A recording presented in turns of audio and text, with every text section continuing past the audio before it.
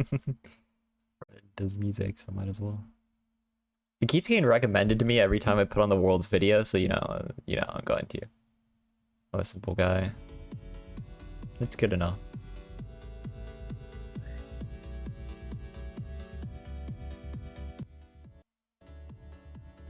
Honestly, this one in particular does feel like elevator music in a way. Or that old music that you used to put on stream during downtime. This is what it feels like. So that works. God, I wonder if that would be mad at me for saying that, but it kind of does. But yeah, we're back. We're back. I need to open chat too while I'm at it.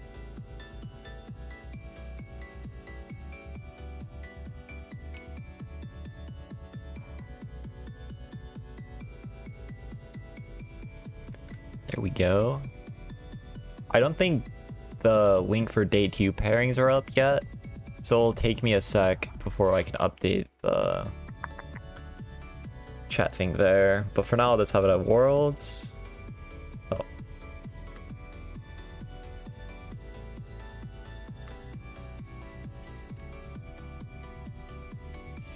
My chat doc logged me out.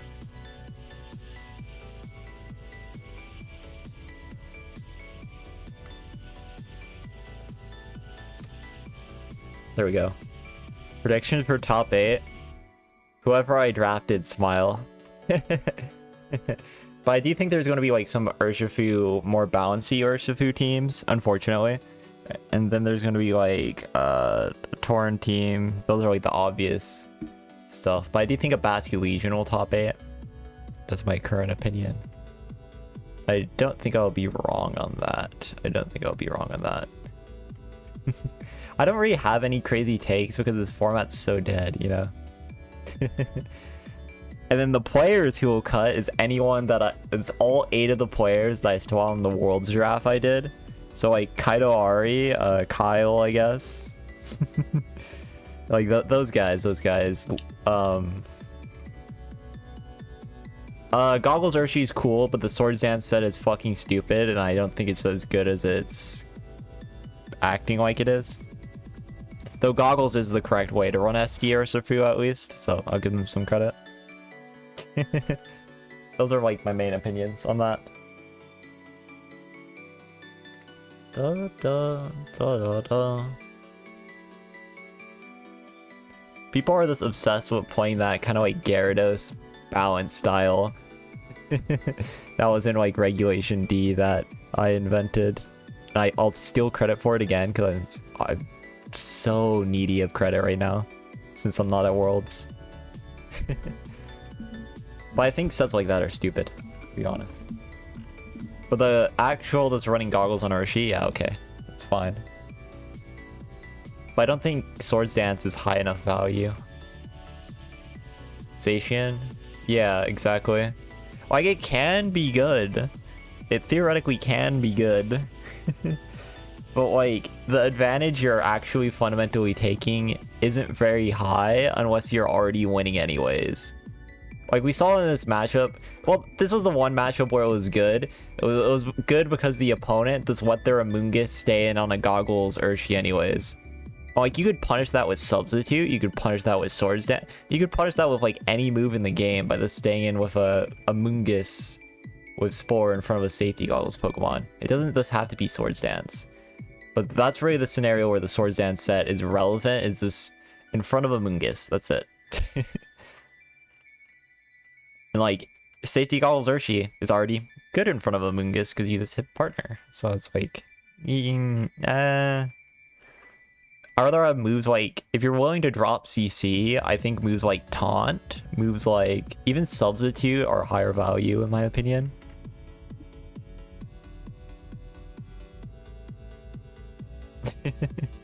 That's like the current thoughts of mine. I'm trying to think if there's another move other than like Taunt or Sub that I would say would possibly have higher value. I don't think there is, but like,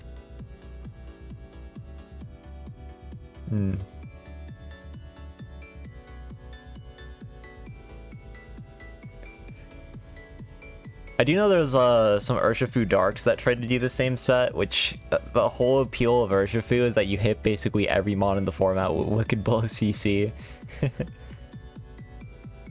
Like the only thing that resisted is like fairy types, but the fairy type is Flutter Mane that dies to Wicked Blow. Yeah, I agree.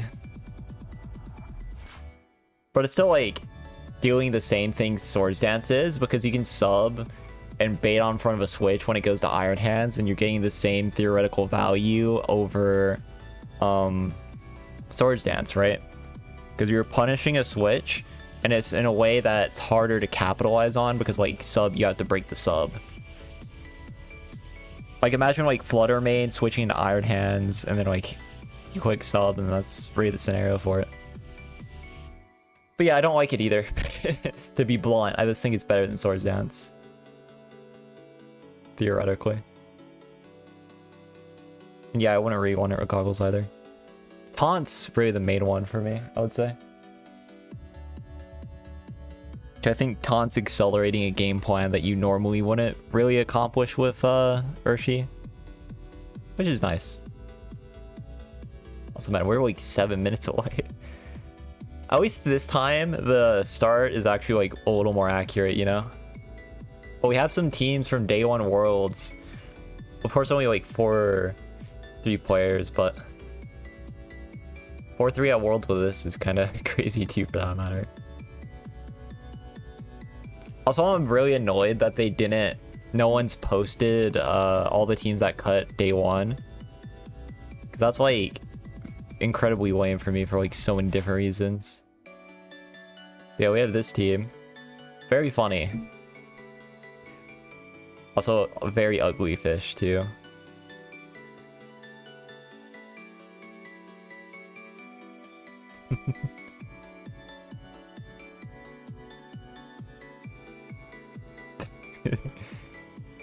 Ain't that this painful, huh? Ain't that this painful?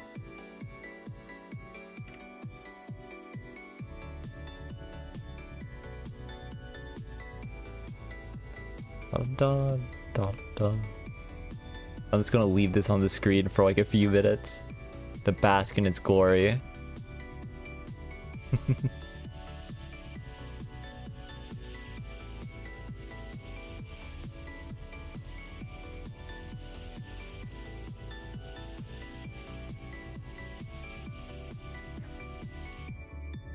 Yeah.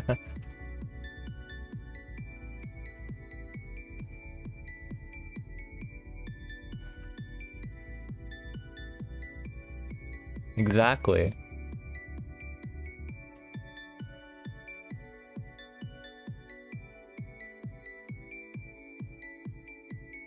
Same. I don't talk about this, but I have like most of my testing is like is random teams I put on my builder at like 1 a.m. late at night, and I'm just like, yeah, I'm not actually gonna play this. That was like most of my testing in VGC over the past couple of years. Until some of the times I'm just like, wait a second, this is broken. I can cheese someone with this, and then I actually run it. And sometimes I regret it, sometimes I don't. I saw the Wobbuffet post. That was a prime example of that.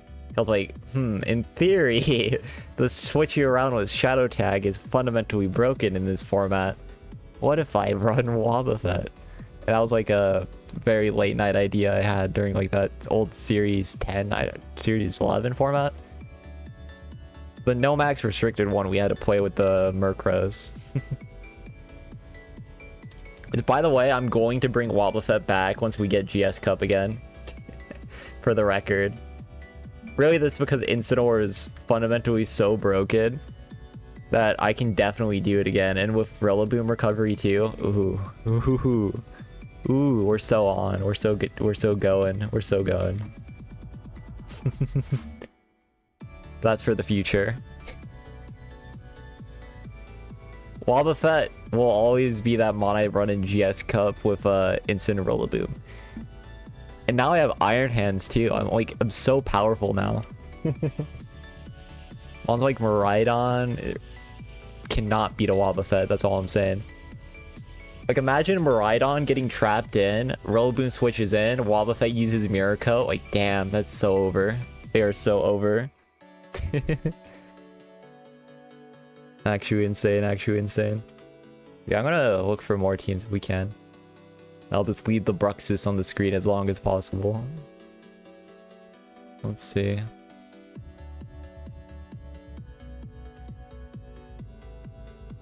Oh yeah, Cassidy's just casually doing conspiracy theories. That's nice. That's the other cool VGC thing.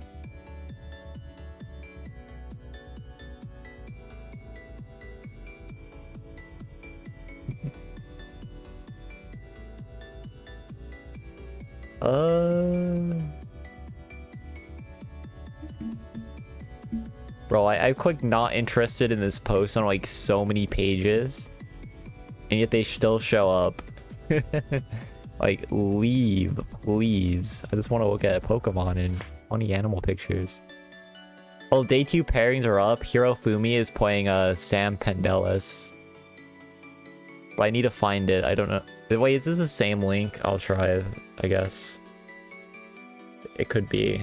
But I need to find pairings. Someone give me pairings. Oh my god. Let's check. I doubt it. Oh, it is. Let's go. It is the same link.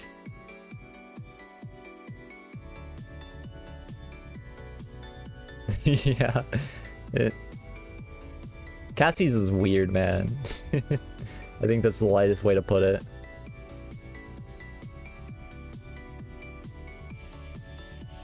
Yeah, there we go. I'm gonna close events music now. 2 minutes. I did it pretty much earlier, but we can look at some of these real quick. Yuma versus Kai. Billa versus Nathan Ruby. I have no clue who Nathan Ruby is, if someone can enlighten me there. If I'm going to be perfectly honest. Wayne Zabel Yu versus Marco Silva. James Evan versus Nicholas Khan. Florian versus Rafael. Castillon versus Kenji. Let's go Kenji. Anthony Leonzo. Aaron Brock. Ken Salcedo. Nick DeVar. Tang versus Kai. Oh, no. Tang versus Javio Valdez. Kaido is playing Sebastian Bisbal. Johan Yamane. Anoj versus Shohei Kimura. It's pretty cool. Nielsen versus Gavin. Yuma Suzuki versus Nils. Megan Rattle versus Kengo. That's a good matchup. Maurice versus Federico. Juan versus Taran. All these matchups are so fun. Yosuke Takayanagi versus Dorian. Like, honestly, I can just name all these matchups and they're just not really bad matchups. Which is the great thing about day 2. Like, you can't tell me there's a bad matchup here whatsoever. Like Melvin, Alton, Flavio Del Pidio versus Mal. Michael Kelch. I think Kelch is so good right now. He was one of the players I thought would like go in and dominate this tournament, and like so far he's 5-0 day 1. Like I was so right about it actually.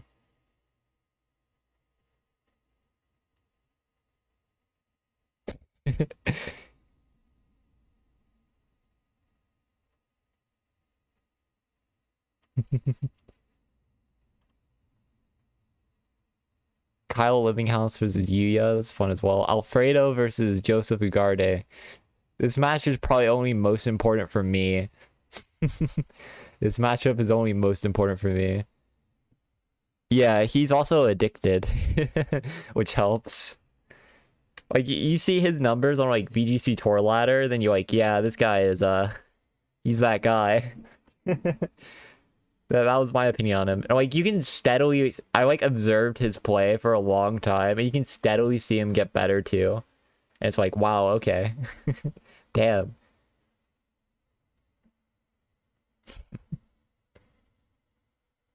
Come on, he has, like, 500 Tour Ladder games right now on, the VGC Online thing, and then his actual ladder games are... He's also crazy on that, too. Yeah. Number 1 Ranbats, I think, is also a lot of, do you know where the random dock is, where they have the move sets? And if so, then you can probably reach 1800. But then he's like 2100, so he's like actually good as well. But the more impressive thing is just how much he plays and like his steady improvement throughout it to me. So, whoa, I've seen this little advert they do like a million times because I just left it playing and I didn't realize I did, and I was like, oh shit. We're waiting still. Whoa. We gotta continue going. Emilio versus Eric Rios, Jeremy Parsons versus Zachary Thornburg, Yuta versus Kanade, Thomas Gravel versus Paul Ruiz, Alex Gomez Esteban, Taro Okada versus John Lopez. Well, who is this guy? Wow. I hope they win, actually. He's not like burned out of the game. True. 2K with the extension, yeah.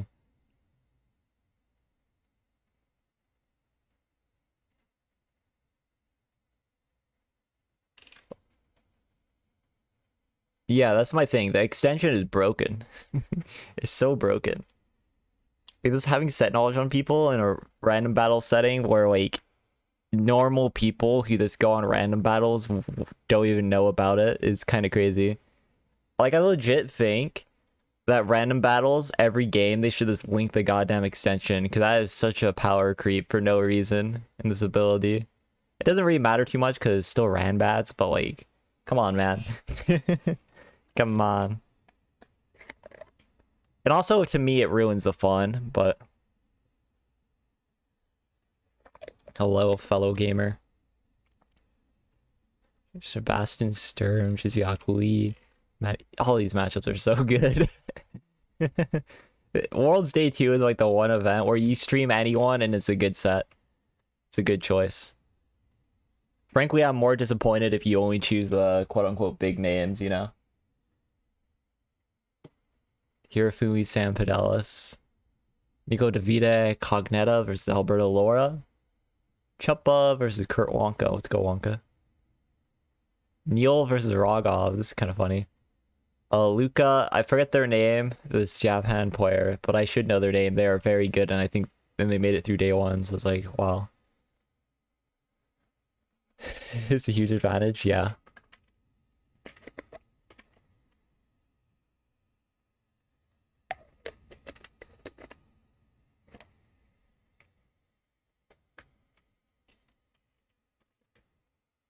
Simone Sanvito versus Patrick Donegan.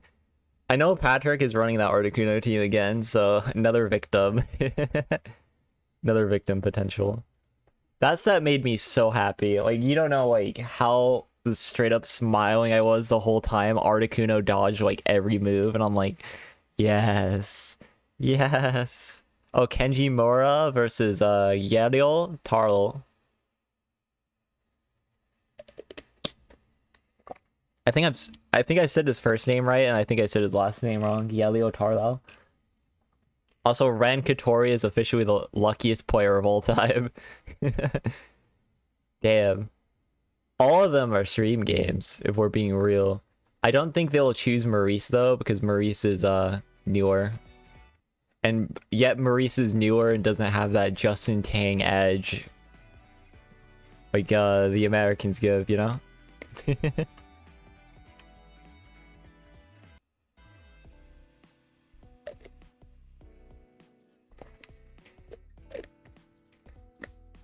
It's unfortunately true.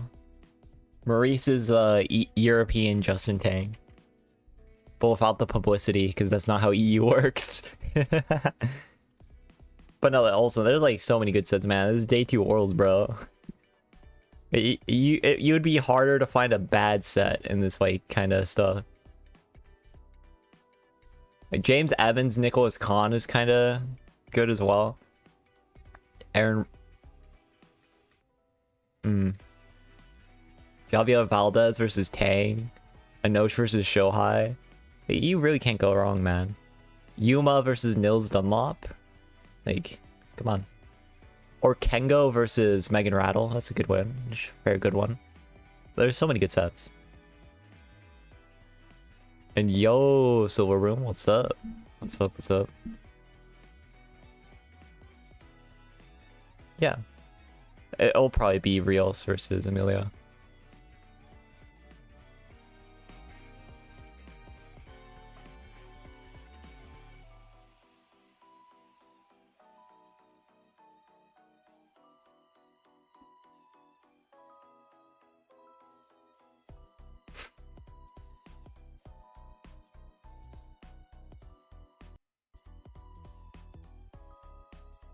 Go ahead and full screen this. But yeah, I have to have the pairings up in another tab so I don't have to tab out like obsessively. Shoot, one sec. Also, I love how they have the stream estimate start go to like 10:45, right? And then when you get to 10:45, I mean like 7:45, then all of a sudden like, oh, wait 10 more minutes. Like that's so funny to me. That is so funny to me. Like, come on, man. Come on. So I'm getting so many. I tweeted way too much yesterday and today.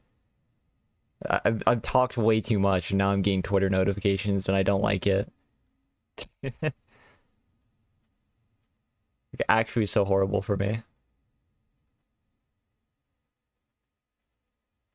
Let's see, there we go.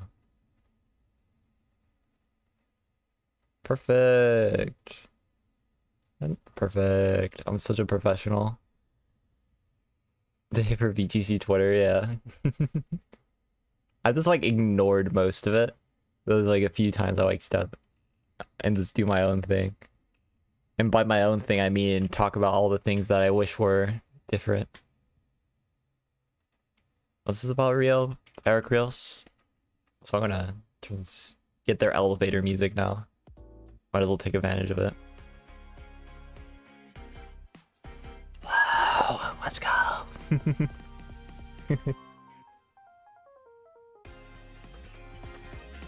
Damn, even their elevator music's better. Let's go. Not bad.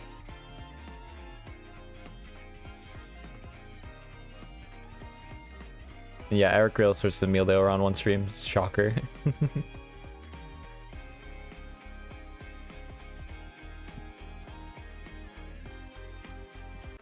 Oh.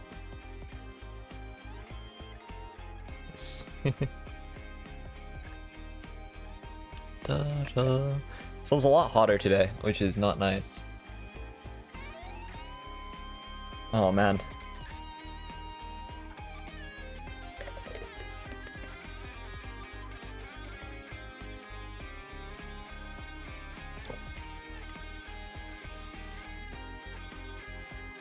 Wait, no, why is this shit like actually good? What the fuck?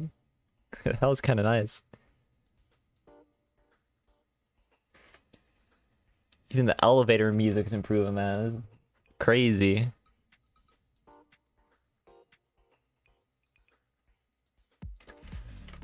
I kind of want to adjust the text color. Maybe put it like purple or something. Oh. It's not very legible. Black. No winning there.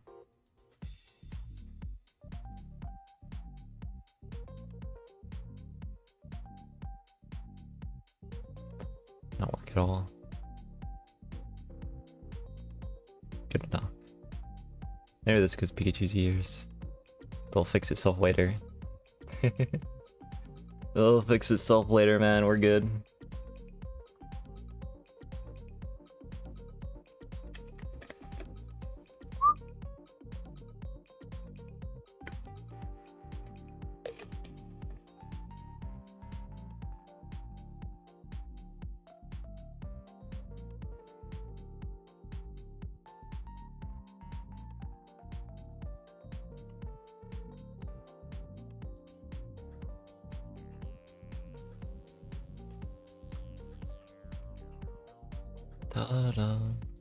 There's not really much we can really go over day one because they just didn't release info. But we did get some day one team confirmation, right? Like Neil posted that he used that Swords Dance Urshifu team, for example, that we saw on like round one stream with the Chempao, the SD Urshi, the Amoonguss, and the Landorus Therian form. So there's multiple Swords Dance Urshifus going on, which makes me so sad, by the way. But yeah. So I would expect a few more of those to keep popping up. Which really depresses me, but you know. What can I do?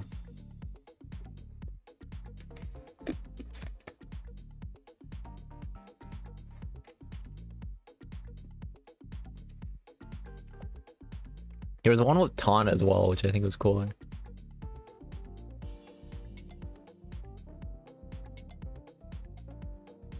Da da da da da.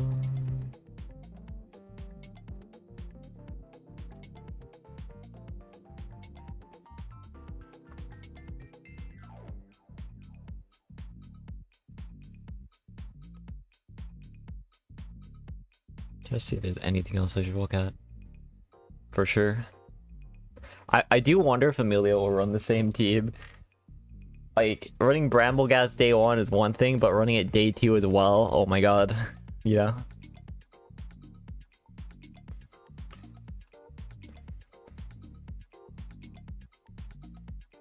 That would shock me. That would actually kind of shock me a little.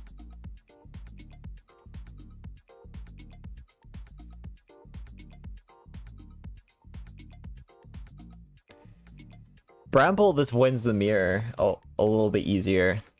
Though we saw him lose the mirror on stream, it was a little bit bad luck, I'll be real. He kind of got... We saw him lose a mirror game and it's more like, oh, he missed a heat wave instead of... But it did kind of pin the Tornadus in this awkward as hell position. Thanks to like Sash and shit. Though he just wasn't willing to make like insane crazy read. Oh, now I remember what happened. Basically at the end game of Emilio's stream game, he was in this position where he didn't know he was in a speed tie with the opposing flutter, and the opponent assumed his flutter was always faster. So Emilio made a play trying to like hard read an option that is more relatively defensive, but because Tang saw his flutter outspeed, it wasn't actually a 50-50 anymore based on Tang's info, so Tang just played straight up aggressive play and it just worked. Yo, Strider, thanks for the follow.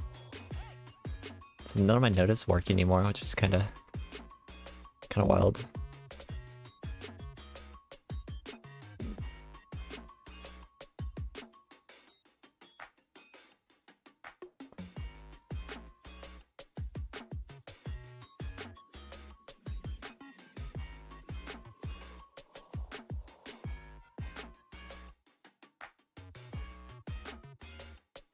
What's this?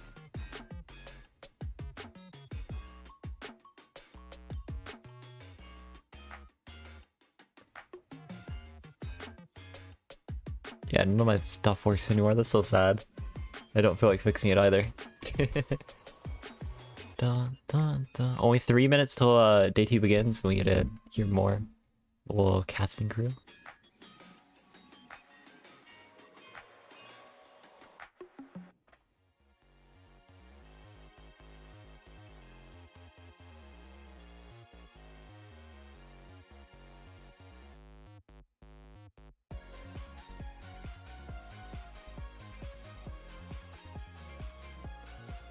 Why is this actually good music? What the? Like, that still is what's shocking me most, honestly.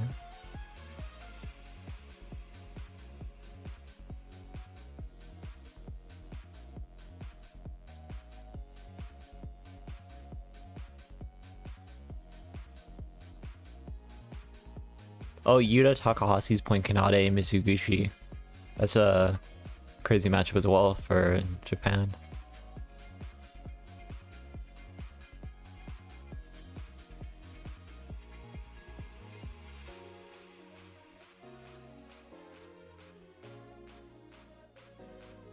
Let's see.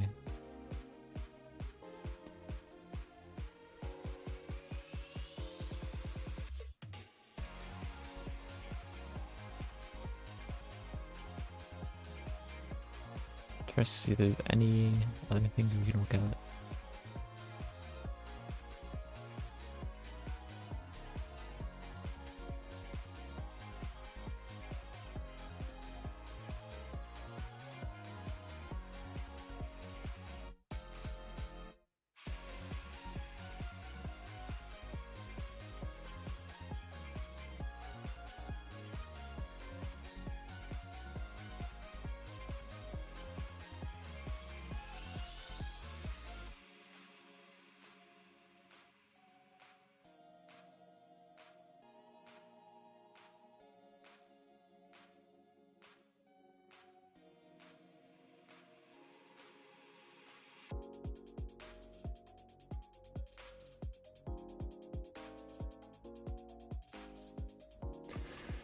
Alright.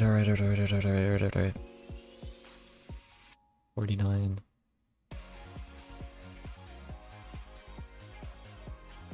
Oh, the side TV. So Enosh versus Xena is on the side TV. I don't think anyone is streaming side TVs today. And it's all this could be like photo recordings, unfortunately. I mean, phone recordings, like video recordings and stuff, so not much to be too excited there.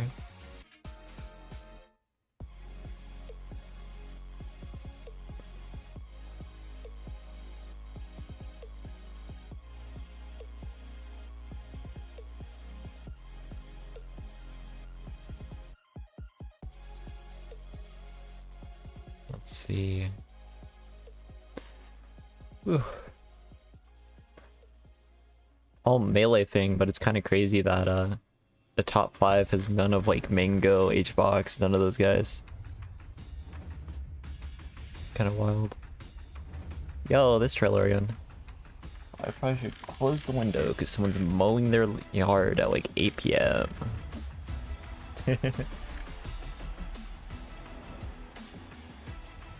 There you go.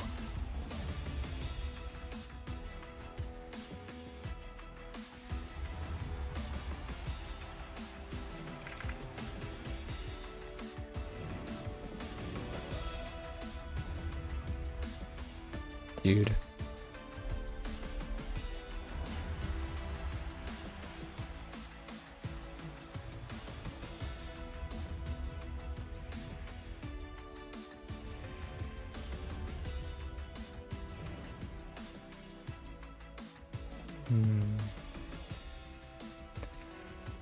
All right. Also, it's kind of sad that we don't have the Japan kind of stream layout. But that was pretty neat. If you ask me, that was pretty neat.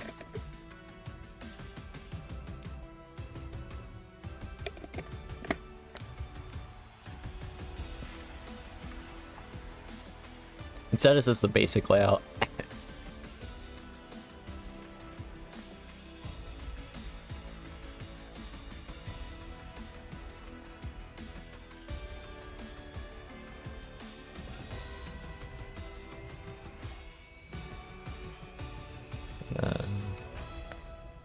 Tap this, and now it's time for Worlds. Let's go. Never mind, there's one more video presentation, Sag.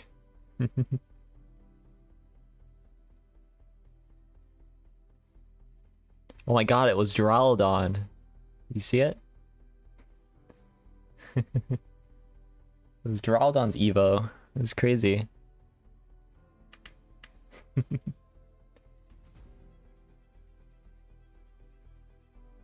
Ohayo gozaimasu to all the Pokemon trainers tuning in from around the world. Welcome to day 2 of the 2023 Pokemon World Championships. I'm Anna Prosser, your host this weekend here in Yokohama, Japan. In case you missed it, yesterday was filled with victories and upsets. Oh shit, you're right. You're right. Video game, the Pokemon Wait, was she actually like cosplaying as that Team Flare trainer than yesterday? That's what I was thinking, but that sounded so weird. Until just the very best are left to face off on Championship Sunday. Maybe. In Pokemon TCG, trainers Xander Pero, That would be pretty cool, actually. If all of her outfits are this bland. May have led the way in day 1, but now Must be Team Flare. Wasn't this Misty? Might have this been Misty. I have horrible memory. In Pokemon VG, players Alex Gomez, Yeah, you're right. That is Lorelei for sure. and Kaito Ari are waiting to flex their Pokemon teams and take Kaito. on anyone in their path. Pokemon Go has trainers It's Axon, Wadaj, and Valiant Fish looking to stay out of the losers bracket and stay in the running. Crazy how Pokemon Go players go by like Valiant Fish while we have to use our full names. And teams MJK, Luminosity, and 00 Nation from Pokemon Unite might be one of the first teams to crown themselves a world champion, as their grand finals will take place later tonight on this very stage. I cannot wait to see how this weekend shakes out, and I bet you can't either. But before the action today, we want to extend a big thank you to all the staff, judges, production crew, and more who are helping to put on such a memorable event this weekend. Let's hear it for them. No deal now. All right, trainers, are you ready? You look ready to me. Casters, over to you.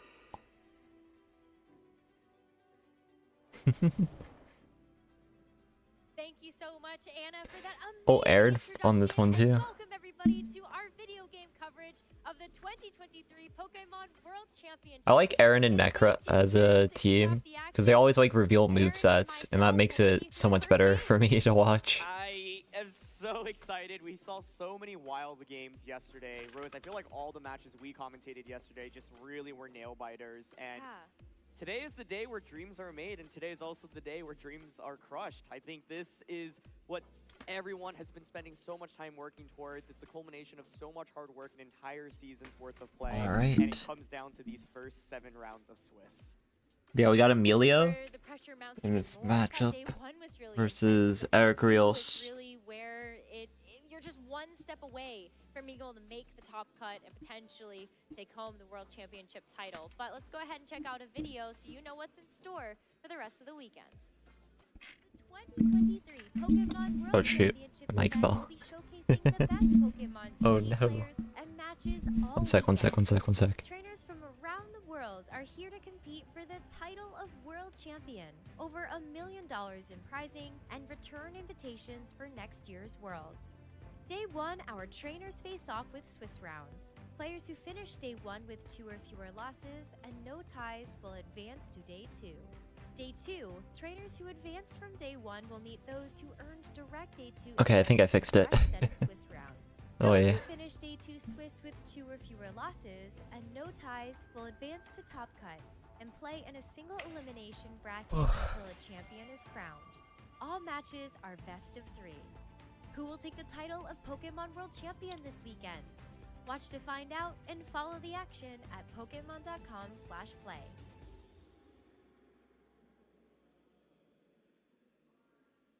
So that's what we have in store for Day 2 of the Pokemon World Championships. And as Aaron, you mentioned, we got 7 rounds of Swiss today for trainers to make it into that asymmetrical top cut. Yeah, I think one thing that's interesting is yesterday we had, I think, around 250 plus players competing, and there were only 7 rounds of Swiss, so 64 players, I believe, advanced from Day 1 into Day 2, making this one of the largest Day 2s I think we've ever had at a World Championship. But we still have the same number of rounds of Swiss, which is 7, and so that asymmetrical top cut I think will be a little bit larger than we've seen at previous World Championships. Wait, And so 7? it's funny because I think about how intense Worlds was. Oh my back God. in, say, 2014, 2015, and even though you could make it into the top 8 back then with 2 losses, it Oh. was very slim. You could only really afford It's gonna be 2 crazy, games. So actually. now you can afford to lose 2 games and still. This is gonna advance actually into be that very asymmetrical top crazy. cut. You're guaranteed as long as you only lose 2 games, no more than Like, that means we're So, getting with the schedule, roughly of course, we will be playing 7 top rounds of Swiss 64. And then followed by our top cut, we'll try to feature as many matches as we can up until we only Oh, yeah, have 2 Casey went. players Casey remaining went, for all 1-3 3 of our in 8 day 1. divisions. And then they will be battling it out on Unfortunately. Sunday, but we do have a long road ahead of us and a lot From of what I action to heard, cover Casey here in really day just 2. wanted to But our players who advanced explore from Japan day more. 1, it has already been off to such a But yes, heated it's the battle same for them. pairings link And as we last have time. another hurdle to overcome today after we've added in our Day 2 invites. There are so many incredible players on this list. We saw many of them play on stream yesterday as well, and I cannot express how difficult Day 1 is. There were multiple world champions that competed yesterday. I believe 4 different world champions from different years. None of them were able to advance to today. So Yeah, it not really a just one. goes to show how difficult the competition is these days. And all of those players that you see on the list here will be competing after making it through a really, really... Which I want to elaborate on that. It was. I mean, we saw BGC the is so Astros much have an bigger incredible than it used to be. performance to his day number Like, 1. the Emilio thought of Flores having as well, 900 people despite at a seeing regional, how losses, he 900 still did players at like incredibly well. nationals, Moving that forward, in the and then past we that was also not have something we would have ever have thought would even be possible to happening. honestly, across the table, like, Hell, it would've back in put like any number of 2019, we were players lucky to get like in 20 here. people at It would've been regionals stacked. because of how Yeah, bad that format I was, but you think know. Day 1 has never been more But- stacked than this Well, not specific bad year, the format was, and but how so bad the like many circuit amazing was. Players had to fight through so many difficult rounds. I think one thing that will be exciting to follow throughout the course of this tournament is, can someone from day one actually win the entire tournament? We've had this day one, day two structure since 2015. Only one player ever has advanced from day one into day Yeah. two and won the entire World Championship. That was Wolf Glick in 2016. That was the So worst year I'm in really VGC excited history, to even though I see if actually this like team that can take the format. title this year. I think if it's Like, gonna be any that year, season it's was this year, horrible. for sure. But the competition is going to be really tough as we take a look at the day At 2 the invites end. from North Which was America. followed by These a are the generally names okay able to make season, through but just it got their ruined by rivals COVID, so... season. Like, Sword and Shield Barshua could have as been well, better if the it wasn't for COVID. international champion, But also, alongside I couldn't have Matt competed in Michaels. regardless of That's COVID, really so... where this competition gets really, Good it got cancelled, really on fierce. God. But I feel like day 2 for EU is also stacked. Absolutely, yeah. To stress, the players that you see from North America and Europe, these players were so good in their respective regions that they were granted an automatic invitation into today's day of competition. That is an entire season's worth of work. So these players, many of them have just been champions. NA having only 8, by the way, was so stupid. I'm glad that's getting buffed this season, even though they're abolishing auto day 2. In your region, and the day 2 race this year was the fiercest I've ever seen it be. The stupidest, the dumbest, the lamest. See how much the pressure was even sometimes getting to the players that were in those positions. The race was so close. This season was a prime season that like shows why day 2 auto invites was like a bad idea. Separated like the 12th from 13th, 8th from 9th. It was absolutely just a tight race over there. But Latin America and Oceania have also had like a really great season. You're going to recognize a lot of names if you've been paying attention to the World Championships from this list. Gabriel Agati ended up getting a 2nd place this year at an international championship. And Paul Ruiz, he is a former world champion. Yeah, he is going to be able to play in day 2. Yeah, getting to skip that cutthroat day 1, one of the remaining world champions left in this field. We also have some names that are very notable to those that have watched previous world championships, such as Megan Rattle from Oceania. She has top cut the world championships in multiple years, and Sam Pendelis, who finished 2nd at the My arch 2017 nemesis, Alfredo Chain Gonzalez. We also have to talk about our day 2 invites from Japan. 7. Just a couple of names, but as Anna said in the intro, Oh. I think all eyes Because are one on didn't go? Agati for this Question mark. event. Ended up getting the 1st place at the Japan Nationals, taking on that title and securing the day 2 invite. But even just looking at the teams that were run for the Japan Nationals, they were all so creative. Yeah, absolutely. I think if I had to pick one favorite to win this entire championship, it would be Kaito. He has been so impressive. You be slow, the goat. In itself is really difficult. And even though that was in a different format, he has had tremendous success in the Regulation D format.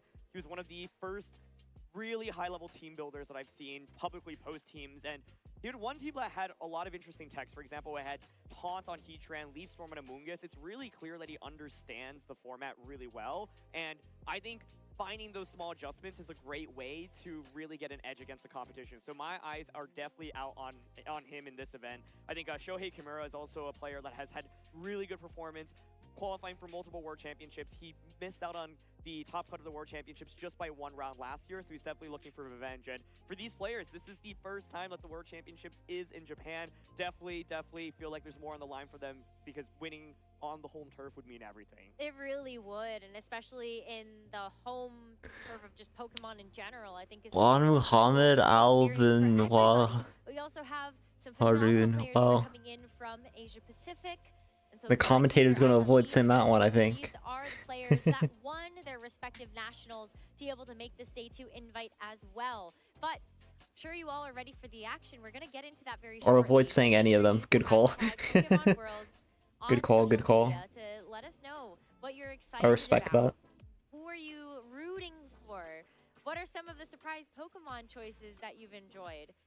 We just want you to be a part of the conversation, so make sure you join in. Well, Rose, let me ask you, what surprise Pokemon choices have you been impressed by? Oh, man, I mean, of the Bramble-Ghast. Let's talk about the Bramble-Ghast that we saw on stream. Come on now. I feel like that was a Pokemon pick that I don't think too many people had on their bingo card as like a truly competitive Pokemon coming into this event. Yeah, so here's a little sneak peek for you all. Our very first round is going It's to the Bramble-Ghast guy. Forbes, who made it through yesterday's day of competition, finished 2nd at the 2018 World Championships, and used Bramble-Ghast to get there. Now, Bramble-Ghast actually came out on the games that Emilio played on stream, but it didn't actually have a huge impact. It was really interesting, but I think the main takeaway I had from it is that it's difficult to pilot, right? And I think that it can have so much potential, but it is really frail. Emilio using the focus sash variant in particular. I don't think necessarily difficult to pilot, more so like the areas where it's workable is very specific. Well, maybe that does make it difficult to pilot, actually. I don't think it's like technical, is what I mean. Have on my top 10 list of players that I think can win this entire tournament. So to get them in round 1 here is an absolute treat. And one thing that's really interesting is that Eric Rios is one of the most notable players in Regulation D. He won a grassroots tournament using this Tornadus Golden Go Reggie Drago team. And so I'm curious if he's brought that to this tournament. Spoiler alert, he has not. Wow, okay, And yeah. I'm actually really disappointed in that. Just for the fact that I think Reggie Drago is a very cool Pokemon to be able to see in this format, but still has some Spoil tricks me up his more, sleeve. please. Let's go ahead and introduce Come on. both of our competitors for the Swiss round number 1 of day 2. Give me of the more Pokemon team World info. Championships. We're gonna have Emilio Forbes and Eric Rios already set up on stage, and we are just moments away from being able to get into the battle. But as we mentioned, you know, Alright. Forbes is going to be rocking the exact same team. Oh my god, he I'm is. not seeing any particular changes. That's that crazy. he made, and I think that's going to be a trend. Like, I think it's a Tornmere thing. That's really good there, but I'm curious if it's effective in like other matchups. I guess it beats Urshi Water pretty well. With the team featuring Choice Specs Golden Go as well as Reggie Drago, but I think that team had a huge target on its back going into this event. And Strength Sap is pretty funny into like Ursaluna. Ursaluna combined with Tornadus. Now, Ursaluna was Oh. a really, really highly discussed Pokemon going into this tournament. We finally get to see an Ursaluna. Because this thing is an absolute monster. So Eric's running a really interesting set. He's actually got bulk up on the Ursaluna. Yes. Trick Room on his Flutter main as well. So the idea is that you Bulk can up instead of utilize Swords Dance. both Thank under you. Trick Room and potentially under Tailwind from the Thank Tornadus you. as well. One other fascinating thing here is the Bramble Gas, of course, going up against a team like Eric's. Well, hey, there is the Heat Wave, for example, from Heatran. This is what I was curious about, like Emilio's team, how it deals with like the Trick Room mode though. One other crazy thing about Eric's team is that he is running Rocky Helmet Flutter Main. That is not a common item on that Pokemon whatsoever. No, it is not. Terra Water Usually that Surging Rocky Helmet is full going to bulk be Flutter. More of a defensive Pokemon like the I read that Amogus. actually This is too. something that can be able to tank those It's hits on and one of the actually teams deal that I that posted on the damage old with the Patreon, I Rocky think. Helmet. Maybe there just wasn't really another item that Like, Eric here's the wanted thing, to put for there was offensive this measure, concept of like but running also still, like, Tornadus, the Rocky Flutter, Trick I mean Room. Tornadus That's a really Mimikyu on these kind of target comps, because right, that Eric is gonna be leaning Eric is into that running. Trick Room mode to But get I had another this kind of like kill. conclusion that running bulky running Mimikyu is inferior to bulky Flutter, because even with zero investment, Flutter actually outdamages a Mimikyu. And like, of course, you get to run more bulk, do more damage, and you're also faster. It kind of evens out to making it like actually a pretty relevant Pokemon. Of course, you don't have the priority that Mimikyu gives you, but you have overall like better overall utility, so it's pretty good. Here we go. Tornadus coming out on both ends. We saw this yesterday as a common theme. You want to be able to lead the Tornadus just so you can get up the Tailwind or at least pressure to be able to match Tailwinds on either side. So I think you have got a Bramble great Gas call is there of interesting looking at now. how the Tornadus speeds actually interact with each other. It is broad. Because we did see that that can matter if you can get the Tailwind up first or not. Absolutely. One of the things to pay attention to in this matchup is, do both players just set up Tailwind immediately? Does one player try to stagger their Tailwind potentially by a turn? Golden here definitely putting on a lot of pressure with that immediate Make It Rain. Won't be able to knock out that Urshifu immediately, so Urshifu can of course retaliate back with something like that Surging Strikes, which is fairly powerful into both slots. This is probably good for Emilio though. Urshifu as well, so that's actually Oh, it's Choice Scarf. Okay, never mind. It's not bad for Eric then. Because if you trade Tailwinds, then you can get Rain Dance up, potentially. Though Emilio's being faster is very important too, because now it's harder to get like Rain Dance potentially, and it's a U-turn. Okay. U-turn is not a great quick, because now Goldango gets to Make It Rain on whatever you bring it in the back. It's probably Heatran, I would imagine, but yeah. Yeah, the Heatran makes so much sense here. So that does help a little bit, having Heatran there. That was the only switch in. If it was anything else, that U-turn was god-awful. Get the lefties too. Heatran was one of the most discussed Pokemon going into this tournament, and it has now hit the field really walling both Tornadus and Golden Go. However, one thing that you can consider now on Emilio's end is to switch in the Bramble Gas. Bramble Gas, of course, is actually immune to that heat wave. So I wonder if we're going to see it. Oh, there it is, and here we go. You gotta get And now Eric Rios is in a bad You're position. gonna be entering into the field, getting Because a nice Bramble amount Gas of comes in on boost. everything And here. If it is a heat wave on the other side, then take another one. This is a knowledge check Right. moment, potentially. One of the key ways to play around Golden Go, though, right? Like, make sure like the Make It Rain doesn't just pick up these big knockouts. Even though Tornadus took a lot of damage, you get Heatran into We'll a see. really nice slot. But man, Bramble Gas has hit the field. It gets that attack boost immediately from Windrider. And if we see a heat wave come out, it's also going to get a boost from there as Honk goes into Heatran. This Heatran has Will-O-Wisp, so that's the main reason to deny it right now. Ooh, Air Slash. That's so important.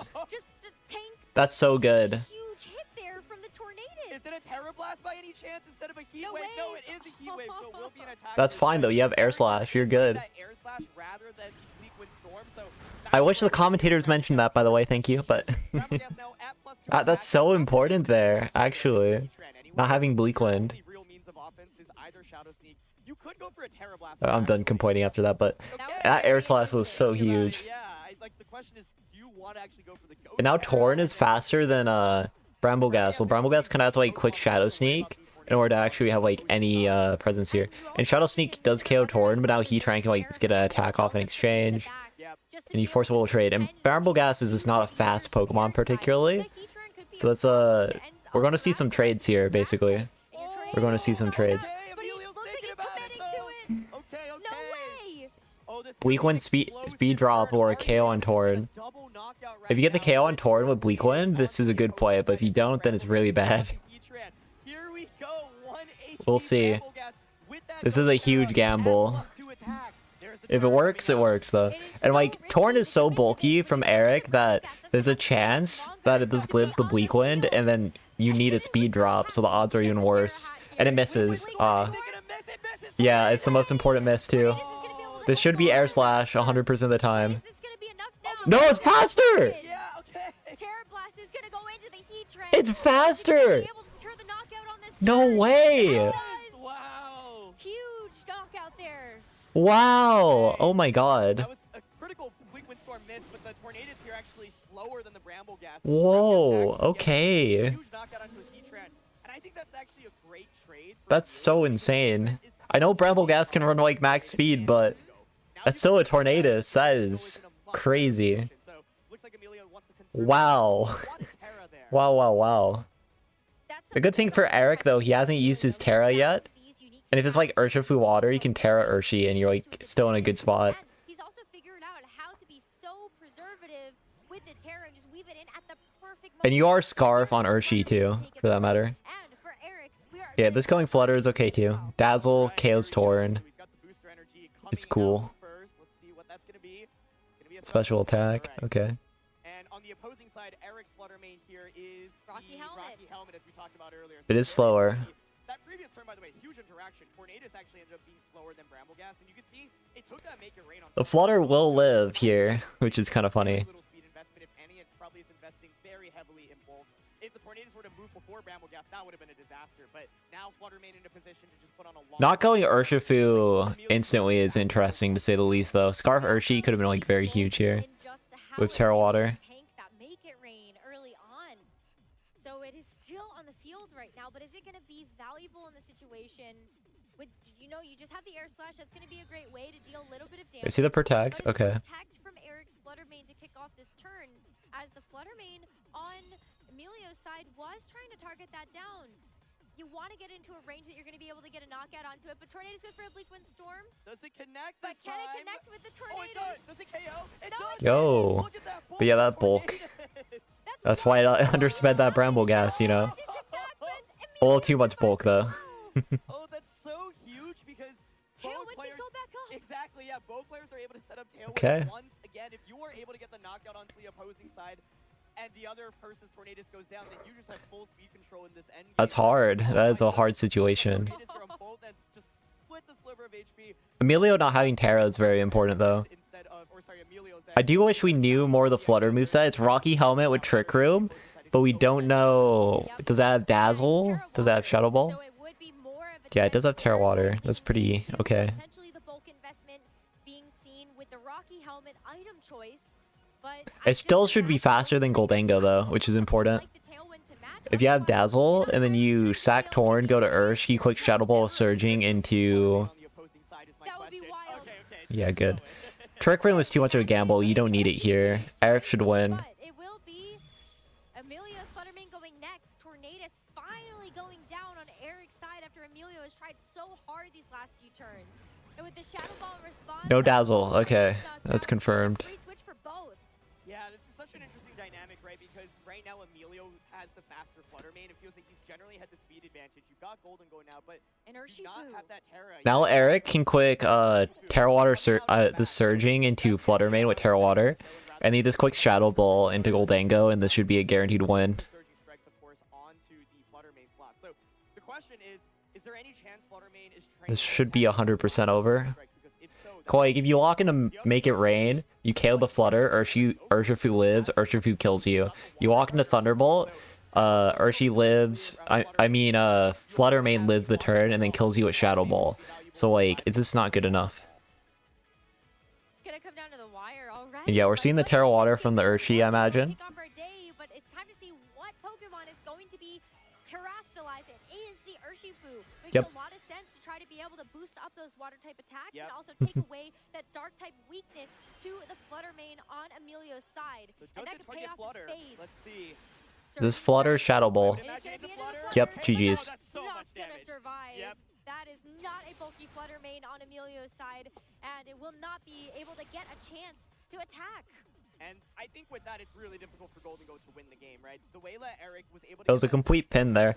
Well played by Eric. That Torn EV, this mattered so much.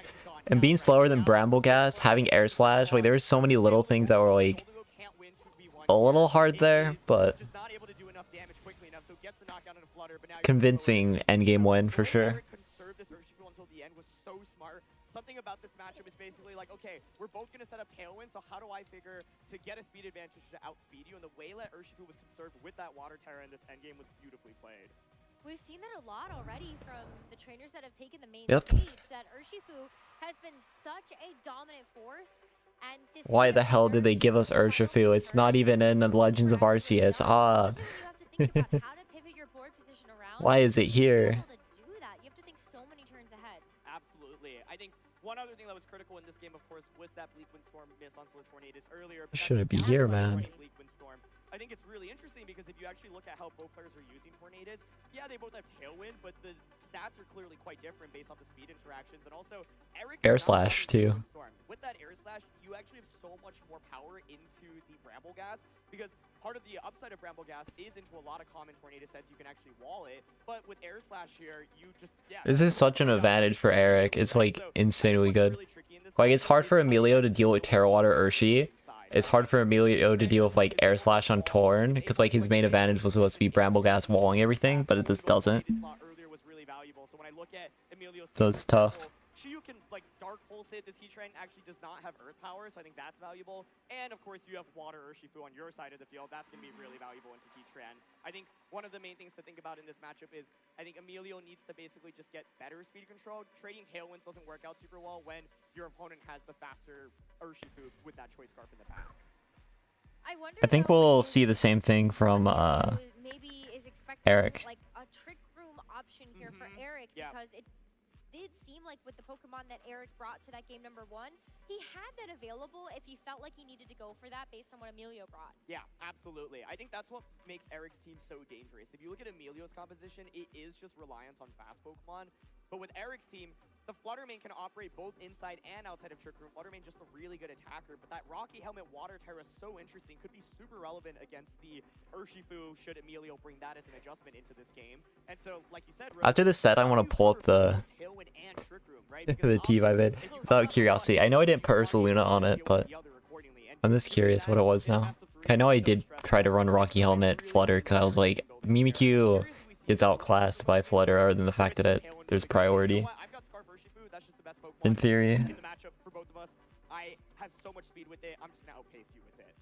I don't think Flutter Mane can lead though if you are expecting Emilio to run back the Golden Go again. Yeah. Because then you probably have to commit the Terra to be able to actually get the Trick Room off. But It is going to be just the Urshifu and the Tornadus once again, and Tornadus and Golden Go. So I think what's interesting here is, okay, we're looking at the taunt this time around. So Okay. the taunt was one thing that I thought could be really interesting because, like, let's say you taunt into the Tornadus, deny the Tailwind there. This is an option that we've seen Emilio have throughout the course of him playing at this World Championship. He hasn't really gone for it very much. Looks like he wants to just continue prioritizing setting up Tailwind. So sorry, it's gonna block for a second. Whoa.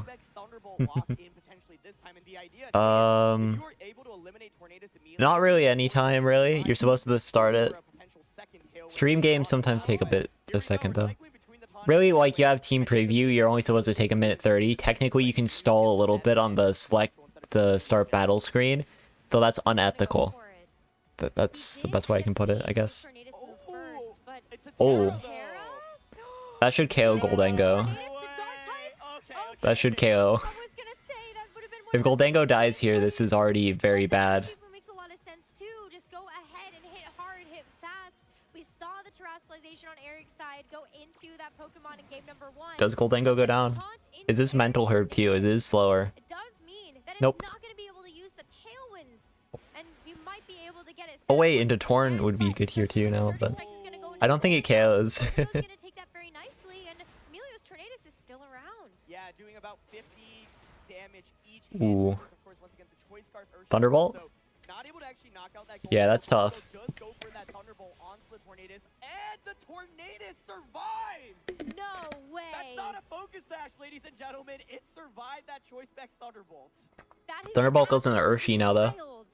That is the testament again into the bulk that this Tornadus has on Eric. This is really good for Emilio. First time we've seen such a critical survival. Whiffing on the surging KO on Goldango is Still able to big, go for big. something like an air slash if you want to, but the very first thing on this turn is going Yeah, to we be do that see the Tornadus Heatran switch. That's something. out into the Heatran. But Thunderbolt's still a neutral hitting move, so it's like still strong. A little bit awkward because you're taunted at this point, right? So you're not able to actually get that Tailwind off. Your best bet is like an Icy Wind, maybe an Air Slash to the Tornadus. It is going to be the Icy Wind option. So it's a little bit valuable, but yeah, this Okay. Thunderbolt honestly putting in a lot of work.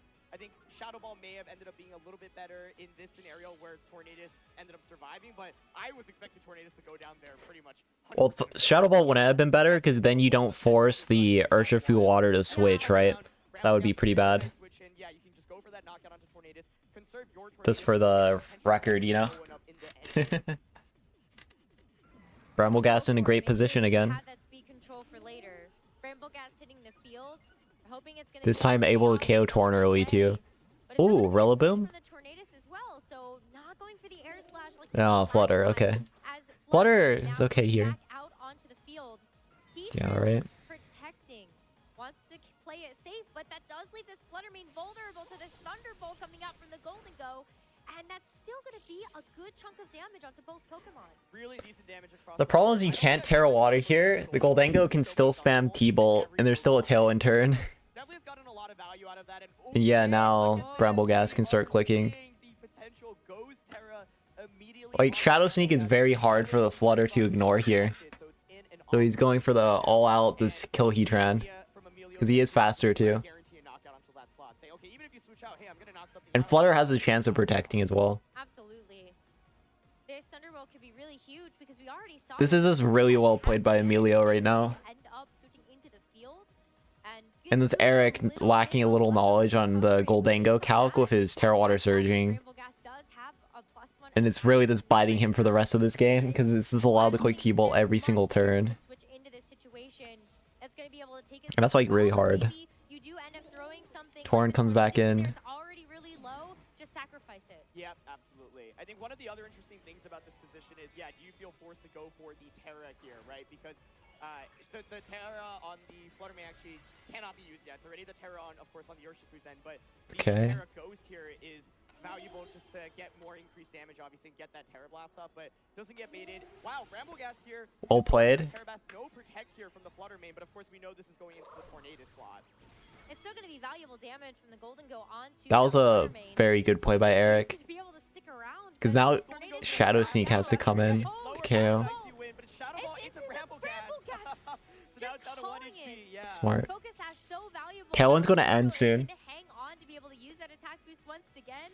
And this Goldango doing so much work with these T-Bolts though. Very That's low. Shadow Sneak range. These Thunderbolts are doing so much, but just not enough to actually get those knockouts. And you can't quite heat wave here either with Heatran, so it's like, ooh. Saw the roost reverse, like Terra Blast into the Fluttermane, and then just Thunderbolt into Heatran. That obviously would have been huge, but I think Emilio was saying, well, I just want to cover for Heatran. If you stay with Heatran, I punish you really heavily. But I think Eric makes a nice play in giving up the Tornadus. Heatran right now fairly well positioned. And once again, now Eric can play a protect read. Rocky Helmet on the opposing Fluttermane. But Phantom Force is very good in this position because you can Phantom Force, you get the protection, you don't have to worry about the protect, and you can save your Bramble Gas for another turn. And yeah, okay, Phantom Force was great there. Oh my god. Emilio is over. Oh no, it's Terra Blast, not Phantom Force. I'm so stupid. I saw the Ghost move and thought it was Phantom Force, but we already showed that he was Terra Blast. So yeah, this is fine. That's still okay by Eric. Unfortunately, not reading the play though, because like the thing is now the Shadow Sneak can come in a bit safely into Flutter potentially, and this is not good for you. The Shadow Sneak Thunderbolt double up here covers for a switch into Urshifu as well, right? Shadow Sneak is very tough. Emilio this time around has a lot more tools in this endgame. One other thing to notice that Eric does not and Torn still. On the Urshifus. You can't just go for that Choice Scarf Aqua Jet to knock out Tornadus before it sets up another Tailwind, and I think that's really critical. So it's looking really good right now for Emilio. No double protect either. No double protect.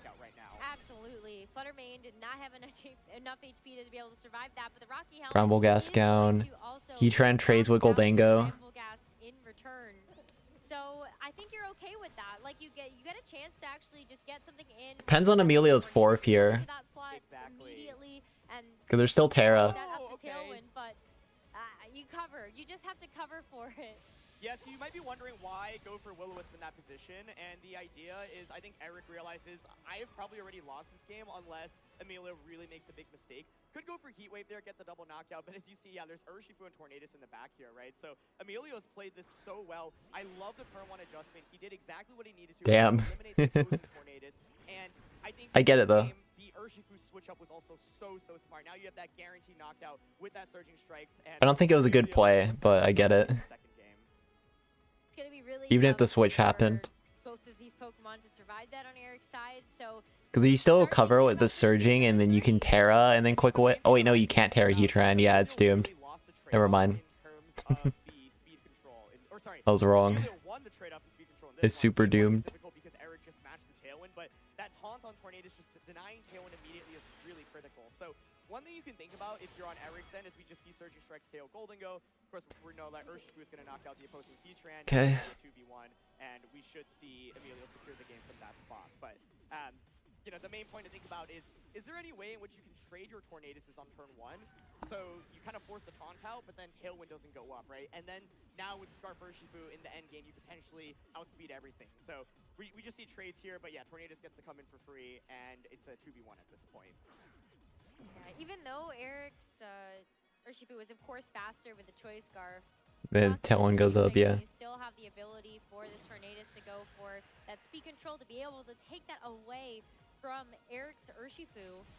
And yeah, close combat is at least going to be able to whittle it away. Oh my gosh. I was thinking the only way in which like you could actually win this if you were Eric is if like your Urshifu was super bulky for some reason and close combat was not even a 2-hit knockout. And then so it's like 2 close combats go onto your side, you eat up the drops, and then you know go for surging strikes. I don't even know if that gets the knockout, but yeah, this is the whole point of conserving Tornadus in this matchup, right? Get that late game Tailwind to ensure that you outspeed, and 2 close combats will finish it off. And this is why Urshifu is one of the best. This is really well played by Emilio, is all I gotta say. Makes it so powerful. Now Eric knows that he can't KO Goldango turn 1 though, so I wouldn't expect Eric to go for like that same kind of play where he tries to surging Goldango with Terra Water. Like, this doesn't KO, so you just accomplish nothing, and Goldango is just allowed to quick Keybolt for the rest of the game. And then having your Torn fortunately lived the Thunderbolt, but it really wasn't able to do anything because it just got taunted on the Tailwind turn, and then you weren't able to force a trade. Because like what Aaron said is correct, where if you force a trade on turn 1, right? Like if you targeted the Torn in return for it taunting and get a KO on that Tornadus, that's worth the trade. But having Thunderbolt go into, I mean, this getting taunted and then missing the KO, is not worth the trade at all. It'll be interesting to see how Eric can actually force that trade a little bit better. He does have the tools, I think, but there is some like slight awkward positions that Brambleghast push you in. Air Slash does cause some redemptions for that regard, though.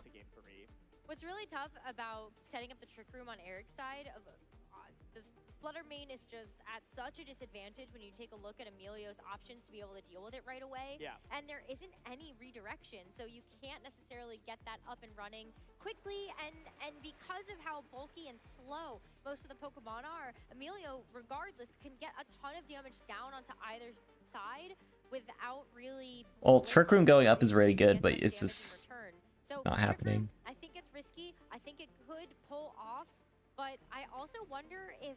We talked about a Heatran lead. What do you think of Heatran terastallizing in this match? Yeah, it's awkward because if it terras, then you suddenly become weak to the Bleak Wind Storm from the opposing side. So that's one of the reasons why Tornadus is so good, right? Like having that flying coverage is super nice. So, but I am curious because I think Tornadus Heatran definitely a possible lead from Eric's end. I think you could. You could read Flutter with Terra Water, but I don't think so. Yeah. Oh, you did. I was right. Okay. Great lead. That works out really well for Eric here. And we saw just how important the Urshifu was for Emilio's game plan in that game number 2. Now you threaten Trick Room and you threaten Tailwind too in a trade. You could taunt, but what? Exactly. Like, this is actually really stressful to play because it's like, if you call the wrong thing, right, taunt into Tornadus, there is the potential Trick Room option from Flutter main. This is Water Terra Rocky Helmet Trick Room Flutter main. So if you go for that Water Terra and that Trick Room and taunt does not go into that slot, and there's like an Ursaluna waiting in the back, this game or a Heatran really downhill very quickly. So it's a really interesting lead, right? Because I'm not sure like Tornadus can really... Like, we know it's slower right now than the opposing Tornadus. So, like, what means of speed control do you commit to? And actually, it's going to be Golden Go coming out. That's fine. That's fine for Eric. It's still okay. There's the taunt to start. Okay, well, Tornadus is going to fall for the taunt. Shadow Ball Air Slash is an... A sunny day! Oh my goodness, the Shadow Ball! It was the Shadow Ball! The Shadow Ball to the Golden Go to call it, but Golden Go... It lived, but you can Terra Water now. It's going to be able to survive. That is a major amount of... Wow, okay. That Golden Go may not be able to recover from. Yeah, you know, I'm saying it's probably a pretty safe switch in there, but nope, Eric's like, good play. Shadow Ball there. Sunny Day, by the way, there of course would have activated the photosynthesis and given Flutter main a great play. Oh my god. So Golden Go right now still really scary. Yeah, Tailwind plus Make It Rain here looks really powerful. We know that Tornadus is bulky enough to survive. Goldenga, Flutter lives with Terra Water too, which makes it a lot harder. If there's a Heatran in the back, you consider protecting the Flutter main, for example. Just switching. And you don't want to enable Trick Room is the hard thing as well. From Eric on turn 1 here. Okay, yeah. Switching out. Is it Heatran coming Heatran. It looks like it's gonna be Ursaluna. So a huge is this Trick Room? Eric, because we haven't seen that at all yet. There's no way this is Trick Room. That is such a crazy play. There's the Terra. It might be. Oh my god. That's a game ender right there, if it is. Let's see. That's a game ender if it happens. Let's see. Is this game over? Oh! It's over! He won! It's GG. That's over. That's so over. There's no way you win now. You can't win anymore. Oh my god. You can see the switch though. Okay, you're still facade immune. You're still immune to the Ursaluna's normal moves at least. I don't know if it's EQ or not. If it's headlong, that's okay. It's headlong facade, so Brambleghast coming in still relatively safe. The burn damage is also slowly ticking down on the Ursaluna right now. So Brambleghast honestly a great Pokemon to bring out in this. Yeah, it's still okay. It's not quite over, but it feels pretty over. A necessary switching here to try to slow out the Trick Room. Okay, Bramble comes in. You have to do just anything at this point because you set up tail. Yeah, headlong. Eric is playing lights out right now. I'd say he's really played perfectly turn after turn after turn. Gets the knockout onto Golden Go. Now the focus Let's see. on The Bramble Sash. is also going to be broken. And there's the Shadow Ball. Amazing. Urshifu comes back in now. It can Aqua Jet. This has been just such a commanding game number 3. The fact that Eric is Not able to quite make this adjustment necessary to yet, trigger though. mode and, We have Aqua Jet. you know, Emilio going for the tailwind, that was absolutely devastating. You have Aqua Jet and Power Whip. Urshifu, So, like, but this is can still he not survive over. any of these hits from this Ursaluna? Yeah, I think what's just so tricky is setting up that tailwind earlier, right? Like when tailwind goes up and Trick Room goes Eric up, has to reveal Yeah. something here. But that fourth mon has to be like Keytran or something to give a better chance. That can't even be done right now. So this is really tricky. You do have the Aqua Jet though to at least try to get the knockout onslaught Ursaluna slap. but Ursaluna Eric switch, is yeah. just not Torn? giving Emilio any room here. Rillaboom! It is Rillaboom! Another adjustment. Oh, that's so good. That is so good. That's the perfect Pokemon here. Rillaboom will be slower than all of these Pokemon. I'm so impressed. Bramblegast is So yeah, I think that confirms game now. I think that confirms game. This Rillaboom is just I think that the perfect confirms. response for anything that Emilio can bring out here. Oh my god. The Terra commit, it does go over to the Urshifu and it makes it Terra Water, but what would happen at the end of the day? Rillaboom is on the field. It has What a more incredible to play. push What it incredible play. down. And it's also gonna Terra Water at resist least, Terra but Water type attack when the Aqua Protect comes through. no protect either. This is so impressive right now. So Rillaboom covers for that switch. Fluttermane just gets a free Moonblast right now. What makes this so tricky in this endgame at this point is that you don't have protect on Emilio's end. Emilio's team is generally a really fast-paced team. And it's Trick Room over. It's just like a complete nightmare, right? So You quick Wood Hammer and you quick Moonblast again into Torn. There's nothing Emilio can do. has committed to Terra, but of course it will just feign to any potential ground Yep. like a Wood Hammer from Rillaboom. I was wondering Articuno if you City. end up, like actually going for something like a scary face option, but I think playing it safe here Okay. to try to stall out another turn of the Trick Room is going to be your best bet. So it is going to be able to save itself from the Wood Hammer coming out from the Rillaboom, but this Fluttermane still gets a chance to go for the Moonblast, and that's just a clean knockout Nice. onto the Tornadus. I honestly think Eric Rios has played this third game flawlessly. He has called Yeah. every turn correctly. He's not given up anything, and he made a huge adjustment after game. That Trick Room was very good. Ursaluna, we had not seen this Rillaboom at all. And he brought the This perfect game Rillaboom. ended instantly And there. with that lead matchup, right, Rose? Like you commit to taunting which two, and yeah, you deny the Tornadus on the turn 1, but then the Trick Room just goes up. If that turn had been a Yeah, I'm gonna taunt check instead of what a was the Tornadus, team I had with it would be this. differently, but as soon as Trick Room goes up, such a good position. Urshifu goes for that double, but is not going to get it, and I think that should secure the game here. As we basically see a flawless game from Eric Rios in game 3. A huge Wood Hammer to be able to knock out this Urshifu. And this Bramblegast does not have too much life left. And Eric with some fantastic adjustments in game 2, and even more wild adjustments in game number 3, is going to be able to secure a victory here as it gets knocked out to his Rocky Helmet. Just managed to get a knockout on the Fluttermane on the way out, but oh my goodness, that was such an exciting way to start this day, because if you look at Eric's Pokemon on his team, you're like, okay, these are all just fairly standard Pokemon, but Yeah.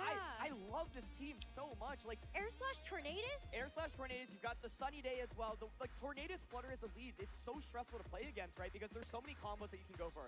You can Alright. go for Tailwind and just start attacking with Flutter. You can go for I'm glad I'm not the only one who saw that, like, that Eric essentially took that, like, Mimikyu team that was doing very well in, like, Japan, but he replaced the Rocky Helmet Mimikyu with Rocky Helmet Flutter, and I think that was very clever. It's something I also tried to do a little bit, but I didn't really go too far into it I mean, Fluttermane, especially if you're able to kind of at all. But yeah, it's very clever. Because as I said earlier, Mimikyu is slower than Flutter, even when it's full bulk. It's less strong than Flutter, and less bulky than Flutter overall. Its only main advantage is the prio option and having, like, this general strength. Well, not being able to get O-code is what I meant. Some replays, but there's no redirection on this team, right? So setting up Trick Room is not exactly that easy. Right now we're looking at game 1, and that air slash just into the Bramblegast. I mean, Eric was lights out with this targeting, covering for switches throughout the I'm gonna course of this see if I game. can find... Emilio made a really, really cool play in that first game. And of course, he did have a pretty crucial miss with onto the opposing Tornadus. This first game was also nuts where both Pokemon end up surviving just with a sliver of HP.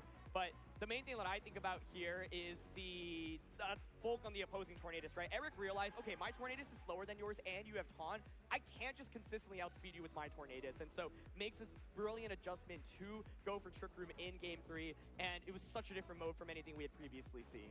And this team is also so different from the tournament that he won, right? Eric in Regulation D, he had started to bring out a few more like bulky Pokemon, but at the end of the day, you were really looking at like the Regidrago. I think that was also like such a standout from that particular tournament, but Eric has just been on such a tear as a competitor. I mean, after being able to win the 2022 European International Championships, he's just been constantly on the rise. If I look at Eric's team, I think this team has the potential to win the World Championships. It does. This is easily, in my eyes, the most impressive team I've seen across both days of competition so far. And Oh yeah, and I was right. I did, but I didn't make. My team was like significantly worse though, because it was literally the Mimikyu team, but I put a Flutter over it. Just to show it. This was what I was working on with that idea. Not nearly as good. Not nearly as good. We didn't see that come out, but it has bulk up, and you can use it potentially under Tailwind with Tornadus. Like not nearly as good as what he was doing, but it's the same kind of idea. I was like, okay, like I'm not really sure you can do how much damage can you actually do with that, but the reality is that the Flutter Mane, at the end of the day, even with this Water Terra bulky set, it's still Flutter Mane, right? It's got an incredible base special attack stat, and so yeah, I found it. Cool combos on this team, and Eric has so many cool techs on every single Pokemon. So starting with Tornadus, you've got Air Slash and the Icy Wind plus Sunny Day. It always makes me happy when I feel like I was correct on something. Even if I'm like not fully correct, you know? That just always makes me feel a little good about my like own abilities. Really looks like a team that I think could win Worlds, and if there's any player to do it, Even if I'm like all the other stuff is like wrong. The number one favorite to become world champion, and he showed why he's been one of the best in the game for over a decade. Yeah, that game was flawless. That game was flawless, and what do you mean? It definitely left us both speechless with just. Oh, you mean the team's like game plan versus Chien-Pao D-Knight? I mean, Oh, the plan is you are bulky with like Heatran, you're bulky with Flutter, so you're like doing about the same thing as normal Flutter is. It really is, and I think it was hard really. And also like, let's say Chien-Pao tries to like Ice Spin or Flutter, which is the main way the Chien-Pao D-Knight teams deal with Flutter Mane. They're getting Rocky Helmeted, and then you KO them with Moonblast after the Sash is broken through Rocky Helmet. The D-Knight's a little harder for that team to cover, to be real, but that's the idea with Chien-Pao. So it's really more simple. Rocky Helmet Flutter is essentially like Mimikyu, but it doesn't get destroyed by Urshifu. It's faster than Mimikyu, so it can outspeed the Jolly Urshis and KO them like that. It has better general bulk than like a Mimikyu does. That's why it is a decent set in my opinion. We saw Rocky Helmet Mimikyu start picking up a bit. I think it was not perfect, but we can hear what he says about it though. Because when I play aggressive teams, I need the find the call with Trick Room or Tailwind. I know that any with this his tournament was Taunt, so it's sometimes tricky to maybe play in Trick Room against that. But I knew if I could put Trick Room in my team, I think I could just win with Ursaluna. So I recognized my error before in Game 2, and I tried to do it on Game 3 and works really well. The casters have been saying how much they love your team. It looks pretty standard, but it has some really cool things about it. What's your favorite thing about your team? The favorite thing, I think, is Flutter Mane Rocky Helmet. It's an item that didn't see before on Flutter Mane. I think it's really cool because can force a lot of Urshifus to take care of... That's why I was showing like my idea with it, because I was like, I think Rocky Helmet Flutter was like superior. Let me pull that up again actually. Like that was where I got onto the Rocky Helmet idea after seeing that. Let's go back to the first two games. In the first game, let me see. How did you feel that win? It looked pretty conservative. Were you feeling out your opponent? What was happening there? In the first 2 games, I was playing. I think I pulled it up and I just closed it like after. But I like that was the exact idea I was talking about where I went with like Reggie Draco Goldango was that Mimikyu team. I knew him. He's really good. And that's how I got onto it too. If I can pull it up slowly. I have it on the Patreon. to see what happens, to see the matchup because his team is also really cool. He's some strange things like Bambergas with Terracors that I didn't see before and has a lot of potential with that. Yeah, I was playing some safe and see the best turns I did, and just in game 3 I tried to do something different to maybe. Realistically, taunt was a bad option on this, but Was the Bramble Gas the biggest surprise for your opponent? Was there any that's exactly what I was thinking of. Like the Mimikyu idea, I thought it was bad, so I was like, okay, what if I just put Fluttermane with Rocky Helmet on it instead? So I had a similar idea in that regard. The EV spreads are also a little unoptimal. Like, and I was lazy with Tornadus. It shouldn't be it shouldn't be Sash, and it shouldn't be like that at all. But a little laziness with EV spreads. But that was like the core concept, was just protect on Fluttermane. Should be over too. But yeah, that was exactly what I was referring to. Because I want to win someday the World Championship. So hopefully. Yeah, tell us a little bit more about your history as a Pokemon player. You've been favored to win Worlds before. Yeah, I won the international last year and also a regional. So I was one of the favorite players last year, but it didn't work like this year because I was playing a standard team that I feel comfortable all the year.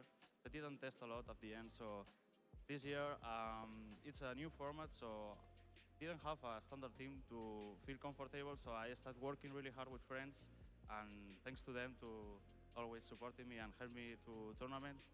And I think I made a really strong team, and let's see how it goes. What were some of the inspirations for your team? How did you figure out some of these really cool ways they could work together? I was thinking about the metagame, the start of the metagame, the Urshifu Tornadoes teams, pretty standard, and I tried to stop all the standard things with some strange items. But I think at the end, the standard teams are way better than strange teams. But if you can try to build a standard team with the strange items to beat the other standard stuff, I think this is probably the most perfect team. I love that. Now, you mentioned practicing with friends. Is there anyone you want to say hi to or thanks to while we're here? Yeah, I want to thank Gerard and Pedro that helped me. Let me see for this tournament. Some matches are already finished too. Family, friends that have been supporting me all Less than like yesterday. The stream's running a bit more smoothly today in that regard. And thank you. This has been a fantastic game. Best of luck as we continue in the tournament. And we're going to take a quick break, but we'll be right back with more from the Pokemon World Championship.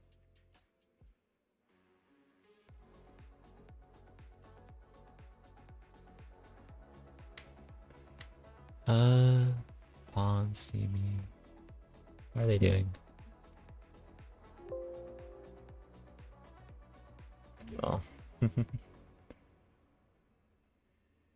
Welcome to Yokohama, where we are at the Pokemon World Championships 2023. I'm Anna Prosser, and I'm standing in front of the Poke Center. I have some amazing... I'm gonna turn this down a bit. Please introduce yourself, sir. Hi, Spraggles, content cowboy and aspiring magician. Can you top that? Dupe Snacks, the Eye on the Sky on Aos Island. Now, All right. we're going to find some clothing, some accessories. Let's see. I'm looking for We got Billa, who we saw yesterday winning, Florian losing to Raphael. Aaron Brock Clippers continues his Let's go. run. Shoot, Tang wins again over Javier Valdez. Kyohai.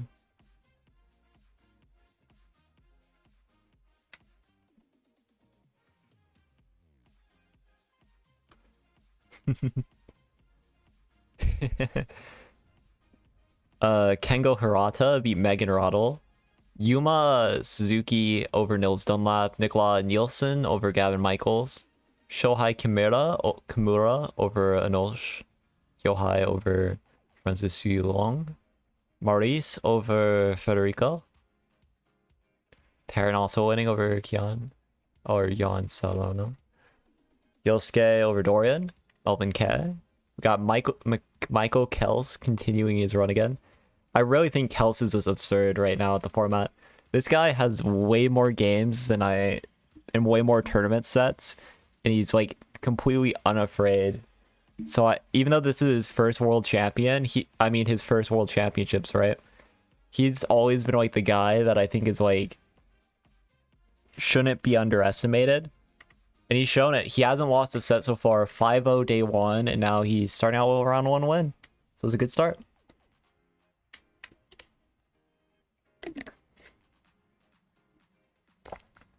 Mikel Navas gets a win. Kyle over Yuya Tada. Joseph Ugarte over Alfredo Chung Gonzalez. I do wonder if Alfredo's running side spam again. That could be pretty funny, but I doubt it. Paul Ruiz over Thomas Grauville. Zachary Thornburg does defeat Jeremy Parsons. We have Hippolyte. Yeah, Joe won. Joe defeated Alfredo. Aurelian Sola versus Jack Clark. Aurelian wins. Maddie won. Kintaro over Leonardo. Meiluka defeats Kazuya. We have Gabriel Garotti with a win as well. I have no idea. Paul Chua gets the win over Mizuki. They don't release teams, so it's like there's no way of us knowing. Unless you built with him, and then like if you built with him, then you probably shouldn't release his team. So unfortunately. Alberto Laura over Nicole de Vide Cogneta. We might see Joe on stream though. This would like I think Joe is one of the people they would prioritize to put on stream out of like top players, so that's important to keep in mind potentially. But yeah, Scott Iwafuchi wins Hodaka over Sami Pon. Luka Tregut continuing his run. He's kind of come back this season and really just dominated. And then Guillermo wins again. Simone Sinvito overcomes Articuno. Alistair Sandover over Victor Mendino. And then Ren Katori is now the luckiest VGC player. My name is Inha Chong. Bring on the showdown. And I'm from Korea. Actually, I'm The thing is, Joe coaches on his public account, so it's like hard to know for sure. Though generally his teams are very similar to each other, so I imagine it's not too different than what you saw.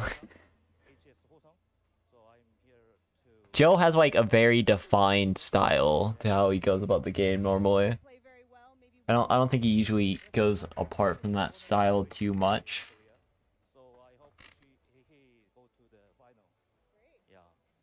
Alright. So it's really hot, so I'm gonna refill my water. I've been drinking so much. This one is going to be a bit harder on me because like it's not cooling down even though it's like 9 p.m. It's still like 80 plus, like 90 in here. Well, if you look at its teams enough, you'll know what I mean. It's more a team thing than a battle style thing. I hope they can get another experience than from the Korea. So at the world, I hope they get a rather special experience. Cool. Yeah. If someone has never come to a Pokemon event before and they're watching at home, what would you tell them it's like to be here?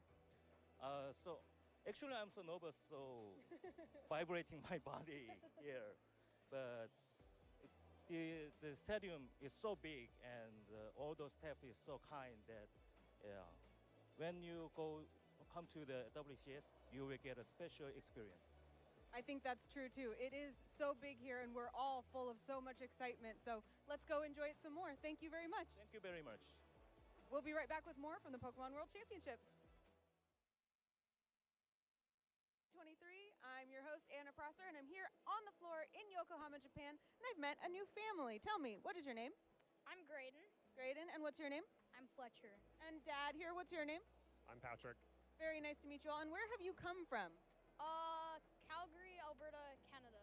Wow, that's a long way. And I heard you've been traveling in Japan. What's the coolest thing you've seen here so far? Probably like all the people playing games, you know, like there's so much like fun. Yeah. What is your favorite Pokemon game? Probably the TCG, but I do like all the other ones too. What about you? What's your favorite Pokemon game? I'd probably say TCG.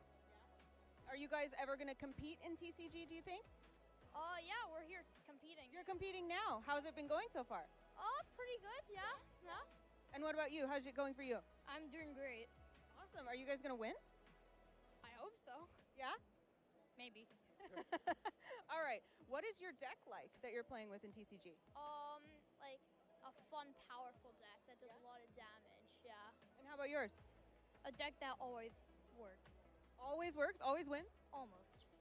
Wow. Like consistent. Like 99.9.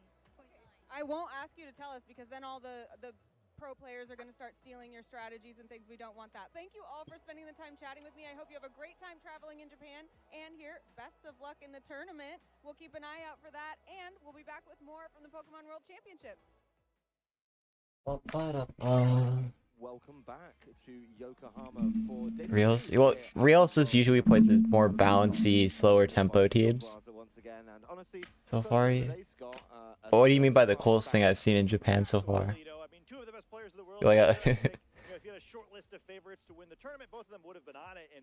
Like from teams or like the place? Because the place, then like I don't feel like I can really say it all. Like I think the scenery is kind of dope. Oh. Yeah, I don't know. Teams? That's also a hard question, but the teams I liked were like that Basque Legion Tailwind team, that's the team that I liked. But that we haven't got to see it yet. They haven't streamed many Japanese players yet. I don't even know if they're running that for sure. Which I'm very excited for. So really ready to keep on going through the games. But I think already we're seeing a little bit different teams available in the field as we scroll through and take a look at what we have available to pull from. And we also have kind of slightly different usage. I think the top one is probably going to be a little They can scroll through the teams? Let's try and take a little look and see what we've got coming up. Are you kidding me? I do just want to drop a clarification nice and early. You're going to see two Urshifus on there, and it's not an error. It's actually, of course, the two different forms. So it is going to be the Rapid Strike in second place. The commentators can scroll through teams, and we can't. I'm a little mad. I'm a little upset.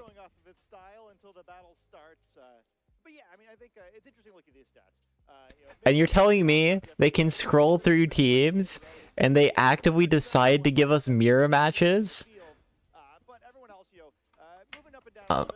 I'm upset, man. I have to admit it. I'm a little upset. Not gonna lie. So I hate that it does that, but I don't know how to fix that.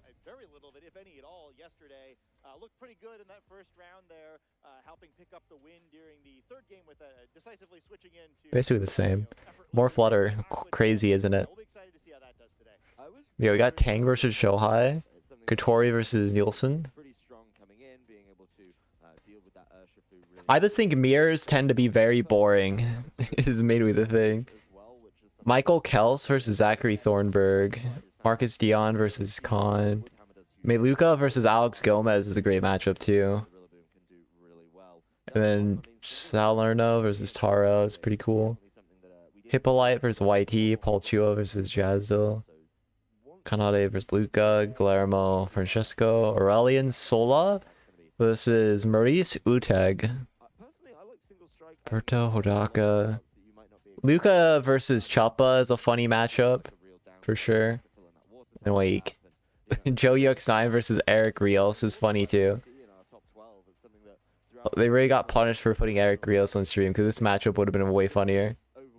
Melvin Kev versus Kyle Livinghouse, I think is a pretty funny matchup as well. And then Davide versus Mal is pretty good. Maddie, Nick. Hirofumi versus June. Alistair versus Gabriel Agati. Kentaro versus Yuma. That's a good matchup. Terran versus Aaron Brock. Okay. Kengo. Oh yeah, we do. Where's the Australian player? That's the best one that I know of. Damn. It's August. What's the instant one I think of? I can find them. Megan Rattle, yeah. Actually, do they even associate as a female, or is it they? I could be wrong there, so they might associate as they actually. So if they do, that's my bad. No clue. We don't know any teams, Duvon. We don't know any teams. They don't tell us anything. Consistently getting hit multiple times, so being able to really deal with multiple hits by putting back a Oh, considerable Twitter. damage and it's now one of those items that Shoot. I think in the open team sheet world, it's there, right? I can try to find it. So you're not even playing that I don't game. remember actually, so Still kinda I don't even know if I follow them. and just be able to say, you know what, I'm going to switch in, and you're going to have to take a bunch of damage in response. So I do really like it as a choice. I am intrigued by it on the Flutter main, because Flutter main this year has had kind of a plethora of choice. Do you want booster energy? Do you want something that helps it out like the choice specs? Even arguably the focus sash at times as well, being able to give it another turn to Moonblast, Dazzling Gleam, Shadow Ball, and cause those problems. So it's really been a tough one. And Restream Unleashed. Okay, they do associate as a female, so I was right. Good. Cool. Yeah, I think absolutely. And it's pretty cool too, right? Where Boys, I'm pretty sure. that the item metagame is maybe more interesting than it's ever been, kind of in a funny way, just because so many items seem crucial, right? I think safety goggles is another one. Stack. It's a little bit lower on that usage chart than we've seen it all year. Yeah, Restream Unleashed is correct.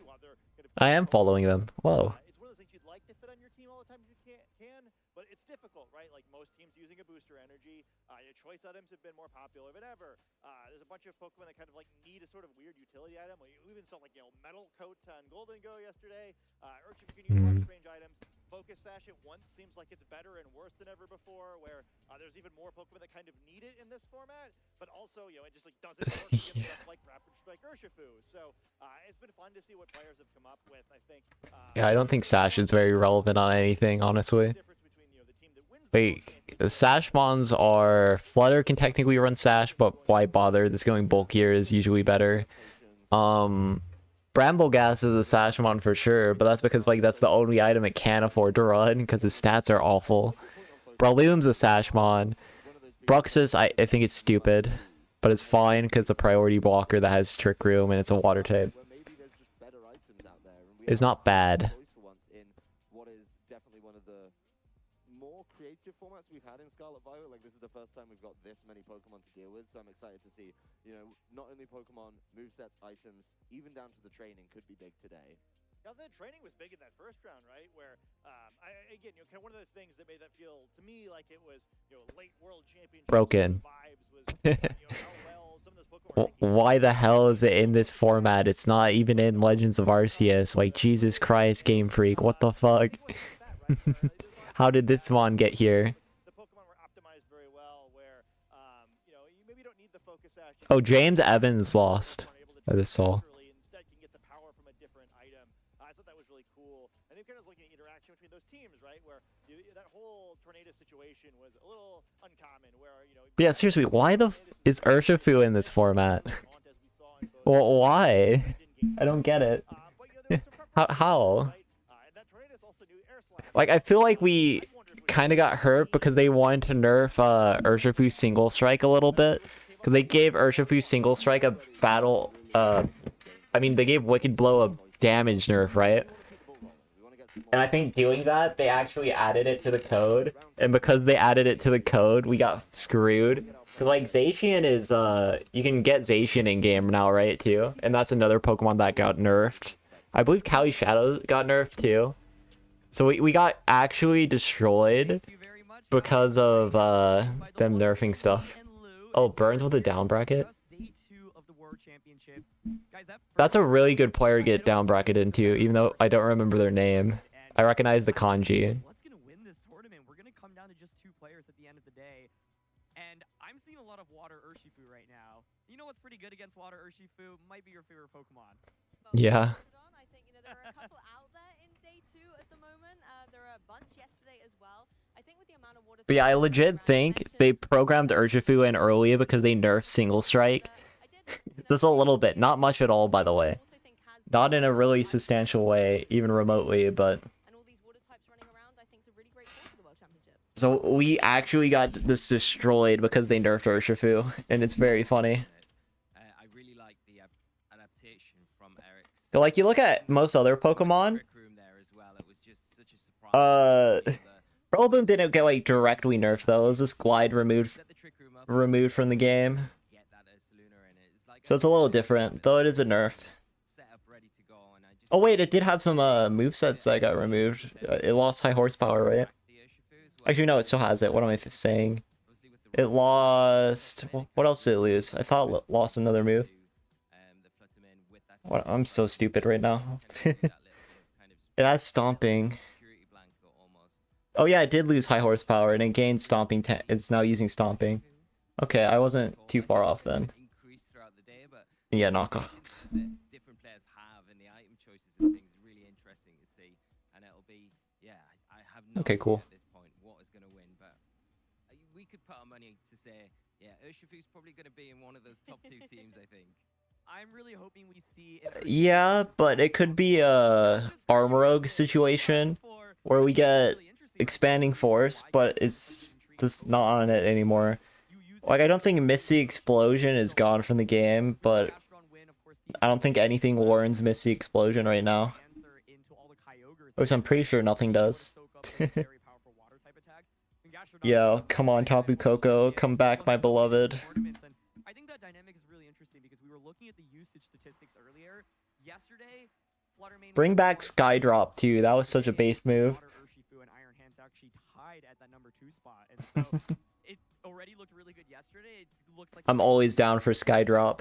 I'm curious, how do you guys think there are any Pokemon relative to yesterday that you think might have underperformed, or you expect to maybe overperform today? Any thoughts from how the meta from yesterday? I don't even know what got out of day 1 because they don't give us any stats, so Yeah. Like, you know, Heatran, I think everyone was talking about it being this amazing Pokemon with access now to Terra Grass. like how am I gonna know this when we have none of the info out right now, dude? That's tough. And yes, I'm a little upset about it, I'll be real. I thought I would see a lot more Assault Vest variants, so I saw a bunch of Life Orb, particularly walking around as well, and a few maybe Citrus Berry variants, but I think the Assault Vest one was the one I was expecting to see, and I haven't seen it yet. I haven't been convinced that Heatran is as broken in Regulation D as I think we were expecting it to be. Yeah, I think I was surprised we didn't really see like, and this isn't just because we're on the Gastrodon hype train or anything, but I honestly feel like I expected more Gastrodon because Basket Legion definitely a big Yeah, it did. Articuno. I think obviously Water, Urshifu as well, and Gastrodon. But it's so stupid that we just don't have all these teams out instantly. Like, there's no competitive advantage. And if you think there's a competitive advantage, then that means there is a competitive disadvantage for being on stream. And there being a quote-unquote competitive disadvantage to being on stream is stupid. Well, to commentate. That's why. Also, his results kind of slipped at the end of his career, if you want to use that as a reason. I think it was just more just to commentate, though. Because he was a core commentator in Europe early on, because like Europe didn't really have a like, we didn't have Victory Road back in a few years ago. Aaron just wanted to commentate, simply put. And I think Aaron wasn't sure that he would be successful either. We made some caster predictions before the tournament where we predicted the Pokemon that we expect to see, so let's quickly take a look at that. And I'm curious how, like, I think Aaron likes commentating, and then like, because we saw last year, right? Aaron wasn't chosen to commentate, but then the whole community rallied behind him to get him to actually be able to commentate. Yeah, he qualified, but he just wanted to commentate more because he wasn't which is either he just likes commentary more, or he just wasn't confident about going into this format, which either is fair. I mean, it is a new format at Worlds. And for if you have a career like Aaron Zhang, anything else other than winning the world championship isn't really like too valuable for you. Yeah, exactly. Like, it's not as valuable to him unless he literally like wins worlds and is at the top of his game. To be blunt. I mean, there's no Chi and Pow on these caster predictions. Which is wild. Yeah, now look at it, I'm like, wow, like maybe we were like, it's so obvious. Like, Yeah, that too. Chi and Pow and Urshifu, I think, has been the big combination that's been really, really strong. And I think, Aaron, you had very solid choices with Floodamane and Iron Hands. But you know what can also be in Iron Hands? Is a Ghost Gastrodon.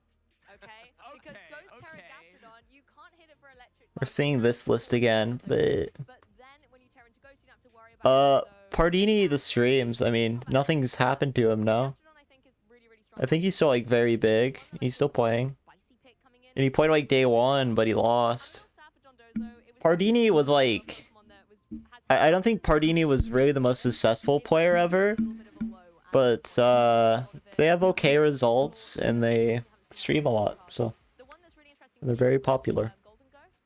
That's really all I know about them. They didn't cut EU, I see. They had like day 2, I think, though. They did this enough for their invite, I think. Yeah, I really like Goldingo, and especially coming into this tournament, this format, I think it really suits. Oh wait, Pardini wasn't at Worlds this year? Am I stupid? I thought he was. Well, then he's just full focused on his streaming career, I guess. But if you ever see how many like average viewers Pardini has, he's absolutely one of the best. He's like the number 2 VGC guy, only behind Wolf. And Wolf doesn't stream, so he's like the number 1 VGC streamer, Francisco Pardini is. Really.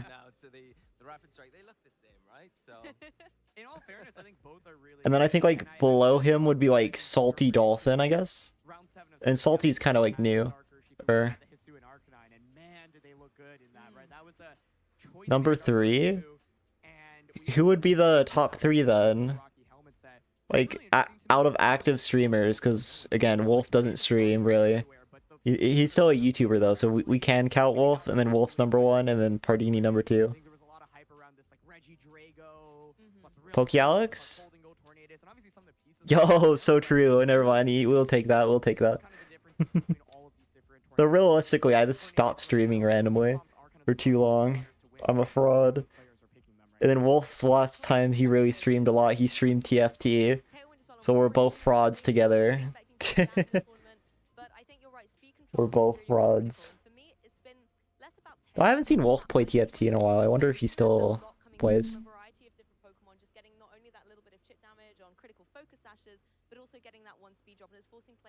Yeah, Nino. Nino's very active, yeah. Yeah, definitely. I just want to pick up on the Icy Wind. Pokealex is up there too, for sure. I think Pokealex averages better than Nino this a bit. And then like Marco Fierro does pretty well. Edu's up there, but I think Edu's just like more around Nino's level. And Nino's a bit bigger than Edu, I think. Bar Edu has like better, how to put it, like brand recognition because he's a world champion. Mastermark? Oh yeah, Mastermark's a good one too. That's a good one. Mastermark's up there for sure. Mastermark's over Nino as well, yeah. In terms of like viewership. For that matter. I wonder where Mastermark ranks on that. He's like one of the top.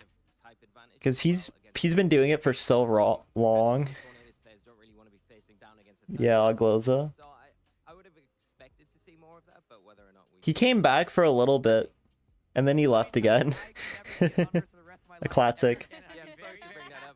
It was just like Ray Rizzo. Like Ray Rizzo came back for a lot this season, and then he left, and then he never came back ever again.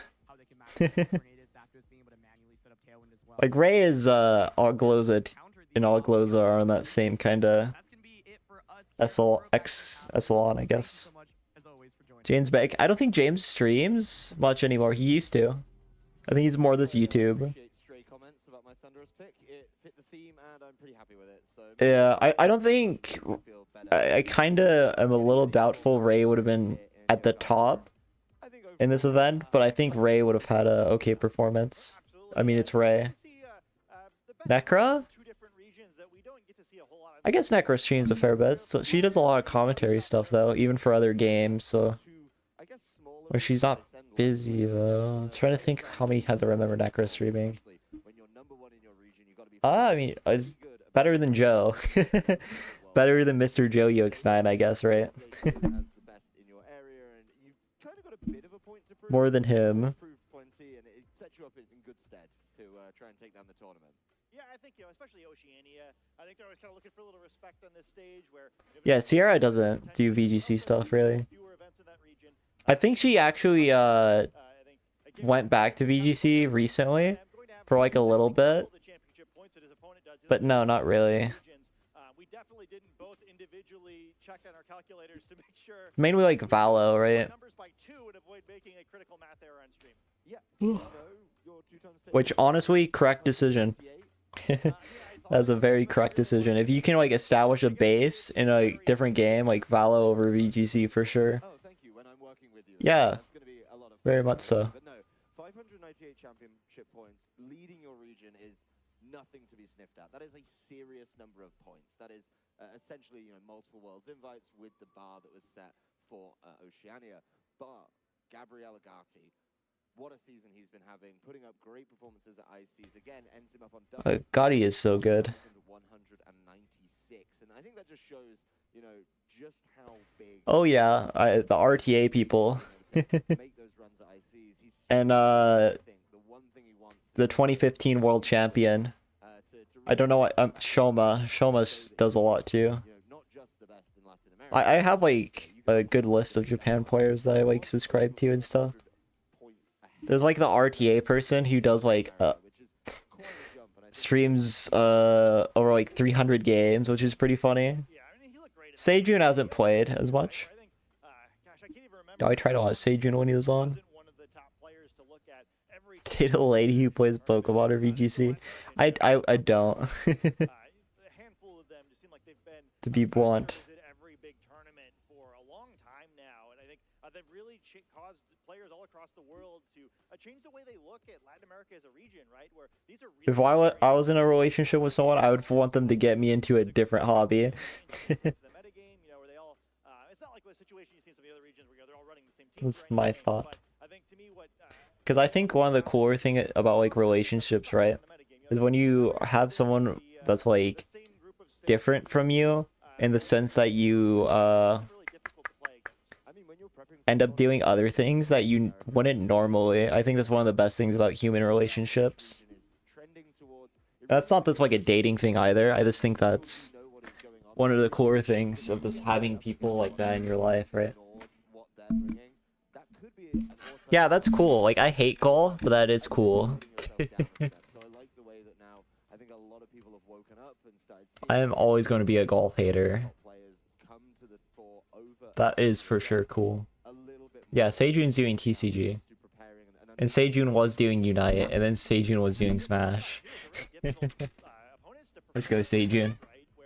The complete gamer. Like, I remember watching Sejun beat one of the other best players in Korea, and I'm like, oh. One of the best Smash players, and I was like, oh, okay, man. Sejun just does other things, because he can.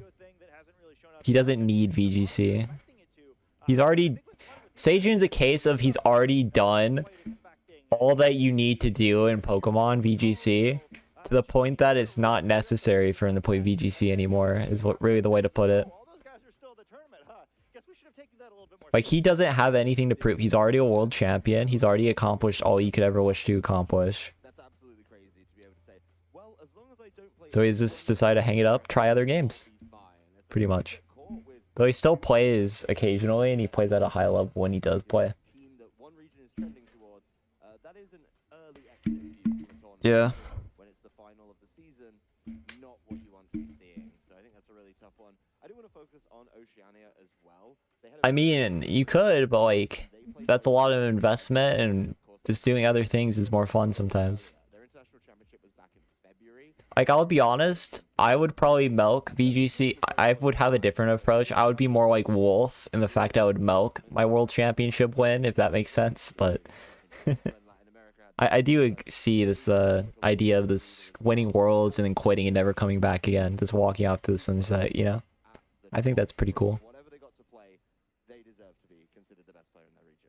Yeah, I mean, impressive to both of them. You know, they picked up that first win in round 1. They'll be 1-0 against each other here, and yeah, I'm excited to see what they bring because of that, right? I think some of the other players we've gotten to see more of over the course of the season, so we kind of have a pretty good idea the sort of strategies that they tend to trend toward. I'm not as sure about these two. I think Alistair in particular, we haven't seen on stream in quite a long time. So Alistair. I'm excited to see what he brings. Wait, they chose Alistair? Wow. Okay. An interesting match to watch, I think, probably for all the players of the field. That's surprising. Hoping they can finish up their round in 2 games this time to check the end of this set. Learn a little. So it's Alistair versus Agati. That is a very good matchup, though. That is a very good matchup. I just didn't think they would show it. To go deep in this tournament and be factors as we start playing the final rounds of Swiss. Well, while we are talking about these two players, just focusing on them, there are more rounds out in the field that we would like to make sure people are aware going on. These names matching up. Honestly, this is probably the craziest version of this graphic that I've seen so far. Yeah, like I expected Meiluka versus Gomez to be real. Versus Shohei Kimura, sure to be a great one. Or Shohei versus Chisok Lee, that's gonna be a good one. Aurelian Sula versus Maurice Uteg. Aurelian.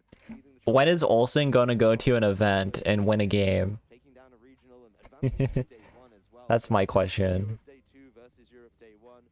Joseph Ugarte versus Eric Rios. We can talk about Worlds later. You know, one to see on top. We need to start by that's winning a singular set first. You know, one set at a time, right? This is a matchup I could see in. I don't think I'm a little bit too early to say that. Kyle, yeah. I expect to see those kind of players. And then, of course, Carl Livinghouse versus Melvin K. So, a player from one of the smaller regions in Melvin as well, being able to go up against one of North America's best. It truly is an Kyle's had an off year for sure. Really interesting player to watch, right? Just seems like he winds up in top cut every year like clockwork. So a player of it, I don't think anyone wants to be paired with. And yeah, poor Eric Rios, right? Like what a couple of opponents to start your day out against. Luca is the number 2 guy, really, in like NA regional lore this year. I don't think Luca's had like many marquee victories, but he's always at the top. I did do a Worlds draft thing and I did pick Kyle, so I would be happy about him winning. I do know Kyle decently well, even though we haven't like talked in a few years. So Kyle doing well does make me a little bit happy usually. I gotta see Kyle like the start VGC and shit.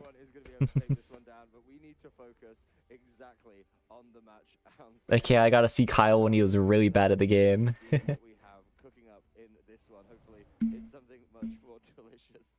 To put it lightly. It's going to be Gabriel Agati versus Alistair Sandover. It's Gabriel on the left, Alistair on the right, looking laser focused. Yeah, it should be a really great matchup here. I'm just so excited to watch both of these streams. Yeah, it's I think as we start getting the match here, one of the things I'm most excited for is that we do see both of these players having a unique take on their teams. Yo, hello. I'm hoping in day 1, right, where you're seeing groupings of the most popular Pokemon, we were sort of missing like that special touch. You know, what was going to make these teams different from everyone else? And I think both these sides have Pokemon that might make that difference. Yeah, I mean, we were talking about it before we even got into this round. The only water type available was Urshifu Rapid Strike. Turns out you lied to me, Scott, and I can see some other water types here. Yeah, I mean, as we mentioned before, right, if you're not going to go with Urshifu as an offensive water type Pokemon, then you kind of get forced into And I'm rooting for Alistair. Wait, who's who? I wasn't paying attention. What do you mean, who's the lady? We go play facing Chopa? That's a good game. Let's go, Alistair. Dozo! Oh my god. I didn't think anyone would play solo Dozo in this tournament. Lady in the center? That's a judge, I think. There, that's a person. I didn't think anyone would play solo Dozo in this format, so that's shocking. Agati's team is lame, to be blunt, but it's the team that did very well on like Showdown Ladder. Certainly bringing something a little bit different. I think the matchup's going to be great. It's nice to get a little break from the Urshifu as well. But we're going to head on into the match. And Dondozo is taking the field in the lead for Alistair, alongside an Iron Hands. An Iron Hands for Gabriel as well. This time paired up with... No, it won't. New Balance is just lame, though. Is anything I'm saying wrong? It's very lame. And I have more credit to say that than anyone else because I was the earliest foundation to how that core came to existence by technicality, though I had Baxcalibur. So it's very lame. And no one can question me for saying that. I have the most validity ever. I think everyone's taking this Pokemon a little more seriously now, if it doesn't have its buddy Tatsugiri to help it out. It's certainly an interesting one because it's now just 45 Mice's result is the closest it will ever get. And then other than that, me winning an online tournament with Iron Moth is the closest it will get. Like legit, I'm technically the biggest Iron Moth tour win. No. Wrong. Smile. Oh yeah, Justin's bigger, but it's not a tour win, so it doesn't count. Smile. If you don't switch out of battle, the Pokemon will fall asleep. So kind of just forcing these rotations. It was funny when Justin asked me like, "Hey, what?" He was like taunting before like an AIC, like, "Hey, I'm using this 1% Pokemon with 1% usage Pokemon. Try to guess it." And I was just like, "Okay, Iron Moth," and I got it instantly. Iron Moth screens was my guess. Though I didn't run it because I was like, Grim is lame, which was also very true by me. But it's not going to do anything in this tour. I don't think there's a single Iron Moth player in this World Championship this year. Damn. Maybe trying to catch the Gyarados on the way in. There's that Rocky Helmet you were talking about, as he is taking a little bit of damage for its trouble. An even worse wild charge though. Nice. As it does land into the Landorus. And This isn't bad. You have a read potential. I don't know if it's Terra Flying though. If it's Terra Flying, you click it here, but if not, you're in a weird position. No, well, the Iron Hands on Alistair's side will leave the field, so not feeling it with You the apple wild this charge dropped, yep. as the Dondozo comes back in. These guys seem to be on the same page. No, he's just talking an apple in his backyard. I mean a tree in his backyard that's dropped an apple. He's not talking about Pokemon. Why would he even assume that? Actually. Ooh, okay. Not worrying about the unaware. So this is going to be the Spore is annoying. kind of left free to do it. Feels pretty good as the Agati has a pretty big advantage in this kind of scenario. By the Landorus and its stomping tantrum. So a really good turn, I think. Because like the thing is, Agati has the ability to act as a cleric with his Amoonguss, and he can quick Leaf Storm, and it's like very positive. Not a whole lot that Alistair's gonna be able to do in that other slide either. You have an intimidated Landorus, Amoonguss not being threatened at all, potentially could Spore. So this is a strong position. And yeah, you can spam Spore here in this matchup pretty safely. There's just not any tempo being shown by Alistair here. The good thing is Dozo doesn't take any damage, but there's still Leaf Storm, so it can. Yawn is a Yawn spammer, and it's bulky. It's the bulkiest water type that we have in format, and also it cannot be intimidated, so it's a decent physical attacker. Maybe trying to catch something that could take the waterfall better on the way in, but no dice. So Alistair just getting one step closer to Dondozo waking up. Oh yeah, this is not very positive for Alistair at all. But I mean, still, even if Dondozo wakes up, I mean, the yawn is a problem, right? You don't want your Pokemon to be put to sleep, but not really threatening any damage. Gyarados no tempo here. Amoonguss is going to resist the more important one, and also, has that Rocky Helmet. So neither side really in a position where they can generate a whole lot of offense yet. I think Zapdos kind of has a hard time finding ways to get better than Thundurus right now. Gyarados fires right back with the waterfall. The Landorus brought down to about 25% of its health. And Thundurus isn't even that great either, for that matter. An impact in this game as Amoonguss fires off a Leaf Storm into the Dondozo, brings it exceptionally low, gives up its special attack for its. Yeah, Gotti wins this. Very, very vulnerable Dondozo now. That's a ton of damage on a very sturdy Pokemon. We see this is forfeit time, essentially. We're kind of looking for players to have a few clever tricks to get ahead of the metagame, maybe that we weren't seeing yesterday. Well, yeah, but there's an inherent advantage of Thundurus. You have priority speed control, you have taunt priority. Zapdos' advantage is his ability to stall out the metagame, but you can't really... It's harder to stall out a metagame with like obscene offensive pressure with Chen Pao and one's like Chi Flutter. So like its niche of stalling out the meta is like not as strong as it could be right now. It's not a bad Pokemon though, by any means. It's still this really bulky tail and resetter, yeah. Which is okay. Not great though. Okay. It is going to be the Flutter main, but there's still 4 for Gabriel, and I think honestly he's been playing this one really, really well. I don't know what Alistair's plan is. He has no tempo. But you know, it's threatening not enough damage, right? It's not going to one-shot either of these Pokemon, most likely in the situation that Landorus has been intimidated, so it's not going to dish out a ton of damage the other way. You know, maybe you could try to get a double target out of his Iron Hands, but to just switch into battle, it could potentially be threatening, I assume, a fake out of its own. It's going to be the switch out for the Landorus, though. There's nothing happening here. Save that Intimidate for later. It would be nice to land that on both of the Pokemon on Gabriel's side of the field. As his But yeah, he switches. The stage. The Gyarados, the Intimidate on Gabriel's side, leaves the field trying to land a better Intimidate later, as well as the Amoonguss comes back in at full health and full special attack. Fluttermane will protect itself. Nothing positive really goes from that though. Iron Hand still has Terra, it still can quick heavy swam. It's like Amoonguss has Spore here. It's very nothing. Like the only chance Alistair had would have like reading Gyarados on a wild charge, but then he can't even do that efficiently, so it's like this sucks. These two out together, right? Where threatening either a heavy slam or a Spore into that Fluttermane spot, so something bad likely to happen. Okay, sub, that's good. Sub is a good move for this matchup. I wish he played more forward for substitute in early game. That could have been a nice thing, but unfortunately Alistair didn't. But it will be very important for game 2, at least.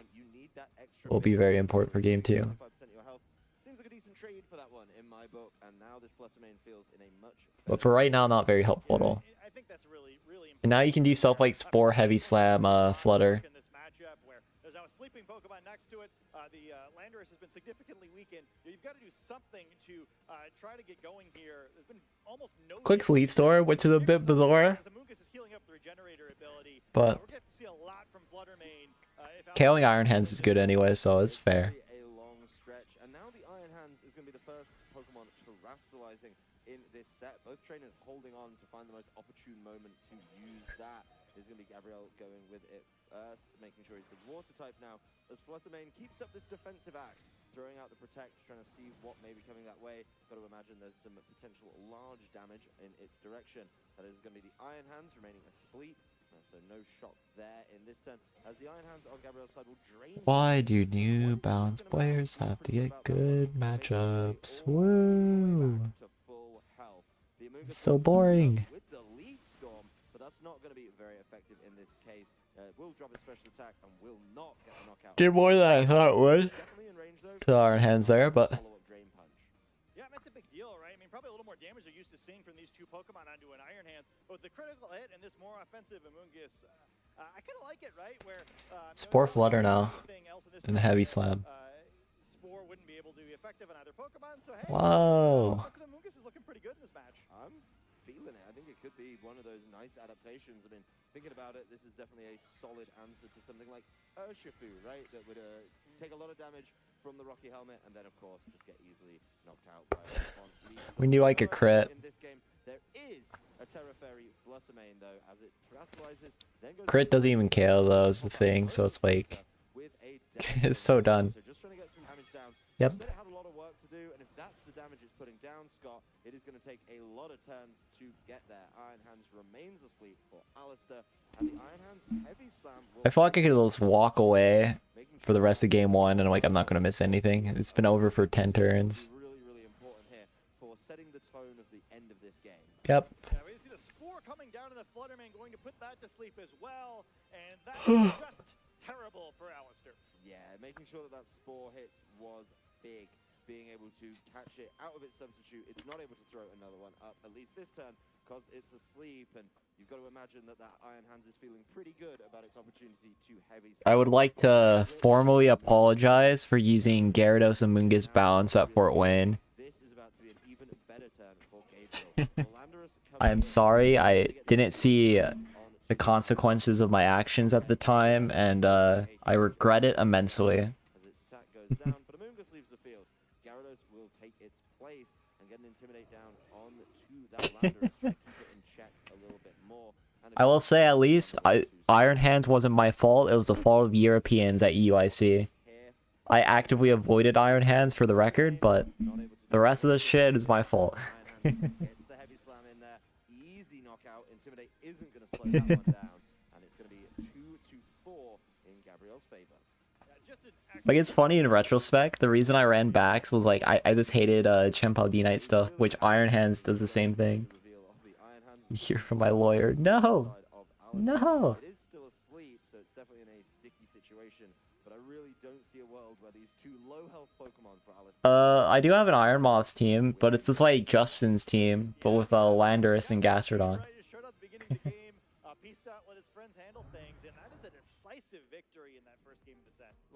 I don't really want to look at teams right now, though. I'll be honest. But if you like message me sometime, then I'll look at it. Like on Twitter or on like Discord, if you have my Discord. There was a couple of slow turns in that game where it could have gone either way, but I really like the way Gabriel played it and was able to out and make sure it won't. Mothus doesn't have the longevity, unfortunately. So I don't think I can do that. Yeah, I think Al's just really going to go back to the drawing board here. We can take a look at the key moment in that match as well. Being able to Yo, Jarsol, thank you for the raid. I am currently suffering in the pain of my own creations. And that's anything with Gyarados balance. Suffering. Very good offense. If you're just significantly stronger, but there's enough longevity, you'll probably win the matchup. Like Tornadus offense typically will beat this kind of concept if you play it well. Like this team, you're a little bit enabled to quick like very aggressive buttons in certain scenarios. Just a smart, well-played game. And I think that if you're on Al's side of the field going into game 2 here, you've got to change things up. I think, you know, maybe you can somehow avoid getting control of that, but I think you made a key point in the game, right? Spore is much... Like, for example, a mono like Ursaluna is very strong, too. This too tired to keep watching? Yeah, fair. Honestly, this watching this set alone, it makes me too tired to keep watching. I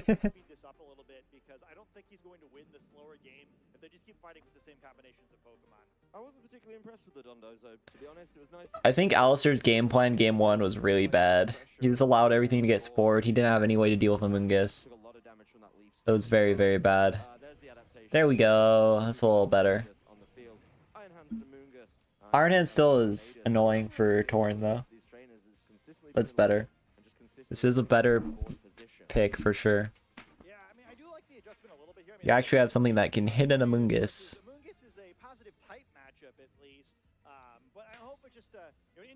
That Alistair's going to try to play this one a little bit quicker. I think he has to, and getting some more damage down early, something like the Bleak Wind. The funny thing is you can wild charge Spore here. Really big.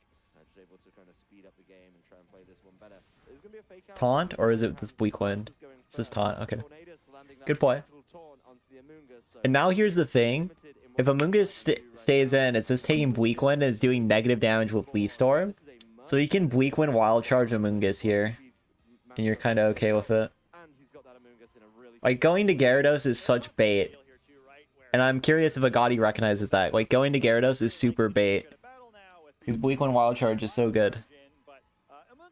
I think he does realize. Yeah, he realizes it. Good. Wait, is he doing it anyways? Oh? Good. Good play. This is a tough one as well. I think both, once again, and Alistair got screwed for this turn. It works out pretty well though, because like you're still not taking too much. But I imagine this is a wild charge. Yeah. But like here's the thing. Alistair's best way to deal with Gyarados in this matchup is reading Gyarados switching in on a wild charge, and preventing that any way possible is great. But now already having the taunt down, Alistair's in a pretty good position because this is the same scenario. If he guesses the Gyarados slot, this game gets really bad very quickly for Gabriel. Like, honestly, you stomping Wild Charge Iron Hands because, like, you still get a stomping tantrum if Iron Hand stays in. And if this should be recognized by Alistair here, so I think the Wild Charge is always going into the Iron Hand slot. Though he might mind game himself, which is a little annoying, but I don't think he will. This should always be a Wild Charge. Yeah, it is. Yep. Simply, dude. Simply. Good play. Very good play. Like, you could definitely overthink that kind of situation, you know?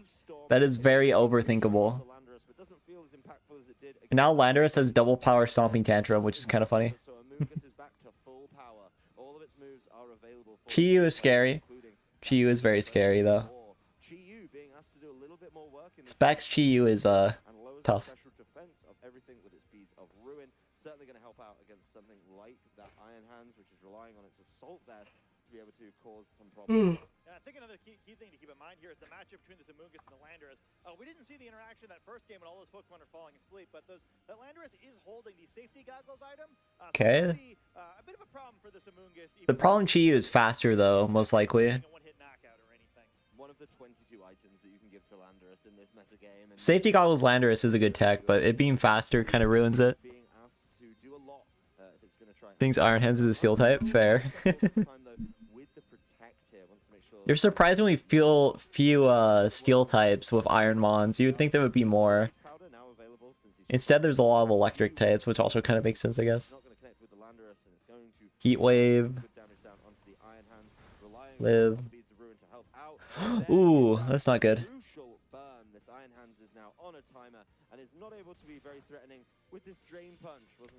Do you die to Rocky Helmet plus burn? Dying here is good. Do you die, actually?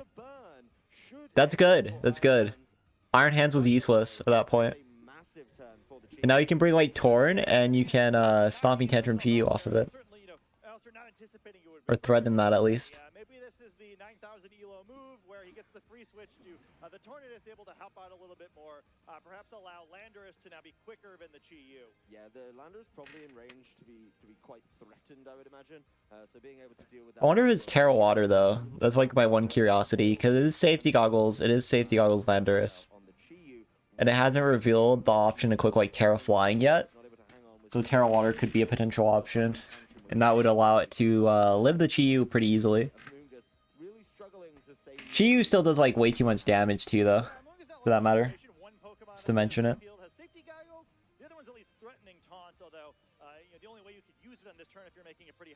Chi-Yu is scary.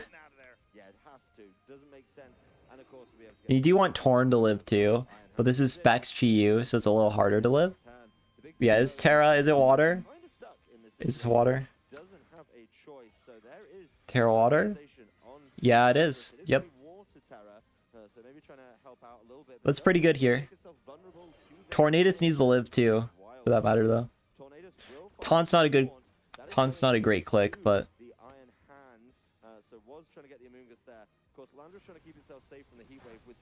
okay, Lando lives. Well, I guess Tom was a fine click, but if this is Covert Cloak Torn, this is a good position, I guess, because he can Bleak Wind.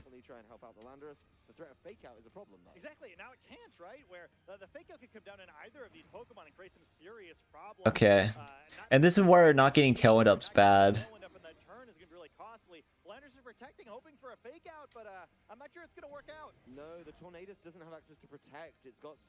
It's Rocky Helmet. Heat Wave miss? You need a Heat Wave miss, preferably. Nope. Though if Flutter mains the Backmon, then Alistair wins. So it's still like kind of fine. I think Flutter main wins. Yeah, okay.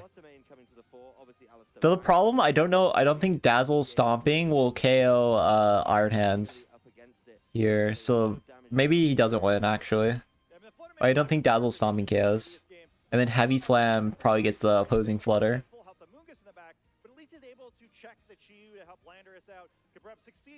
Yeah, you switch Chi-Yu to lower the damage of the Dazzle, and then you can click like Heavy Slam.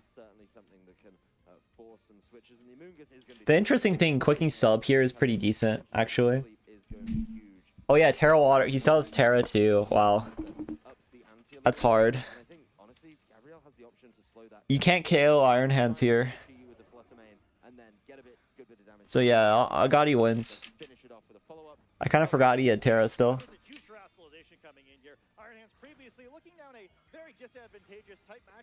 And now it's winning. Very heavily, in fact. I think it'd be a lot better if I was a water type. I think I'd just prefer to be neutral to everything and instead use my own super effective attacks to take advantage of a type chart. Well, Iron Hands takes that really, really well. I don't think the Stomping Tantrum is going to threaten it. Absolutely not. Iron Hands, though, will take advantage of Landorus's type change. Great play. Punishing immediately with that wild Horrible matchup for Alistair, though, and I'm like really surprised how bad it is. I just don't see a world where Fluttermane is able to take enough health off this big... It's not enough tempo. Which is a full health, and at some point is going to put you to sleep. Yeah, I mean, this just looks like a really... Like, you know your matchup's ass when you get the wild charge read on a Gyarados switch in, and you still just can't do anything. It's not enough on the Iron Hands. Like, that's so bad. And Iron Hands is just going to tidy this one up promptly. Put Alistair out of the game at 2-0. Gabriel Agati making a bit of a statement here at Worlds, to be honest. Round 2. Ah, what a boring team. I felt he was just comfortable throughout the whole set, but 2-0 on the day, picking up where he left off at some previous events, I think. Oh, absolutely. Yeah, for the second round in a row, I feel like we're seeing a player who I think we all expected to be in contention for the World Championships crown and show why we all believed they were so powerful. Just an excellent game there. Played so strong, really dominated a match against another one of the top players in the world. Gabriel's going to be a player to watch. Just excellently played match. Even when it seemed like he was kind of falling behind there a little bit, able to avoid giving up that tailwind and then take control of the game. I think in both games, there were some really key turns where it was just, okay, we were at a bit of a standstill, we were in a lull, we were taking a moment, taking a beat, and then Gabriel just found that moment and found that way to pivot situations. There was definitely a couple of turns where I was like, okay, the prediction is wrong from Alistair. I like his change-up in game number 2, but not able to really, get that damage down as much as he liked. We're going to go all the way back to game 1, just remind ourselves what happened though. There was some really good trading early on, but as we pointed out, Spore goes quicker, and that was a big thing in game number 1. Even though Alistair tried to play the slow game, get the substitute set up, just wasn't able to man. And once that substitute went down, he got put to sleep. He got taken out by the Iron Hands. The big thing here in game number 2 is we had this adaptation to the Tornadus. Then it was going to be the Amoonguss. Yeah, it wasn't able to get sporing on turn number 1, but it still felt very valuable. He did manage to catch his Gyarados on the switch in. You felt the momentum was going back his way, but he just wasn't able to do enough against this Chi-Yu, and I think that turn where he taunts instead of Tailwinds was absolutely massive for me, because that switch was great by Gabriel. You can see, once again, this terrestrialization to the water type on the Iron Hands, dropping those 2 weaknesses as well. Rules, but we find a way, yeah. This got rid of the stupid dumb eating Lu, and it's still... Okay, nothing's changed, actually. It was a great job of setting up that pin where likely to get a whole lot out of that turn either way. Gyarados is the big prize, right? That's the best way that turn could play out. I think at that position, Alistair has a huge lead in that game. However, I think what Gabriel did there is great, and I think that players can kind of maybe learn something from, right? Is like, well, you're in a losing position. You've got to make plays that can get you. That was a lame game, yeah. Just like slowly losing The worst thing is it didn't feel like, even through the reads, it didn't feel like there was much of a chance for Alistair to do anything with how he played. So I was just like, yep, this game's over. Like, I like Alistair, but that was just not a fun set. Is by talking to Gabriel himself, so we're going to throw it on down to the stage, have a chat, see what he's thinking as he stands at 2-0. So much. I would have liked to see him try to win like Chien-Pao or something, and put like stupid aggressive. How are you feeling after that last match? Because there's nothing happening. Yeah, it's a great start to the day. Obviously, 2-0. Yeah, that was not great. The interesting thing that I really wanted to ask you coming into this which again speaks to how bad the matchup is. It was super horrible. Got access to any of the Hisuian Pokemon or any of the other Pokemon that we now have, like Landorus or the Genies or anything like that. What was your thinking behind that for the team and not really integrating any of the new options that we have and kind of sticking with what we saw in Regulation C? To be honest, I saw the Sienna ladder and I thought it was pretty strong. I really wanted to use Chiro for Worlds because I think it's a good call. And yeah, I mean, Guard is just really good. It's the best Intimidate user maybe because of Urshifu, right? So yeah, using both of these and Chiro is hard. So yeah, I saw the Sienna ladder and I just took it. Did some changes. I changed some moves and I don't know the spreads, of course, so I did my own. But yeah, it's really good. So thanks, Jude Lee. You are a great team builder. Yeah. You've put your own kind of spin on it as well, which is really nice to see, and it's obviously working out for you today as well. That core of the Iron Hands, the Amoongus, and the Gyarados. Once again, to farm atmosphere VG's channel points. The most valuable thing in the world, truly. There's so many great things you can do with that I honestly don't even know.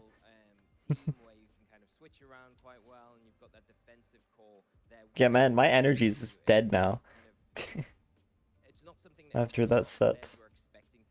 The emotional turmoil of coming to terms with the choices I've made. And the fact that there's more Gyarados, Amoongus, GU players in this world. I only got the team like 2 days ago, so I didn't get much practice with it. You don't need practice with this team, man. It's so boring. I just need to make sure to do the right defensive switches, know my win counts, and yeah, it's a very strong team. So I'm just happy so far. I've been able to play it well. Yeah, it's definitely working out for you, and I think that game 1 was really okay. Went into game 2, and Alistair made the play of the Earthquake and then the Wild Charge and caught the Gyarados on the switch. What were your thoughts at that point in the game? Because it looked like he had a bit of a handle on that and making it more difficult for you to kind of close that second game out. Yeah, so on game 2, he Wild Charged my Amoongus, right? Trying to predict the switch because it has Taunt. And if I actually switch, it would be really bad. But in next turn, where he goes for Wild Charge into Iron Hands, I know that even if he uses Wild Charge into the Gyarados switch, it's fine, because Shiva comes for free.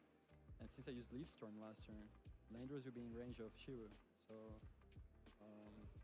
yeah. Oh, hey Bear. Make sure I switch the Pokemon the right time. Hello.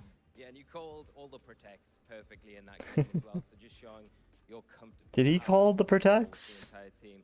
I'm not going to keep you for much longer because I know you've got to get prepared, get kind of your thoughts together for the next round in this big important tournament. So before we leave, I just say congratulations once again. But is there anyone at home or in the venue that you'd like to give a shout out to before we let you go?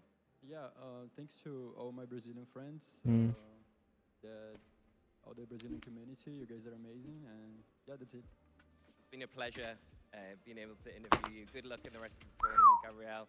I'm hoping we'll see. I just hope this doesn't go much farther.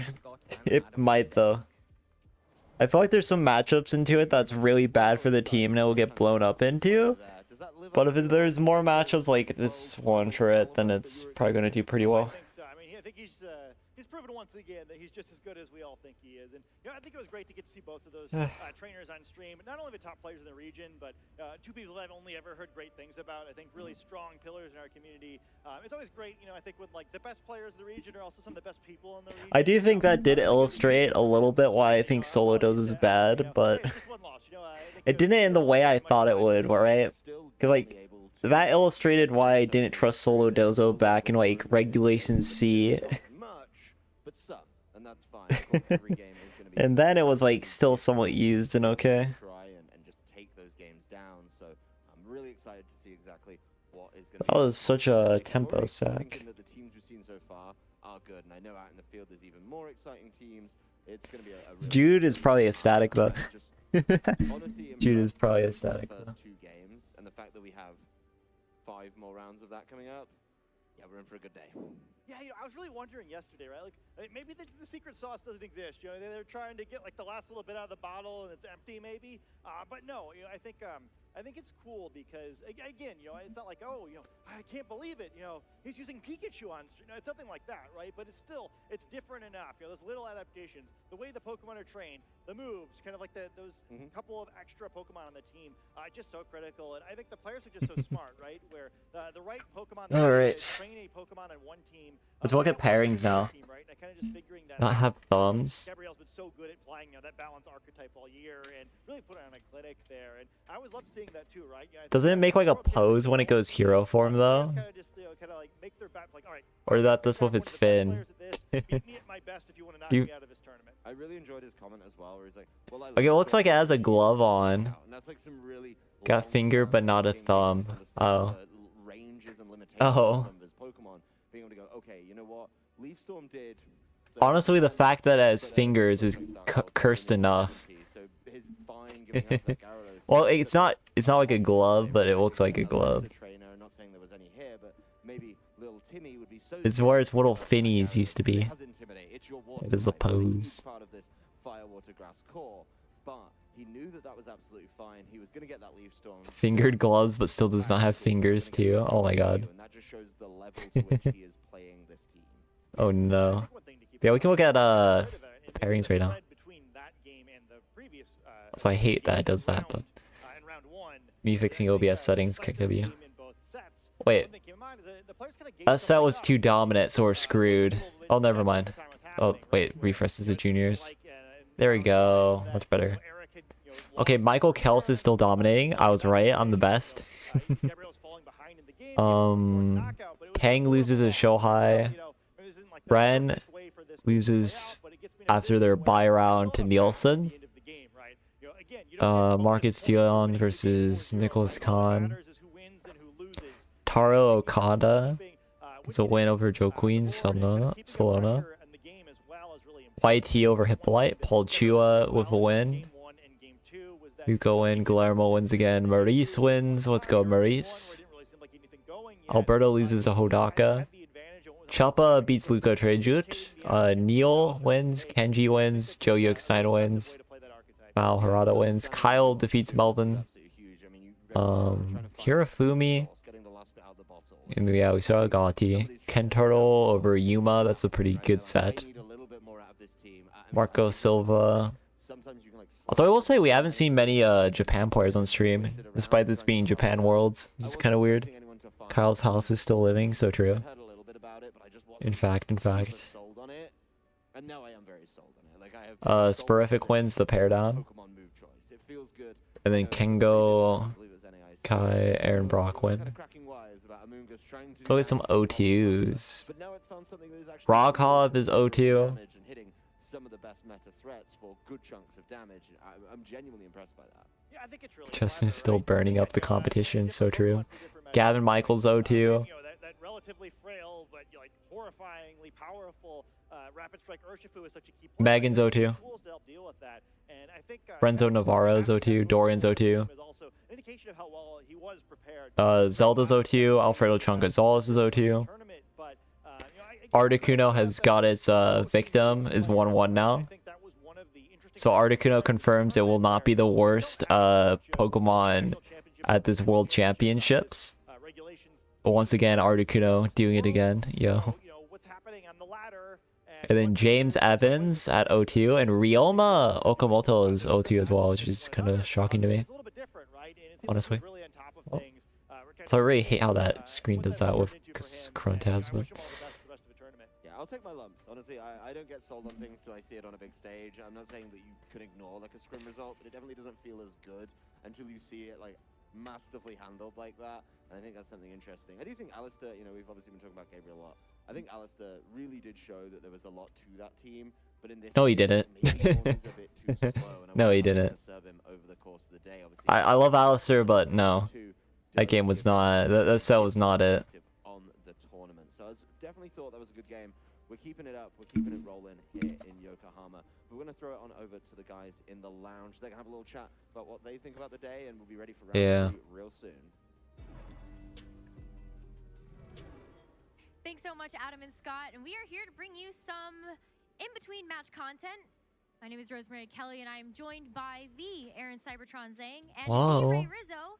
And we're going to play Guess That Pokedex. Right? Oh. Are either of you prepared for this? I got this. I'm prepared to expose how bad Ray and I are at this. So let's see who's Embarrassing. worse. Aaron, don't speak for me because I know you got the best of me yesterday. I'm coming for my revenge right now. Okay, let's see it. Let's see it. Yeah, Aaron, you were able to beat Ray Rizzo on the caster battle that we had, but we're gonna make this into like a best of 3. Best right? of Like, you win 3? the caster battle, but Ray, Okay. I think you could come back here with the Pokedex entries. Okay. I think so too. Thanks for believing in me. Got your back. Well, let's go ahead and okay. start with Let's the go. very first Pokedex entry, which is Its flame sack is so small, so energy is always leaking out. This energy. is released from the dent atop its head and flickers to and fro. Flame What are you sack? thinking? First, Wait, Coco. I've got a guess. I've got a guess as well.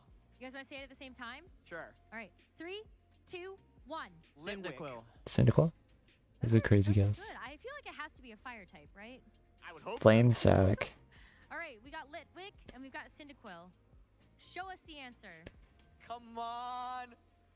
I was right. It was Fuecoco. You're Let's both go. wrong. Okay. Well, I was It's a little on its head. You did. I feel like that's a half a point.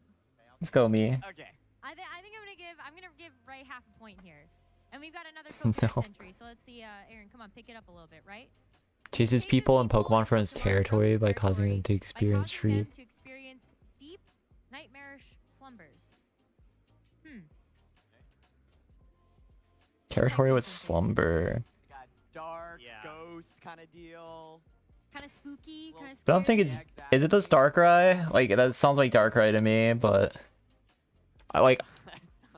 I mean, I'm just gonna guess Darkrai. It might not be because like I feel like they would do a Pokemon that's like competitively good in something, and Darkrai isn't. Giving nightmares. Yeah, but I'm thinking this feels kind of like a ghost type, so I'm gonna go with Haunter.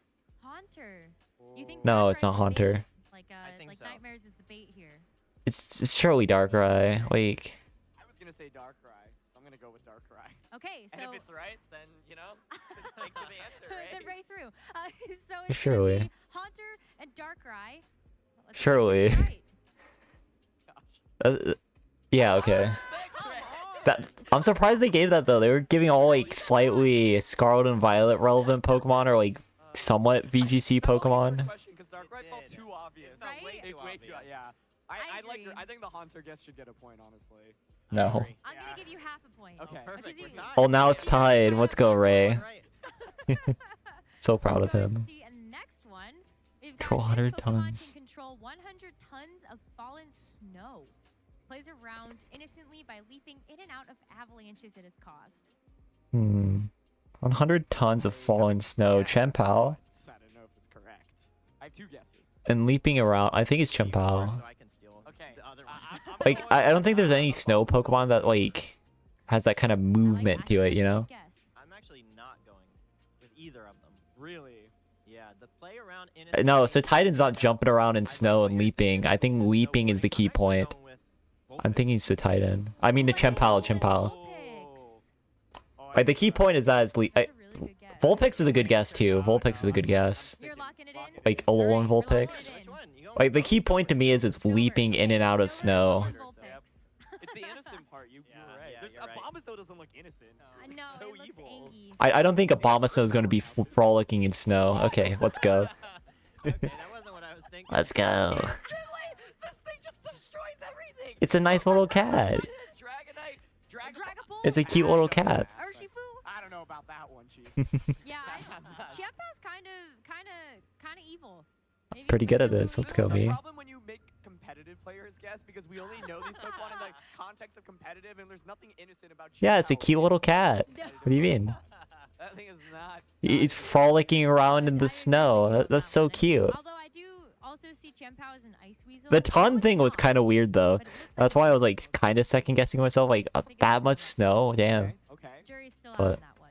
Okay, well, it's innocent. I mean, It's literally a cat, so it's fine. Learn something. Yeah, Chimpau's innocent. I guess it's supposed to be. It always vacantly Jury's lost in still out thought, on but that no one one, knows but what it's It thinking is about. always vacantly lost in thought, Slowpoke. but no one knows what it is I'm thinking insulted that about. they made this a question. Good at This is more important than pairings. This is a softball. Okay.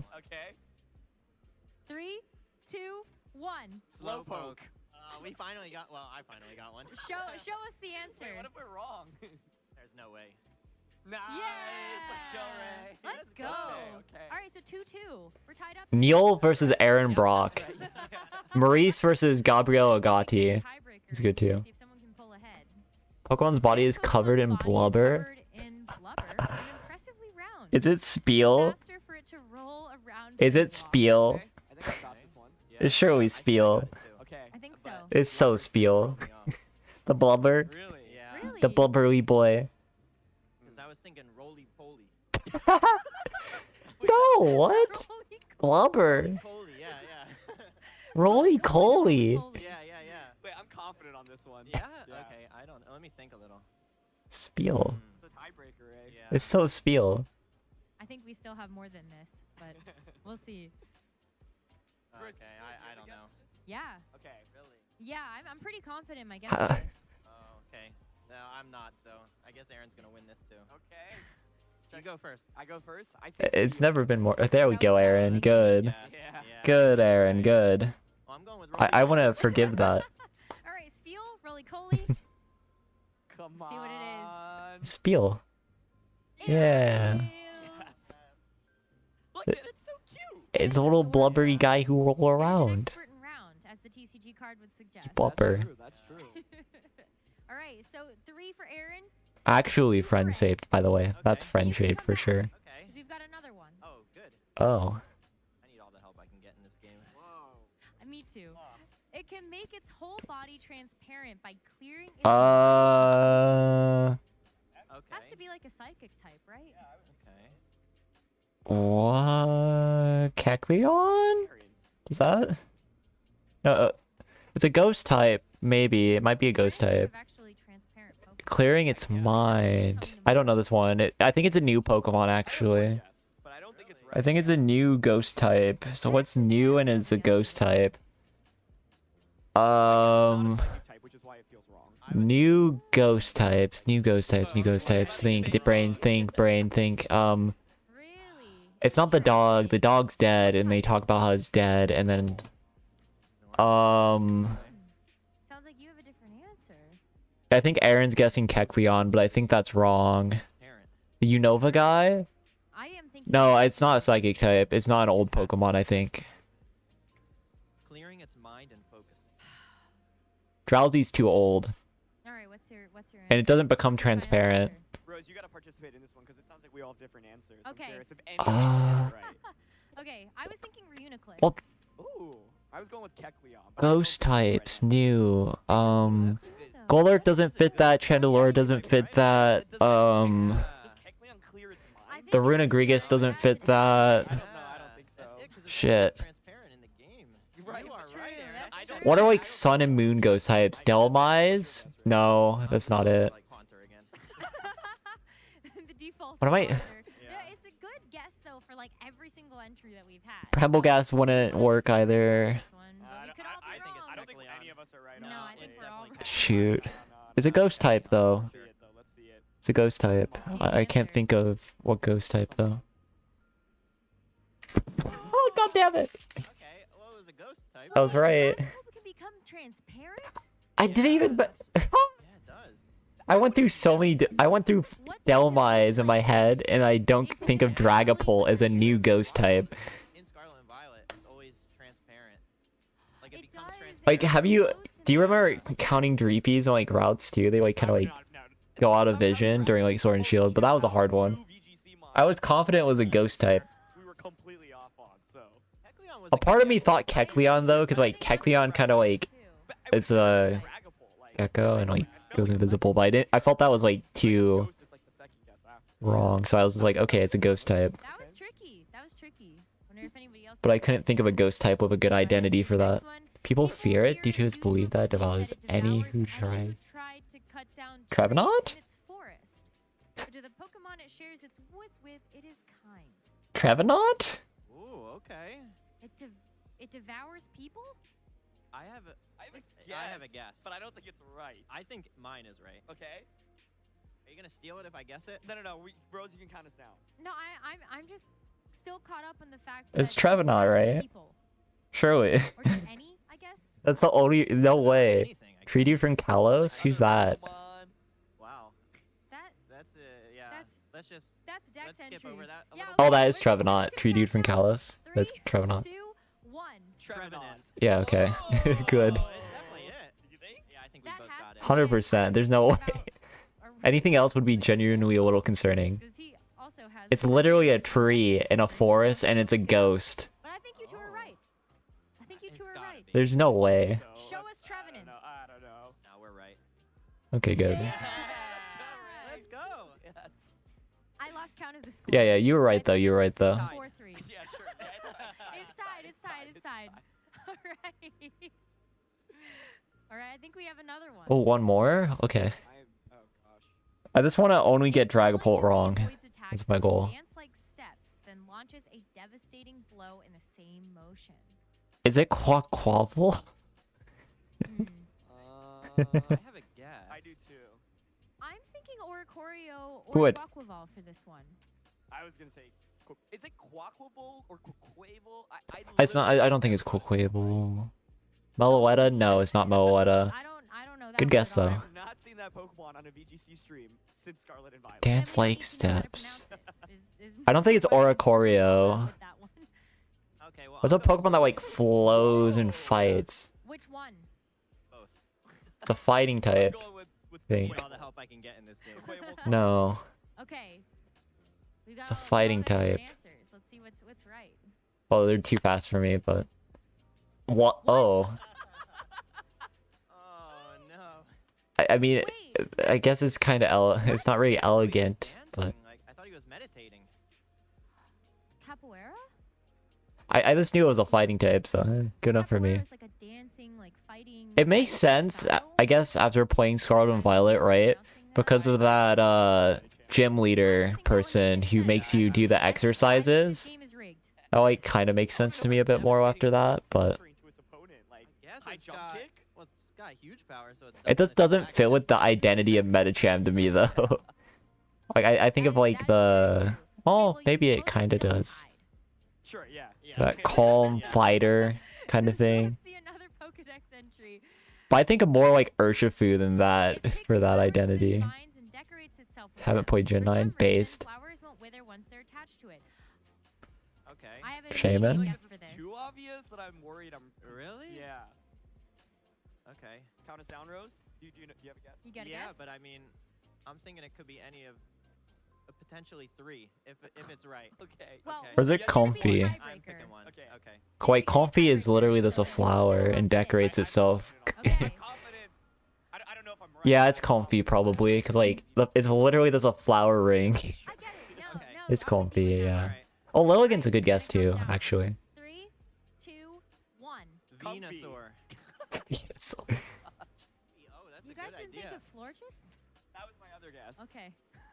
Comfy's good. Venusaur I is like good. comfy. Oh yeah, Florges is But that vine? old Is Vine. comfy a vine? I don't Is know. it a vine? Yeah, it's like a flower ring.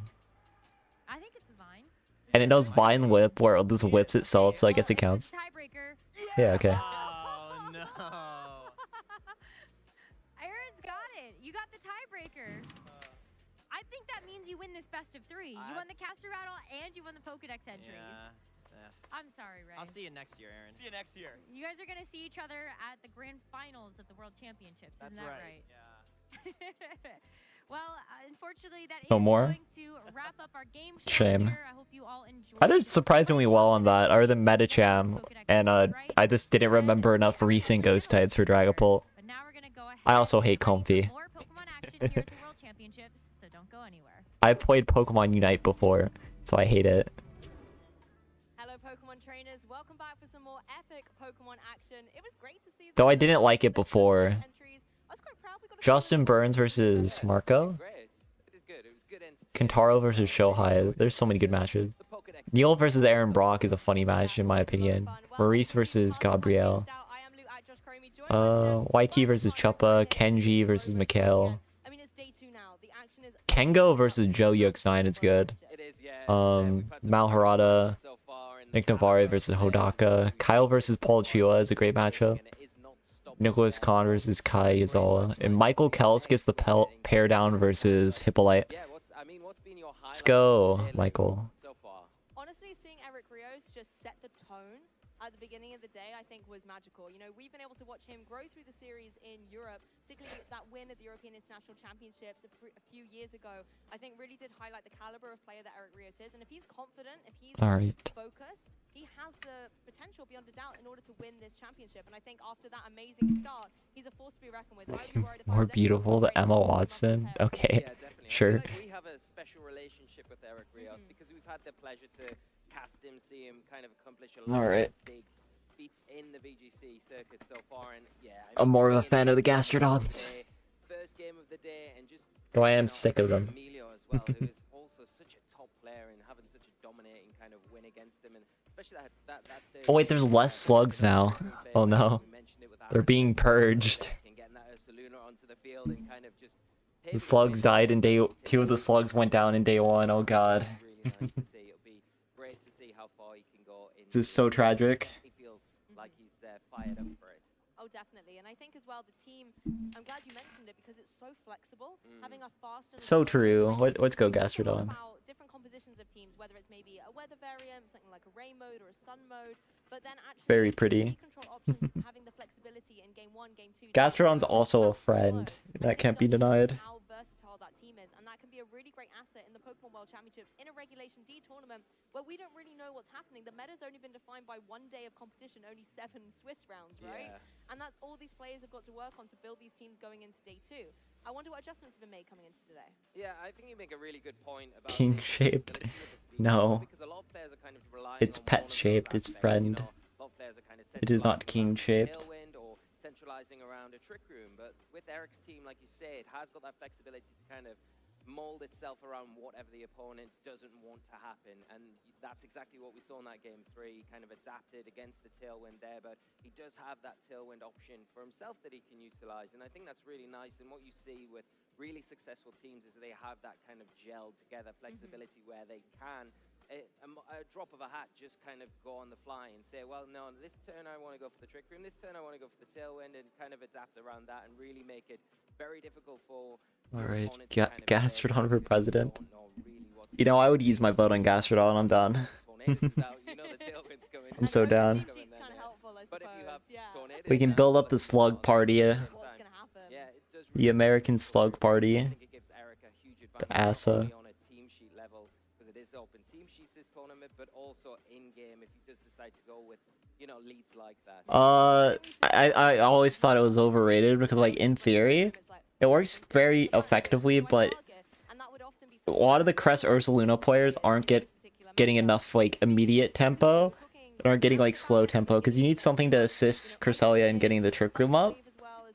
And since they're not really doing that efficiently, then it's, like, kind of hard to get. And if you don't get the trick room up, then it's a lot worse. And then, like, Urshifu can hit through the Ursaluna Protect and KO it like that. Like, it's a little volatile in that sense. Gastrodon best, you mean? I think Thunderous as well with that Thunder Wave is going to be a big player in this tournament. I hope to see more players with it because I think that Thank you. Utilize that move to quite devastating effect with that kind of 25% chance to stop your opponent. I like the blue one best though, if I'm being honest. I'm a blue Gastro fan. It's more flattering. You know, some ability to remove that, but most of the time it's going to be there for the rest of the game. Exactly, and speed control being such a critical. Nice! Cresselia is pretty good too. Shiny Crest is a great get. The ugly one. That's Bruxious. It's a completely different Pokemon. Don't know why you brought it up. But he is still the Gastrodon pioneer nonetheless. You have this amazing Gastrodon you can see here on your screen. You could receive your very own version of Eduardo Cunha's Gastrodon here, the East Sea variant, the best sea variant. The best sea variant. Yes, use the code 20. Pink is the cute one? Huh. Weird. The O is a 0 in the code on your copy of Scarlet and Violet. You'll be able to pick up this lovely, lovely gift. Weird. Pink isn't ugly, but like, I know you've already got your it's okay. It's not great. no less. Pink is objectively weaker than blue. Around the venue, the amount of players who've come up to me and kind of said, look at my Switch, I've got my Gastrodon, and I just It's love just Gastrodon. throw the Gastrodon to be in the head. It's amazing.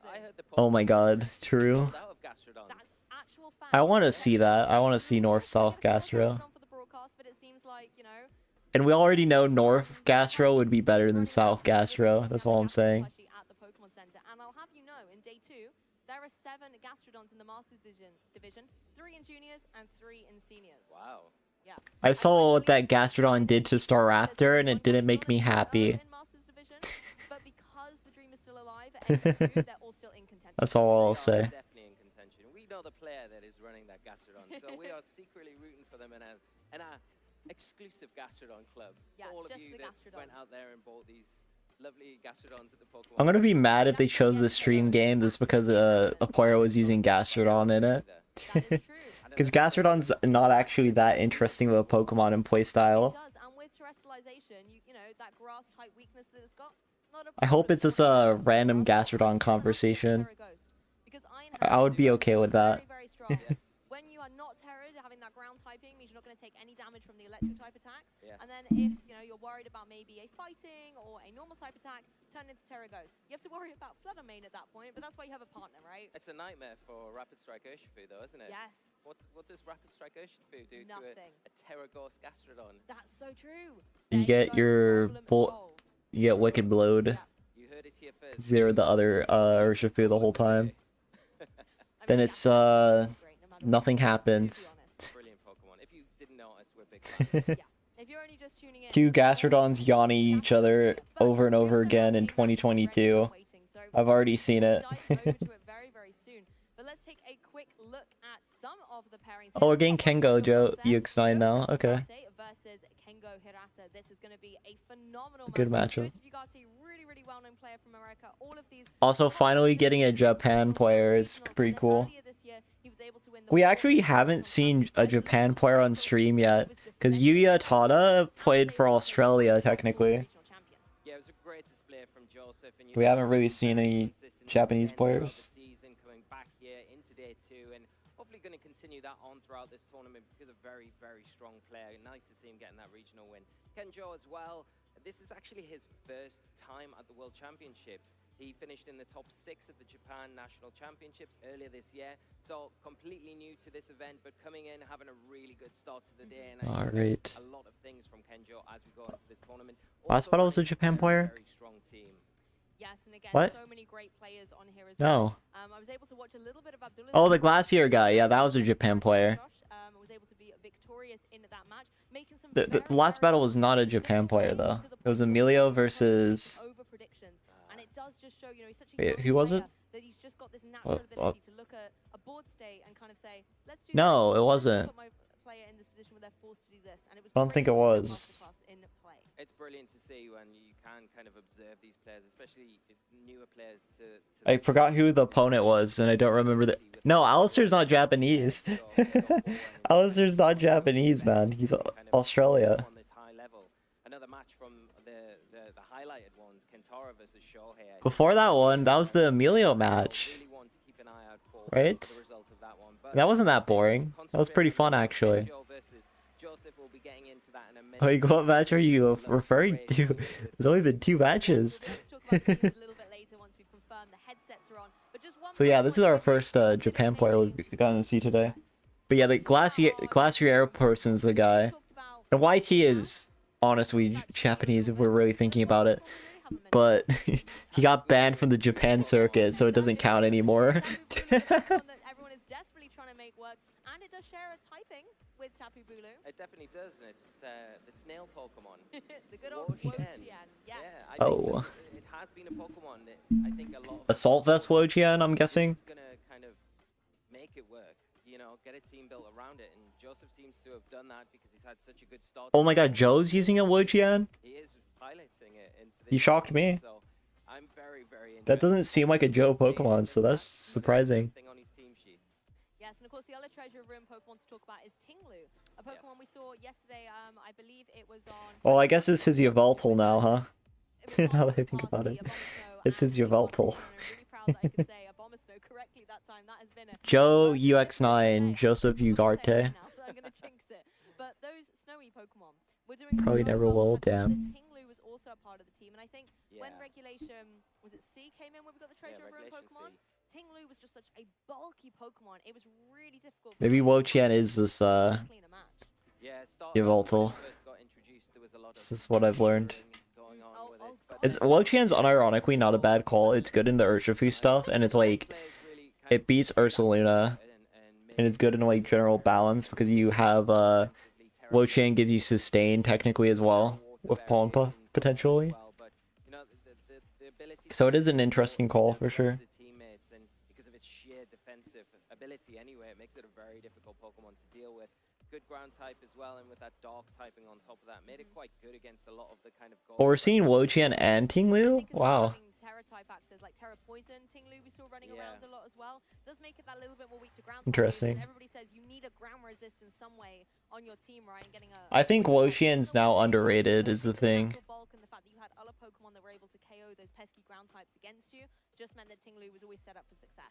Yeah, I mean, at the time, you think, like, Wo-Chien sucked in early Regulation C, though. and Tinglu, when it was introduced, kind of is the perfect Pokemon to come in against that because it can soak up all of the big attacks coming out from Goldingo pretty well and then threaten back with those big stomping tantrums and even dog-type attacks to a certain extent. So it's a very, very good Pokemon and nice to see integrated into Regulation D. We did get to see Actually, I guess that was a team, though. Wo-Chien, Tinglu, Glamora, Gyarados. Which was bad, but... Yes, Reg C can win a Reg D tour. GU as well, which we have featured already today. So, yeah, nice to see these lesser picked Pokemon kind of coming up and making an appearance in the World Championships as well. Yeah, only Kyle, and then Japan did some stuff with Wo-Chien too. Those are the main things. Kengo and Joseph are ready and waiting for Swiss round 3 here in This is one I really wish they would tell us the sets for. 23 in Yokohama, Japan. Yeah, getting ready to get into this match here, and we will get into the teams, Lou. I'll go through Kenjo's team. We've got Joseph actually on the screen, so it's probably better if we start with Joseph's team there, with the Wo-Chien, Heatran, the Urshifu Rapid Strike, Thunderous Incarnate, Landorus Therian, and Fluttermane. That's really good. That's clever, yeah. I like that team. Like, the reason it's so good is like Thunderous can like Eerie Impulse, and you have like a lot of defensive utility. And there's this old concept back in Sword and Shield where you would run like Thunderous plus Urshifu Rapid Strike in a no Dynamax meta, because like Thunderous can Thunder Wave, you have the Urshifu with Rapid Strikes to break things with Surging Strikes. And having that extra utility with like Wo-Chien defensively is actually pretty good, because Amoonguss sometimes with this kind of concept can actually be negligible to you. The reason that is because like you want to spam T-Wave with Thunderous, which is kind of antithetical to like what an Amoonguss wants to commit. So Wo-Chien is a good choice in that sense. And also in this matchup, like Foul Play on Dragonite's pretty useful. Giga Drain, like all the offensive moves Wo-Chien has is like okay. Very clever team by Joe. I'm impressed.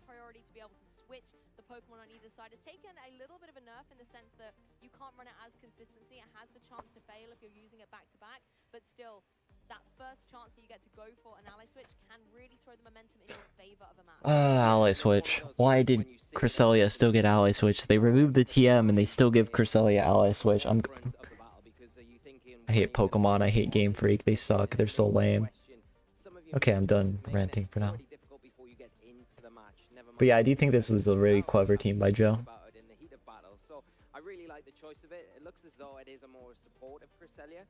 Running the Moonblast obviously is its offensive option, but with that ally switch, it's got Lunar Blessing as well to support the rest of its partnering Pokemon, being able to heal itself and its partners, and also that Trick Room as well. It can really support on a speed control side of things some of the slower options that Kenjo has got access to, namely the Rillaboom, the Heatran are really going to enjoy that Trick Room environment, whereas things on Joseph's side of the field... No, but it's good banners. Something that probably will thrive under a Trick Room environment, especially with the set that he's running. Particularly with that Firewater Grass Court. Like in Asian countries in general, wearing a mask isn't uncommon even before COVID. But no, it's not mandatory. And now it's like even more encouraged because of COVID. Joe usually wears a mask. What? He always has that same black mask. It's iconic at this point, honestly. Yeah, and interestingly enough as well, both players opting to run Heatran as well. A Pokemon that was talked a lot about yesterday about how it's a very good typing, it's very strong into this format. I guess not always. When he played me, he didn't have it. But the hoodie Joe is going on. He's a nice little Logian player today. So the hoodie is not fitting. Which Heatran has the speed advantage in particular, and which one, if at all, can terrestrialize. If Kenjo can terrestrialize his, then it comes a little bit. Cinderella boom, yeah. Well, you're gonna see more. You will see more. So I hope you can regain your brain cells soon. You're still going to be susceptible to potential earth powers that could come out. Whereas if you're on Kenjo's side and you go for that Terra Grass and your Heatran, you're not going to worry about any earth powers coming out, and especially anything like any fire type attacks with that nice flash fire ability. Very, very true. Another Pokemon I want to talk about is a kind of throwback to the very beginning of this tournament, not this tournament, of this season, is the Dragonite that Kengo's running. It's that classic normal Terra type with a Choice Band and Extreme Speed. Running that multi-scale ability as well to give it the... That's the worst that it could be in this though, because Wo-Chan is very good into Choice Band multi-scale E-Speed. And Joe also has like a Landorus too, so that Dragonite is pretty negligible right now. And there's no real way for Dragonite to get boosted because there's no Chien-Pao. So Joe, this has an extremely positive matchup into it. Would support him against the big physical threat of that Dragonite is the ability Tablets of Ruin on that Wo-Shen. So it will kind of mitigate the damage slightly from the Dragonite, but like you say, if it does terrestrialize, go for that normal Terra typing, having the Choice Band, it is going to hit still pretty hard. So that's something that Joseph really does need to take into consideration going into this match, especially because the Dragonite does have that multi-scale ability, which will be able to soak up attacks a lot better at full HP. Yes, and the Multi-scale is such a bad ability in this matchup though, for like inner focus. Good lead by Kengo though. This is a good lead.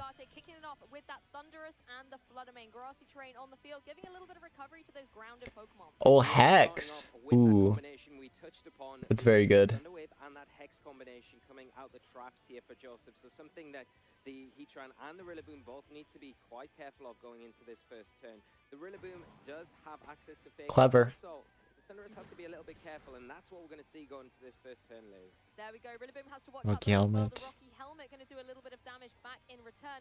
As Floodmane follows up with the Hex, we can only assume that Thunder Wave was possibly the move coming out from that Thunderous. Heatran able to take a Ooh! Storm. So this is going to do a chunk of Wait, that's so good. That is so good. Magma Storm causes a lot of problems here. And because of this is AV Rillaboom, it will not die to the Fluttermane here. And then you're getting Magma Storm chip on Thunderous like every turn. So you're able to protect here with Heatran and go for a Woodhammer on Fluttermane and get a KO. And Joe, knowing this, is probably going to go for a double up into Rillaboom. But even that, T-Wave Hex is not going to KO Rilla, and this is going to be a double trade. This is 2 knockouts that Kenga is forcing right now off of this Rilla Heatran lead. What a play. Yeah, we see the protect. But even with this double up, there's no T-Wave para. This is a double KO. Yeah. T-Wave. Let's see. Joe needs the para. Oh, he didn't Woodhammer! That was a bit of a choke by Kengo. That was a big choke. Definitely helping, but great call there from Joseph, not falling for the trap. That was not a great play. That should have just been a confirmed KO. Use out of that turn when the Heatran protected. Urshifu now hitting the field, that single strike. Urshifu gonna put on a little... That really should have just been a confirmed KO by Kengo there. I'm not happy with that play call. Like, Woodhammer KOs Flutter, you get 2 KOs there. And if Flutter switches, then there's like no damage on your Rillaboom, and you can U-turn your Rilla out later, right? So that was a very negligible play, and you know Thunderous can't switch, so you're very safe to just make that play. And instead, you just get U-turn out, and this is not actually that bad of a position for Joe because of that very, very massive mistake from Kengo's part. Going to affect it too much. And the interesting thing that you would say from Kenjo's side of the field is it does have access to terrestrialization, and the one thing that you would maybe say Yeah, he trying to ask the Terra here. This is still fine for Kengo though, but I'm still this upset because that was such a misplay. Wo-Chan comes in. Terra Heatran now is very good. It's of course going to appreciate the grassy terrain the opposing Rillaboom boom set up previously. Switches though. Lots of ball position changing up here. Kengo wanting to make sure that the Heatran is preserved a little bit for later. Doesn't want to have to worry. I mean, I assume they're hammer. Basically, all of them run hammer. He has U-turn. Like, I would be more willing to believe he's fake out wood hammer, U-turn, and drum beating than I would believe he's not wood hammer, you know? Yeah, it's a nice option, the Stomping Tantrum as well, coming into this. If he is, that would more so explain the U-turn, but even then, I still think you drum beating, because drum beating would put the Flutter Mane in Sucker Punch range, right? So I still think that's like a negligible output from Kengo's side when he could have just wood hammered and or drum beating and did a lot of damage. Still a good position though, because like you get a KO on this Lando. And he oh, no KO. Big no KO there. And you can U-turn Lando, I guess, here. Unfortunately, Wo-Chan's slower, but it's still like a solid position. Yeah, Heatran's back in. Snarl. Wow. I think you U-turn and Snarl, I guess, since you have it. But it's still not like a great position. Reads the ally switch, but this is going to be a Terra, most likely. On the Heatran.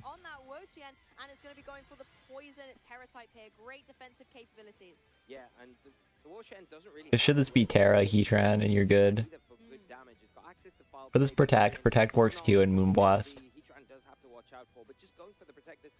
As that Wo-Chen does go for the Terrestrialization, and we are going to see another Stomping Tantrum into that Cresselia, but the Moonblast coming out, I'm going to be able to finally pick up the knockout. Magma Storm was so good. Magma Storm was absurdly good in that early game. I think you make a great observation that there's not a lot that Wo-Chen can really do to that opposing Heatran. Like it turns Heatran Rilla into like such a positive bring into anything Joe can do. Like, I originally thought that matchup was, like, pretty good for Joe, but, like, bulky Heatran with Magma Storm is completely game-changing. The one thing you've got to watch out for if you are Kenjo is that Snarl, because it will slow your offensive capabilities down. And it's fine to get Snarled, too, because you get Magma Storm and you get Chip. Yes, it does go away, but you can Protect on the first turn, so it's still fine. I wonder if it's Iron Defense. Probably not, but like that is a set that I think of when I see Magma Storm. Yo, get the Terra Fairy. Kengo's just in such a positive position, so he's just throwing it out. A good crit. Flash Cannon. Okay, it's not body press stuff. Good. Crit on Flash Cannon though. So it's Flash Cannon, Magma Storm, Protect so far. Flash Cannon is not the most common on Heatran anymore, but you can't trap Ghost type, so like having it to hit Flutter kind of makes sense. See the Trick Room. Cresselia is faster than Wo-Chen though, so this is like not too big of a deal, but it's an overset regardless. That Magma Storm reveal is, yet again, this is so good. It was so good.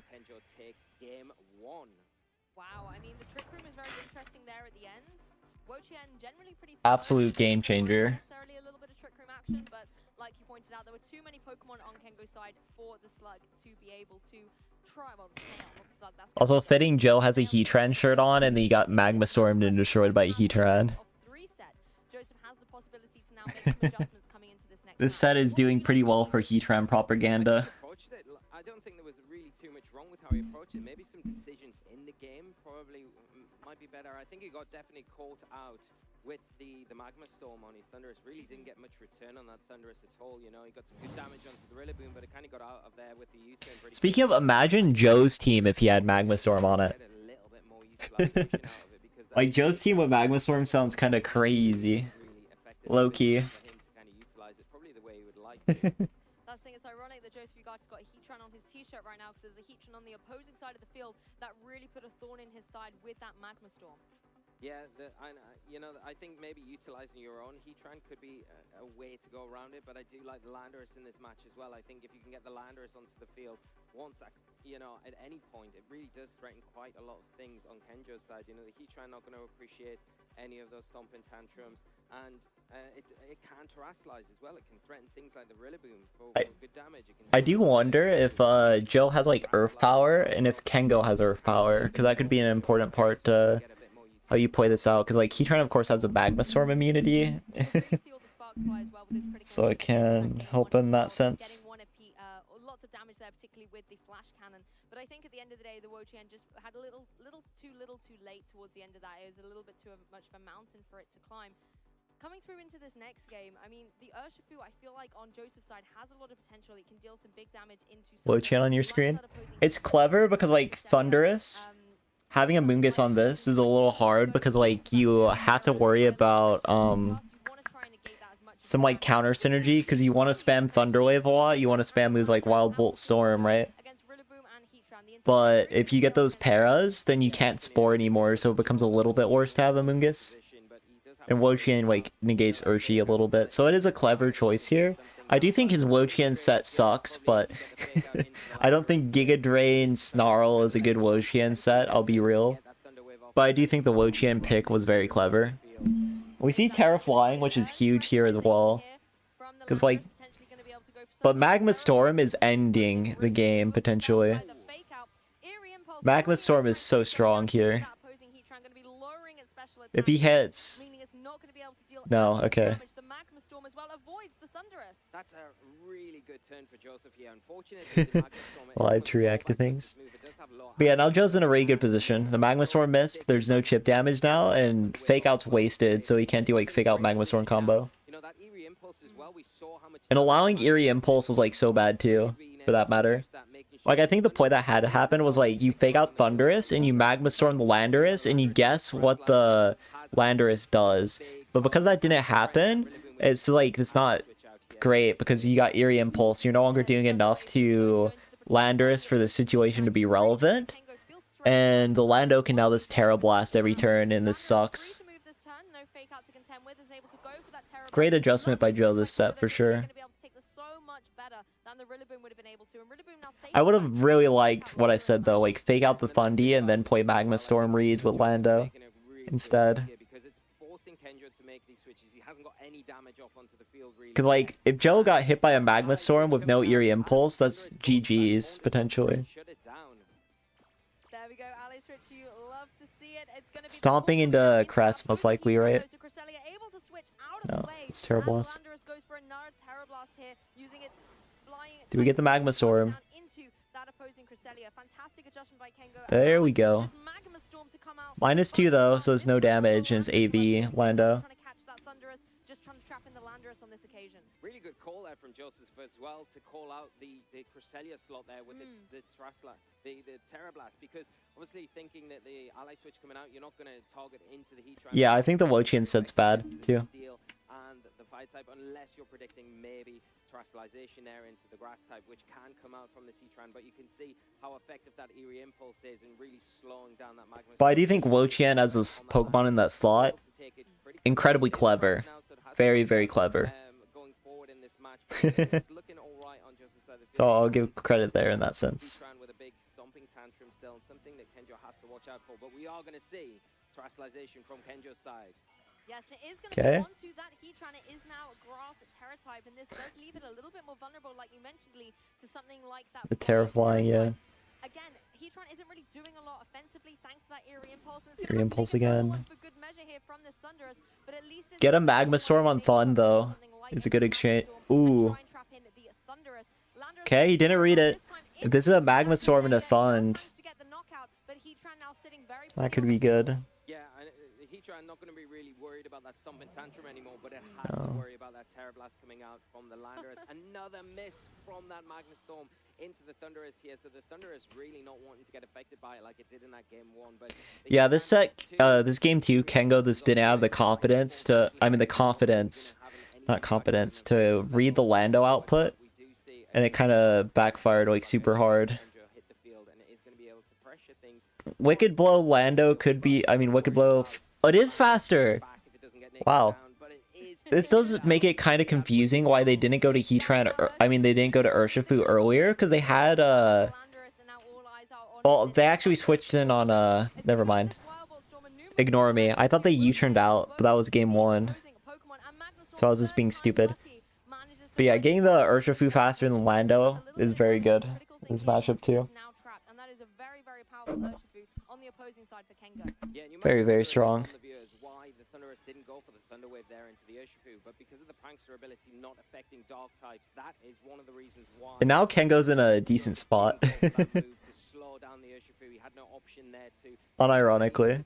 So the Wicked Blow coming out and cleaning up the Landorus, taking it down before it is any more of a threat to that Heatran. Like, there's no Terra anymore for Joe. It's very hard. Like, you can just spam Magma Storm a little bit. You have Flash Cannon. Rillaboom takes most of these hits pretty well. Are you sure you're -4 and that's a little annoying, right? But it's still enough that's like kind of okay. So you're going to be able to get a nice KO cleanly onto it. Kengo's in a bit of a difficult situation for it. Maybe wants to go for a detect, try and find a way good switch.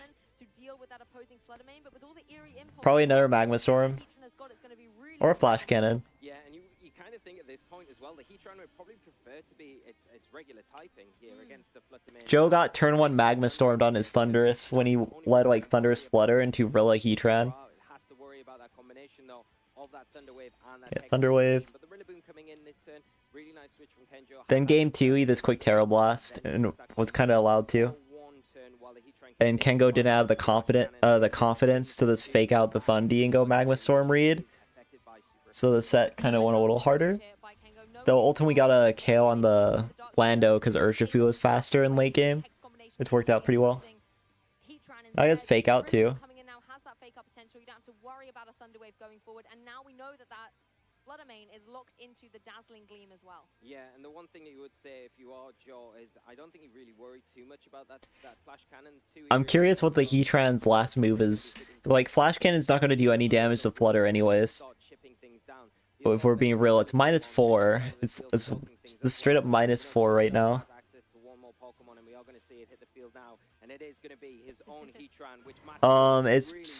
It lowers attack when it's on the field. No fake out. Is this a U-turn? Or a Wood Hammer into Flutter? Ooh, the Earth Power read. But it does nothing because -4 on E Wood Hammer too. That's Earth Power range technically, but Grassy Terrain Recovery is going to save it.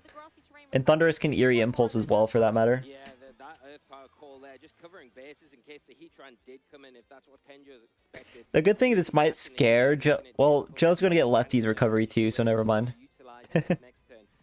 Rillaboom is paralyzed though, so it is going to be affected by a big fire type attack.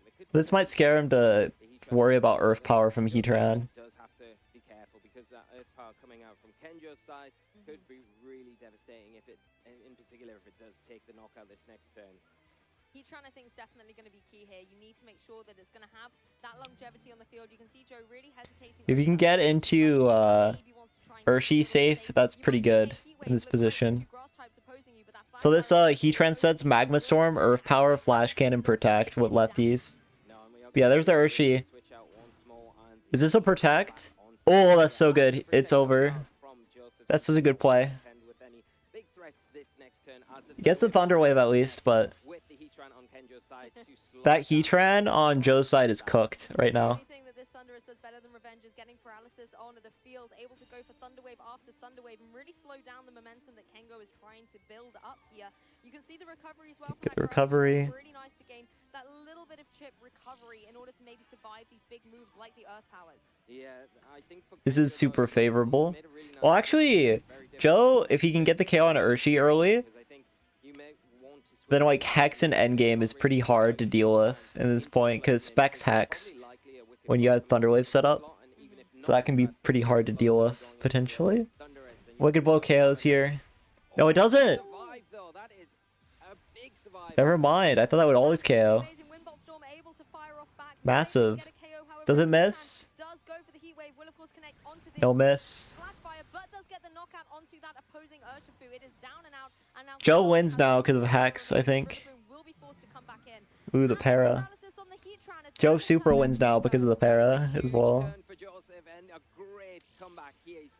Starting to build this momentum now, getting the knockout onto that Urshifu, huge here. You see the lefties as well. The survival there, this Heatran able to take that wicked blow, huge turn for Joel, so he's able to. Wow. This is obviously a real bonus for him not to have to deal with an Earth Power, even though probably at this range of -4 he would be able to. I don't. I would never use Flame Body Heatran ever.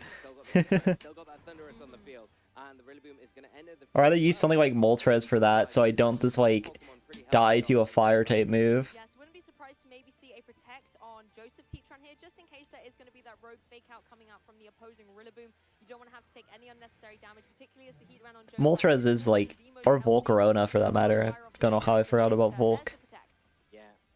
This could be okay if you KO the Thund.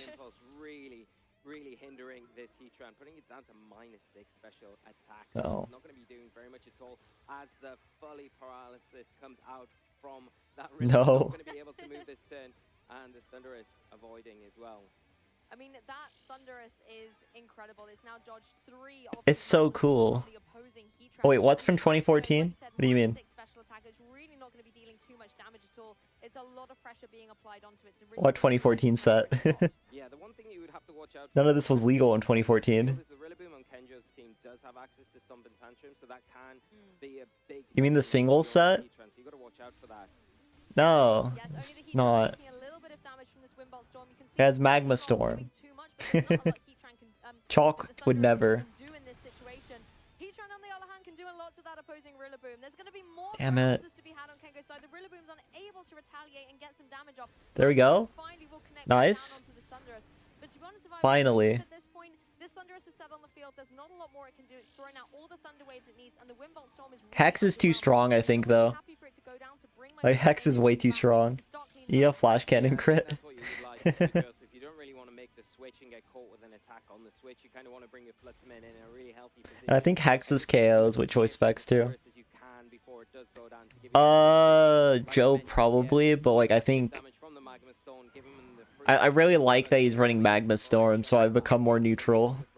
Because that's very funny to me. these Pokemon. The Rillaboom now taking a lot of damage from that Heat Wave, putting it in range for this Fluttermane. Oh, he's allowing the crit. You know, even it doesn't. Crit's the way you win. Enough, but we are gonna just see that Hex combination, double damage, picking up the KO onto the Rillaboom. Do we see the crit? Heatran in a position now where it is not really going to be threatening after all of those eerie impulses. Joseph managed this game perfectly, going for a substitute as well, as it is the faster of the two because of the paralysis.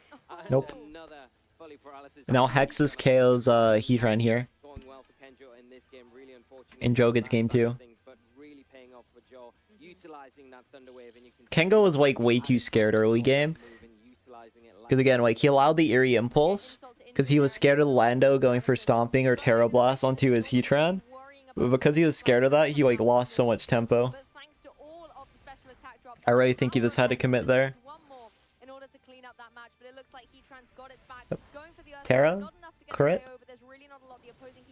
Is there a crit? It's the only win con. Nope, and it's game.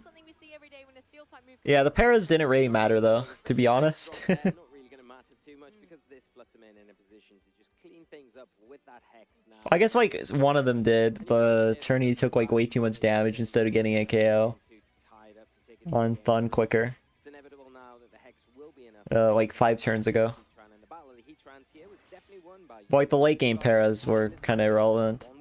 You can see how much more comfortable he was piloting that team as well in game 2. The synergy that he wanted to get off was activated. He was able to drive a lot of offensive pressure with Pokemon like and as well, you know, the Fluttermane keeping that nice. That was a great lead by Joe for sure. Coming in a position where it wasn't feeling threatened by that Heatran, I think was a really critical. I think Kengo's lead still works, but he has to be willing to click like aggro buttons. Do you think Wochian is going to come back onto Joseph's 4 that he's going to bring? I don't know. I think that Joel led so perfectly. Won Worlds 2016. From the beginning with that Landorus coming out to support the Thunderous there.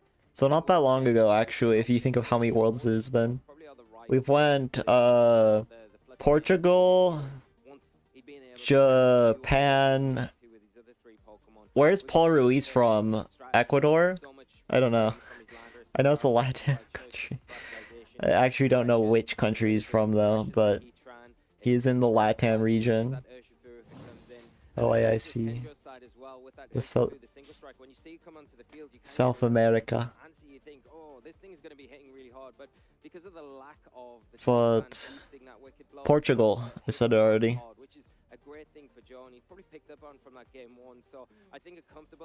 And then 2017 was Japan again.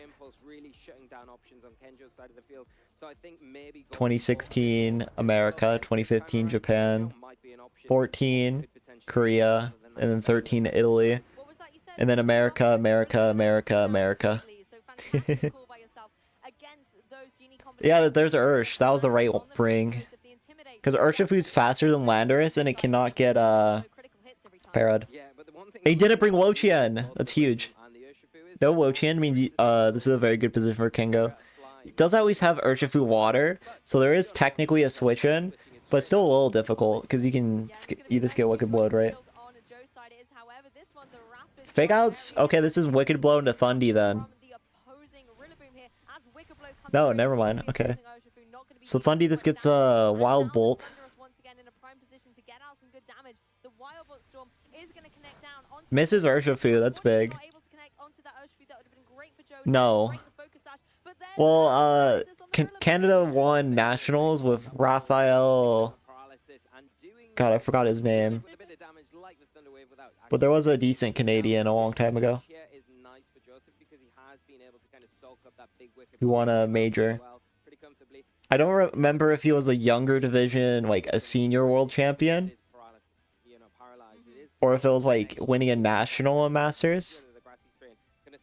Neil hasn't had a major win yet. Though it is impressive how much he's improved in results, though. But he hasn't had that, like, marquee major win. Well, I think Neil top cut one regional. I'm pretty sure. Right? Dragonite doesn't avoid. Does Rello get parried, though? This is very important. Rello gets the attack off, is very good. Yep. He's on the way to win Worlds. You're underestimating Worlds. At that point. But yeah, he did have a great start so far. He did have a great start so far. The nice thing that he did get though was breaking that multi-scale on the Dragonite whilst chipping down the Rillaboom, putting it in. Flutter is perfect here. Is this a double KO? Either sack. Oh no. Is this Cress? I'm just showing up. I'll come back later. I don't like that play though. I think sacking Dragonite was better because you're just taking unnecessary damage on Heatran and potentially getting parried too. Like I would have much preferred E-Speed onto Thund in the sack it. Because yeah, Wild Bull is not a good thing to have on Heatran, and yeah, you get parried too. Well, he didn't want to sack Dragonite, simply put, but... Yeah, it's a single target attack rather than a spread attack. It's doing a lot more damage, a bit more impactful. So Heatran really getting caught out there. The Dazzling Gleam picking up the Rillaboom. So well, I wanted him to sack Dragonite. Especially like you say with those resists to that Dazzling Gleam from the and yeah, Joe pretty much wins now, I think. Has now locked itself into Dazzling Gleam, doesn't have access to that Hex, which makes it a little bit He goes Dragonite again.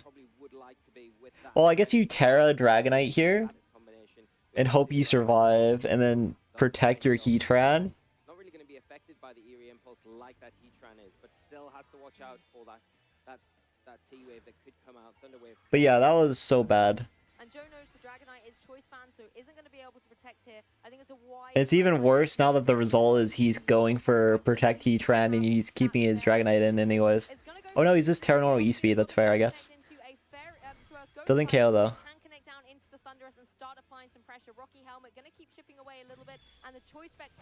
Yeah, that's what I mean. The end result, he just sacked... He still sacked Dragonite, but then he sacked Dragonite and gave a free hit on his Heatran that resulted in a para. So it was just a very bad play by Kengo.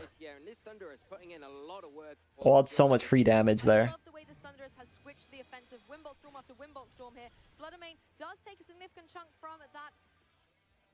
Sucker Punch range at least, but...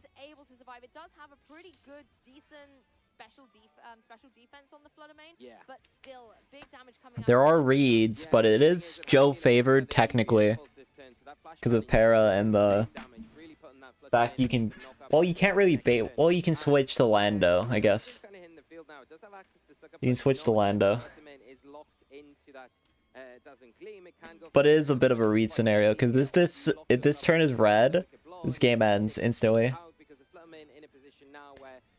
And if this isn't red, then you still probably have a chance because Heatran can just not get para'd and KO Thunderous. Then you're fine. Or hell, this Magma Storm, yeah. Well, there is going to be adjustment. Landorus able to jump in. Of course, the focus slash still intact on that opposing Urshifu. Joseph has to find a way. Wait, has Joe Terra'd? Oh, you read it. It's over.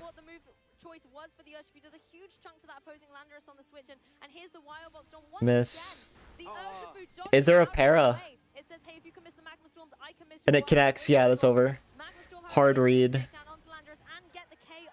Yeah, not a really unfortunate miss with that Wild Bolt Storm onto the Urshifu. Wanted to break that focus sash, and it's not the Pokemon that you want to be missing. It out of the two, you think, let me just hit the Urshifu. Yes, really unfortunate for Joe there, but a great turn from Kenjo calling the switch there, knowing that the Fluttermane was in a really precarious position with what it was locked into with that choice. And now you Sucker Punch Flutter, and it's tough scene.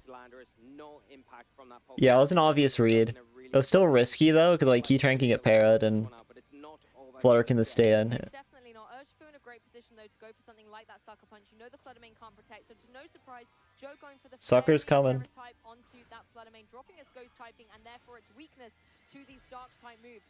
Whether it's going to be enough, though, we'll have to see. Fluttermane does not have very good physical defense, and we know that Urshifu can hit really, really hard as well. So if that is the target choice, and it is the Sucker Punch, it lived. The Terra Fairy coming in clutch, able to go for the Dazzling Gleam. This Wild Bolt KOs now. Right down to its focus sash, a little bit of chip onto the Heatran, but wow, let's go Fluttermane. What a huge survival here on the Fluttermane. Great choice for the Terra, able to get that Dazzling Gleam off, get it down to its sash. Miss. Storm does it here. Adam misses which one? Oh, that's the best miss possible. Oh. Joe still has a chance. He didn't go for Magma Storm. Did not go for Magma. In such a precarious position this next turn because the Sucker Punch is now, although yeah, if it's a miss. Does he miss or not? Sucker. One miss. Is this miss again? Wild Bolt Storm, you can see that Joe is praying that it's going to connect and do enough to the opposing Urshifu. He connects, yeah, it's over. The double knockout, Joseph Ugarte is going to be able to take this in a best of 3 thriller. That is an incredible comeback from Joe, not giving up as well right till the last minute. The Wild Bolt Storm giving him so much trouble through that whole set, missing the Pokemon. That game 3 was really bad. Kengo. Final move locking in, getting connection with both Pokemon and picking. No, Kengo didn't understand the calc there, and Joe didn't understand the calc either. But it was close though, like 3 HP on Flutter. And then all the Wild Bolt misses in endgame, like Joe should have won that so much more handily. Honestly. Yeah, amazing comeback there, and really right down to the wire. I could not Magma believe Storm it can last miss season. is the thing he was worried It's about. just the And I survival guess he there assumed from Flash the Cannon Missing KO'd. Punch was incredible. Which I'll be real, I would have never assumed that because like it's resisted, but Oh, he's done everything right up to this point to kind of get the win there, but then it just another question is why didn't he but then double the target into Flutter, right? you know, out of all the 'Cause that was misses, another he's got technical as mistake. long as his last one. This might be as a player. Nice. How did they do? I mean, you almost lose faith in it at that point. You know, the Urshifu dodged out of How did they do? of those Thunderous attacks, but that last critical one it needed to do. If it had dodged a fourth time, Sucker Punch would have been able to clean up the game in that very next turn. He wasn't doing much to Heatran. Fugate wasn't going to fall a fourth time into that trap. Yeah, backwards and forwards that set. What an exciting game. There was Well, that's the thing. They did go for the KO on Thunderous, though. They did. They just missed the KO with Flash Cannon. For probably a longer period of time than Kendra wanted it to. It was really difficult to remove. Or, oh wait, do you mean they could have like Wicked Blowed Thundy for KO? And they had Sash. You're right. 3-4 and out? So out day one. Where Joseph was about to lose the match, especially when those misses kept coming out and you kind of heart was in your hand. Yeah, you're 100% right, Maddie. You're 100% right. So they made the worst possible play. The play I'm saying works better too, because like, if he just targets Sucker Flash Cannon, and the Flutter dies, then Urshi beats Thundy. So it's still... So it's kind of a scenario where we're both right a bit. He just covered his options in like the worst way. But yeah, you're right, Maddie. Wicked. Actually, no, wait. It's Rocky Helmet Thunderous. That was why he didn't do that. So the play I said where you Sucker Flash Cannon Flutter was better. Because you don't want to have Urshifu die for that trade, I think. Because then single target Dazzle does too much to Heatran. So I think I was still right. Okay. Oh, was this bad to not double target Flutter? Because he just auto-assumed Flutter would not live.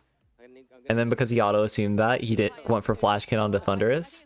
But then the Thunderous lived, so clicking Flash Cannon was also really bad. So it was just not getting the calcs right, I guess. The best way to put it.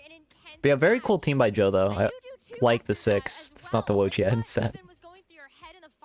Wo-Chien being there is cool, though. Well, yeah, well, if you assume Flash Cannon KOs, then yeah, you don't Magma Storm. You take what you can get, right? And I was definitely very nervous, especially in that last turn when I just needed to connect that last Wild Bolt. And right after Flutter survived, it was an insane game, and my opponent played super well. So.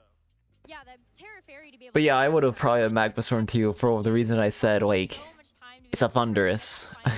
You're using Flash Cannon. I wouldn't have expected it to KO anyways. But I think Flash Cannon Flutter was correct though. Joe does not look like a jock. What? No shot. Joe eats too much Chipotle for that to ever be said. Typically, I think if you're running risky moves on a Pokemon, it has A football play? No, what? What? That's not muscle. Are you saying he's like a lineman or a tight end? Cause like, no. You ever see those guys? Eee. Like, they're big dudes, but they're big dudes, you know? That's a whole different thing.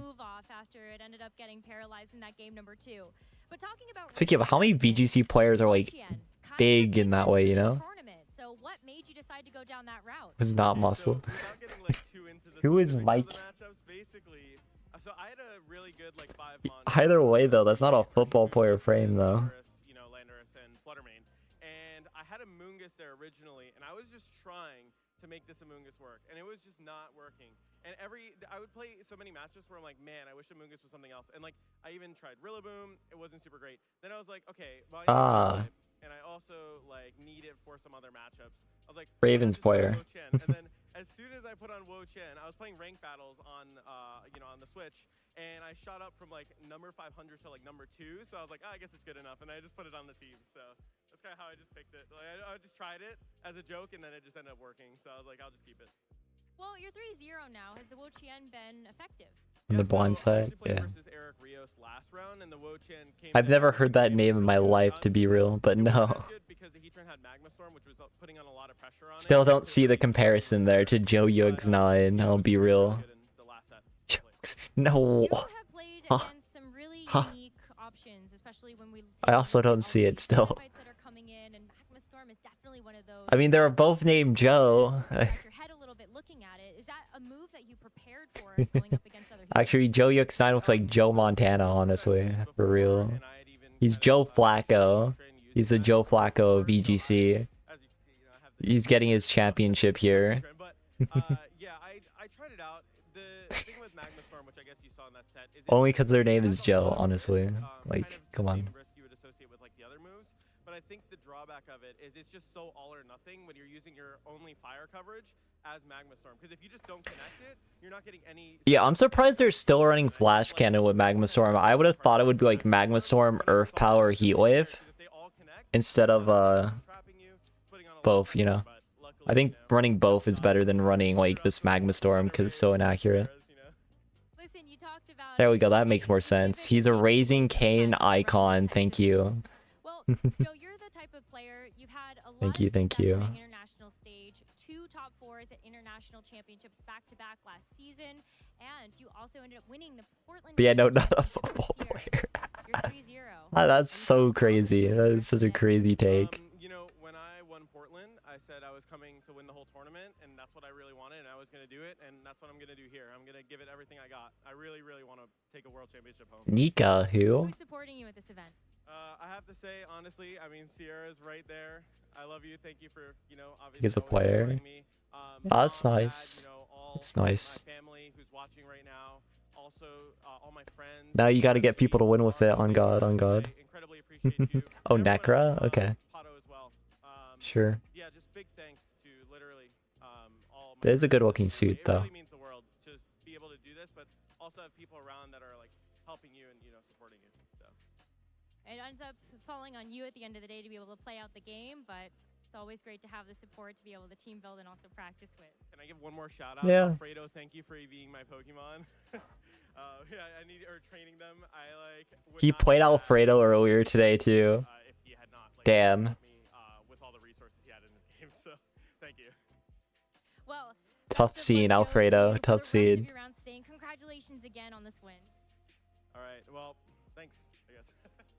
All right, we're going to go ahead and throw it to a break. Thanks, I guess. We're gonna Well. give you a rest after that intense game number 3. So we'll see you all after this.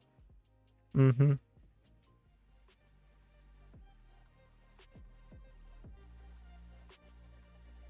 It is very cool, though, yeah.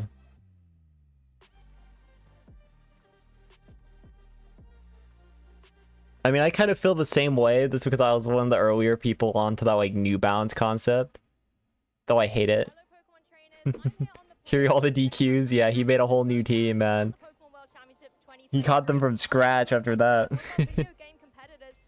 your tournament experience in Japan going? A Gen Mon, oh. Quite the experience for sure. I mean, I've never really travelled out this Oops. before. I usually stick to the EU tournaments and such, and with London being last See. close to home, it wasn't. I've never flew out this far. It's an incredible one. So we can look at pairings. I haven't done that yet. Going so far? Are you still in the competition? I am. Yes. 2 rounds to go. I'm 3-2. So I've got hope and pray I can clutch. He is no longer 3-2. Round 1 in an incredible set against my opponent. We had a game where we lost. It was like a HP war and lost. It was going down to the timer and such.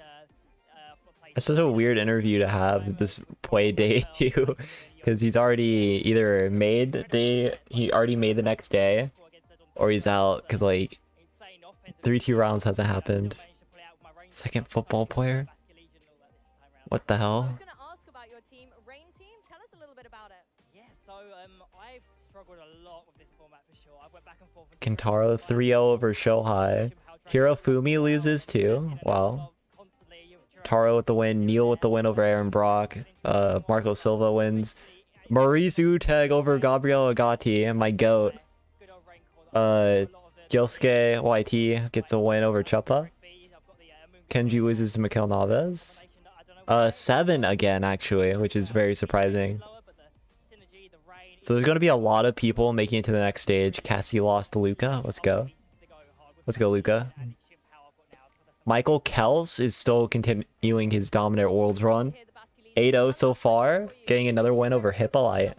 Polchua 3-0. Kenga loses to Joe. We saw Kai wins. Nick wins over Hodaka. Luca continues. Perrin wins. Tang wins. Yuta wins. What a big games. Big games. Where's our... Okay, Sam's out. Thomas Gravel's out. Dorian's out. Riolma gone.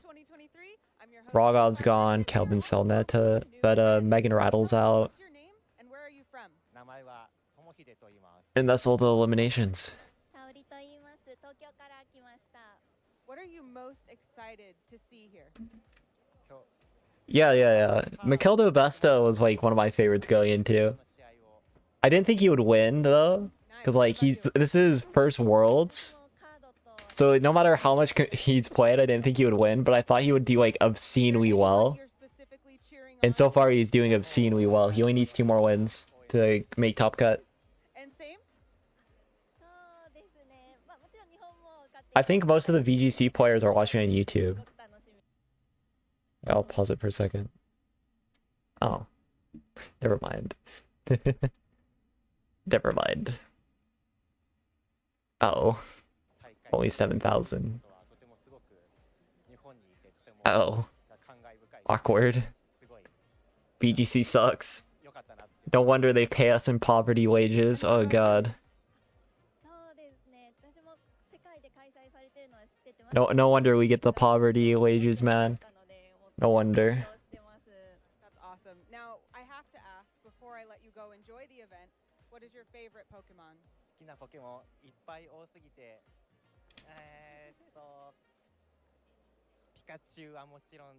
It's okay. Oh, Milotic. The real one's Milotic.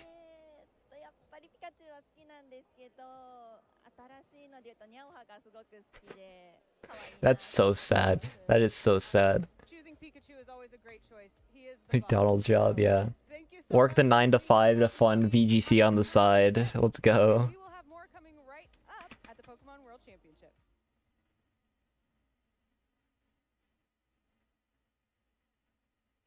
What a great screen. I'm here on the players board checking out some of the action that's going down at the Pokemon World Championships 2023. I am joined by Jack, one of our video game competitors.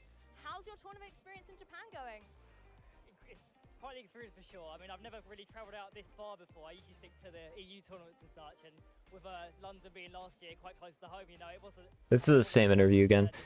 I'm gonna go downstairs and get my drink because I put it in the freezer to make it like cool a bit.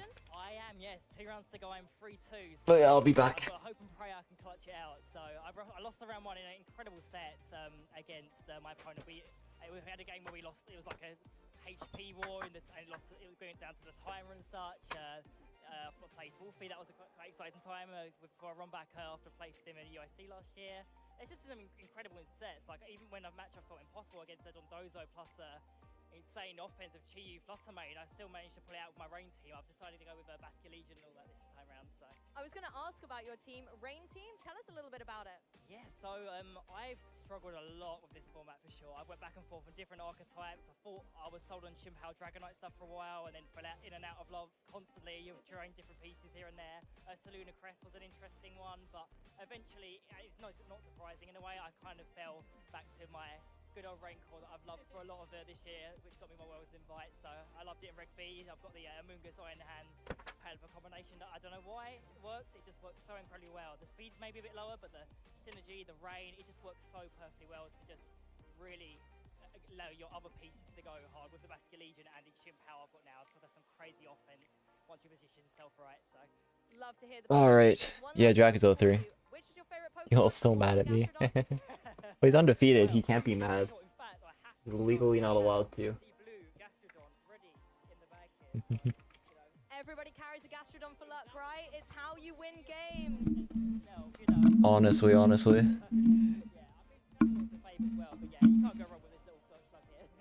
More Gastrodon people. Chatting to us, and don't forget, there's more Pokemon action happening at the Yokohama World Championships 2023. Oh, welcome back. Welcome back.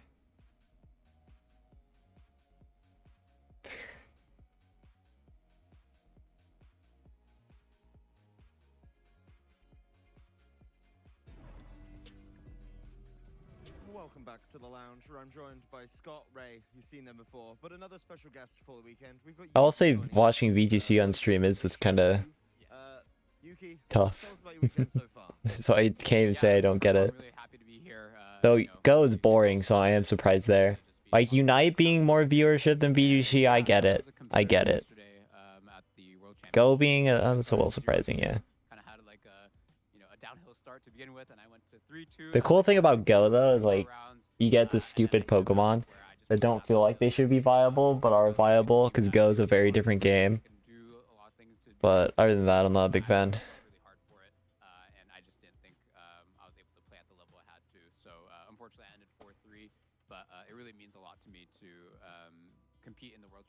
Who is this?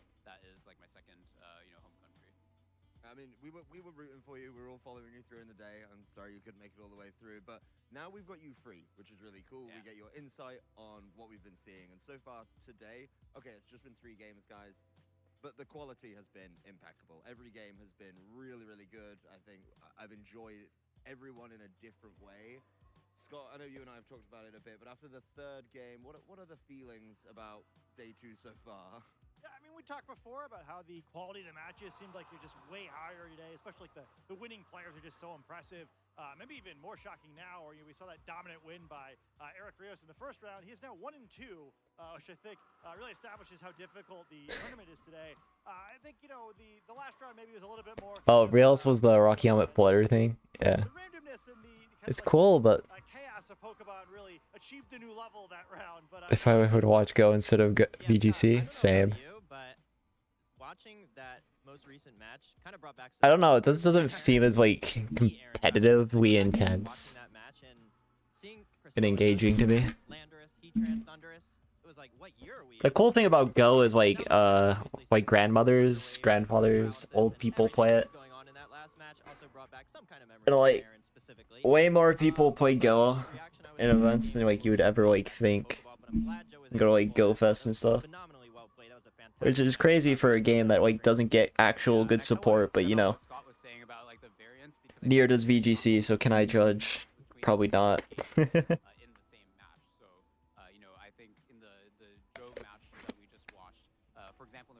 Also, the craziest thing about Go having so many viewers, Go events barely get like 20 players. There's not many people going to like Pokemon Go regionals or anything. So it's crazy to see they have that big of an audience, as you're saying. And they're just like, not willing to go.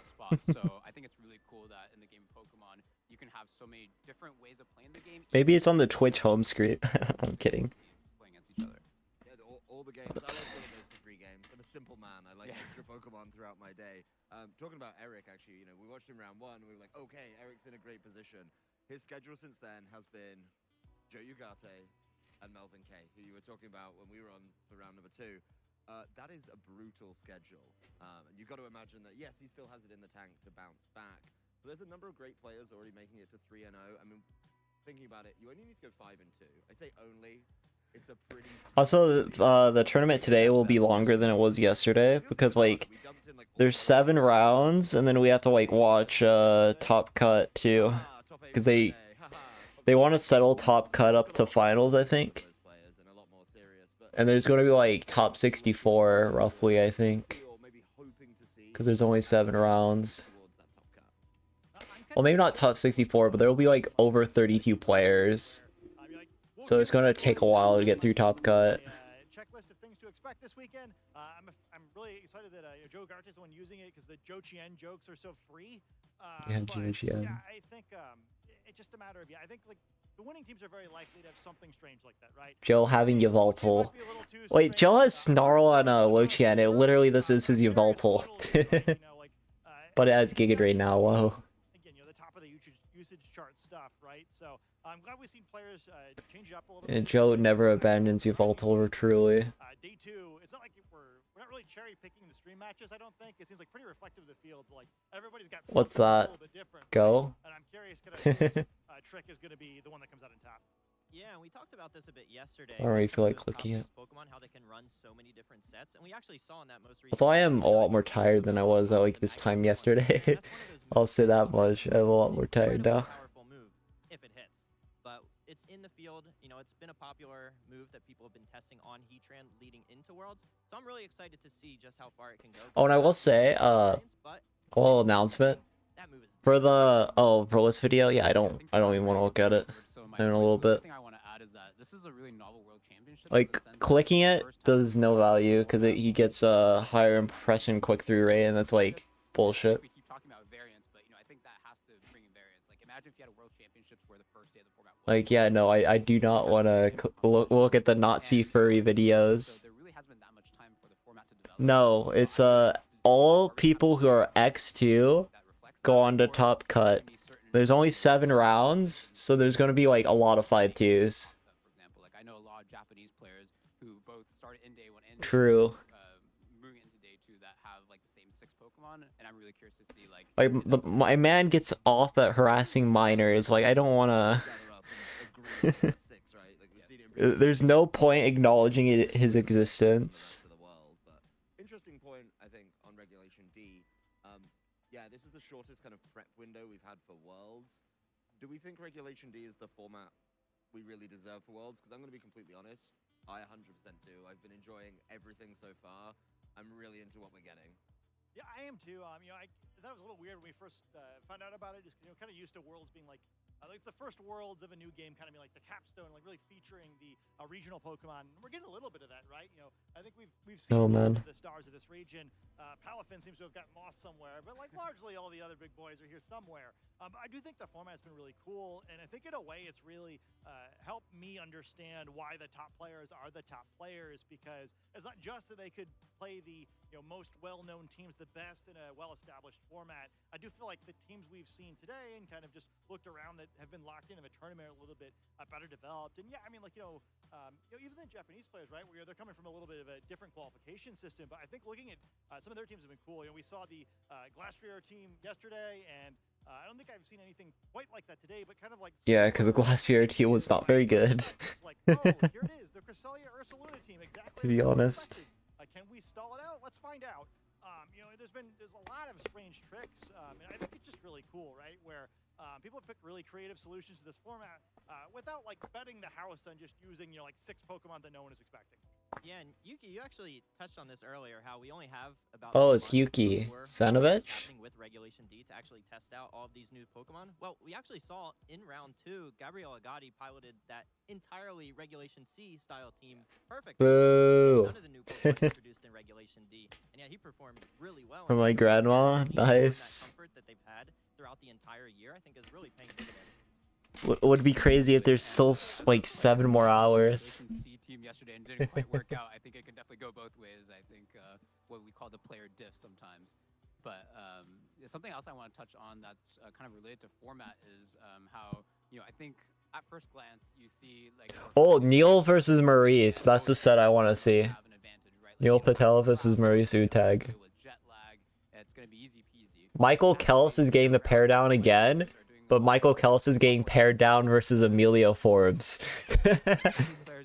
So that's interesting. Also, not to do this. They were all closed team sheet best of 1. So I think it would actually be like a pretty big. Joe Yuxan versus Kintaro, Nick Navarre versus Luca, Taro versus Kayazawa, Marco Firo versus Abdullah. This he won a very marquee set versus top Worlds player that I forgot his name. Oh, he won versus Hirofumi. I don't want to start picking names. I don't want to start getting down to that till we at least have an established top cut. But you got to pick a region. Which region is taking it? I know we've Yeah, it's good to delete that. I would rather no one even has like the thought of clicking it. True. Still going Team Japan in this Linking videos is like generally okay. That's not videos of that guy. To be perfectly honest.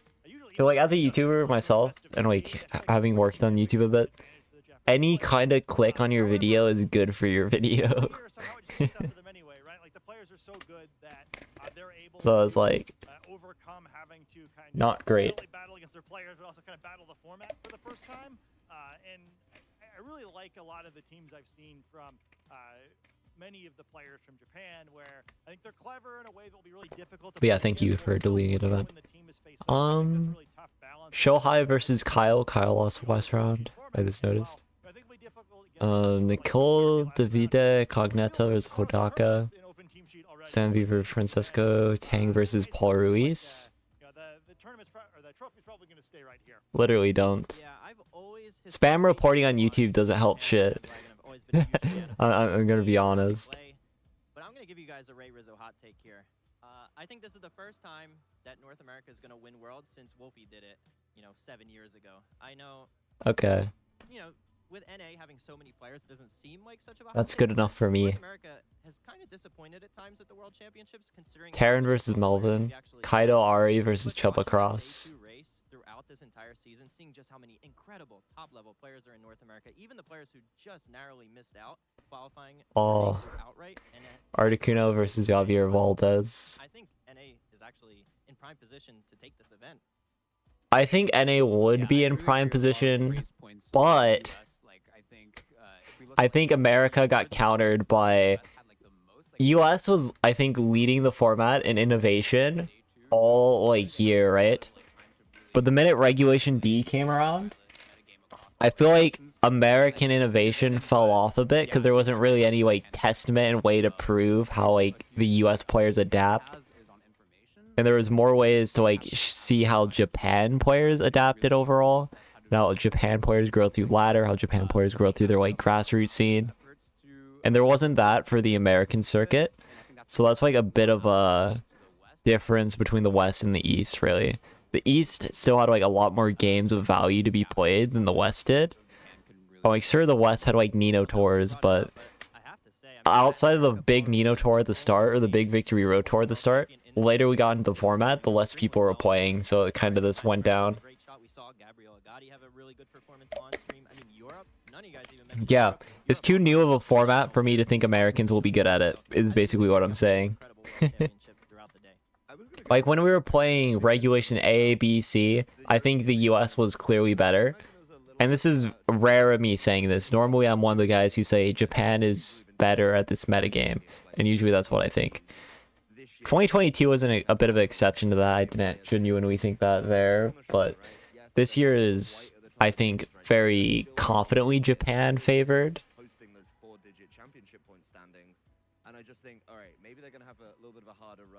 Though there's a few Americans that have gone a bit better, and there's like guys like Michael Kels who have like played so much that I think will be really, really, really good odds to this win. And they're from Germany. I mean, America's fine in Reg D, but it's not like wide enough that I expect them to win. Like you have your standard fare, but you don't have your general American dominance, really. So they feel weaker. We took the VHS video, we put it in the VHS player, and after Masters Finals finished rolling, once again, North America was not the region that came out on top of their own international championship. So hopefully that makes the players a little hungry too. I think a lot of people forget how dominant that finals was actually from Alex Gomez. I think a lot of people are. I don't forget it. Forgetting how quickly and cleanly he took that one. Yeah, that's something to watch out for. Yeah, I don't know if the match time was even 15 minutes. It was just Dragon Pult, Terra Blast, everything. Game over. Yeah. Speaking of Europe, I mean, Europe dominated last year with Pulchula. They seem like they're in prime position to have a really good run again. I know I picked NA. I mean, it's a Ray Rizzo hot take, but Europe I could easily see winning this World But Joe's like one, Paul's up there too. Yeah, I gotta look good up here, Adam. Come on. maybe just a little Oceania, just to cover yourself. And I don't think anyone else is like close to Joe Paul. Oceania's got a number of strong players. I mean, we've seen them throughout this weekend. Well, Emilio's close, I would say. Though Emilio doesn't have event volume, so he, you know. Oceania always has a chance. And also he's running Brambleghast this tour, so he's down a tier. I hate to say it. I don't want to be held to the statistic, but I'd probably say the same thing about Wotian normally, but I think Joe's team makes like a lot of sense for Wotian. To the point that I don't think it's like there's any matchup where that Wotian's going to hurt him too much. Definitely a lot of great players out. And it's very clever that he's running it that way. I've been spoiled, I think. Except I think his Wotian moveset's still ass, but it will work fine. Of course, there is that standing where, you know, we don't do what we did yesterday. We dropped players as soon as they hit 5 wins. We said, okay, you're in day 2, go take a rest. Now we've got those players who... Like, consider Paul Chua is banned from League of Legends. He is so powerful now. Gonna go to sleep? Good night. Thank you for hanging out. Thank you. You could lose to a 5-2. That's, you know, a really tough one. But just, you know, another prediction game, a little loose one. Do you think that somebody can make it 3-0. You know, I call it the buy-in round when we have the asymmetrical top cut. Do you think it's going to be somebody He's playing against to kind of grind and graft a little bit more, or one of those players who sails in at 7? Mal Harada, which is a hard... Mal is pretty good, but not one of the upper Japan players, I would say, but still, like, very good. That makes me think of Naoto, who was a 2019 world champion in the Masters division. He started 0-2, I believe, starting as a day 2 player, and then he went all the way to go 5-2. But I think, you know, the way the matchups worked out, I think he was in the asymmetrical top cut and had to play a win and in against maybe James Bake. No, I don't know. But he had to basically get a win and in to get into the top 16 of World Championships, and then obviously just went undefeated. So he started 0-2 and then went undefeated. So I think it's definitely possible for someone to do that, like Eric Rios, who, you know, might not have had a great start. Yeah, I think it's very possible, right? I mean, for me, it was pretty shocking last year that we did have that undefeated run, right? I think the last one was this guy back in 1964. So yeah, I mean, I would be more surprised. So true. One thing that's sort of weird about Pokemon as a game is that it tends not to be all that predictive. From what your Swiss record is to what happens in Top Cut, it tends to come down a lot more. Like, you know, do you wind up in a Yeah, it straight up doesn't matter. If you get a bad matchup, you lose. I think it's a little bit luck of the roll a little bit, where, you know, so I'd rather be coming in at 7-0 than 5-2, if for no other reason than it gives you a bunch of confidence. Me at Fort Wayne when I realized, wait, Joe kicks my ass. I've gone 4-2, making Top Cut at Worlds. I've gone undefeated the entire World Championship, and obviously anything's possible. I mean, you could drop 2 games in the Swiss rounds and still come out on top as world champion. But if I'm a betting man, I think I'd have to go for the players who get to skip that kind of buy-in round, like you mentioned, Adam. It's just a nice advantage getting to, you know, bypass it. Which is gone next year, by the way. They're replacing day 2 with round bye. So if you are the top 8 American player or whatever, top 12 American player, top 16 EU, you will get a round 1 bye in day 1 Worlds, which is significantly weaker of an advantage. It's so much weaker. That may be even truer than ever, right? Where with less time to prepare for this tournament, I'm going to assume that almost every team probably, that the matchups are a little bit less bulletproof than they normally are. So, you know, Obviously a round's a round, but like only round 1, that's not nearly strong when you essentially have like a 5 rounds of buys instead. A whole day of buys. It's not comparable. Which is better because the day 2 race sucked. Day 2 race was god awful and not well designed. But yeah, it is pretty notable how much the circuit changes from that. Like day 2 is basically like unimportant, essentially now, outside of money to fund more events, I guess. So yeah, very unimportant next year. Maybe arguably too unimportant. Like I feel like there maybe should be more influence to actually getting a day 2 invite and being the top player of the game, but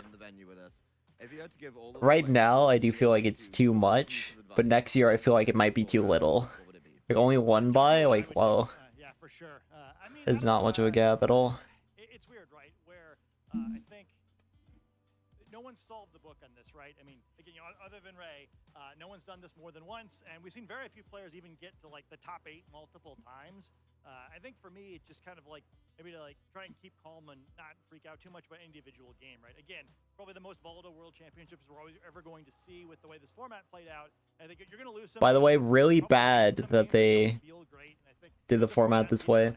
The Regulation C sucked, so it's honestly good they did it, but NAIC should have been this format, at least. Or Japan National should have been this format.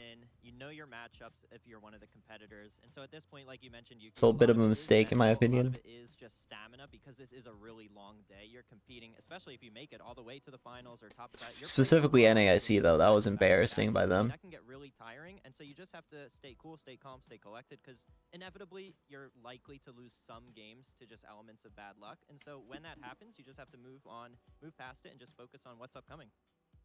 Yeah, kind of like tagging on to what you were saying, Ray. I think like everything is locked, like the team is locked, the matchups are locked in your mind. You're not going to think of something super innovative in between rounds, right? So I think the only thing that you can really change is your playing. And I think in day one, and something I can attest to, is that it's kind of hard to assess what is the exact skill level of the player you're playing against. Like, you could be playing World Champion, you could play someone who just started playing VGC like very recently. So you kind of have to, temper your playing, but you're in the day two now. Everybody is just playing out of their mind. You also have to play out of your mind. You can't play super safe. So I think that would be my advice. Yeah, push the needle, see what you can do.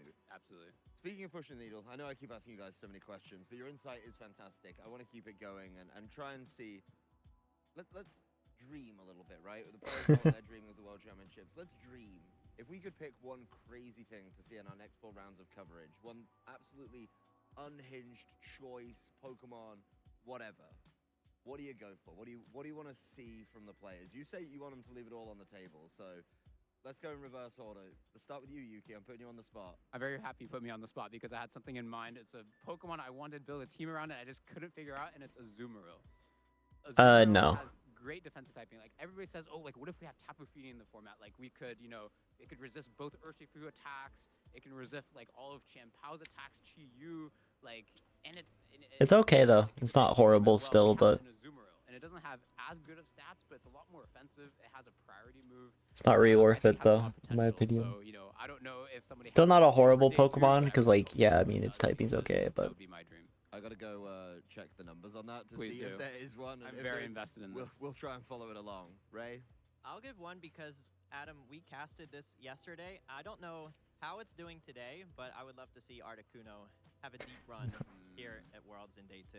I believe last update it was 1 and 2 is what I saw. So it's still in. It's still in. It's still in. It's gonna have to follow the 5Ds of dodgeball to be able to avoid the snow cloak and the bright powder. Definitely a lot of work to go, but it's still technically in the tournament. What are all Basque Legions doing? The days when we had to play against bright powder, Sandville, Garchomp. Sometimes it just works out, right? I think God, I hated that. Oh, it's so toxic. Defensive stat boosting teams that kind of just really enjoy the strategy of team, where like either get screens up or just kind of like have some sort of stat lowering move and kind of build up your sweeper. Garchomp was... Those Garchomp teams were so unfun. They weren't good either. They were this bad, but they were super unfun. And I think that while play has been more aggressive today, I think there's some room to take advantage of the pacing of these games and kind of just outslow people a little bit. Something I just want to tag on to that is I was talking to Kaito Ari, the Japan national champion from this year. We went to a grassroots tournament together a few weeks ago, and I was talking to him about like, hey, like, I noticed that you really like using these kind of screens, bulky teams a lot. Like you had a lot of success with it. You won the national championships with it. Like, are you thinking about doing something similar for the World Championships? And then he said, yeah, like, I don't know with this new format, like we have Urshifu, and even if you can respect it as a lead, like the really good players will have it in the back and you just kind of get overwhelmed by it. So I'm not too optimistic. So Scott, I'm kind of on the same page as you. I would really love to follow along to see if these teams can work out because, one of the best players, like one of the favorites to win it is a little bit pessimistic. Yeah, I think even just regular stat boosting, like we talked yesterday about how some of these top Pokemon, like Fluttermane, like Heatran, can run all kinds of different sets. Well, one of those different sets, Fluttermane, can actually be one of those stat boosters. It can run Calm Mind with something like a speed boosting booster. I don't think anyone runs Calm Mind, though. Doing quite well, and I think that's I tried running it, but I don't think anyone is like this. With Arash with that Swords Dance on Urshifu. There's a lot of standard Pokemon that can actually fit those kind of moves on their moves. Neil's running Swords Dance too, which but passive play, like you just mentioned, Scott. Yeah, I mean, I think it's the thing, right? that'll be the biggest loss for me ever if Swords Dance or Urshifu wins, because Kai compared it to Swords Dance Zacian, and I think I was so right to do so. But also, if it wins, then like fuck me. That would go into bad VGC take territory if it Swords Dance Urshifu ends up winning Worlds. And Swords Dance Urshifu's still bad too. Like I don't deserve it. Get like 3 or 4 levels of a boosted attack and just start going crazy one-shotting things. Well, You already do. Approaching the halfway point of the tournament. Overkill, guys. And I think we've really started to have a good dive on where things are going. I'm really, really grateful for your guys' time. Yuki, thank you for joining us. I really hope we can spend some more time chatting because your insight has been phenomenal. You two have done good as ever. That's all, Scott. All right. But we are about to go over the halfway mark here in day number 2, Swiss. Whoa. 5 will be coming up? No, it's 4. But then there's day 2 top cut. Immediately, so we'll be throwing it over to the guys on the desk. Take it away.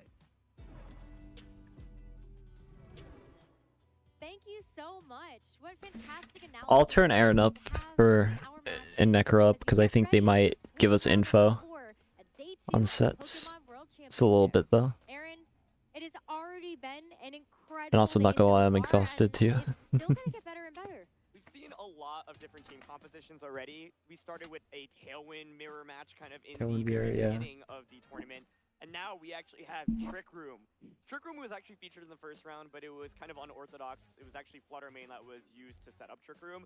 Now we've got some of the more conventional Trick Room compositions. Cresselia plus Ursaluna, a combination that we've talked about a lot throughout the course of this tournament and before the Worlds even started.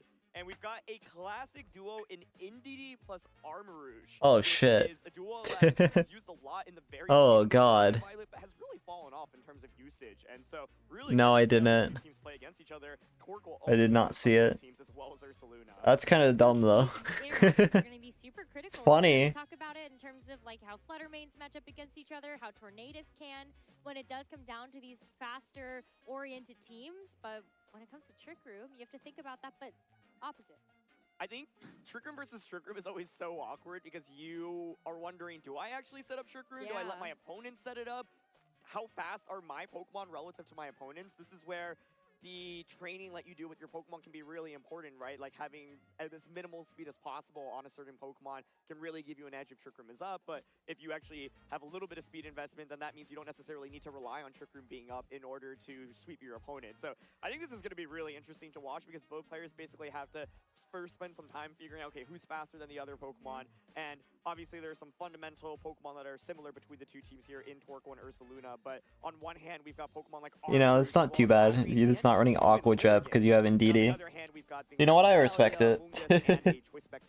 It's not actually too bad. It's like the Lilligant and it's the Flutter main that make this matchup even more interesting to me because you Crazy, have though. Torkoal that can set the sun. Well, Flutter main's going to be able to get a photosynthesis boost from that. Yep. And Hisuian Lilligant is able to take advantage of its chlorophyll ability. So if you really feel like you're getting yourself into a bit of a pinch, then you could go for something like the After You, maybe help set up something like a Torkoal Eruption. That's a very common strategy that we've seen, but from like normal Lilligant.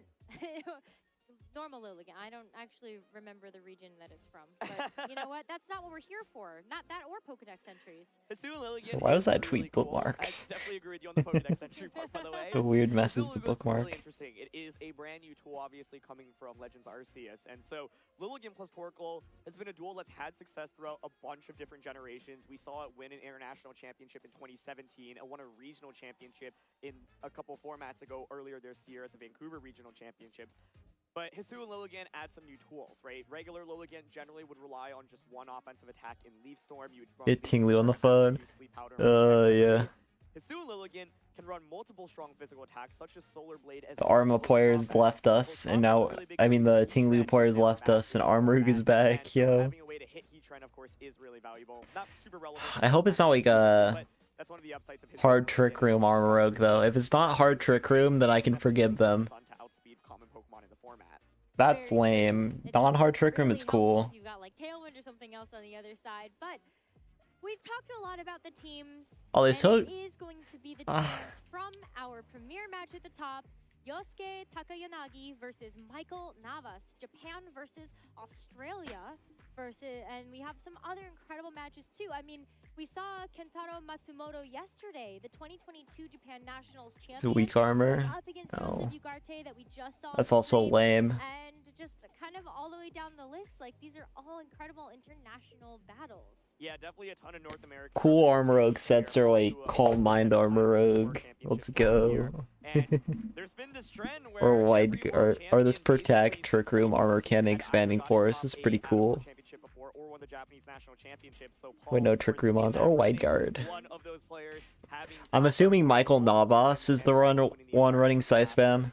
Definitely a player to watch out for. So I'm not too hopeful. Ready to throw it to the stage and get started with this match. I am really excited to see the battle between these two different Trick Room teams, and of course, no, going up against each other. Yeah, these Ursa Lunas are so interesting because we do see differences. I'm mad now. Already, just taking a look at their move sets. I'm sad. We do see the sword stance set. I'm so sad. That headlong rush, it's going to be the big difference there. Yeah, so Aww. one interesting thing about Ursa Luna in this format Swords dance. You actually want to run. The most common set, of course, is Flame Orb, and you'll have Protect to try to get a turn to activate that Flame Orb. This is so tragic and sad. I'm in emotional turmoil right now. Example for offensive coverage, and then you, of course, can use setup moves like Sword Stance, Belly Drum, or Bulk Up to further enable your game. Can I just leave, guys? Can I leave? Am I allowed to leave? Why did they choose to stream this god-awful set? Out on the top cut, I believe finishing 33rd. Also made it through day 1 last year to get all the way into day 2. Maiko here is a player from the Oceania. I could have watched Maurice Utag versus Neil instead. This is so unbelievable. Formats back at the Oceania International Championships using Pokemon like Armarouge, like Torkoal, like Indeedee, and like Hatterene. And so it's really interesting to see that he's stuck with the core and really adapted it even in a completely different format. Yeah, and this It's not is gonna cool. be the exact same team that Michael used It's yesterday not cool at to be able to all. get through day number 1. And both of our trainers actually making it through day 1 and looking at completing and kind of doing it again for day number 2, as they are both sitting at 3-0.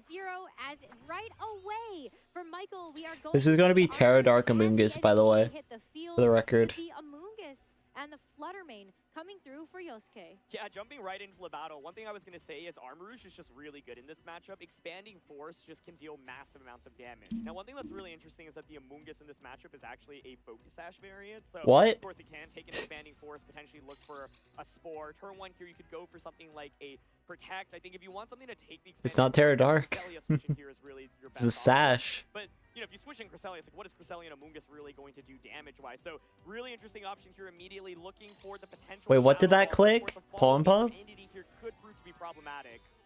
It really could, so you need to be very careful about that. But the Indeedee is going to terrestrialize to the grass type. Going to really be able to keep it safe, especially if a Spore is going to come through from that Amoongus on the other side. And you also don't get Rage Powdered if you want to go for that later. But it is the Fallen Quick Mage Pollen to be Puff able at to least. pick this off, and while you were worried about the Shadow Ball, it will be able to hit the Indeedee since it has terrestrialized to the grass type. Ah! Two! It was Sludge Bomb. I didn't think it was a. Oh my god. Sludge Bomb's not a too crazy of a. It might be. It's Sash.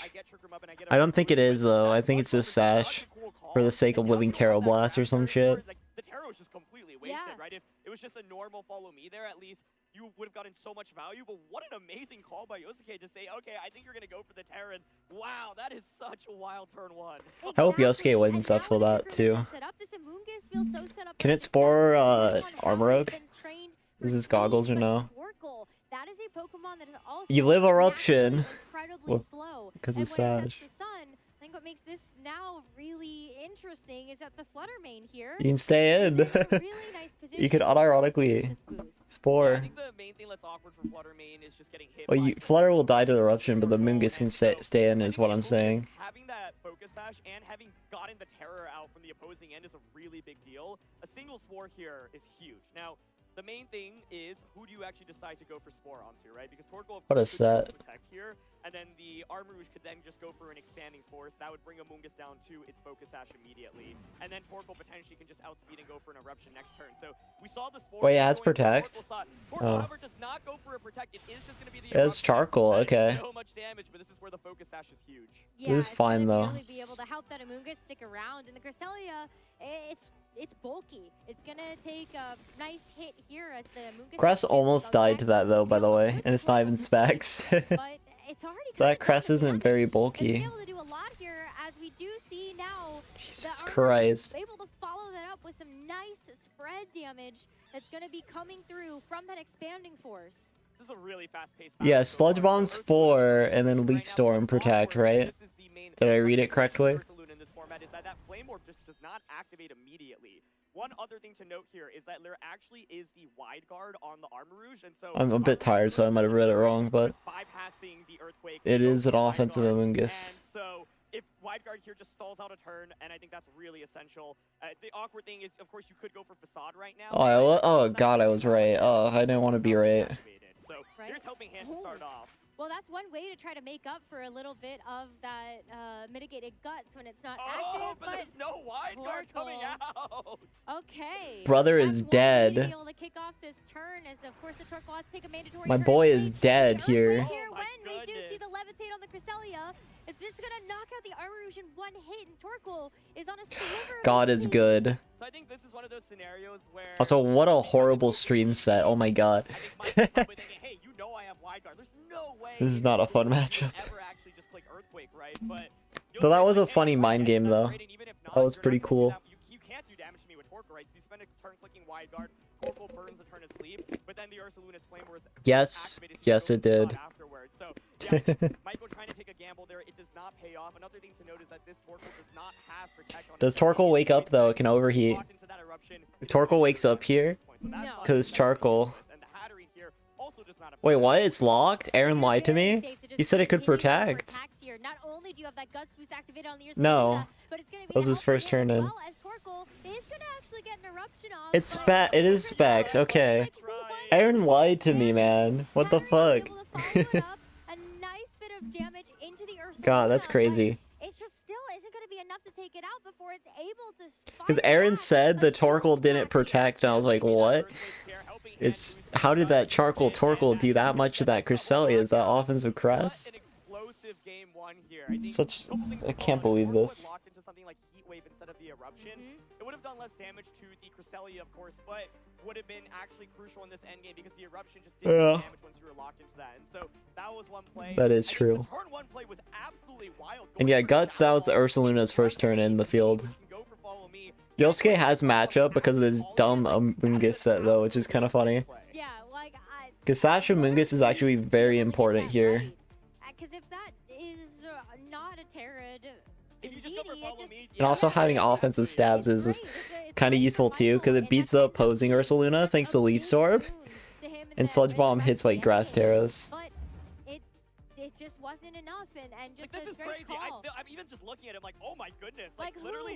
who? What a play, dude. Sludge Bomb, like, that's just a hard read expecting Indy to go for Terror on turn one. And like, Amoonguss is such an important Pokemon in this matchup, right? Because it That was this guy has that dog in him play. And the Sidespin player getting destroyed. Leaf Storm, Sludge Bomb. That's what you're missing. Special attacker.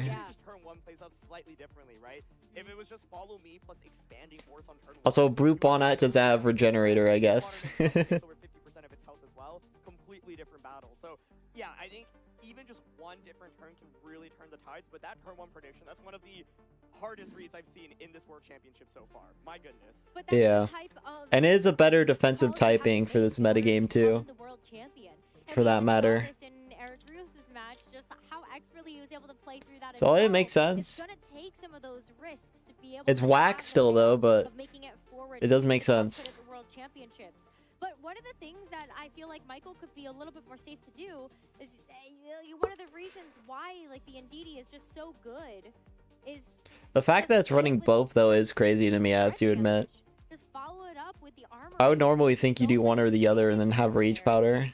So sometimes like these Pokemon are not necessarily trained to be the slowest. Or hell, drop Protect for Rage Powder even too, for that matter. On their own if Trick Room isn't active. Yeah, definitely. I think like Torkoal and Hatterene here, they just don't have Protect, right? So if you are bringing them out, you really need to overwhelm them with offense as quickly as possible. I think Michael could potentially think about playing towards a fast mode in this one as well. Like Lilligant. Exactly, like Lilligant Torkoal I think would be really interesting. The focus Sash on Sasha Mungus is really good in the Logan Torkoal, actually. Because you can Spore. Critically, there is no safety goggles on Michael's team, so his answer into Amoongus is really going for Grass Terra. You've got Grass Terra on the Indeedee, you've got Grass Terra on the Armarouge as well, so that's valuable. But yeah, I think Armarouge just Logan Torkoal is good into expanding for stuff, but at that point, the Flutter main lead. That's about it. First game as well, when everyone's probably like, why didn't you just click Wide Guard, right? And I think Yosuke's Ursaluna has Earthquake, Facade, Swords Dance, and Protect. So I think Michael was like, okay, you know I have Wide Guard. You're definitely just going to click Swords Dance this turn. But Yosuke is like, you know what? If I just get this Earthquake off, I probably win the game immediately. So that's kind of the mind. And you waste a turn in Trick Room is the more important thing and why he did it. Ended up paying off in a big way. So as we head into this game number 2, Yosuke is going to be up 1 game in this best of 3, as it's a bit of a change up here for Michael. We see the Hatterene next to the Indeedee this time around. Hatterene, another one of the Trick Room setters that is available on Michael's team, but it's a run back here for Yosuke with the Flutter. That is a better Mon, just because it's better into the... It's slower than Amoongus, I think. And yeah, you Spore. I believe they quick Spore, and why they quick Spore is because Hatterene's slower than Amoongus. So if you KO Indeedee here and they set Trick Room, Torkoal, Hatterene, this KOs both of your Pokemon in return. So Sporing instead is very smart. Like, even if they Grass Terra, Sporing is still optimal. Because you just avoid the KO. I don't think so, but I think that's also why we're seeing this adjustment from Yosuke to go for the Fairy Terastallization earlier on in this game. Fluttermane is in such a nice position. Good play by Yosuke. Yeah, good play. Does not Terra this time around. It is just going to be that Follow Me as the same play, but Fluttermane, it just gets free reign to go for the spread damage, and Hatterene and Indeedee just get chonked down like that. The better play would have been hard switch to Torkoal, but he had Crest, and I don't remember his, and he had Ursaluna, so like there's no Torkoal. But that could be something you do game 3 if you lose this one and you think he goes Hatterene again, then you just bring Torkoal back instead. You could go for a Sludge Bomb, yep, exactly, to just knock out the Hatterene slot here. And the Fluttermane just did so much damage immediately. Right? Honestly, I think you protect Amoongus to conserve your Sash. That was like the main advantage here. You seem like you're really prioritizing setting up Trick Room. I'm just going to deal a lot of damage, but... So I think that turn was a bit of a mess up by Yosuke here, but still that's a good position. That might happen if the Hatterene wants to switch out.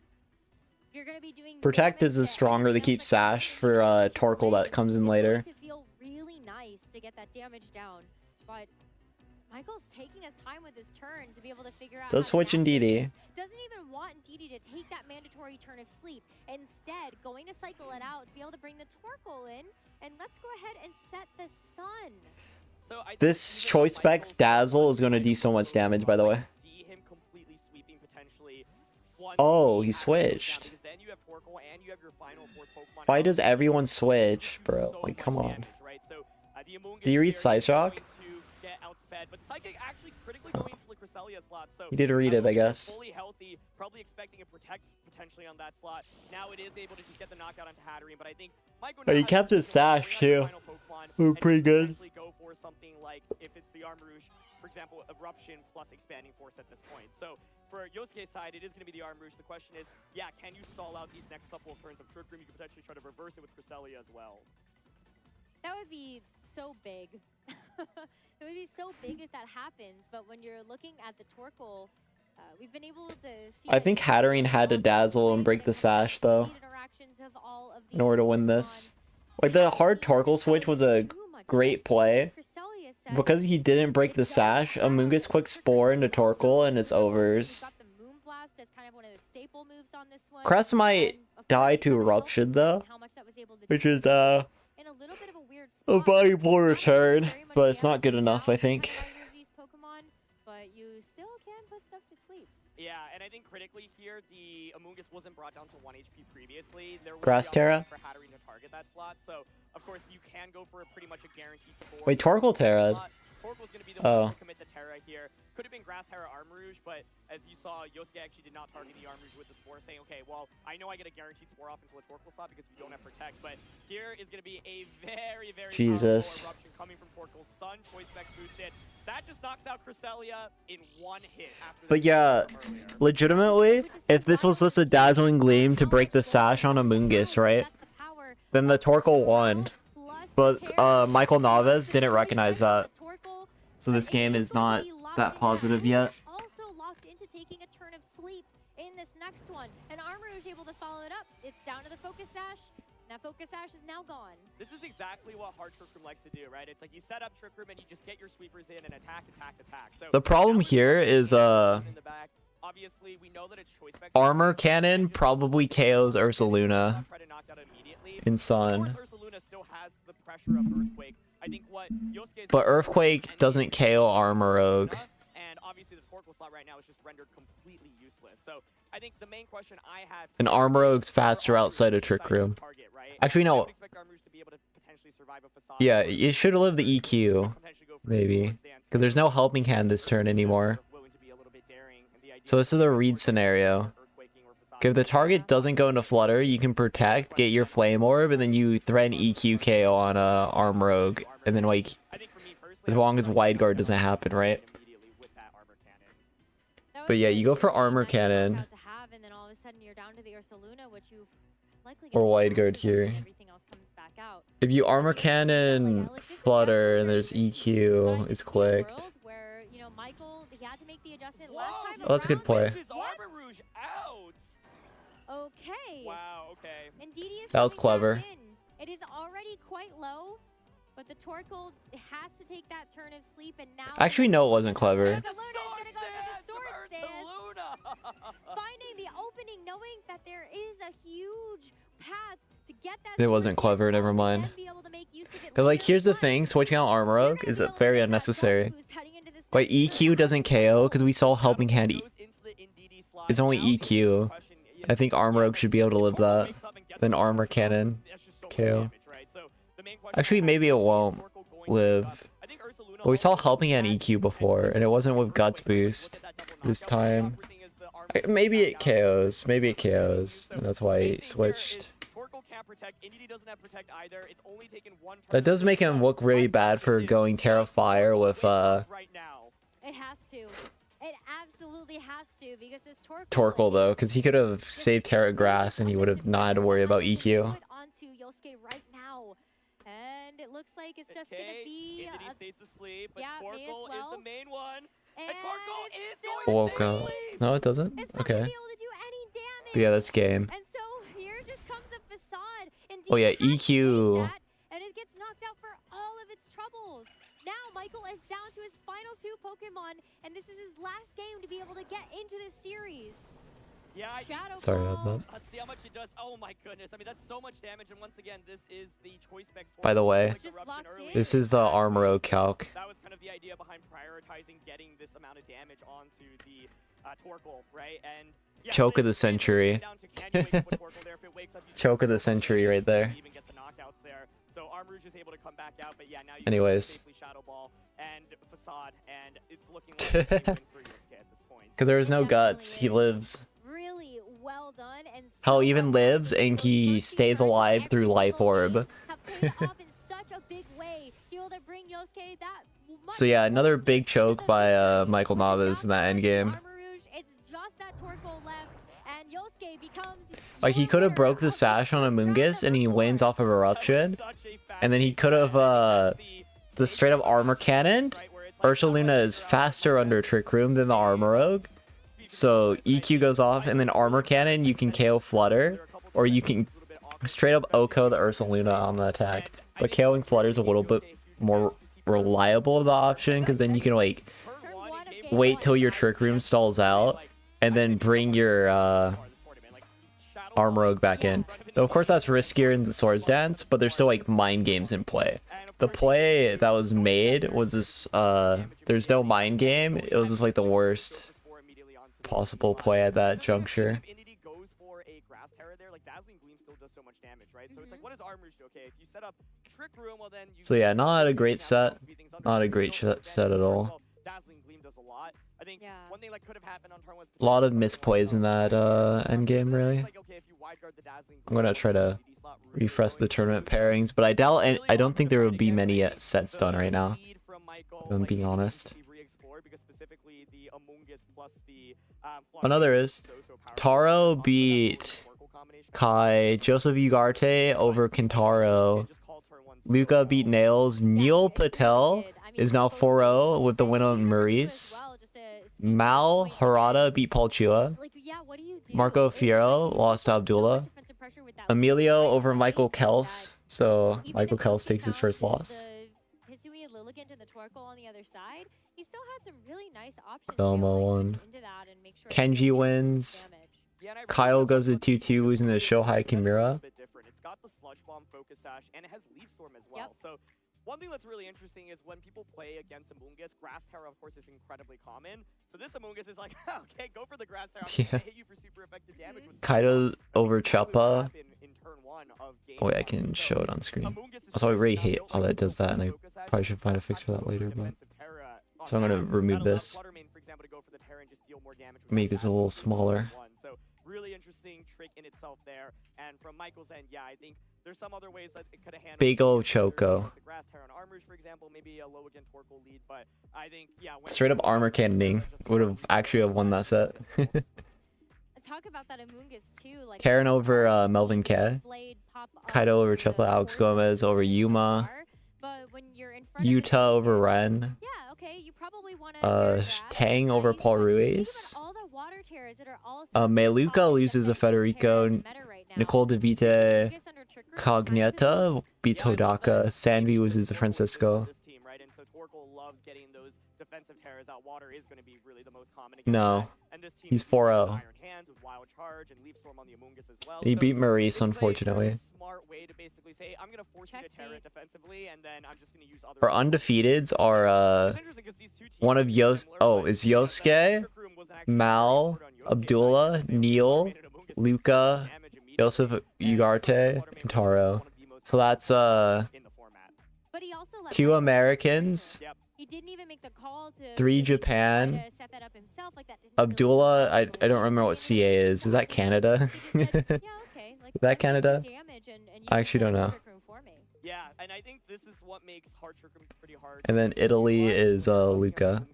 And that's why you occasionally see like Grass Terra on like Torkoal or like a defense, like safety goggles on something as well, for example. So the tricky thing in this game is Michael basically did not really get. They're choosing a lot of Australian players on stream, which is bizarre to me. I'll be honest. I think if Torkoal does get that one turn wake up immediately, it's very likely that Michael just wins that. Like I feel like we've gotten basically any Australian players that have been remotely at the top. Would have been challenging, and ultimately. Yeah, I just like keep. Wait, we got Alistair. He's 3-1 right now, by the way.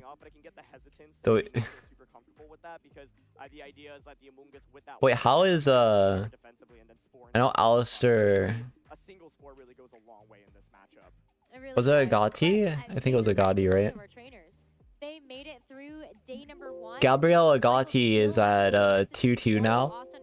New Balance has found the bad matchups, which is like most of the format, actually, but. Sam got destroyed, but yeah, he played. Yosuke, let's talk about game 1. It seemed hyper offensive. You were both really on the attack. Tell us what was going through your mind in that game. Billa's out. James Evans is gone. Dorian's out. どういうようなことを考えながら戦っていたんですか。まずマッチアップとして自分の構築が相手に勝つのに対 Let's all step away for a second. 厳しいというか Just a second, I'll be back. 一点読みを通さないといけない。This be a long stream. イエスさんの草テラスタルが見えていて I would go insane if I don't stand up for like a few seconds, honestly. 使えるモノバイルを出していたのでキノコの胞子を読んで草テラスをしながらこの指止まれを打ってくることを読んで一旦目にシャドーボールとヘドロ爆弾を重ねて取り切ったところが多分試合を分けたのじゃないかなっていう。Well, yeah, my matchup compared to the opponents, it was pretty harsh, so I really knew that I had to be careful going forward in what moves I used and my tactics. I could see that the opponent had a grass-type terrestrialization coming, so I had to prepare for that. Right in the first round, I went in for the sludge bomb. I went in for the really strong hitting moves and just tried to get all out there on the offensive right from the start. Great. And then in game 2, how important was sleep to your strategy? 2戦目はですけども、結構キノコの胞子っていう技使ってて、どれぐらい相手のポケモンを眠り状態にしなきゃいけないということをポイントにして、そのポイントをどれぐらい大事にしてたのですか1試合目を踏まえてなんですけれど、もう相手はイエスさんが草テラスを切れないなと思っていて、となるとモロバレルのキノコの胞子で戦っていくしかないっていうところから始まったんですけど、絶対にコータスは眠らせないといけないと思っていて、かつサイズ動きをされてしまったらもう多分勝てないだろうなと思って、そこは切って立ち回っていました。So I already had the information from game 1. I thought that probably the grass type terrestrialization was not going to be coming again. So I knew I had from the Indeedee. So I knew I had to deal with that Torkoal at some point somehow. So I just tried to, really think, yes, Spore is going to be important coming into this, and then use that effectively. Now, you had to fight your way through day 1 to get here. Are you tired? How are you feeling? Day 1乗り越えてここまでたどり着いたんですけども、お気持ち的にはどうでしょうか？今結構疲れている状態でしょうか？多少体の疲れはあるんですけれど、ここまで勝ってこれているっていう喜びがもう精神的にすごい盛り立ててくれて、全然精神的には疲れを感じないですし、この後も絶対やっていけると思っています。So yes, physically I'm feeling a little bit tired, but I'm so happy that I was able to win and get to this point. So mentally I'm feeling absolutely great. And you are just one win from top cut. Do you feel confident going into that? もう一回勝利することできましたらトップカットに入る状態なんですけども、勝ち抜いていける自信、トップカットに入れる自信というのがありますか？もう5勝目どころか7勝まで行きたいと思っています。頑張ります。Yeah, I really want to get up to those 7 wins if I can, so I will try my very best to do that. Before we go to break, you are here in Japan, representing Japan. I see you have a lot of people here cheering for you. How does that feel? Is there anything you want to say to your friends here? 日本の代表的なものというか日本の選手としてこの舞台に今立っている状態でいろいろとお友達とかご家族今応援してくれているそうなんですけども、今どのようなお気持ちですか？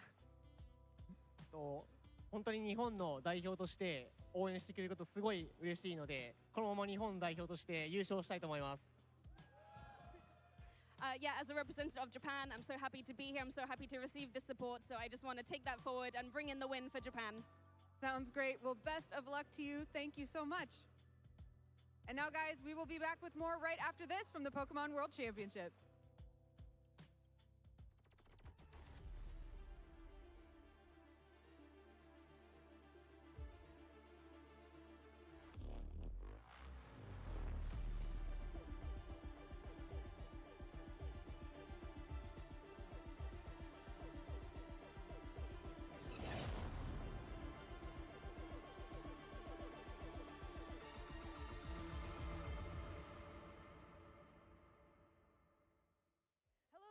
Pokemon World Championship. I'm your host, Anna Prosser. We're out here on the floor in Yokohama, and I've made some new friends.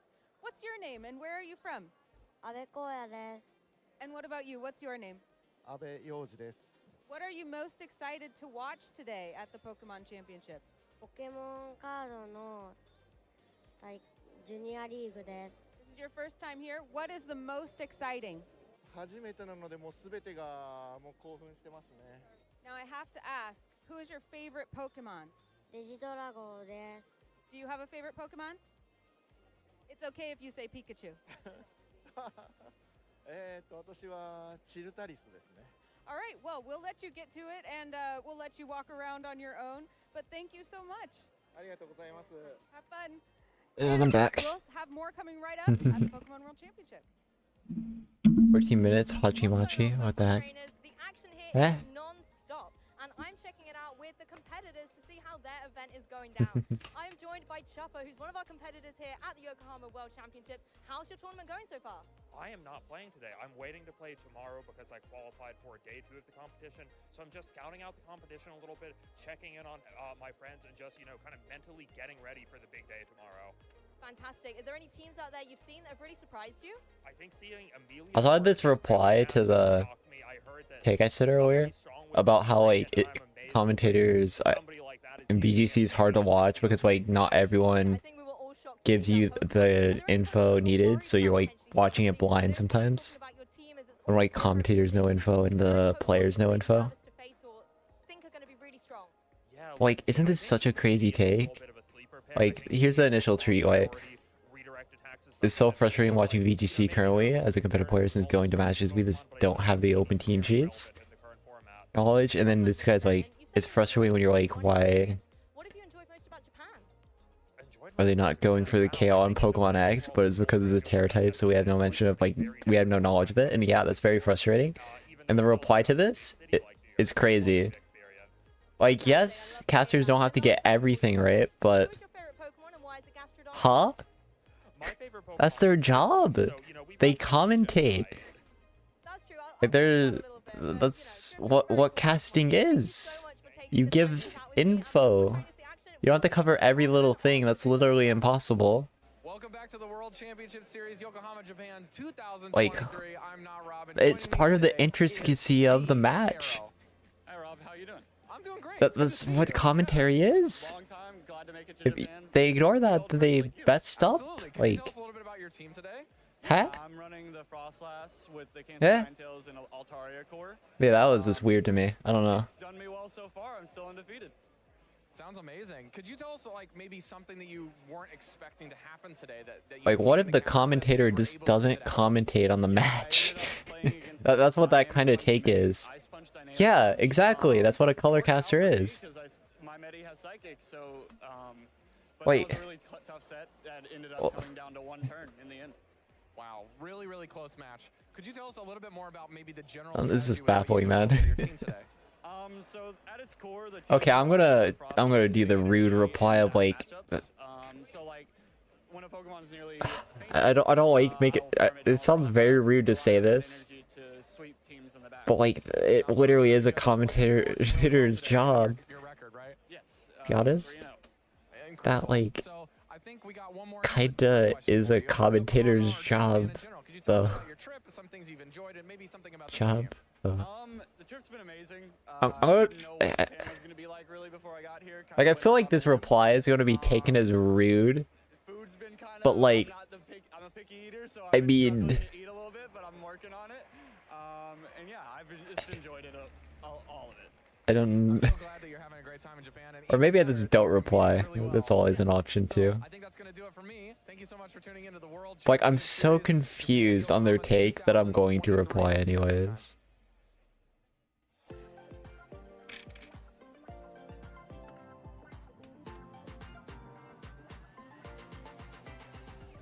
Hi there, I'm your host Anna Prosser. We are here in Yokohama at the Pokemon World Championships 2023, and I'm at the prize wall with Travis. Travis, what's the prize wall?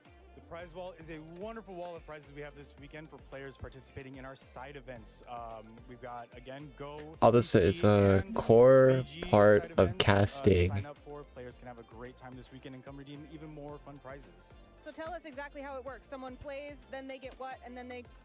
So a player will go, they'll sign up for one of our many side events.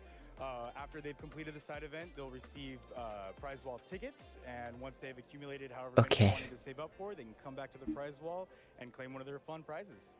So many things here that I already am like, I have a feeling that guy's gonna like take me as being like super rude with my replies somehow.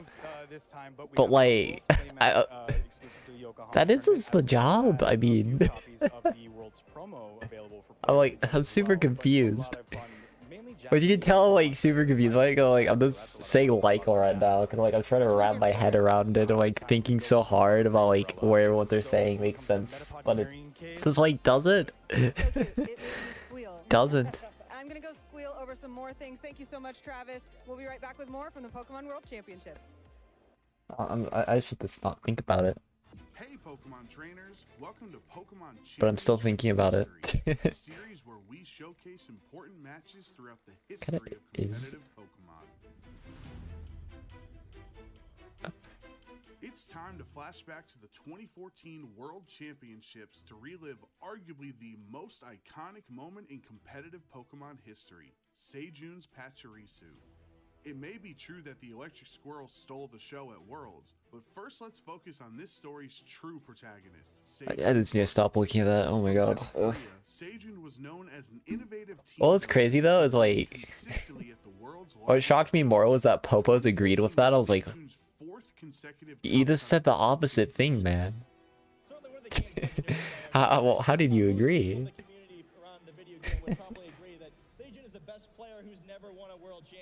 Damn. But if Seijun wanted to take home the title this time, he would need to utilize his creativity. Many people think Seijun's team was built around Pachirisu, but it was actually a team revolving around another uncommon Pokemon, Mega Gyarados. 2014 was a new era for VGC with Pokemon X and Y, and the first 3D installment of VGC introduced a very powerful game mechanic, Mega Evolution. Mega Kangaskhan dominated the 2014 metagame with its ability Parental Bond, and Mega Mawile was also picking up momentum before Worlds. Pokemon Twitter is so weird. The prevalence of physical attackers in VGC, Seijun viewed Gyarados I found casual Twitter. I managed to find casual Twitter. Not like competitive casual Twitter, but like BDSP casual Twitter, and it's like, whoa. Those exist? Huh? I didn't know anyone played that game still. Whether it was Talonflame to double the team's speed with Tailwind, or Gothitelle to endure almost any hit, or Garchomp and Gardevoir to provide valuable chip damage, each Pokemon had a clearly defined role on the team and a way to aid Mega Gyarados on its path to the peak. With those 5 Pokemon on the roster, how did Seijun decide on the final slot for his Worlds team? To answer that, we have to look back at Seijun's previous team at Worlds. I heckin' love Pachirisu. I heckin' love Pachi. But there were 2 major influences on his team. So they're a part of what keeps the industry alive. I'm basically a casual at like basically everything. So like, wow. I find offense to your message. I'm the most casual VGC player imaginable. Magmar used the move Follow Me, which was another way to redirect attacks from key targets. How could Seijun combine both electric immunity and Follow Me with only 1 slot left on his team? The answer was Pachirisu. Which, by the way, that Magmar was exclusive to XD Gales of Darkness. Seijun did not get that shit legit. There's no way. Not that I care, but like, I'll tell you, like, all the jetting conversation and shit, but if you want a generation or that like actually fucking matters, look at Gen 5. That's when it actually, I would genuinely say like, okay, you have a point if you're against jetting. But any other generation, no, not really. Gen 5 though, not very good. Not very good. Though at least you can RNG manip legendaries, right? So it's still the best way to get legendary Pokemon, but it's like the worst way to play like actual competitive Pokemon. Which is kind of crazy to think about. It's kind of crazy. And then new gens, like actually playing normal competitive Pokemon with like without the legendaries is pretty good, but then with the legendaries is really horrible. Jody had multiple roads to victory. Jody wished to be the home country hero and give the US a 4th consecutive title in VGC. Yeah, Follow Me Magmar type shit was stupid as hell, and I'm glad they got rid of it. And like Eruption Heatran was the thing too. You could only get that from the Pokemon Ranger game. In game 1, Seijun's skills as a And let me say, I don't think everyone played that Pokemon Ranger game. That's all I'm saying. And yeah, Eruption Heatran was like a #1 top tier threat in Black and White. An Ice Punch freeze onto Talonflame could have been disastrous. But yeah, the old formats were so disastrous, I think. and They were so awful. but Sejun's talent From accessibility and from like not a fire move that automatically just playing the game, it was awful too. Thankfully I was a junior then, so I just didn't give a shit. But it does hurt in retrospect thinking about those formats and how like much I was at a disadvantage that I had absolutely zero control over. Like that's crazy. That's actually crazy. With luck back on Sejun's side, once he was able to KO Jody's Mega Charizard, Garchomp and Talonflame had enough left to give Sejun the victory in Game 1. Black White's still a good game though. Let's go. I'll say that much, but Comp Black White sucks. And it's also when singles started getting worse too, by the way. Gen 4 was the best generation of OU. And then Gen 5, we had gems for like most of that format, so it was also god awful too. But Gen 5 only ended up banning gems like 10 years later, which is crazy too. Gems are a horrible mechanic. One of the worst mechanics an item series ever introduced in Pokemon. And that's why they don't exist anymore.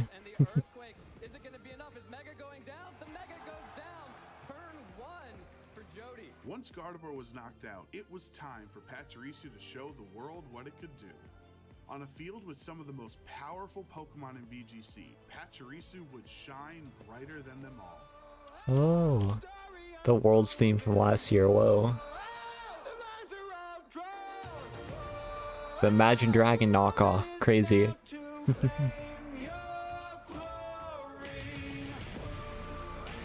Salaman's dropping a Draco and Pachirisu shrugging it off will go down as one of the most... You could tell last year that someone part of the scene watched League of Legends before.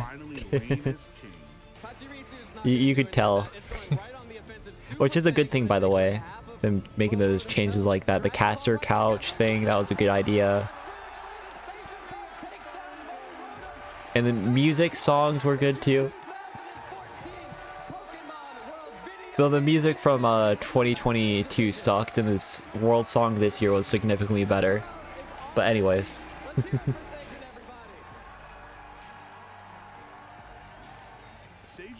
You can very much tell they're League of Legends players involved. Even if they're not as good at production as the League of Legends people. Or close, honestly. I don't mean that in a rude way either. League production is just like the only good thing about League. To be blunt. But instead, it was a great Pokemon for the role he was looking to fill. Like, I'll be honest, I'm never going to be much of a League player, but League of Legends World Championship, how they handle that whole stuff is like, whoa, you know? It's very cool. Even not having like an in-depth understanding in that game. Even remotely. Pachirisu really was a grand old time. What a fantastic World Championships that was. By the way, whoever wins Worlds has to climb Mount Fuji and stay on there for a year until next year. We need our red, right? We need our red. I think that's the only time I've ever actually That's all I'm saying. Sejun in an official tournament, but Sejun has been unbelievable. He is undoubtedly the best Pokemon player of all time because not only I'm saying I don't. World champion as we just saw, he's in the trading card game World Championship as we Aventus didn't hear me correctly. I said I don't have understanding of League. Also, I haven't done my I'm technically not Iron because I haven't finished placements. Thank you. The tournament was definitely up there, but he is an incredible competitor. But let's focus up on where we are in the tournament. There are so many people now, right? Think about that moment. We're now 9 years removed from that, and we still talk about it. Honestly, the way that this tournament has been going, I've just got a funny feeling that we're going to see a moment like that, maybe in our finals, maybe in our top 4. That's just the way I'm thinking this one's going. It's our first time in Japan. It's just been such a great weekend so far. Yeah, I mean, it's ripe for some kind of major storyline to come out from this event. Like you mentioned, this is the first time Japan has ever hosted the World Championship. I mean, if we can create an incredible memory for the stream a decade from now that we're still watching and memorializing like Sagen's Pachirisu, I mean, that would be incredible. We got to keep Joe Brown busy. We got to make sure he's got more videos to create, more of those huge moments to capture and relive for us. Oh, Joe Brown. Did Joe Brown played League, right? Was I right? Adam, do you think we're gonna see a Pokemon I'm pretty sure he's like played Pachirisu League. that just comes out of nowhere that Or nobody has been TFT. using to have success at Worlds this year? I don't know about an individual choice. That's what I thought coming into yesterday morning. I was like, right, somebody's going to bring something weird and wonderful. It's going to be crazy. What I actually think it is the way we've sort of started boiling it down to is it's a strange tech choice, right? It's the way that the Pokemon's trained, one of its moves. That's where I'm gravitating towards. I'm very willing to be proven wrong. Like, I love the taste of humble pie on the stream a little bit because it always means we get a better showing. But overall, no, I think it's going to be something else. Is there a Pokemon maybe in the field that you're rooting for still? Rooting for, I mean... Oh, Sempra match? Wait, Sempra's at Worlds? Day 2. I didn't know that. Right? We've seen Pokemon like Brambleghast. What's Sempra's name again? I like always forget. A number of Pokemon that maybe were talked about, but not really in that kind of Pachirisu tier where just absolutely nobody is respecting this Pokemon heading into Worlds. I think we're much more like I was running who Duelo was because they beat someone very notable earlier. Yeah, they beat Hirofumi.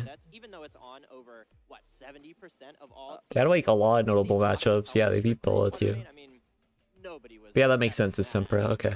We've seen Magnastorm on Heatran. That's a really cool tech choice. Even Urshifu dropping Makes sense. Makes sense. to go for something like Oh, we got Neil versus YT too. options. I've even seen Trailblaze be used in that slot. Trailblazers. It's going to be really interesting to see how players adapt those really Hirofumi versus Taro. So we're getting the Japan self kill on the pair down. That's something that Scott and I got to enjoy. So I really feel like that. Yosuke Takanagi versus Neil. Mal versus Mal. That is a fun match. Yeah. Even more exciting for those of you maybe Kentaro versus Victor Medina. It's not all that it seems. We are looking at some of the top players in the world. Not only are they the top players points-wise, but they're now showing off. Oh god. 4-0 players. I think Emilio loses to the Sai Spam guy. It's the elite trainers from around the world.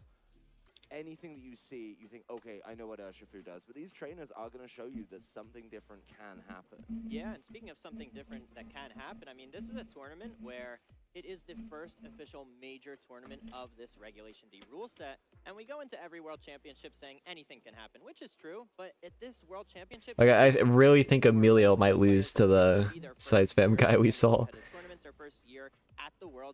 Like, guaranteeing Trick Room into Emilio team. Really nice mix actually out in the field. We've got some of those players. Yikes. They're really established. Remind me to check that later though. I'm thinking like 28. That is had good performances in those years. awkward. Started there, then of course managed to kind of grow into it. They were winning tournaments in 2019. They were placing highly in 2018. Some of them going even further back. When I think about somebody like Barish, who we had on stream yesterday. I mean, I remember competing in tournaments. Let me see though. Alistair versus Michael Kels. So it's going to be really exciting to see how some of those veteran players who have Maurice versus Alex Gomez. This is a fun one. actually performed here, you know, in comparison to some of these newer and upcoming players. Yeah, there's plenty of players actually. One of the best players in Europe in the past versus one of the betters in Europe player currently. Cassie versus Taryn. said that was their first regional. I mean, yeah, we saw a couple of our newer faces drop out yesterday, but I can assure you. Kaito versus Kenji is an insane matchup at 3-1-2. That is an insane matchup. We're getting a lot of Japan self kills. We're getting a lot of Japan self kills. Yuma versus Alfredo. Yeah, and speaking of veterans, I mean, again, there are just so many. Kyle versus Sanvi. Nils Dunlop versus Eric Rios. Polrias Ruiz versus Luca Trejut. He's won national championships in Japan multiple times, had numerous top finishes at the World Championships before. I mean, this tournament is loaded with players who right now are at the top of the standings, and I'm really excited to see what kind of matches we're going to get presented with to close out the day. I really do like seeing the difference between an old player and a new player, right? Just the way that they kind of I don't. approach the game mentally is so differently, because I feel like sometimes the newer player has a little bit less to lose, right? You know, there's no shame in losing to a player who's really experienced. I mean, there's no shame to losing to anyone in this tournament. But if you're the new player and you're going up against a 7-8 year veteran, okay, then it's going to be a difficult one, but you can approach the game with maybe something a little bit different. Yeah, you're like the underdog going into the matchup, and so there's a lot less pressure on you to really perform at your best. Of course, whenever you're matching up against somebody who is a well-known, renowned player, you want to bring your best. You want to give it your best shot to see how you stack up against players who have already won such major championships.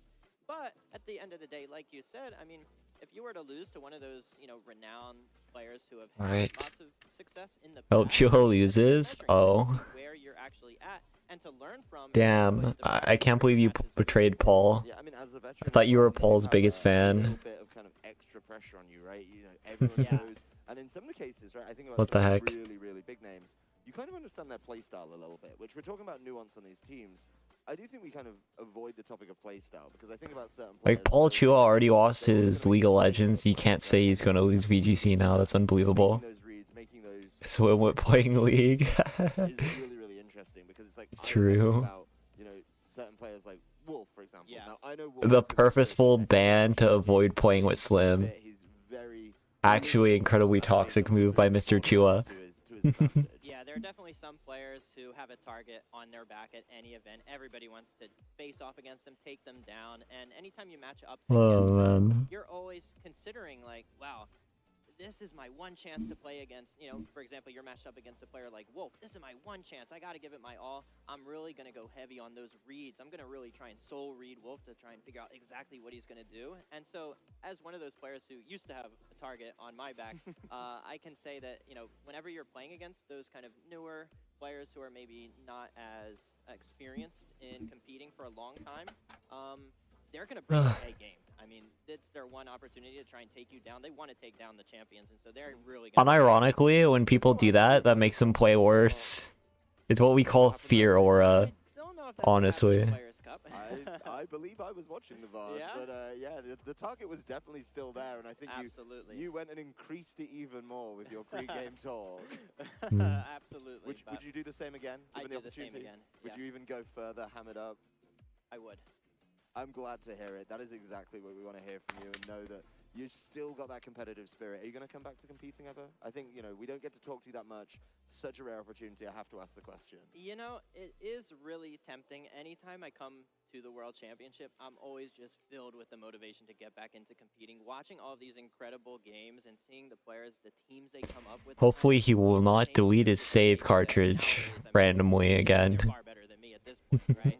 I mean, it does motivate me to really get back into it and give it my all, but at the end of the day, I know I'm just happy to be here. I'll think about that when the time comes, and for now, I'm just here to enjoy some Pokemon at the first World Championship here in Japan. Yeah, I mean, I'll follow up on that with you. Maybe a couple weeks from now, I'll reach out to you. Oh, you did try to compete this year, but he qualified for Japan Nationals, but he deleted the save cartridge of the cart he used to qualify for Japan Nationals. He was playing on an alt, right? And he wasn't able to register because of that. Which is a stupid thing to have backfire like that, honestly. But it's very funny that it did. I have to admit, as sad as it is.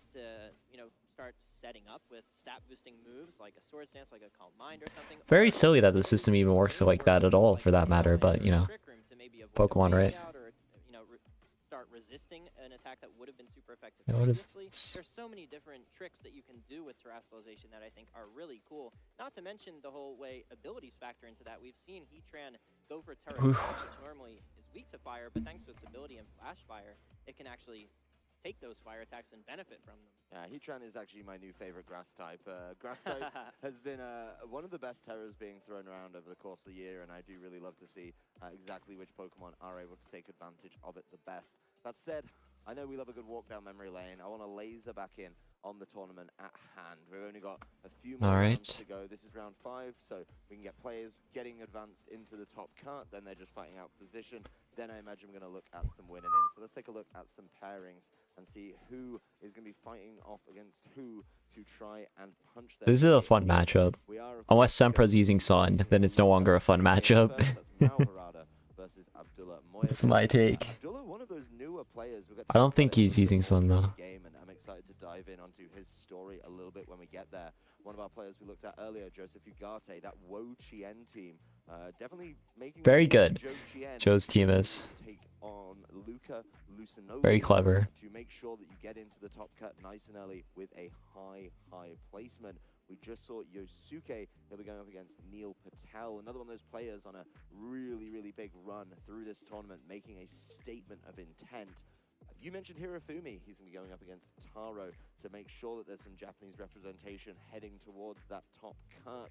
We also have an all-European... Taro on the pair down though is unfortunate. Silva versus Leonardo Bononomi, two fantastic players that have been constantly at the top of their game. And the last match we want to call out is going to be Shohei Kimura versus Federico Camporesi. Names that we've seen at the World Championships, even at international championships, over and over again. Yeah, there's a lot of players who are veterans of the World Championship circuit, but there's also a number of new players where this is their first World Championship, having incredible performances. Neil Patel, one of those players, having an insane performance this entire weekend, both yesterday and today. So I'm really excited to see how some of those newer players match up against some of those veterans. Well, we can see which of these players are going to be punching a ticket in this one. We do have 7 undefeated players remaining. We're going to be looking at 7 versus 1 in this one, in Mao versus Abdullah. But Neil Patel, you know, 4-0.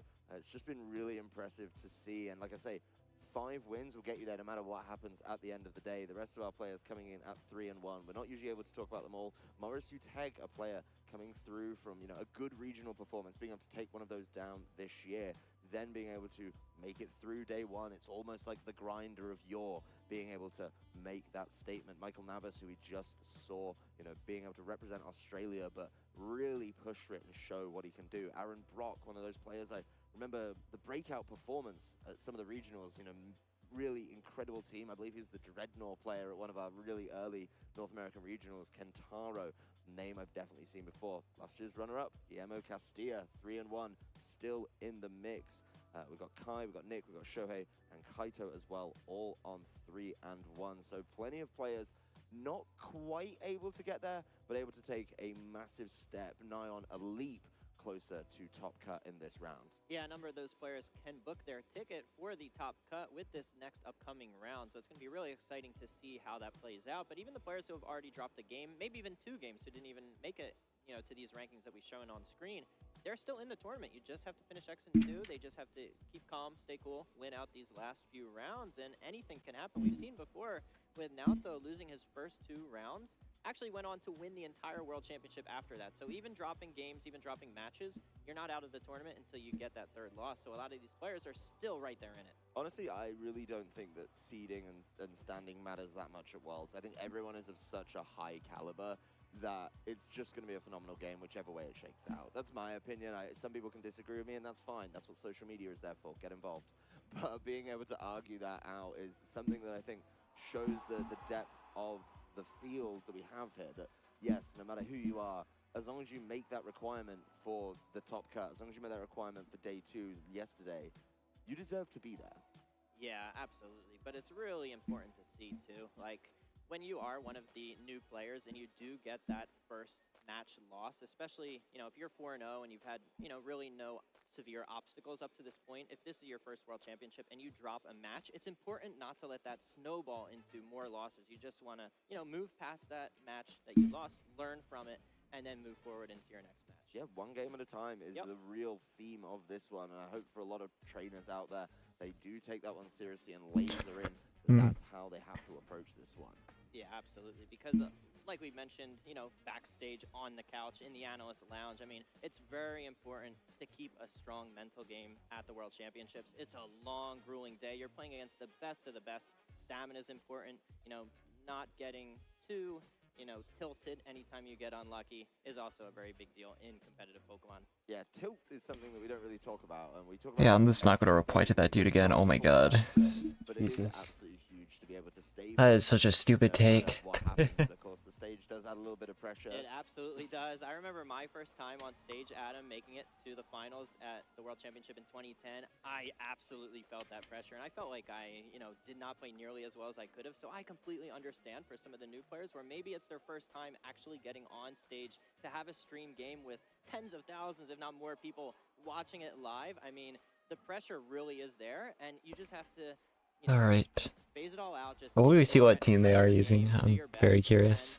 see what happens. Yeah, I mean, the stages get bigger too because, some of these trainers, we're talking about them, the biggest kind of event that they've really been on stage at is like a regional, and it's a very different feel, right? There's definitely, a much different vibe in the room. Everyone's there, everyone's having a good time, just trying to get some championship points.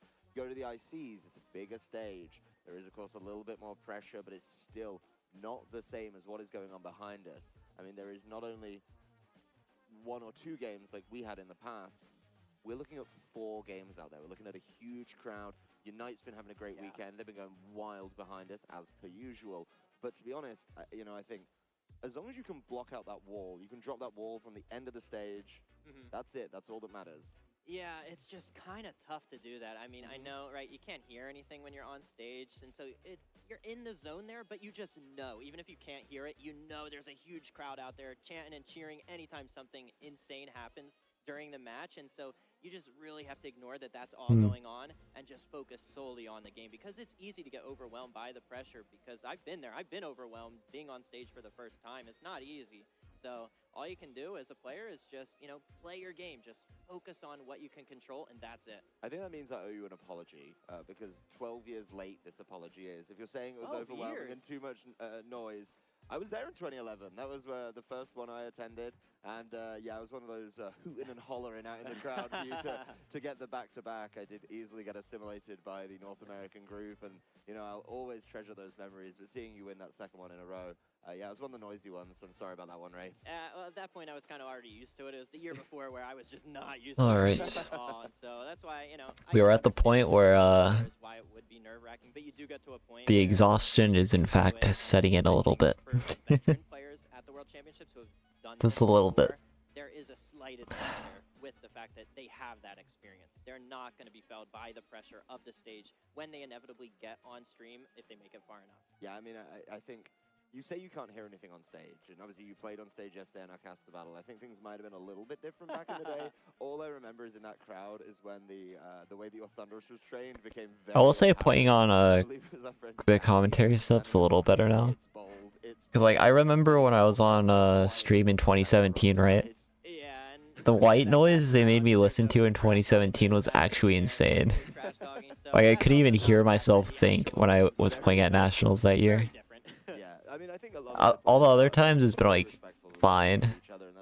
Like I don't know what was up with the headphones that day, but like Jesus. I really wish I had like earplugs then. Or maybe I got used to it, who knows. That was the only thing that bothered me about being on stream. Well, I guess, well, technically, when I was like sick at Fort Wayne, that stream game bothered me quite a bit too. Even though I did want to be on stream, it was also like, I was not in the condition to be on stream. But Milwaukee was fun. I liked being on Milwaukee stream for sure. It wasn't really nerve-wracking at all. Milwaukee was the one I started trolling for fun though, which was not a good look though. But not very clever of me. And I almost choked top 4 because of it. Because I did a little bit of trolling. But then I got bailed, so it works out. Japanese contingent have turned up in spades, in absolute droves to support all of our players, and it's been an absolute pleasure and an absolute honor to be out here providing coverage. Yeah, I mean, there's no better time than the present to actually get involved and make that first step towards attending your first event. I mean, there's so many different levels of events that you can attend. Of course, here at the championship, I mean, this is... It's a shame though, I have to go to more regionals this year because I have to get my obligatory 1 regional stream game a year. That's going to be my career now. I just actively pursue 1 stream game and then stop playing. Truly a actual professional I am. all weekend. All of these players show. Cause I'm 2-3 on stream now that I think about it. I'm 2-3. That stinks. I want a positive record. I want to be 500. So that's a great way that you can learn to see what these top players are doing during the matches that count, because you know that when you're watching these matches, the players are playing their absolute best, and so you can really learn a lot from watching these games. Well, let's start watching one of those games. This is going to be round number 5 here in day 2 Swiss. Let's head on down to the stage and meet our players a little bit more, see the teams and see what we're working with, as one of these players will be securing a seat in Top Cut later today. Yeah, this is going to be a So is it bad to say what I actually want to happen like next season? Is I want to be the guy who gets like second at multiple regionals and then doesn't get worlds. That would be really funny to me. One of the moves, for example, Iron Hands, a Pokemon that is, I believe, number 2 in usage in this entire event, commonly has Assault Vest and Heavy Slam. It can actually deal with Flutter Mane pretty well. But And then I would be able to say, oh, the best player to not get a world invite this season. But honestly, that's me like almost every year recently. They don't go to many events. Oh, there's a low again. Some of these move choices that are different from the standard sets, I think, are going to be really pivotal in this matchup. Flutter Mane is, I believe, now at 472% usage, so it's one of those that's a little bit hard to dodge, but can certainly pay off if it is. The low again plus scares me. We are, of course, seeing Abdullah on the left of your screen, and now we are looking at Mao. Also, I love how Wolf said the sets are interesting, and then he just like didn't elaborate.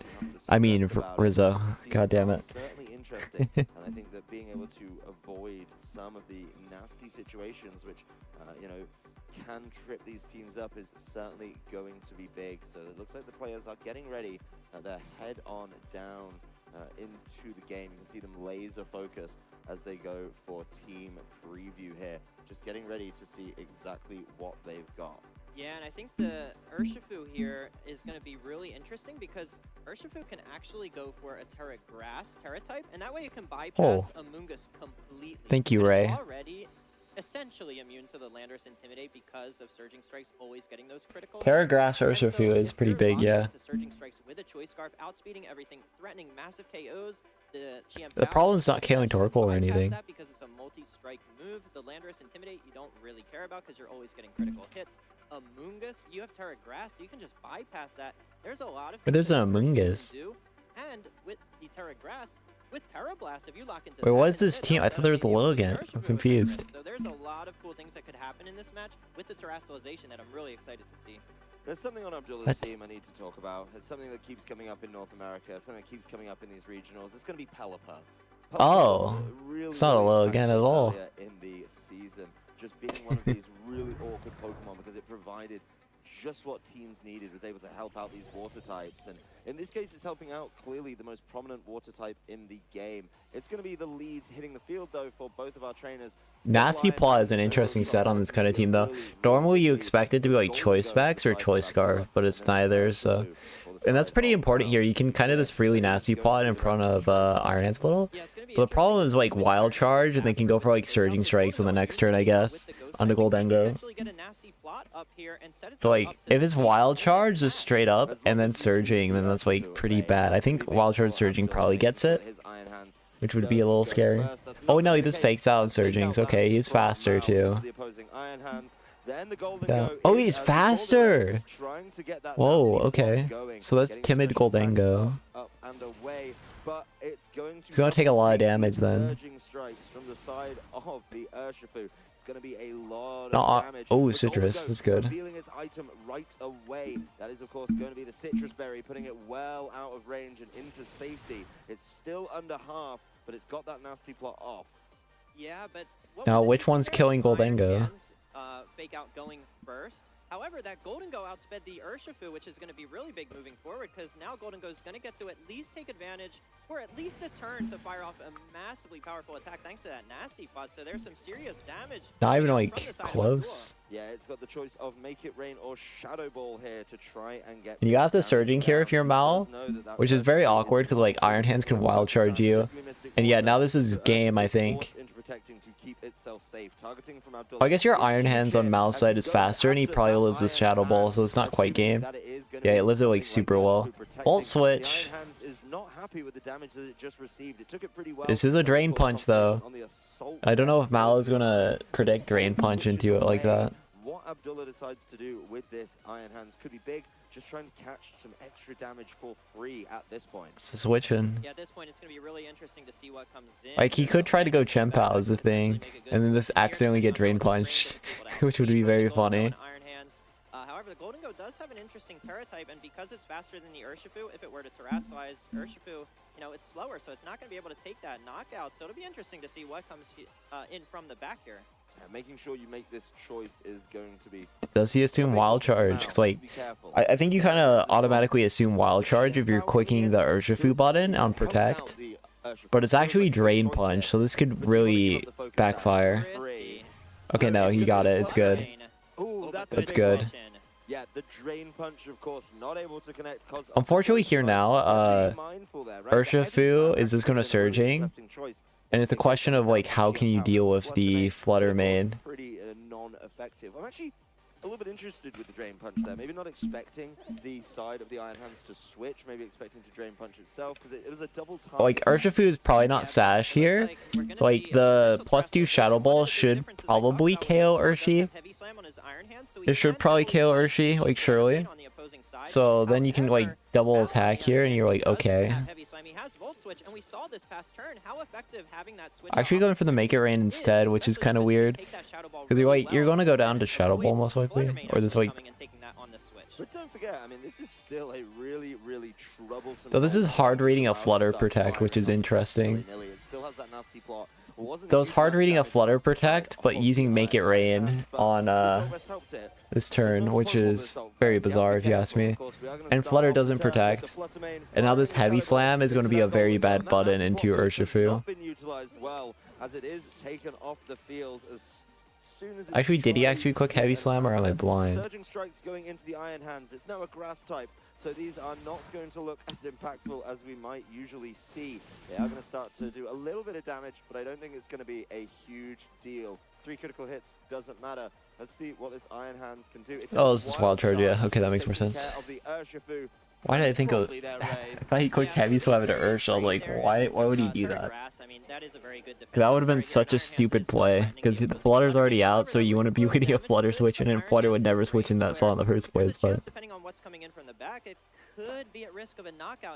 The problem is everything hates Iron Hands coming in.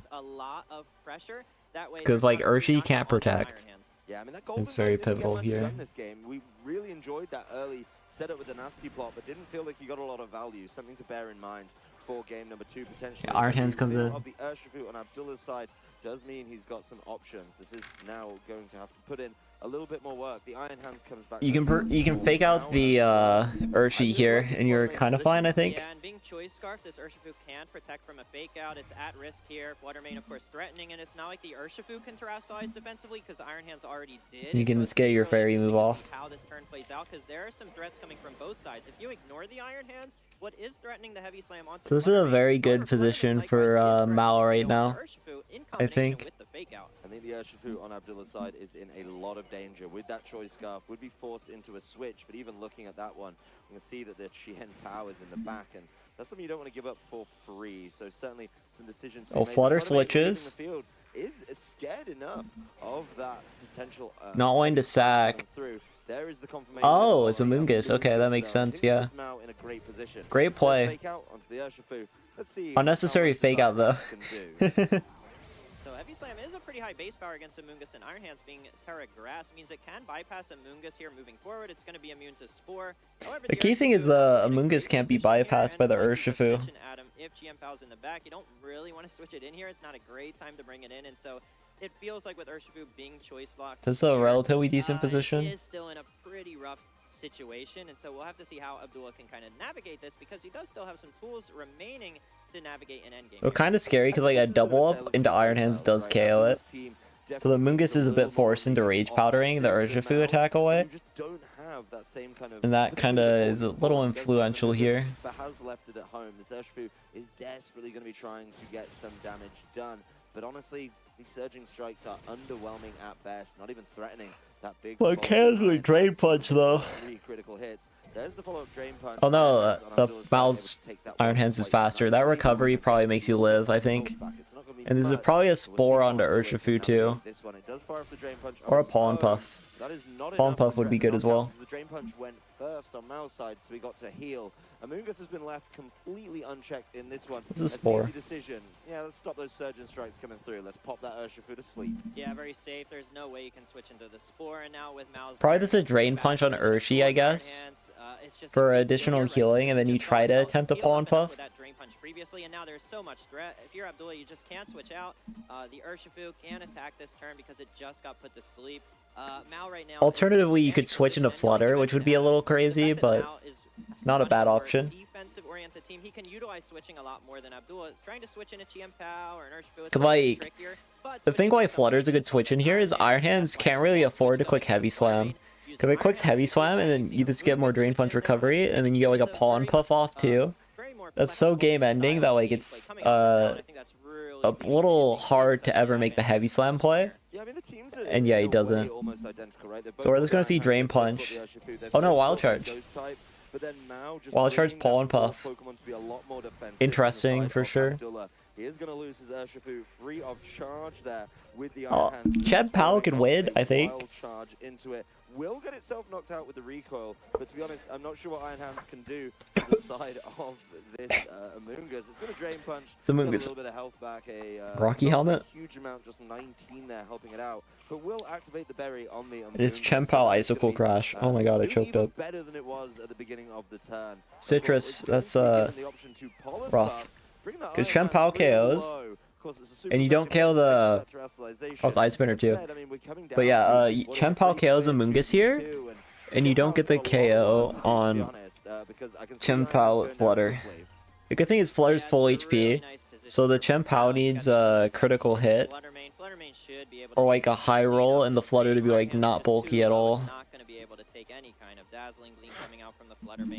So this is still like very Mao favored, but it's not impossible. It's not impossible, I guess. Yeah, The Terra. Amoonguss being able to Terra this locks this up because he can Terra Water Rage Powder. It's even better. If Abdullah could call this, it could be a very different turn, but of course, has to be careful with that very low. There's no calling this, man. It's a Rage Powder, so There is no calling that. for this turn, and giving the Fluttermane plenty of time to try and clean up the game. There's Dazzling Gleam, there's Iron Hands gone, and Oh, Ice Spinner and Terra Water Amoonguss. I didn't think he still had Terra, but still having Terra makes it even easier than it already was. Also, not to mention, and this is pretty important, Flutter and Chempao, Flutter is faster, which is kind of crazy. It likely means the Flutter is like next to no bulk. We already saw the Urshifu was the Sash carrier. Has got to feel really, really good. So Actually, stepping one game closer to being one of our first players. did the Ursh carry in Sash? Top God. Cut. I love that game. I think there was some really. The later we go, the more my brain turns off. It felt in control, Ray. Yeah, he felt in control the entire time. But yeah, that was very clean. I think it's a bulky Ursh, actually. How the teams interact. Mouse side. The opposing Iron Hands on Mouse side is faster. So like we saw in game 1 when Abdullah went for the fake out plus nasty bot, if his Iron Hands would have been faster, I mean that would have been a fantastic turn. But learning the speed of the two Iron Hands I think is big. Seeing that the Chiempao was Although confidently faster Iron Hands too, as we saw it outspeed twice. It wasn't this one, so it's a very unlikely to be a speed tie. Selections, which both teams are pretty similar, right? There's at least 4 Pokemon that are identical. Abdullah played it more aggressively. He bought 4 Pokemon that were all about offense. Iron Hands, I guess, is the big pivot in that one, but it still contributes with big wild charges, big heavy slams, particularly in this matchup. If you're playing it that way, you gotta go for it. You gotta make sure that you're flawless in that. And I think the Golden Go went down so early. Also, the Goldengo Shadow Ball, even at +2, did nothing to Iron Hands. Golden Go couldn't as really well. capitalize on that. I think the adaptation of possibly bringing Golden Go in the back, because it does make a pretty nice switch into a lot of Pokemon, and so I think that could be a good adaptation. And then also the Urshifu, it got pinned kind of towards the end game where it was locked in with Choice Scarf, Fake Out was threatening it, Flutter Mane was threatening, but you didn't have anything bulky to switch into, so you just had to leave the Urshifu there and just let it go down, because it's not like you can switch a Chiempao in from the back there to protect it. Chiempao hands could be a funny lead though. You throw in Heavy Slam and you throw in like ice moves on everything. That you're bringing Pokemon and have a team that can kind of pivot in and out a little bit more to give you the flexibility to kind of switch when you have a bad match. I mean, we were talking about 2011 at the top of the round. That was when we first got introduced to Amoonguss. It's still here. And I think that game shows why it's so ever present. Just being able to cause so many problems. Now with Terrestrialization, it becomes a water type, and Ice Spinner not even threatening it. So Mao controlling the game with the Amoonguss, a couple great switches, preserving the Flutter Mane too, which was a very different play to what we saw with just letting the Golden go and letting the Urshifu go down. Yeah, okay. Lando, Chiempao lead? No, there's Amoonguss. Mao, he's leading with the Iron Hands and the Landorus Therian. And That's pretty good for Mao though. Of Abdullah, who has bought his Amoonguss, and he's got his Urshifu in the lead. It will get intimidated for its troubles, not that it really matters. I believe that's Terra Blast on Lando. Choosing, but needs to be careful. I like this Amoonguss Urshifu a whole lot more. Yeah, it's just tough here because, again, there's fake out pressure from the Iron Hands. It's not like Urshifu can protect or anything. It's Yeah, I think there's Terra Blast. Potential Terraflying Terra Blast is Yeah, oh god. I mean, there's a lot of ways Thanks for saying that, Ray. But that's a little bit more defensive here. Abdullah might have to tough opt for a switch because there is just so much threat of damage and one-hit knockouts coming out from the side of Mao. There's KO Ursh too. You can fake out Terra Blast the Urshi. Which fake outing Amoonguss is pretty decent because, like, in theory, Amoonguss could Terra and get away from your Terra Blast and then quick Spore on you, which would be a little annoying to even think about that scenario. So this could also be fake out Terra Blast into Amoonguss, which if it is, then Abdullah read that a little bit, right? So trying to put down huge damage onto the side of the Urshifu. I'm not even confident if Lando dies to... Ooh, no fake out. I mean, that's... That was a good play. Because this Wild Charge and Terra Blast into Amoonguss. Urshifu goes down.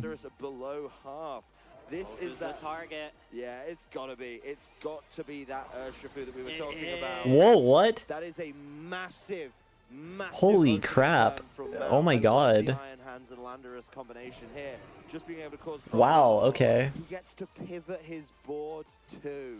Yeah, we see the value. You just let the Spore happen. Oh my god. To see what your opponent does. Mao gets to see the Golden Go come. That's shocking, dude. Switch, and now gets to bring in a Pokemon from the back in for free without any risk of damage, so he can afford to bring in a Pokemon that is. Yeah, it looks like Mao just has the set now. That was just such a power play. Goldengo might be faster than Landorus, which is the only savior, I think. Even then, it's still so hard. Yeah, Flutter. You can go Amoonguss again. You are Terra Water. There is the Iron Hands there, which could try and slow the game down a little bit with something like a fake. If Goldengo's faster than Landorus, there's still like a chance. But I really don't see a way that you shut down the Flutter Mane too effectively right now.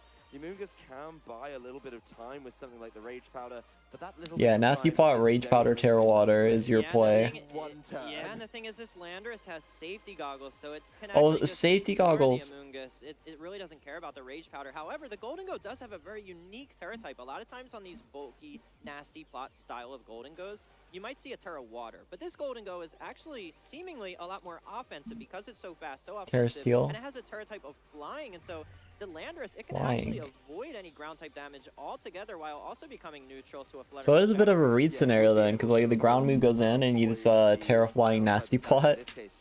And if the flying Terra goes in when you Terra Water Amoonguss, it's also kind of annoying too. It's a really tough choice for Abdullah here on which one he goes for with the Terrestrialization. That's a lot more of an interesting scenario than you would think, because of the Terra Flying. He's trying it himself. Terra Water on the Amoonguss to take some of these attacks potentially a little bit better. Also Shadow Ball potentially in Nickeldango. No, that's Moonblast. Into the Amoonguss. That's a whole lot of damage. Golden Go goes faster than Lando. Will it be afforded an opportunity to use it? I'm just not sure. There's Terra Blast. Yeah, great play. Yeah, Mungus is dead. Easy double target into this Amoongus. Oh! But it holds Oh, on! it's not dead. It holds That's so on, huge. Ray, and it's able to land You can a nasty spawn. plot again, I was in theory. worried he wasn't going to get to use this Golden Go, but Amoongus with that defensive terrestrialization has turned the tide of this You could game. nasty plot again. Which is a crazy play to make, actually, but Iron Hand likely is the switch in now. And the Golden Go now finally, like you mentioned, Adam, it finally gets to take advantage And of you do KO Flutter with Make It Rain though, so maybe keeping it simple is fine. a little bit of healing and saving Amoongus for later. Yeah, just in case like first turn wake up, right? This is now suddenly turning. But the problem is like Iron Hands is faster than your Iron Hands. And you won't get He learned from Mao in game 1. Shadow Bolt does like no damage to the opposing Iron Hands. Like we saw +2 was barely a 3 at KO. So I think getting to like +4 would have been pretty nice, or like +3. Turn, Iron Hands comes in, as you said, to apply that potential fake out pressure. Yeah, Lando The protects. Lando's just protecting this turn, which could be great for that Iron Hands, as we're going to see what the Golden Go gets up to momentarily. Fluttermane, of course, unable I would have to went for stick this nasty one out. plot there, but it is greedy because like you're allowing Flutter to wake up on the next turn. Is going to be an easy one over But I still feel like it's a little necessary, maybe. The good thing Lando didn't switch. Well, I guess it ultimately doesn't matter, but it's a little better for you that Lando doesn't switch, because like Iron Hands can come in and now quick fake out stomping. And Landorus, depending on how this Golden Go is trained, is Stomping Tantrum potentially enough on the Golden Go now that I'm not even sure it's Shadow Ball KOs anymore, because like this Goldango has no attack investment. But I'm just gonna assume it does, so I think you have to like go for attacks here. I don't think Iron Hands is correct. If you have another Pokemon that can like better hit Goldango, that's the dream. Or a Mungus. Doesn't really help. I guess it blocks Shadow Ball, and Make It Rain probably doesn't kill. Yeah, it's really interesting because Golden Go doesn't care about getting scored. It's totally immune to it. It's faster. But this is a fake out nasty plot again. It's safety goggles, not assault vest, and so Golden Go still at +1 special attack. Should be able to knock out Landorus from this range. Iron Hands also has fake out available. This is going to be really interesting to see how this turn plays. Could be Iron Hands. Yep. But Abdullah's called it right. He looks real happy about that one. As the Landorus leaves, Abdullah might have this actually. I was wrong. So, The Goldango being faster than Landorus here is so important because he just doesn't have the speed to stop anything. A fake out on it. And look what he's got out of this turn, Ray. Let's see What a good play. how impactful this becomes. As it's time to keep on boosting. Yuki and Scott 2 more for Swiss, and then I think like 4 sets for top cut. And it's just boosting its special attack to insane limits. However, the Iron Hands 4 or with the 5 for Assault top Vest that cut. we've seen before took that +2 Shadow Ball. So there's still a lot of sets, I mean, man. Iron Hands is still going to be a bit of a problem. However, this Amoongus is in a lot of trouble. Yeah, this Amoongus not feeling as safe as it was when it could terrestrialize to the water type. Honestly, the Iron Hands, isn't really able to shut down something like this Golden Go on its own. The Golden Go just needs to keep on trucking. It's not like he can just There's a fine play. You can kind of just attack. typing. I really love Oh God, I'm never sweeping today. Same. to try and sweep through the end of the game, and you can see that they're doubling up. Doesn't get it. Yeah, the They also double. double protect on Amoongus. That is going to take a lot of That's damage fine. this turn. Make It Rain brings it so low. It's not enough for a clean knockout, but it's okay. It does get to activate its citrus berry. That live is so unfortunate now because he went for the double, and he didn't need to go to the double, you know. Into the opposing Iron Hands. Not very effective, not much damage, and a little bit of recoil. But before the Amoongus can cause any further Okay, he problems, did need to go for the double. Never mind. out of the game. Maybe We're now slam. down to the last 2 for Also Mao. weird not going for a wild charge in a Goldango because Goldango's faster. Rather than focus on the Golden Go, but the Golden Go being faster than both, I mean, this Golden Go still in a Goldango really good wins position. now. I mean, even with those 2 Make It Rain special attack drops, he's got 2 nasty plots to make up for that, so it's still at such an insane special attack. It's still essentially 1 nasty plot, right? Which is going to be more than plenty to try and get through the rest. Yeah, it of kills this Lando game. easily. Let's see how this turn shakes out. I do like the continuous switching, actually. The Amoongus has been mad value for Abdullah in this game. just absolutely causing problems with that big survival earlier and potentially setting up some end games, some new routes that he didn't have access to in game number 1 with that GM power. Yeah, Alright. But yeah, this game's over. Like, that's why I'm not talking too much anymore. Yeah, I hate Amoongus too. Yeah, this is super overs. 2 nasty blocks, 2 knockout. I didn't get 2, but it contributed a lot more. Here comes Water Terror Amoongus. Bit of regenerator health, looks a lot better than last time, as it's going to be a protect onto that Landorus, just not worried about it. Iron Hands not able to get anything really. This wild charges, but land that wild charge. But there's the Shadow Ball into the protecting Landorus. It will wild goes into Goldango. Doesn't kill though. Brings it pretty low, but not enough to really be threatening. There's the Golden Go activating its citrus berries, so feeling pretty good about itself at the end of this turn. And to be honest, you would be surprised. There's a lot of Amoongus apologists, which is crazy to me, but Amoongus is one of the most dominant Pokemon in our history, and it's like it's not even fun how it dominates either. Multiple protects in a row, and Amoongus were to go down to like a wild charge. You still have your Iron Hands in the back with that fake out pressure. I mean, Landorus is just gonna have to get so many protects in a row. Yeah, it's got to be a lot. Oh man. At least 2 or 3. Yeah, game 3. Keep this one going. Abdullah showing Goldango kills here. Doesn't matter, and he is able to bounce back. It's gone for the second one. It's failed, not yeah. able to get it. Landorus is exposed. Amoongus that would have had to been a triple protect. With the Rage Powder, it is a water type, so it might not appreciate what's coming from this Iron Hands, but the Landorus left wide open for this Shadow Ball to fell it, even after the nasty plot boost. Critical hit just to make I think this is like timid max speed Goldango with like 252 HP. That's what it feels like. This one back. He will wild charge. The Amoongus will take it thanks to the Rage Powder. The Amoongus will yeah, wild charge gets it because it is now a water type, but it's still a massive Golden Go, and it's about to get partnered up with an Iron Hands. Yeah, and the Iron Hands on Mao's side, it is Assault Vest, so that means it's not going to be able to protect here. So Abdullah can just bring in his Iron Hands, go for a fake out, go for a Shadow Ball, and then Shadow Ball again. I mean, there's just no way that Mao's Iron Hands can survive at this point. Just a nice, tidy little end game for Abdullah to send us to game number 3 here. It's been a fantastic set so far, and I think it's just going to keep on delivering. Mao throwing in the towel. There we go. This one. It's over a while ago, but essentially, Ray, well, I guess he could have triple protected, right? One of our first tripled. In Top Cut. Oh man, the pressure is on, but this is what you love to see if you're a spectator or a caster. We love getting these 3 game sets, and to see the adjustment that Abdullah made between games 1 Val does have a great approach in a Goldango though, because it's like so fast. It's faster than Urshifu. The best way to deal with it is like Flutter and Chien-Pao.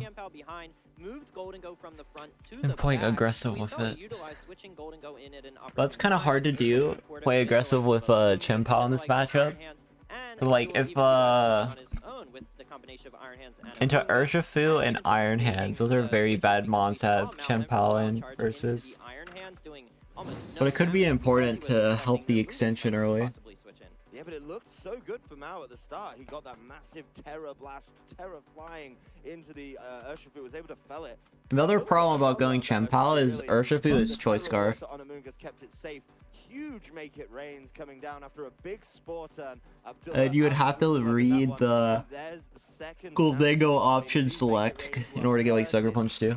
But it would at least like punish the Terra Water a little bit if you are like Crunch, because like then you could have the dark move for Goldango. Yeah, I think it was a lot better. So maybe that would help. Because there was much more support for it. You had the combination of Iron Hands and Amoongus. Yes, but now yeah, like Iron Hands Lando is good though.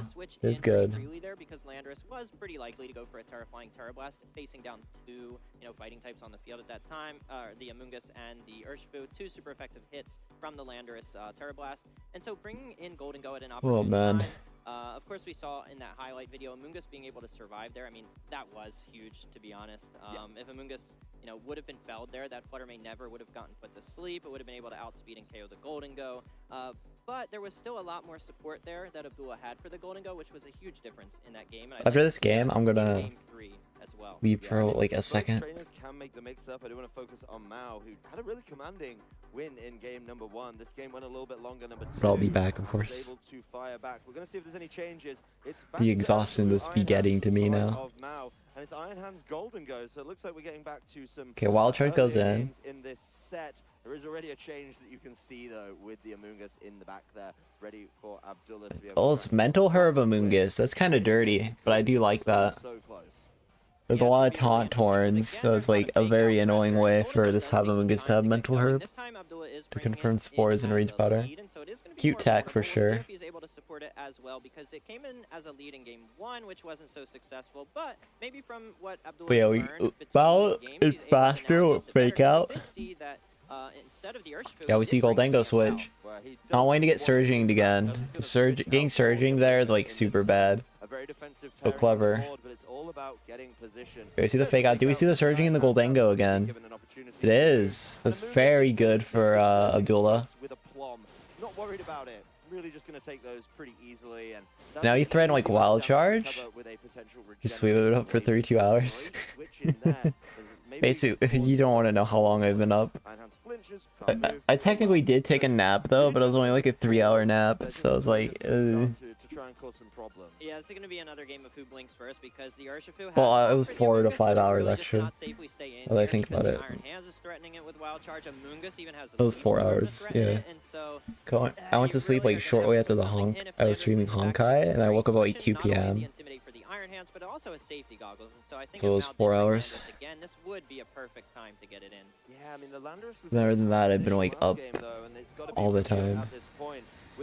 I didn't like prep sleep for streaming this day 1, and I expected day 1 to for me to crash, but I didn't. Now it's just day 2 I'm crashing. But full switch comes out, which is a good play. But do you have a way to beat Amoongus? Is there a Chen Pao? Is there like a Landorus? Amoongus does beat Amoongus, actually, yeah. Amoongus is also an equally really good switch in here defensively. It can take whatever is getting thrown at it. Yeah, it's very true. And that is, of course, not going to affect. Is this Terra Grass Urshi though?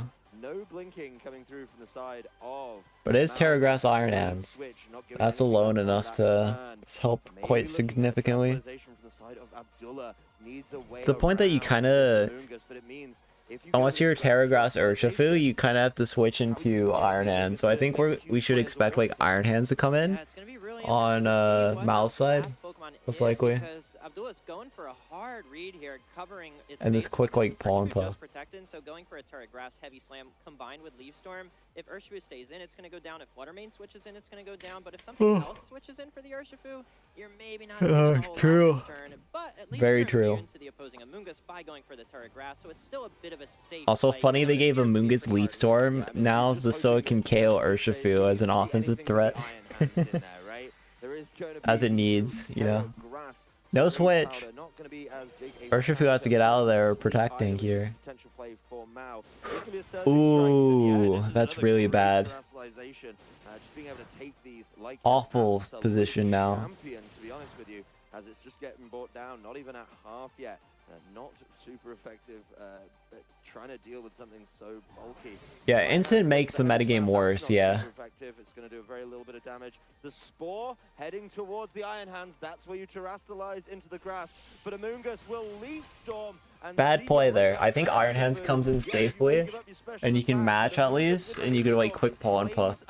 Like it feels like a lack of awareness from Mal on that point, because like you see Terra Grass on the team sheet, but he still just went for the surging and the sack to the Urshifu essentially. Like even if theoretically Urshifu gets the surging strikes, right? You get the surging strikes on a neutral Iron Hands. Iron Hands doesn't go down, and it doesn't really help you enough. Now this sucks too, because you just get heavy slammed, and then a Flutter gets spored too. So this is a very bad play by Mal here, in my opinion. It's not a good play. Too worried about that big damage coming out from Fluttermane either. The Fluttermane is a choice specs variety as well, so not able to protect itself. Could get caught by a real nasty heavy slam. Yeah, this Iron Hands is going to be a problem. I mean, the Terra Grass is huge. Well, I guess choice specs. You have to hope your choice specs move KOs Iron Hands here. And then Amoongus doesn't reach powder. And we already know Amoongus did not reach powder there. So that's a part of the picture. Terra Grass. Oh, they couldn't have reach powdered. Okay. Goes for a Shadow Ball, not Moonblast. Yeah, no crit.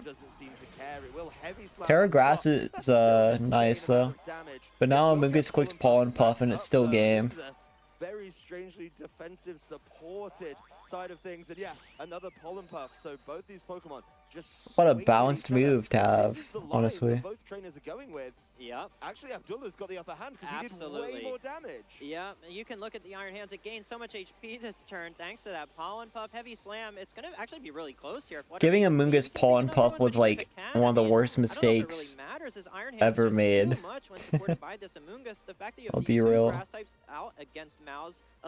Like Amoonguss was so much more tolerable when all it did was quick Sludge Bomb. Or like Clear Smog instead of Pollen Puff. You said it was going to be close, Ray. What if there was something in the back that could change? Yeah, one-shotting Amoonguss, yep. Easier looking knockout with something An easy like task for heavy sure. slam. Chiempao switches in for the Amoonguss, Sword of Ruin, lowering those defenses. Did you see the Chiempao though?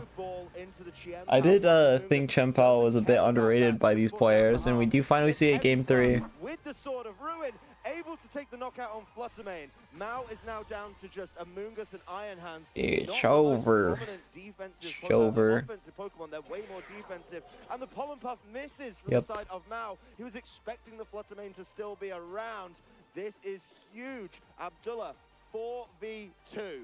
Yeah, and Golden Ghost still in the back. I mean, Abdullah has got this. The fact Chiempao is threatening the Amoonguss. I mean, Iron Hands can come in and deal with I hate to tell you, Chiempao does even OHKO Amoonguss all the time. I mean, it's just going to be so I hate to say it, but especially with the Golden Ghost still in the back. Yeah, the Golden Ghost waiting to start. Here does Dragapult. Right? I mean, at what point, here's the question. For the Where records. does the damage come from this pair? That's a great question, Adam. It's really only the Iron Hands. I think like but, Terra, I mean, Abdullah has an Terra Iron Hands of his Blast. own to just match that damage. Next to And it's supported by, Chiempao, Terra an Ghost, additional Terra Pokemon that Blast, can do a and lot the more than this Amoonguss. Amoonguss can. Well, Chiempao is going to try to keep itself safe, just giving the Sword of Ruin ability. So technically it can one-shot off Terra Blast, Terra. Or I guess like Icicle Crash and a bad weak calc Amoonguss also would die. This one, Mao has a lot of fighting to do, but Abdullah putting on an But it's like, absolute that's a lot, man. number 3. He's just got the upper hand. Chiempao And this is where the most broken Amoonguss tech comes in, Protect. his opponent, wait for a fake out to go into that one. It's just a wild charge from the opposing Iron Hands into that Protect. Yeah. Just trying to knock it out before it can do anything. We're not And seeing the a lot heavy of slam the from Iron Hands Protect goes in to this Amoonguss, set, at least. Just about half.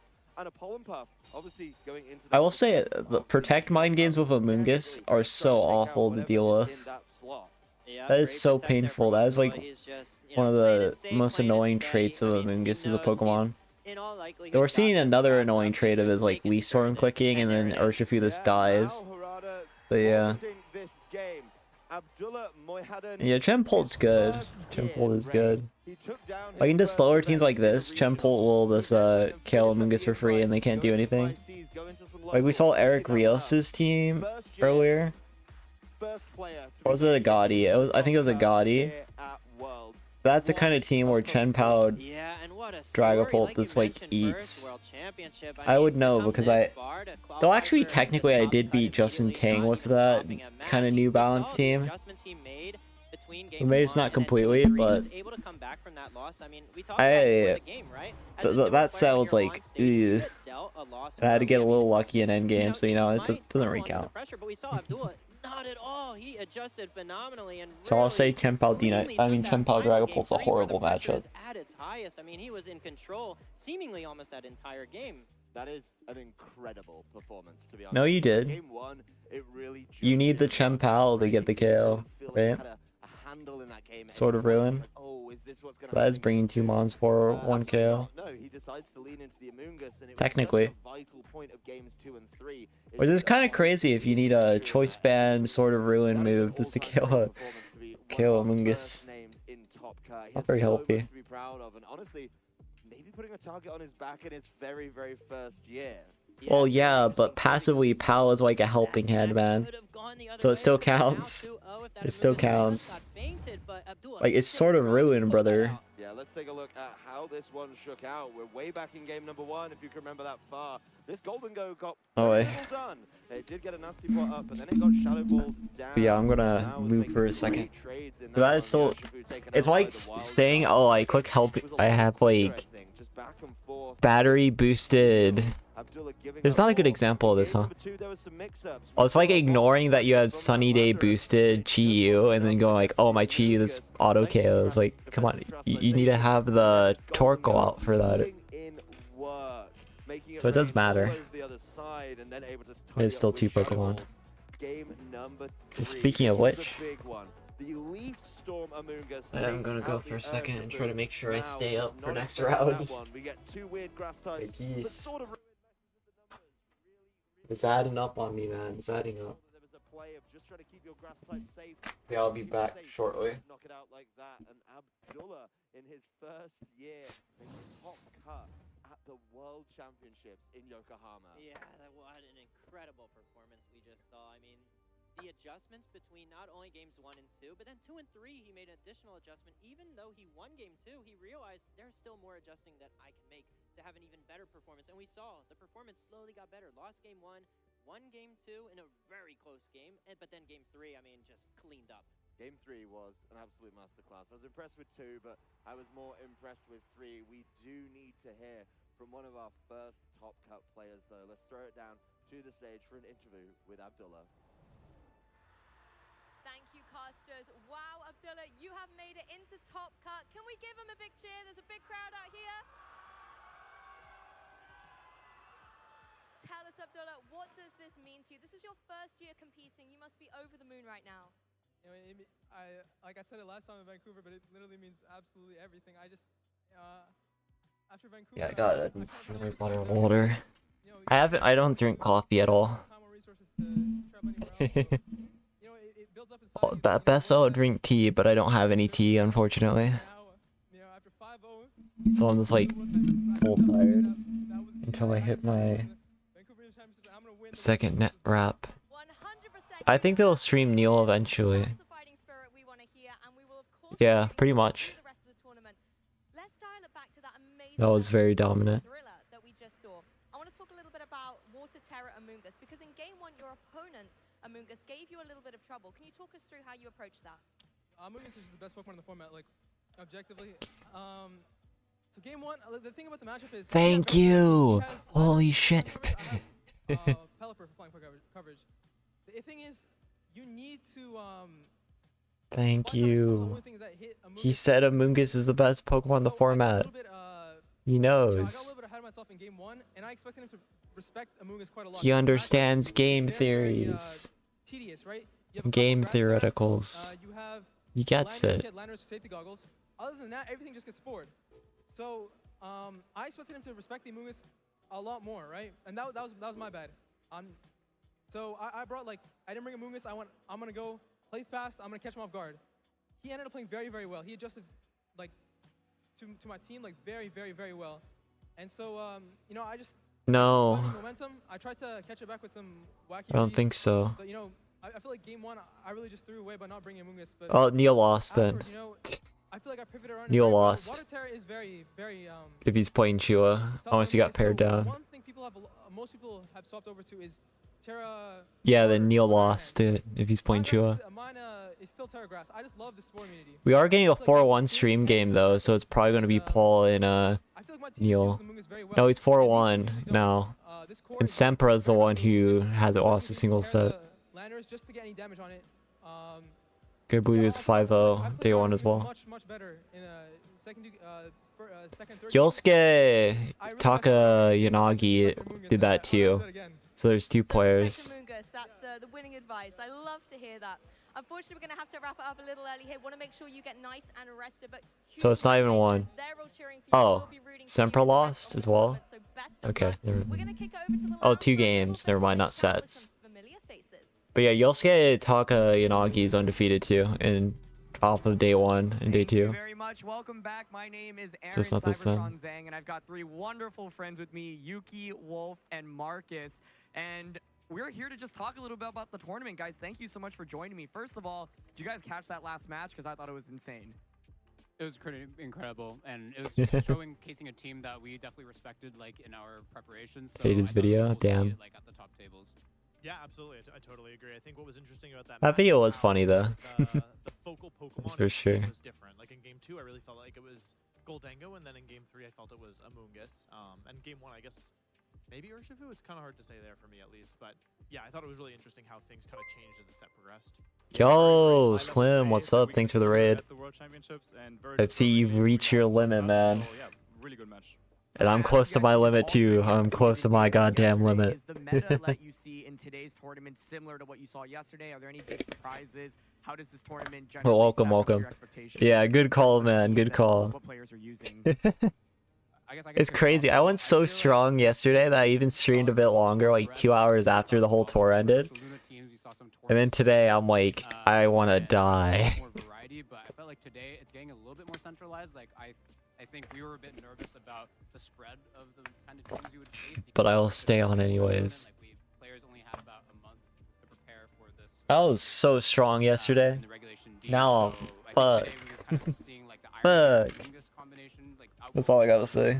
Kind of rising in popularity. I'm not sure if you guys agree. Yeah, thanks for the raid, man. I think that with day one in general, there is a lot of incentive for players to kind of be a little riskier because it's so difficult. Like when you think about winning the tournament starting in day one, you have to make it through day one, make it through day two, and then get through all of Top Cut. It's such a long road that I think players are incentivized to like do things that are wacky and catch their opponents off guard to try and get more of an edge. And in day two, the players, you know, they only have to win.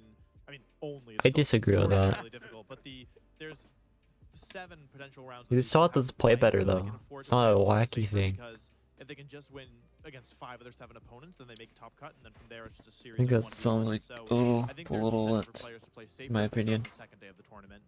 Yeah, I think going into this tournament, Like there's no, like realistically, it's winning in Top Cut where you try to play more wacky, in my opinion.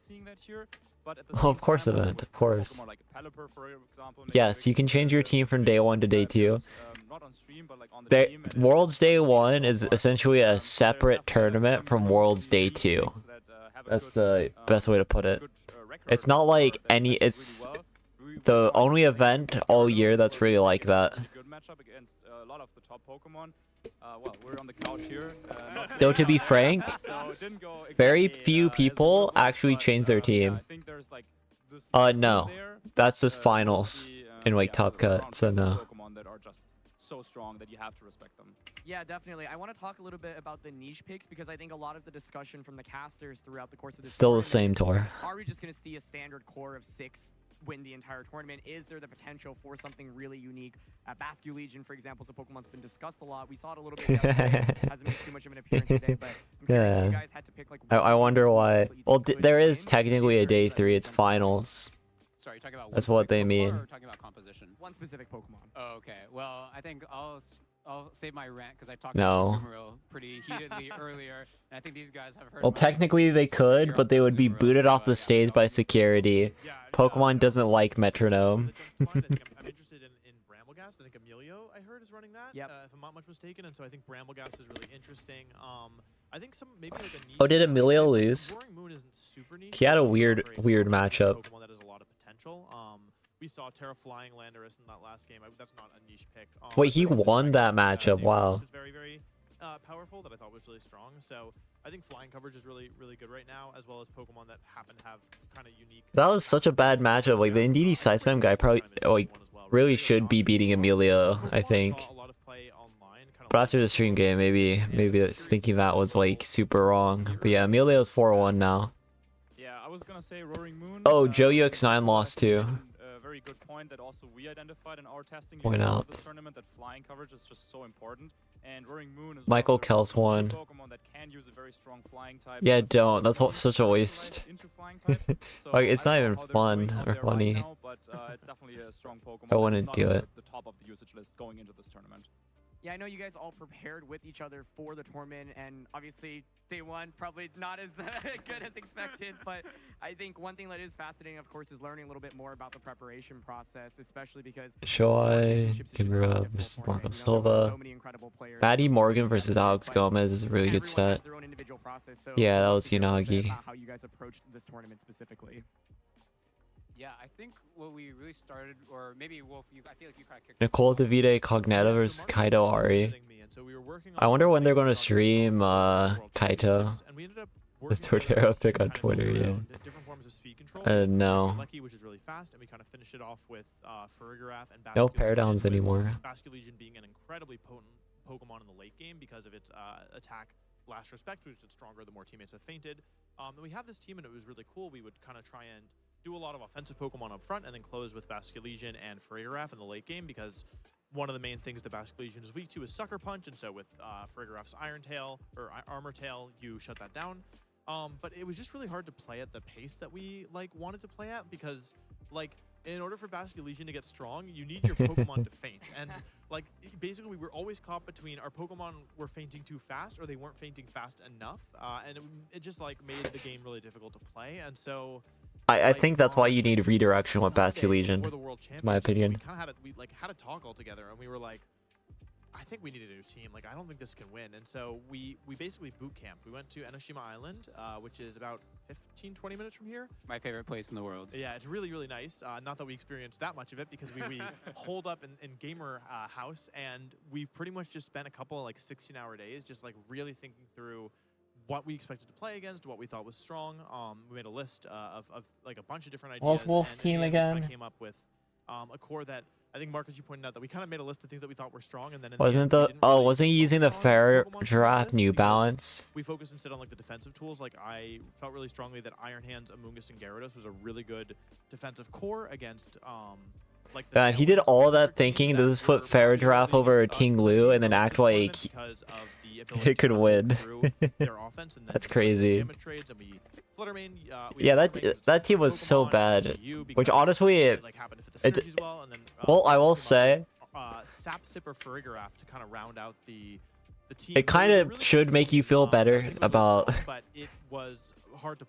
playing, considering that a player as good as Wool will panic Did we finish the team? right before a tournament and then run a really bad team and then bomb.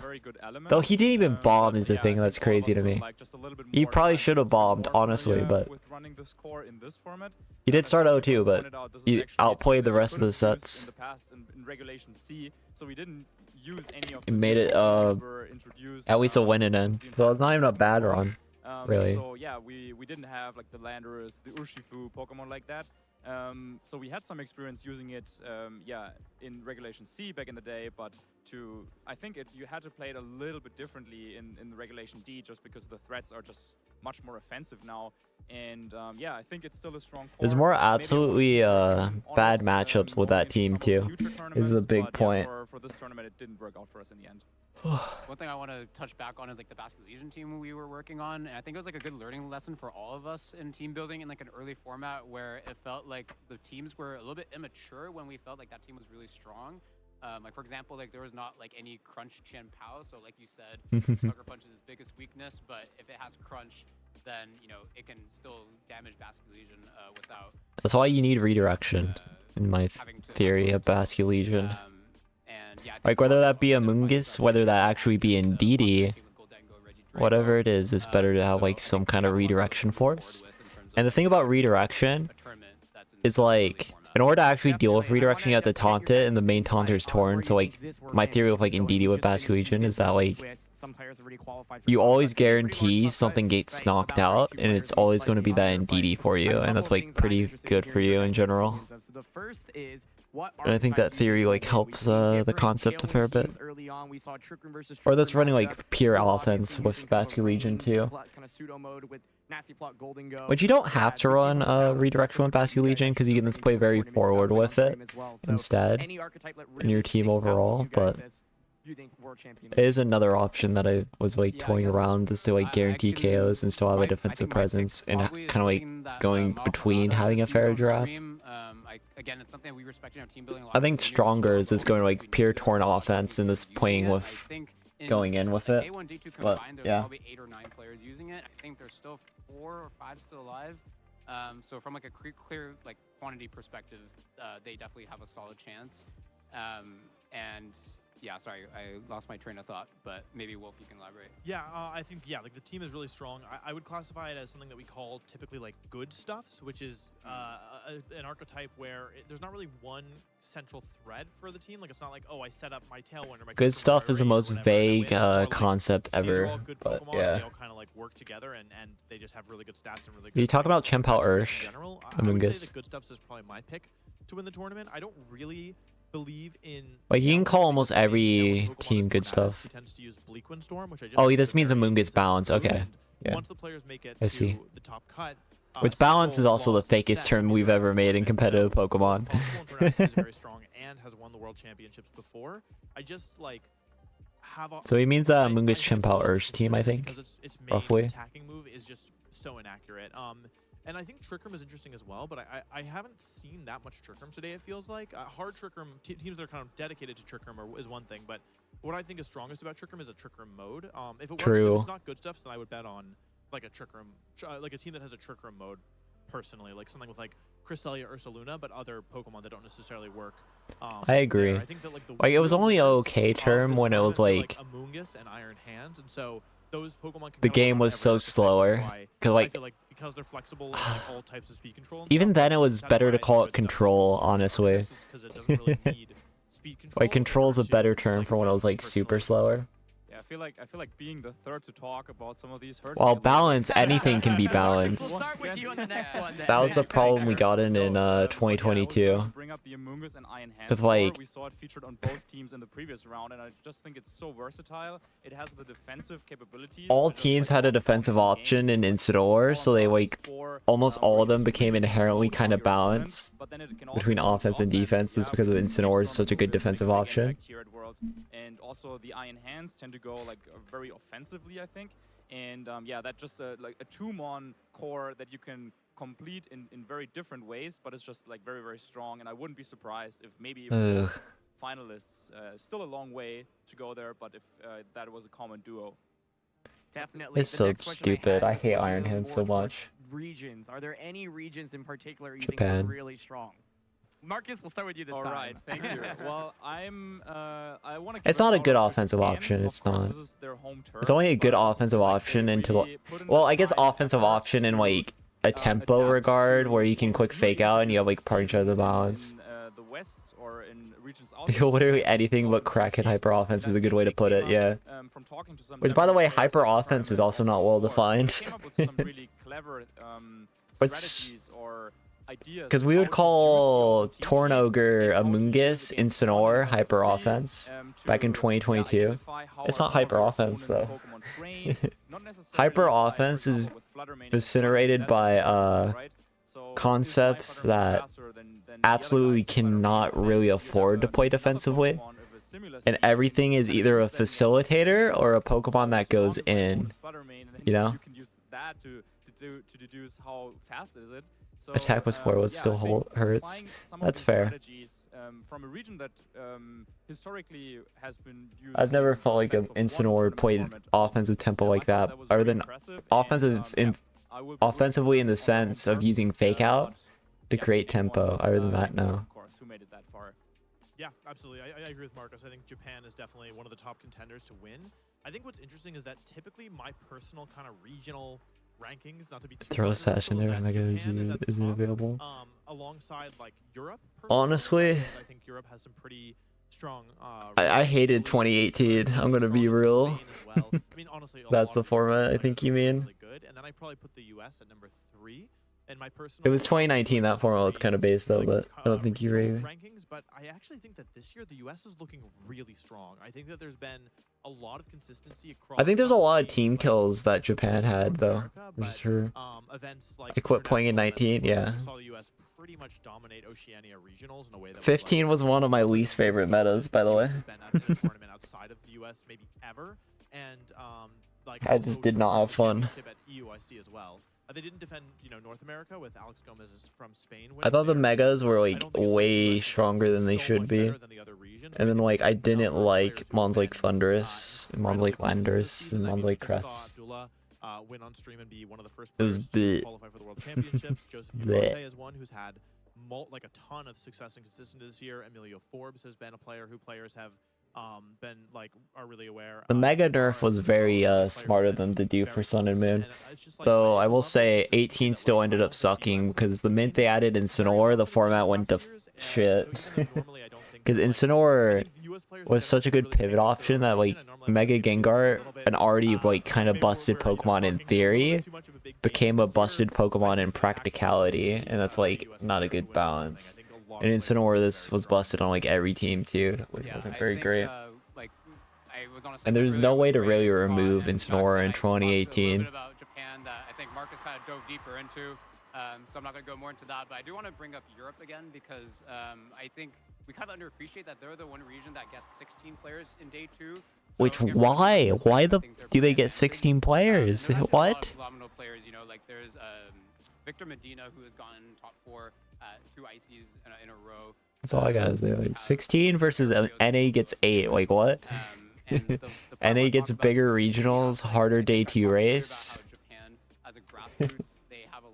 And frankly, more regionals too, which also makes the day 2 race like super harder. But pretty well prepared through that, and I think, you know, like Italy and Spain. for me, it was the rotating formats they introduced in 19 that made me start losing interest. Yeah, I like rotating formats honestly because I get bored. Like, there's a good reason why I started playing and performing better when we started getting into rotating format. Because, like, my problem as a competitive player is the minute I get bored on a format, I will instantly just run horrible teams just so I can feel something again. That's like my biggest weakness as a player, is my boredom limit. Which is funny, like one of the few times I ignored that, right? Was like Fort Wayne Regionals, and I instantly top 8. Where I ignored concepts that I thought were boring, and still just went on and played them anyways. And of course, I instantly do that. I top 8, and I do very well. It's like, without opinion, I just find Meta Evolution to be one of the most interesting parts of the game. I feel like that's missing now. I don't feel like it's exactly missing, to be honest. In the tournament, so just one win away from making it into that top cut at the Pokemon World Championship. Yeah, Megas are boring. The worst thing about 18-2, you wanted a Mega Evolution, you wanted a Z move, and you also wanted a Tapu, and then you wanted Incineroar. And why you wanted a Tapu is because Amoonguss was still inherently broken, and Feeny was the best way to balance it. So that's 4 Pokemon on your team that are like kind of limited, and that kind of sucks. Okay, there will be a Gastrodon match at some point. I couldn't play 2019 because I was sick all year. But focusing on the match, I tried to go to like some like locals 2019, and I was like really sick, not feeling too well. And then actually I did try to go to 2019 nationals. I had a really sick team for it, but my 3DS actually like charger broke. And I thought I had to get like a replacement 3DS, right? And I actually did, because I really wanted to play at least one event that year. But by the time I actually got the replacement, registration closed. And this was the first year they didn't bring back slots of people who didn't make the event, right? So there was no like extra slots for people who just like couldn't, who had to like cancel out and cancel their trip. So I wasn't able to enter in 2019. Even though that was the one event I would have been able to go to that was a major. Which 2019 was a format where I was a complete ladder warrior. And I was actually like a little bit better. Though I think 2019 me was like a weaker player in general though. Yeah, Emilio beat the Side Spam guy, which is kind of surprising. I didn't think his team could beat Side Spam, but... Yeah, I think there's, you know, though maybe that's a wow, the Side Spam player, man. But as you would expect, but there is a lot of representation from various regions, you know. Yuki mentioned there about also, I will say a notable thing about Japan so far. I've noticed when I looked at the bracket, a lot of the Japan players ended up playing each other. So there's been some like region sabotage in that regard. So it could have been even more Japan players. No, because the trick room's still guaranteed. It's not enough. Is he Snarl? I don't think so, right? But yeah, no, it's not enough.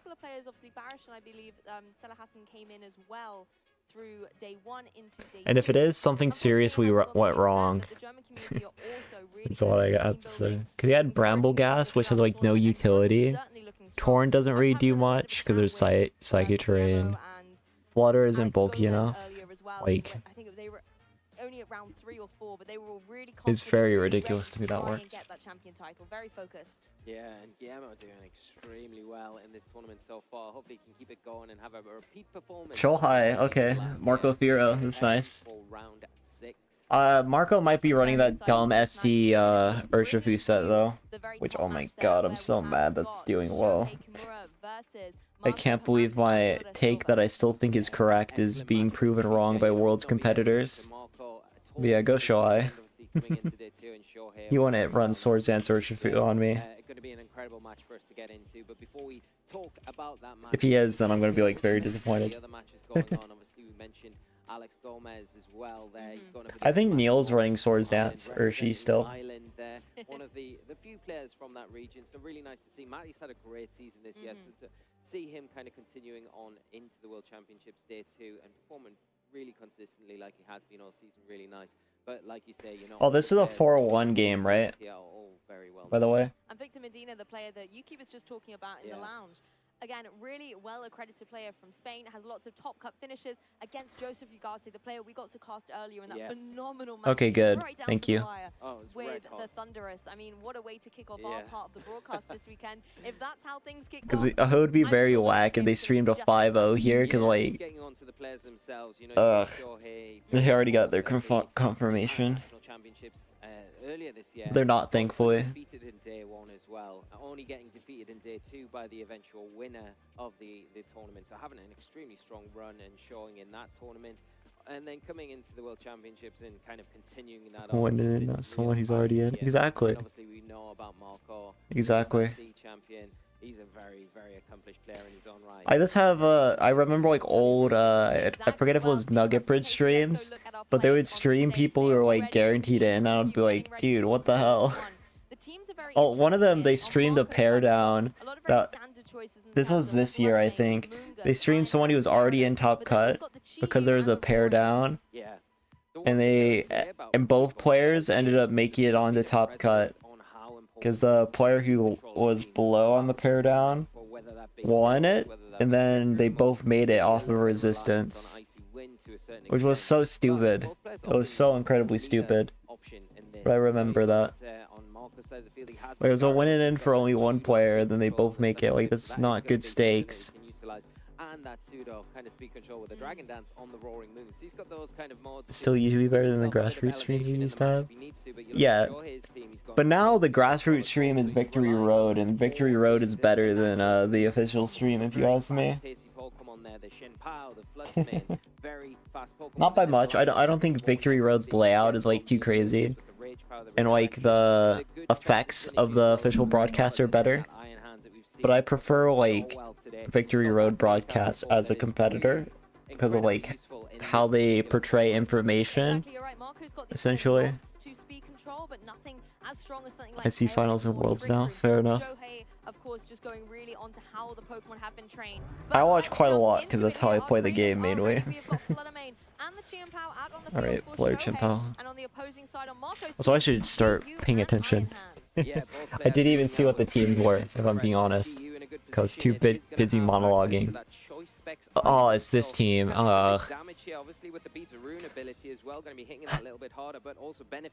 Isn't it kind of funny how I'm just upset that I'm seeing this concept over and over again? But yeah.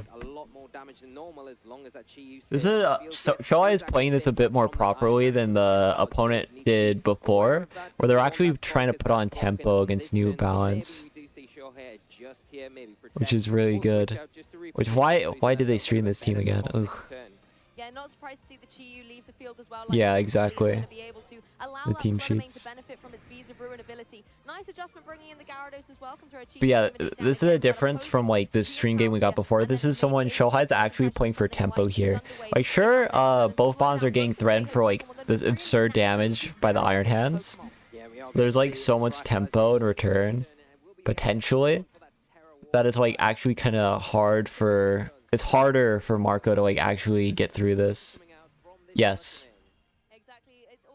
Exact same essentially. Though Marco knows the sets, I mean the spreads that Jude was running, I think. And then I don't think I don't think Agadi had the same EV spreads, essentially. But yeah, Iron Hands is broken, as we see there. Iron Hands is in fact broken.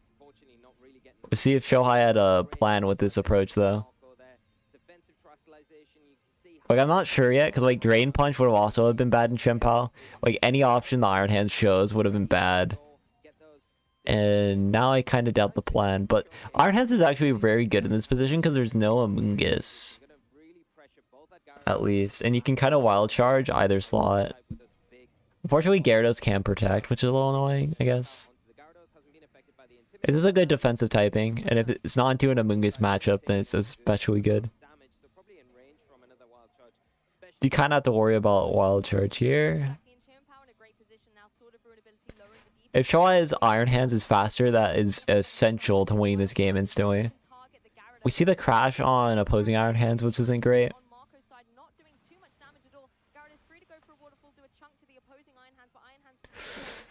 Ooh, that's not good. That is very bad for Shohei. Does get the wild charge, but now he's going to lose his Iron Hands in exchange for it. So that's like very bad. Enough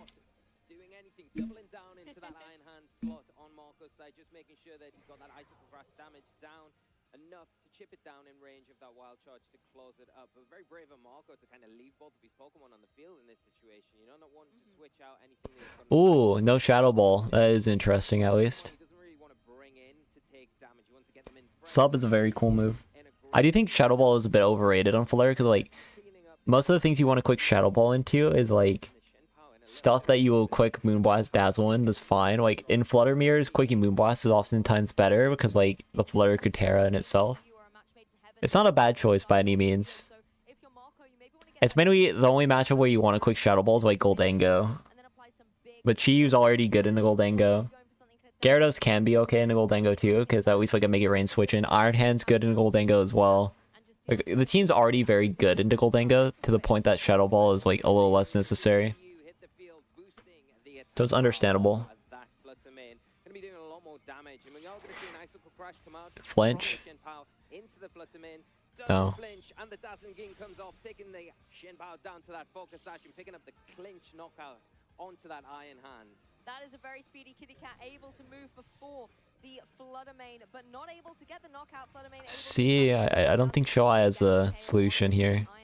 It does give Shohei the opportunity now to bring that Landorus in. It can throw the Intimidate down to really no avail, but possibly can apply some pressure, trying to maybe remove the Chiyu from the field as well, because it's lowering those special. I guess if you read a Gyarados switch in, The Flutter Mane does need to be a little bit careful here, potentially. you could maybe cheese it somehow. Because it can, probably is in range of the Sucker Punch taking it down here, and if it does go down, then the Chiyu See the Terra? an awkward position, especially against that Landorus. Is it Terra Water? Or is it flying?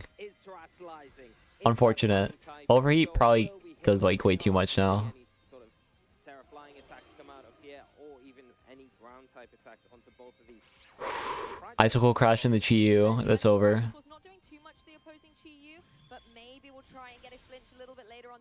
Is Lando faster than Chiyu? Unlikely. Chiyu should outspeed here and overheat. Yep. I'm not sure what the plan was for Shohei here. Not sure what the plan was. Big advantage coming out the traps and not stopping at all that whole game, taking an early lead in this first game. I love that Chiyu. It's the Pokemon rocking the choice specs on Marco's side. What's the team? How much damage it's able to deal. Oh, it's this team. Both of these teams are lame. God damn it. It's a force to be reckoned with, and I really do think the synergy between Flutter Mane and Chiyu is not to be underestimated here. Yeah, definitely, and I think the way that Marco kind of utilized his Chiyu was really good in that game. You know, leading out with it, but didn't really feel like it was in the best position there. So utilizing the guy. Oh, I feel like the thing about playing Iron Hands in this matchup, you have to match it with your own Iron Hands. Shohei's side of the field and just getting the knockout. Like Iron Hands Lando together, so you can like bait. You can kind of bait a little bit and get Iron Hands as a switch in. And, I mean, you can get Gyarados as a switch in, and then you can just blow it up. We see choice specs as well, right? So I think like Iron Hands Lando is a fundamentally decent move. Though it's kind of scary because Chiyu's timid and overheat and has choice specs. So it's still a little bit worrisome because Chiyu can blow up your whole team. Oh man. Yeah, very fast, very offensive as well with that choice specs. I think one thing that's really interesting as well is kind of how much defensive pressure Marco had from the very beginning. Like you said, yes, you switch out the Chiyu so you can preserve it for a little bit later, but then you bring in a Pokemon like the Gyarados as well, and Gyarados, even going for something here that's going to be able to slow down the opposing Pokemon with something like a Thunder Wave, is something that Shohei is then forced to play around, and then essentially Shohei now has to play defensively, has to be able to switch things around, and isn't in the driving seat that Marco is currently piloting. No, and I think if you look at Shohei's side, there feels bad. big reliance on the Iron Hands. I think he needs to get more out of his Iron Hands in this game. I do want to say Iron Hands is one of the worst designed Pokemons we've ever had from a competitive standpoint. Because stats are way too perfect. If that makes sense. Like, its flaw isn't even a flaw.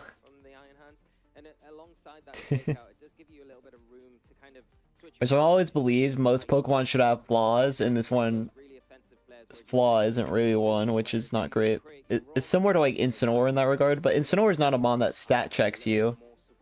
It's a mon that's broken by its moves, typing, and like very specific ability synergy. And while Iron Hands is just a stat check, so it's a different scenario. But similar in that it still ultimately is a very flawless Pokemon, I guess. Marco coming out with a bit of slower lead here with that Iron Hands and the Amoonguss, and Shohei leading out with that Shenpao and the Fluttermane. This works out a little better, but still kind of bad. You can't deal with Iron Hands well at all. Shut down these offensive powerhouses on Shohei's side. You've obviously got the special attack in the form of Fluttermane, the physical attack. You're kind of bad. I think the Iron Hand's in a great position here to still go for that Trustalization here, you know, because then it takes away that weakness to the Fluttermane. Don't even have to Terra anymore because there's no Amoonguss.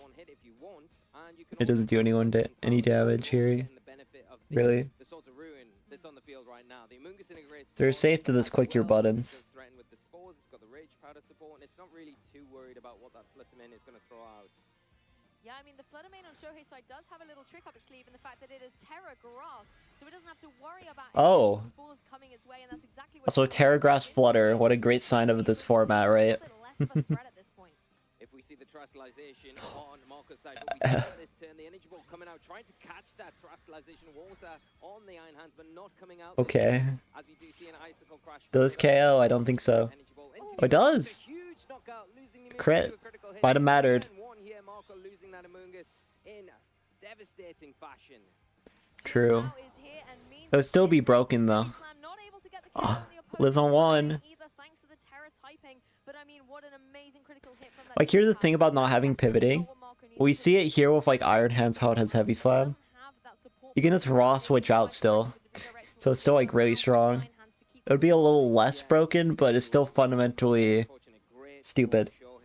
Like, Incineroar did a parting shot before, and it was still like a top 1 Pokemon in the format. It had U-turn.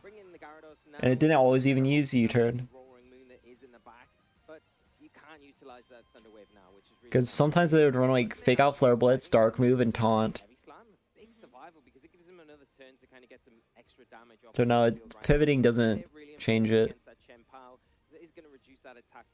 Not necessarily Snarl, but Taunt, and then like Dark Move of like Darkest Ray out Throat Chop.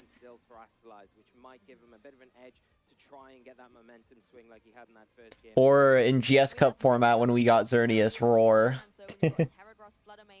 With that energy ball opposing from you, maybe the Gyarados, you know, it's running Terra Fairy. That could be an interesting change of events here. And it was a 90% usage Pokemon when we didn't have Parting Shot.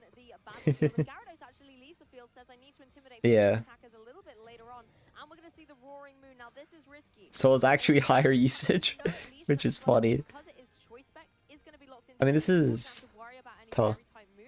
But you want to make sure that it doesn't have to take any unnecessary damage in the next couple of turns. Ooh. The choice spec's kind of a little bit of a hindrance here for Shohei, not really getting the damage that he wants out on here, and the Iron Hand's now going to go for a Drain Punch, not picking up the knockback. What does the Iron Hands do? If this is a Drain Punch read, it would be crazy, but I doubt it. It's probably just a Wild Charge. Oh no, he already quick. It's a quick Fake Out. Straight away to come in Oh no, he switched. That was just a switch out. I'm stupid. Want to probably try and switch out that Flutterman now, get the Shen Pao back onto the field. It's kind of awkward. That, you know, the Roaring Moon the next turn and Like technically threaten a KO, but 100%. I mean, the Iron Hands joining on not reliably exactly. Being able to apply pressure with that fake out is a little bit detrimental for a Pokemon like the Roaring Moon. I think we The Roaring Moon is very bulky, on that Roaring Moon, going to be bringing into its flying type, loses its dark type weakness. so it can be a bit hard to KO. And a good thing you still have Chien-Pao too. You have Flutter. If you switch out Flutter, is very strong.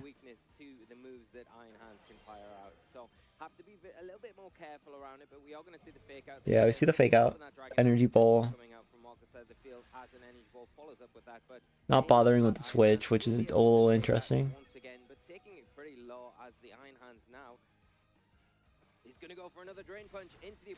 Which, that was a good play, because like now you can Energy Bowl Iron Hands again and you get a KO. And then you can Wild Charge Roaring Moon. With that booster energy, it will be hitting a lot harder, double damage if it is into that slot. It definitely will be, and the energy balls just keep rolling down towards that opposing Iron Hands here. Like Iron Hands probably dies for this, but like it's still kind of value.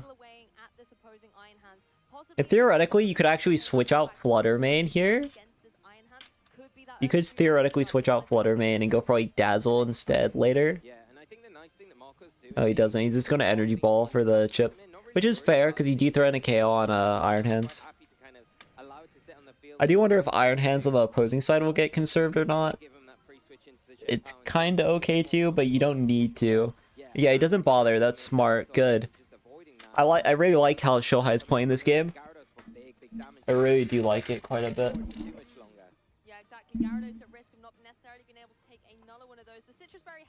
Had to be a little greedy though, and he's doing the greed properly. Booster attack. It's booster attack. It's very bulky. I'm pretty sure. Now Chien-Pao can come in. Susceptible to the Shen Pao when it comes in. It is going to take big damage from the Icicle Crash, so you need to worry about that. But it does have the ability to protect, and you can switch in the Iron Hands. We know the Iron Hands can come onto the field, probably take one more energy ball before it will go down to a second one after that. So maybe that's something that Marco wants to try and do, or whether or not he wants to protect his Roaring Moon this turn and maybe let the Gyarados go down and try and get maybe Let's go for it. Ooh, protect is solid, yeah. Conserve the sash. This keeps going for these energy balls, man. I'm pretty sure that was a double up in the Chien-Pao too.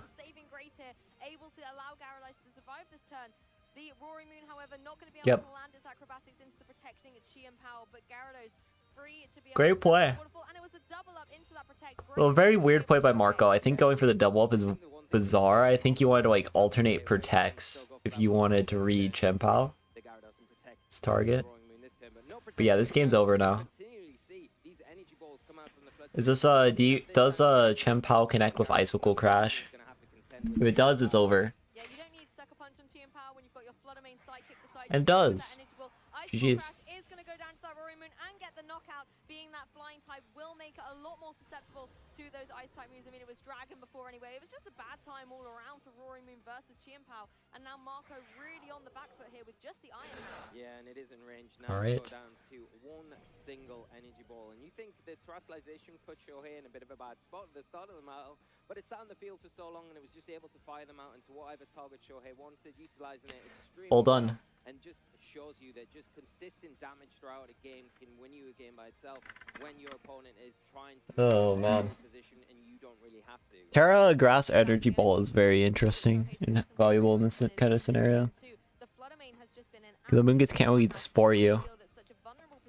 But having that speed advantage, the special attacking advantage as well of the power behind that choice specs, and these energy balls just being able to deal so much damage consistently, stacking up those KOs, particularly Importantly, having the Chien-Pao and conserving it better so it could like actually deal with the Roaring Moon, or like a huge advantage for Shohei in this kind of matchup is Chien-Pao just outspeeds everything Marco has. And Shohei did a lot better job taking advantage of that speed advantage and that power advantage through having Chien-Pao. I would be kind of interested to see if Marco actually tries to play for like Chiyu and Flutter, Amoonguss, Iron Hands and play for that instead, but I don't think that would be the case. I think Gyarados is still just generally going to be brought instead. So like Chiyu, Flutter, Amoonguss, Gyarados, and then dropping Iron Hands could be something potentially. Because Chiyu's faster than everything except the Chien-Pao. So that's another way that you can potentially get like a very big advantage, is taking use of those insanely fast speed stats.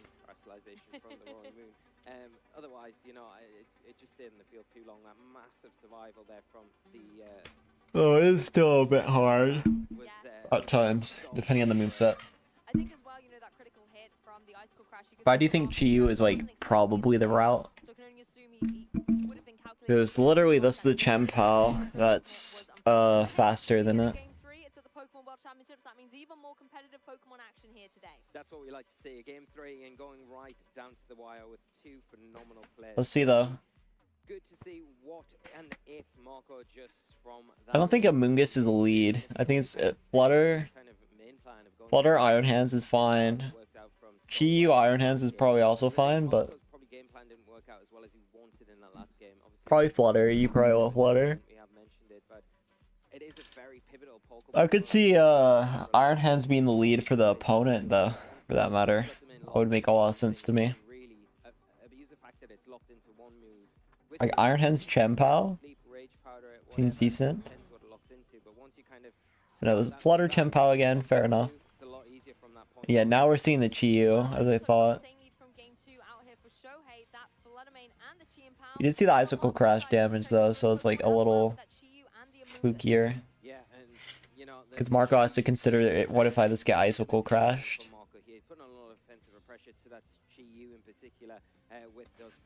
Yeah, and so he goes to Gyarados, which isn't too surprising. I think Marco just needs to be a little bit more careful with the Amoonguss and not falling into that trap of getting taken down and losing it game 1 here. We are going to see the Like, because of the Gyarados Intimidate, you need a Shadow Ball double up with Icicle Crash to KO Amoonguss, or you just get spored. Or you reveal Terra Ice, that's also an option. But yeah, this Dazzle, it's unlikely Amoonguss goes down here. And yeah, it's a Sacred too, so that was a very good play by Marco. Works out really well.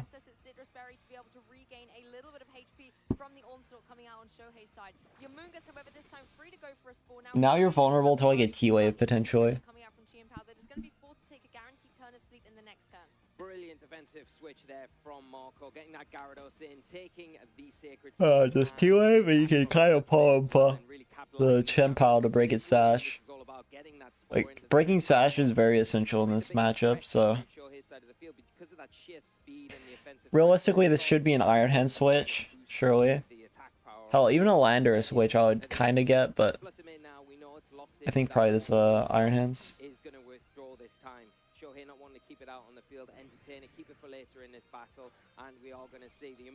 Oh, Amoonguss is good too. Arguably better in some sense, but...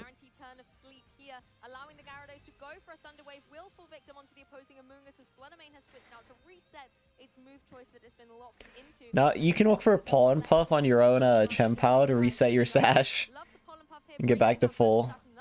Actually, it doesn't even bring you back to full because the Amoonguss. Probably going to be a Protect here.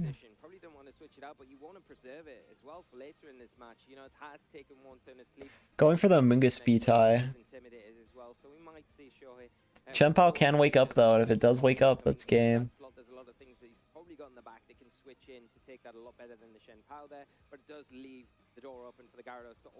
It's tough because, like, theoretically, if you do this wake up here, Shohei can take care of Amoonguss.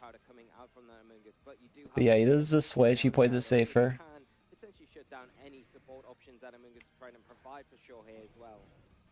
And finally, we see the Iron Hands. Love this taunt going down onto that opposing Amoonguss, meaning it cannot go for any spores or redirection. Pollen Puff only going to go into the Iron Hands for a little bit. That would have been able to get the KO spore if it had remained on the field. And as you can see, Shohei's Amoonguss unable to go for that spore thanks to the taunt. Yeah, the taunt there is a great option from the Gyarados. One of the reasons why it's such a versatile support Pokemon. Got the option to just shut down that Spore, protecting yourself as well. Pollen Puff going into that Iron. Classy sport trade as well. Appreciated there. But the Gyarados in a little bit of an awkward position itself this turn. Obviously, the Iron Hands does have Fake Out. It can stop it moving this turn, but it can also threaten with that big Wild Charge that it's got access to. And threaten. Does it have Terra Grass? Well, of course I don't think you want a Terra Grass here, because, like, then you have to just lose. One of the issues you've got though now with your Marco is the two Pokemon in the field are pretty passive. See the waterfall goes for the flinch. How little damage it is doing. Yes, you can try and do a classic power flinch onto that. Drain Punch to lead the Chi-Yu, read the Chi-Yu switch in, I guess. Not a lot of KOs, particularly when you've got the Iron Hands. They're able to go for that Drain Punch to regain a little bit. Does Amoonguss wake up? A little bit of a nap right now, but again, what can the Amoonguss and the Gyarados really do here to both of these Pokemon? Exactly, and I think that's the And Amoonguss is flinched. didn't want to fall into that trap again of switching something in that's a bit more. But now this is a safe switch for Marco. Marco's playing this, like, very safely, and, like, just bleeding this out really well. Like, Amoonguss can't Spore here, which is very important. But like you say, you need some offensive presence on the field now, and that's what he's doing. He's switching the Gyarados out, preserving it for later, keeping that Intimidate as well, which is great. Marco going for their Spore here, and preventing a switch would be very valuable. No, we see a double switch, actually. The Amoonguss on Shohei's side is taunted, means it cannot protect. So Shohei's going to have to switch it out in order to preserve it from the fire that the Good switching, though. It's also got his best buddy beside it. That Fluttermane is here, ready for action. Yes, there's a Polar Puff going into the Fluttermane. The game will be decided by, like, what the Iron Hands KOs here. But I don't think it does enough of value. But you can Heavy Slab, but you're still just gonna take, like, way too much for Heat Wave. Or you want a Terra to get away from the Flutter KO, but you're still just gonna take, like, so much damage for it. But yeah, you essentially need a lot of turn 1 wakes here in order to win this game. You've got the perfect board position here. You want to take advantage of it. You've got it set up, and this is a time to kind of get that. Oh yeah, substitute. Yeah, you can click sub here too. Sub is a hard winner play for sure. Looks like it's going all into that opposing Iron Hands. Like you say, it's got to try and stay asleep here. If you are Marco and if you're Shohei, you're going to cross your fingers and hope it's able to wake up. We're going to see the Terrestrialization on that. Yeah, we see the Terra on Terra Water. Okay. The very defensive strategy here, just making sure it's not going to be weak to any potential drain punches coming out from the opposing Iron Hands. Probably unnecessary, but I do get it. Jesus. It missed. It does miss. And onto the Iron Hands, taking down the Amoonguss, but the Iron Hands Had to double miss there though in order to win, but Iron Hands can wake up here. No.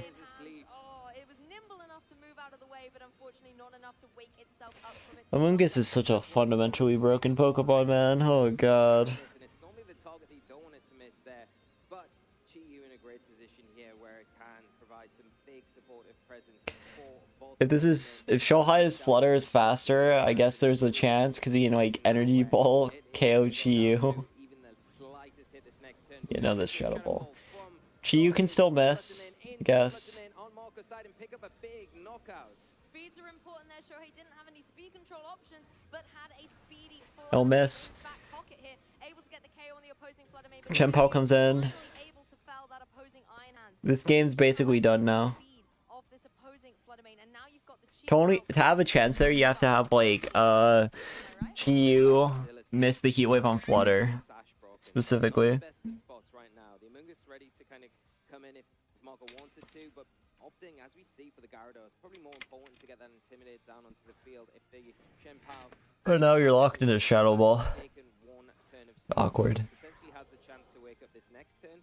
Swords of Runes activated, and this Fluttermane will be hitting a lot harder with that Chi-Yu on the field here. Now, whether Marco wants to switch the Chi-Yu out to take away the Beads of Runes. I mean, crit can change the game, I guess, but it's not reliable at all. Yeah, Shadow Ball. Into Gyarados. Very bizarre. But I guess Icicle Crash Flint chance into Chi-Yu is better than crit, right? Still asleep, so now you have to dodge Heat Wave too. Oh, I love Amoongus. Ugh. I'm so sad. New balance again. God damn it.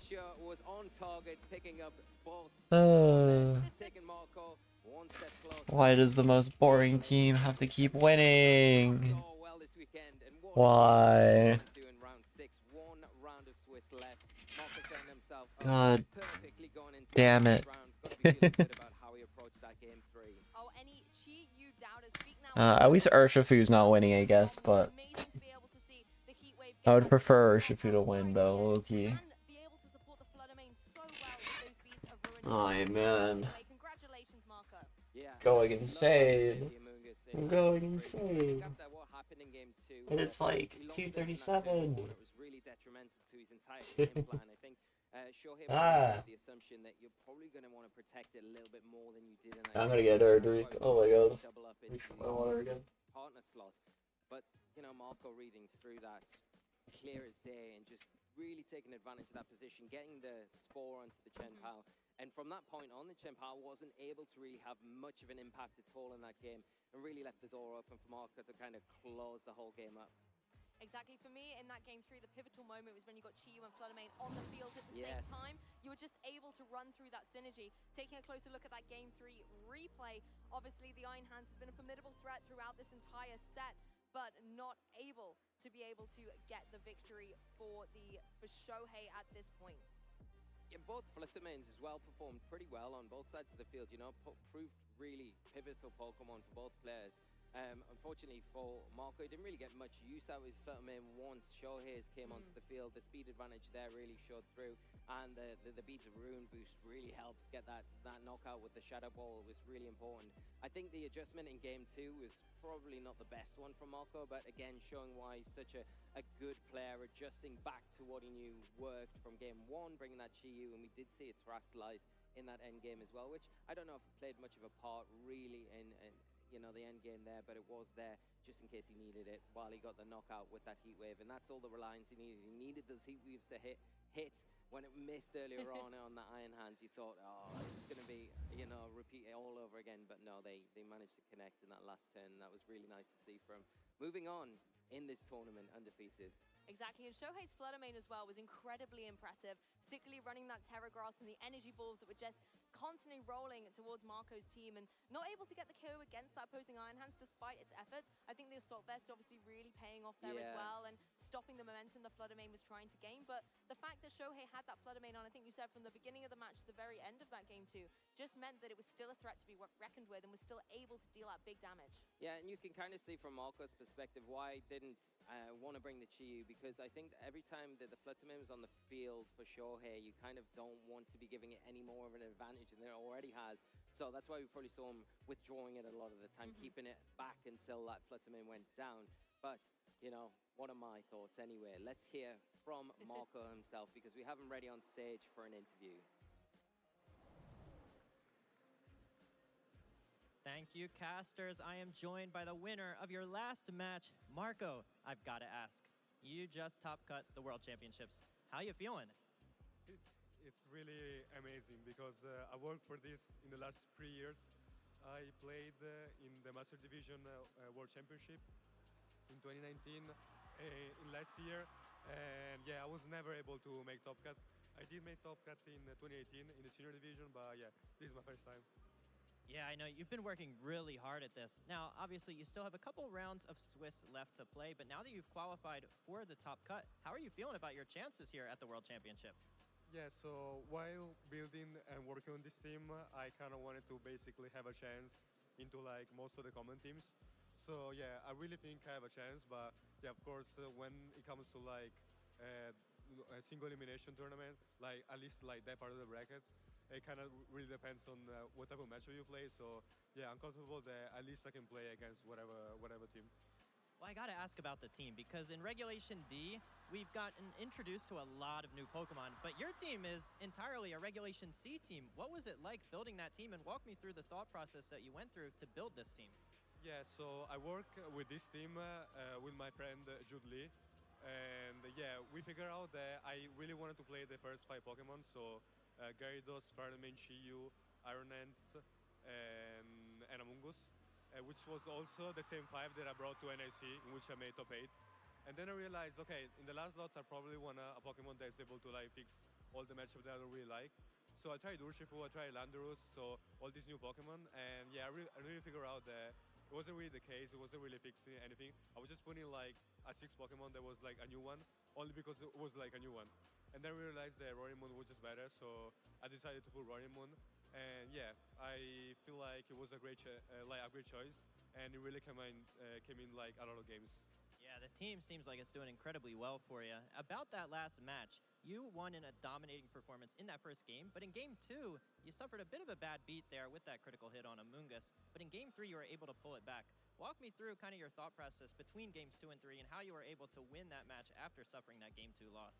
Yeah, so I realized that my team has a lot of different modes against his type of team.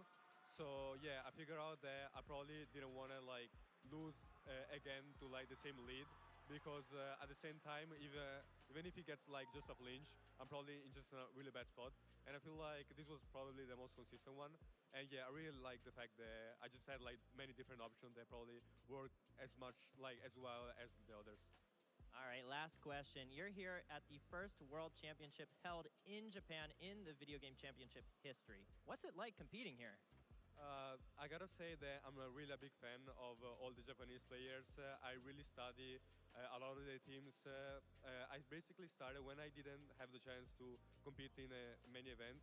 I used to only play on ladder and also in IC, in the online IC.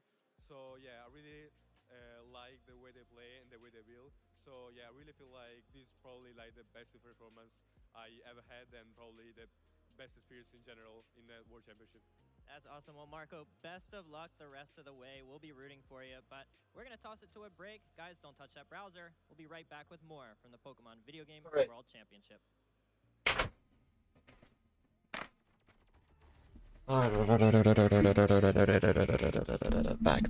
Back. Ooh. Oh, man. I'm fighting against all natural things in my body just to avoid going to sleep today.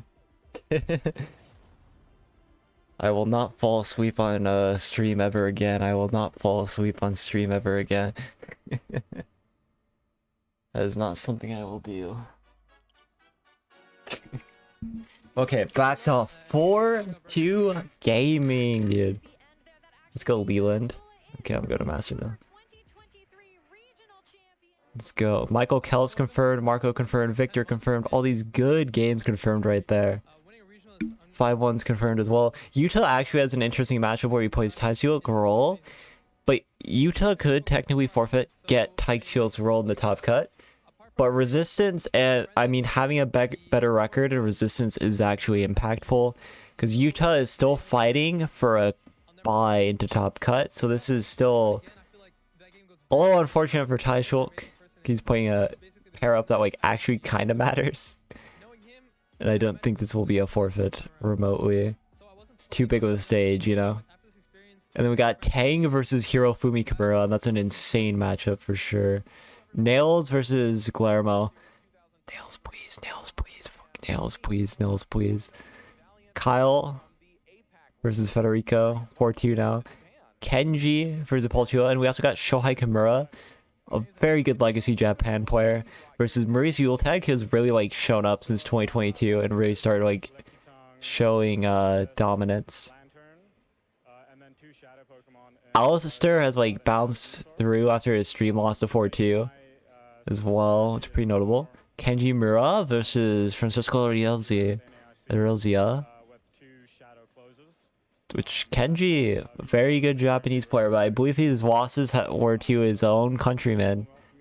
So it could be an interesting case in a battle. Maddie, I believe, was 4-0 earlier. So now they're putting a win in versus Nicole DeVita Calgnetta. And then we got Aurelian Sola versus Zachary Thornburg. Nielsen has been consistent overall, and he's going against Agati. Joe UX9 actually switched from undefeated as well, now down to 4-2 versus Davide Carr. And then we see a lot of names here this eliminated. Like the side spam we saw on stream at 3-0 is now all the way down at 3-3. Kengo is down at 3-3. Paul Ruiz has been eliminated. Billa has been eliminated for a while, but they kept playing and started winning a bit more. And we also got Flavia at 3-3, Eric Reels, Yuma, Melvin K, Krell Clock, Yuya Tada, Alberto Laura, Taryn Birdie. There's so many good players at this eliminate for this tournament. That's actually insane. Few drops as well. Like James Evan also dropped earlier. He was doing after a very poor start at 0-3. Oh, Aaron Brock is 4-2 too. Aaron Brock, a new player to the competitive scene in general, and now going against Shinija's strongest warrior, Leonardo Bononomi. That's a pretty cool one as well.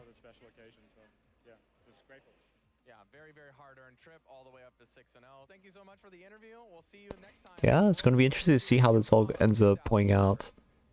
And congrats already to like Emilio pulls out the 5-1 with Brambleghast, which, oh my god. So we got some guaranteed top cuts there. Kyosuke 602. Who is next? I have no idea. I think, have we seen Paul Chua on stream yet? Okay, I think that might be the game. If Paul Chua. Paul is like way too talked about, you know, to not get on stream. Maddie is another potential one with versus Davide Cognetta.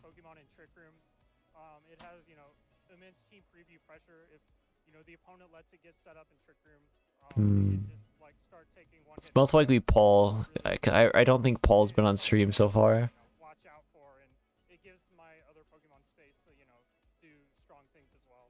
Neither is Kenji, so you also get Japan versus US showdown. Maurice versus Shohei Kimura is also a really good game though.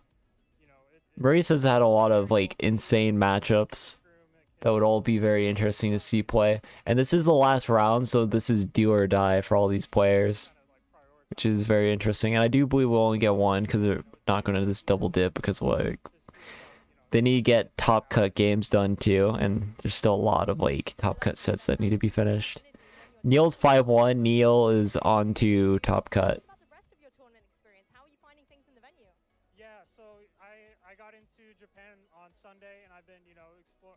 Tokyo for a bit, went, checked out Yokohama yesterday.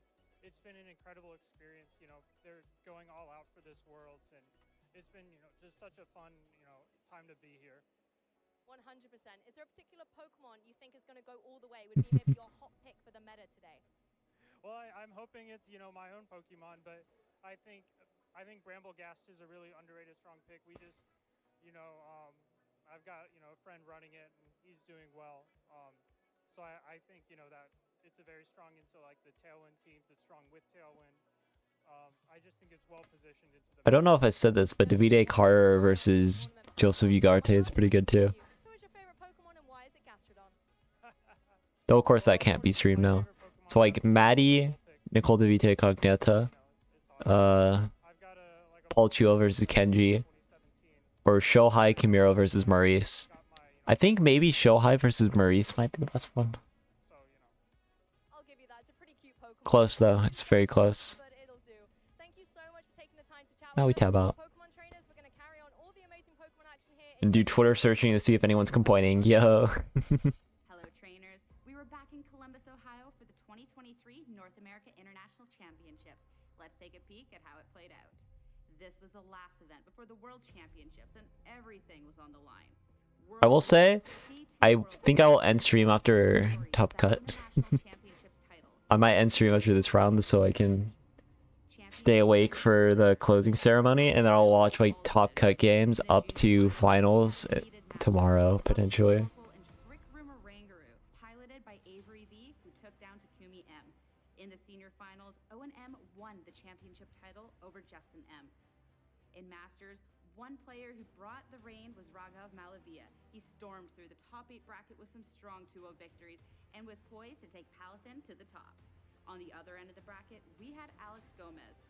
Dondozo's friendship with Tatsugiri was over, and Alex was instead running Dondozo with a new dragon friend, Dragapult. With NA taking the last 2 international championship titles, this was the time to end the streak.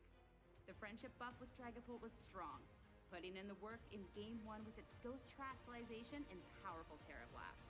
In the second game, a strong Phantom Force set the pace, and despite best efforts, Iron Hands and Arcanine couldn't step up.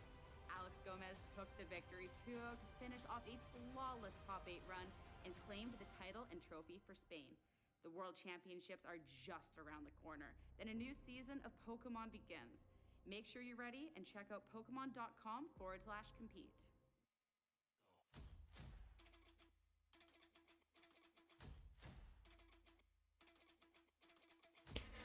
All right.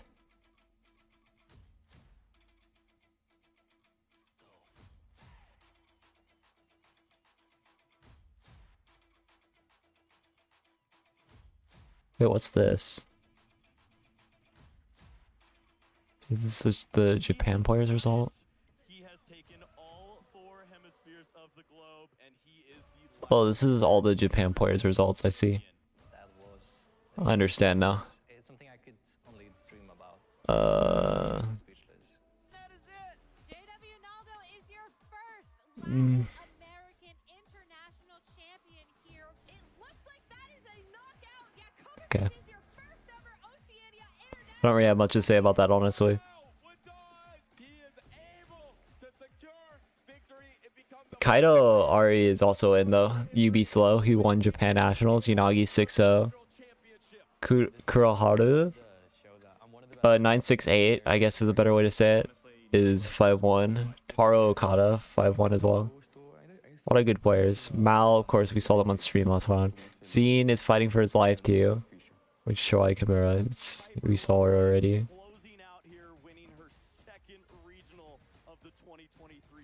Overall, pretty interesting. the back-to-back champion. Luminion V into Boss's orders, brings back up a Crobat V for the knock. Definitely pretty excited. A little bit lucky for sure to win 2 regionals in the same year. Definitely. It feels really good. It feels great. It really does. We're kind of reaching like this culmination of old and new. We're seeing a lot of good players like Paul Chua, Nick Navarre hitting their stride again and again, like time and time and time again. This is it. The battle is over, and Paul Chua becomes your 2023 European International Champion.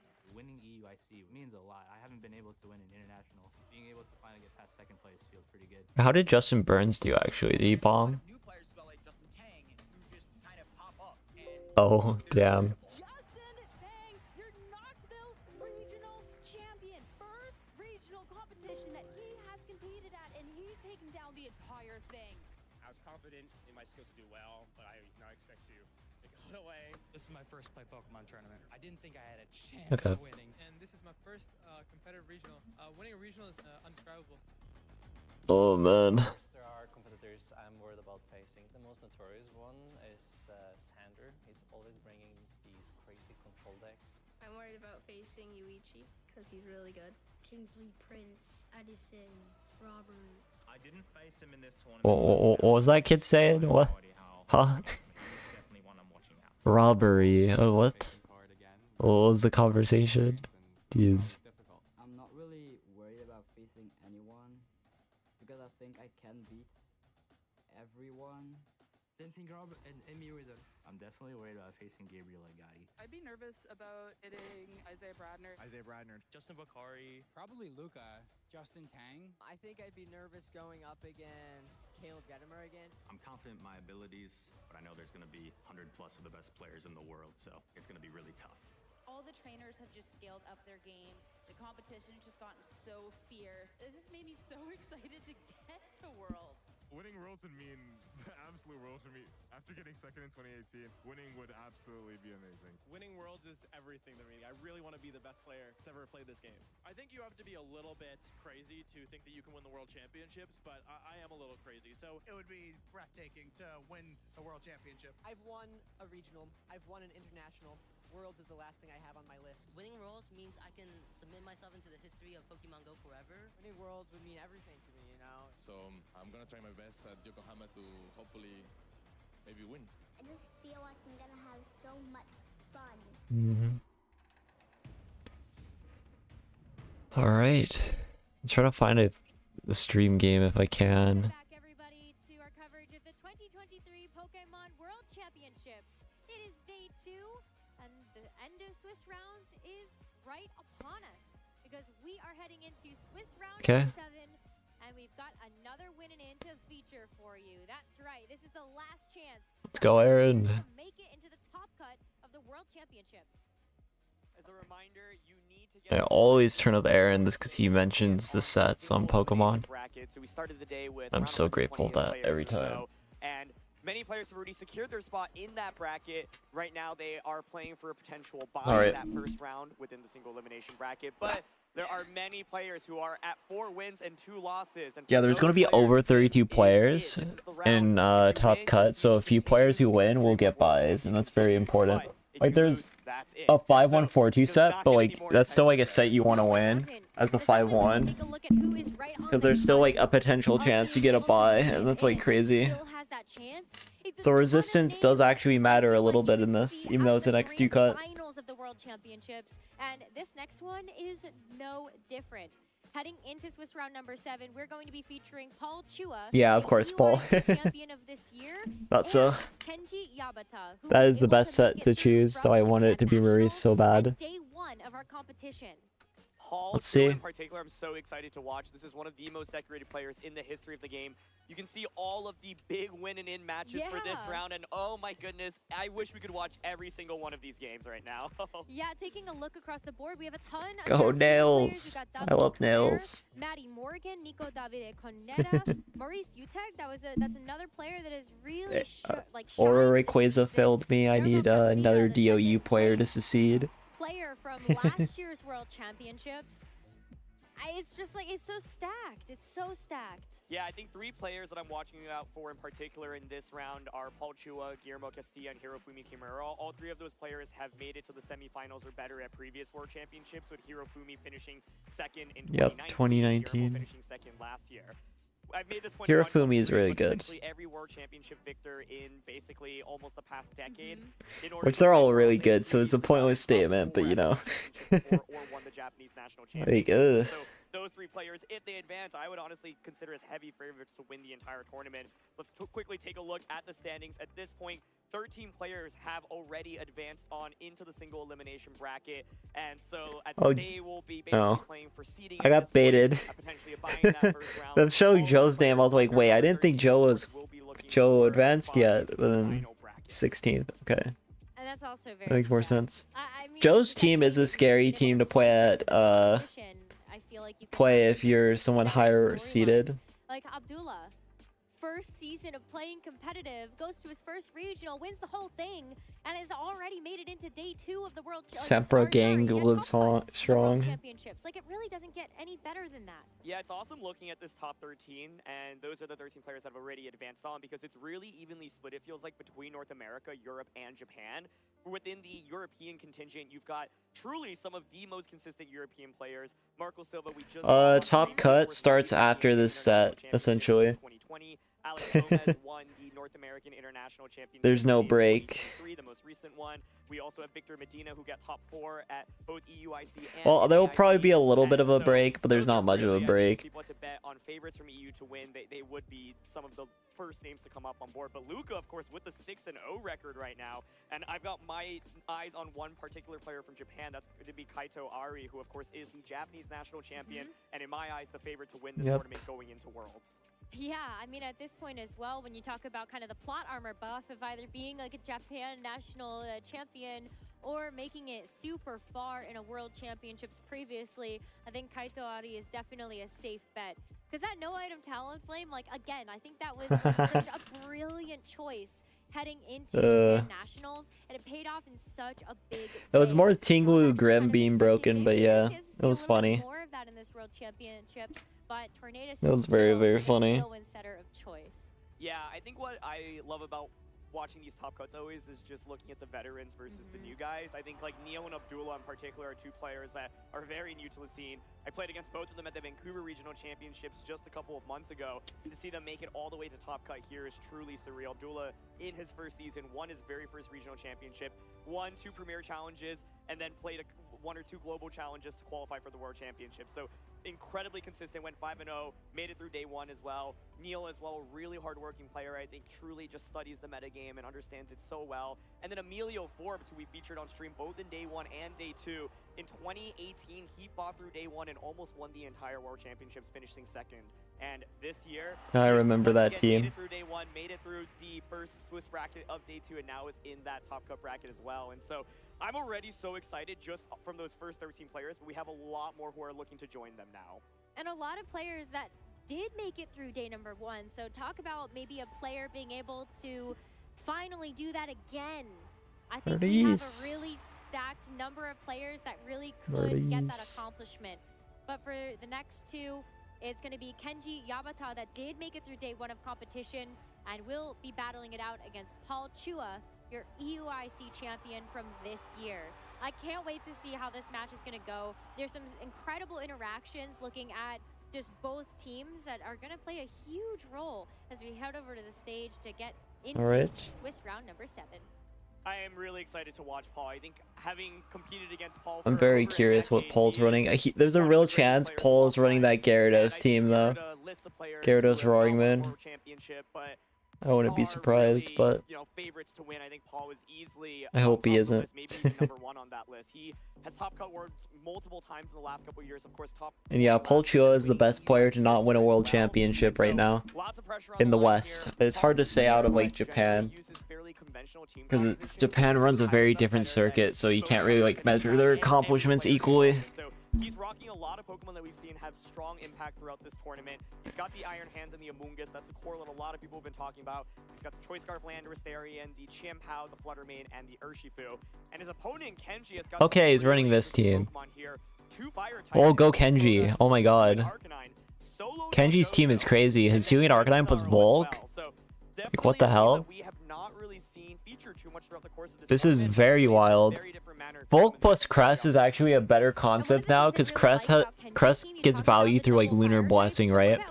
And you also can like Ice Beam Landorus, which is the main counter to Volcarona. So Crest, even though it wasn't normally a good partner to Volcarona in the past, is actually a bit better of a partner now, because of Lunar Blessing. Just adding that extra bit of survivability to your Volcarona is very valuable. Flame Body, Water Terra, that's going to be really, really strong into Urshifu in particular. Citrus Berry, Terra Water, okay. Point Thrower as well is important. This is a set that I feel like we've talked about a bunch throughout the course of this tournament, but we haven't actually seen, so I'm really excited to see it here. The general idea with Go Kenji. is to set up those screens and really just enable your Pokemon to survive for longer periods of time. Volcarona, of course, can then set up in front of Pokemon. This is a very interesting matchup. I think Volk is like super strong here with Terra Water, but you don't want to Terra Water and then have Iron Hands pop off on you. But at least like the bright side, Iron Hands struggles a bit with dealing with the Volcarona in its base form, and it also struggles dealing with the Volcarona in the sense of so there's a lot of potential setup here on Kenji's side. Jeez. Not only that though, but talk about the Choice Band Arcanine too. Like there's so many different things that Paul is going to have to play around, but I feel like when it comes down to Choice Band Arc? Oh god. can expect that That's Paul's interesting. It's faster than Landorus, I think. As we head into game number 1 of this best of 3, Grim Cress. Okay. Right away with this Cresselia and the Grim Interesting. Sorrow. We see the Landorus and the Fluttermane here for Paul. Pole reading Flutter is smart too. Wants to deny a potential screen, so you could go for something double like up, yeah. Iron Hands lead, but decides just to lead really aggressively with the Choice Specs Fluttermane as well as the Landorus, locking in that Shadow Ball and U-turn immediately, saying, hey, I know your Cresselia cannot protect, so I'm just going to try to aggressively target you down right now. This, of course, gives Grimmsnarl the opportunity to first set up one of its 2 screens. I think Light Screen, yeah, make a little bit more sense just because the fire. Crest won't die to this, but it will take so much damage damage. That's actually kind of insane. And then go from there. Now, the combination of Grimstar and Cresselia is really passive, but I think Kenji's idea here is I'm going to take a turn or two to really get going, then start bringing out the Pokemon that can set up, whether it be the Volcarona or Dondozo. Of course, the Rillaboom and Arcanine. Dondozo sets up Curse? Question mark? As well. So I would expect a screen from Grimstar here. You could go for a parting shot immediately as well. But Terra! Oh my god. Press Terra. Terra right away. An early committal Wow. to make sure that Cresselia can stick around. It's Fairy Terra too? terastallizing to the fairy type. Really nice way to Crest will eat this then. Crest is way too bulky of a mon, so. But also when you look at Oh, the it's parting layer, shot. Really Oh my risky god. knowing that, you just want to make sure that you're not going to take too much damage from It's gonna be like no damage then. so a parting shot. You can go to Volk too, because I think you predict that you can predict this. Output of that Fluttermane, while also rotating into something else. Yeah, super interesting. I was expecting screens there. Because Rock Slide's like very unlikely as a button to quick. It's risky though, so they might not. Yeah, this Rillaboom, that makes sense. And the idea is, hey, you know, it is Choice Specs Fluttermane on the other side, so once you get Trick Room up, you can really aggressively target that down. The Terra Oh, it's Trick Room, okay. means that you, of course, will not That's a good play then. affected damage from either U-turn or Shadow Ball. So Paul's going to be able to pivot out, but yeah, Rillaboom now in a pretty good spot. However, Iron Hands comes in. Go out into that Iron Hands if you wanted to go for Fake Out until the next turn. Looks like Paul here is considering the Urshifu. I think if you bring out the Urshifu, I wouldn't be surprised to see Landorus just pivot back in the subsequent turn. Yeah. Great way to be able to deal with that attack stat of that Rillaboom. Weird play. I don't agree with it. So what a phenomenal way for this Cresselia to just keep tanking those hits as Trick Room goes That was a very weird play. Rillaboom is really set up for success. Cresselia has a fairy move for sure. Oh, like switching to Lando instantly is a bit weird. So like I don't agree with this. Well, I guess you do bait it, protect is smart. But I feel like it was kind of unnecessary. Well, I guess in theory, right, you bring Ursh first, and then you can protect, and you can go to Iron Hands. You bait a Moonblast target, and then you can like switch to Landorus, and then go Fake Out. So that was actually pretty smart for Paul, now that I'm thinking about it a bit more. So not a bad choice, not a bad choice. Covers the options like pretty well in general. Well, like the interesting thing here and why I think it's like not great is I think Kenji has the ability to this Wood Hammer onto the Palchua Fluttermane. And I think that's going to do way too much damage. Even if Iron Hands comes in, that's not going to really help you enough. Yep, so Urshifu going for the protect. We'll see though. I think this is a fairly Protect. turn, so let's see if Kenji is able to capitalize off it. Nope. It's just going to be Moonblast, however, into the Urshifu, so trying to get aggressive. It's not a Calm Mind coming out from Cresselia. But yeah, there's the Wood Hammer though. It's going to do a lot. That does so much damage, but critically not a two-hit knockout, especially after the Grassy Terrain recovery. Yeah, and even with the power up of the Grassy Terrain, just not enough to be able to get close to that two-hit Now you can like Moonblast Urshi, I guess. But like Urshi doesn't threaten the most damage on these. Get an attack off. Is he expecting a switch here? He's hovering over so many different options. Yeah, I think the Iron Hands here is a really free fake out onto the Rillaboom slot, so I wonder if Kenji ever considers switching out. But looks like the option is no, just stall to turn a Trick Room. Moonblast. But this is where blessing is so nice, right? I think on a team like this, you just have so many turns to work with, and it's really hard to actually distribute damage consistently. So Rillaboom nearly at full HP.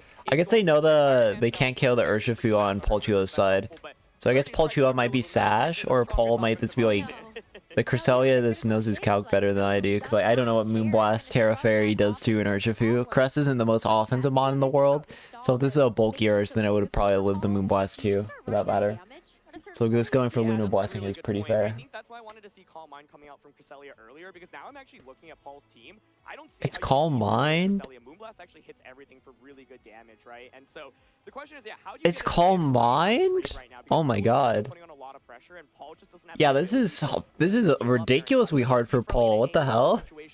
You stall out the Trick Room, and then ideally you have two Pokemon that can really threaten the Cresselia simultaneously. Jesus. By the way, also, the Surging Strikes does not go into Cresselia there. Targeted Rillaboom because Cresselia here is Rocky Helmet. You don't want your Urshifu to just faint from You could technically U-turn out too. Absolutely. You'd U-turn out here and like Calm Mind. Or go for Moonblast into the Urshi slot for damage tempo. But Urshi threatens Protect, so this Calm Minding is better. And yeah, we do see the Calm Mind. It's probably a U-turn from Rillaboom here, if I had to guess. No, this Stomping. Okay. Stomping to get it into Moonblast range, I mean the Iron Hands into Moonblast range is pretty fair.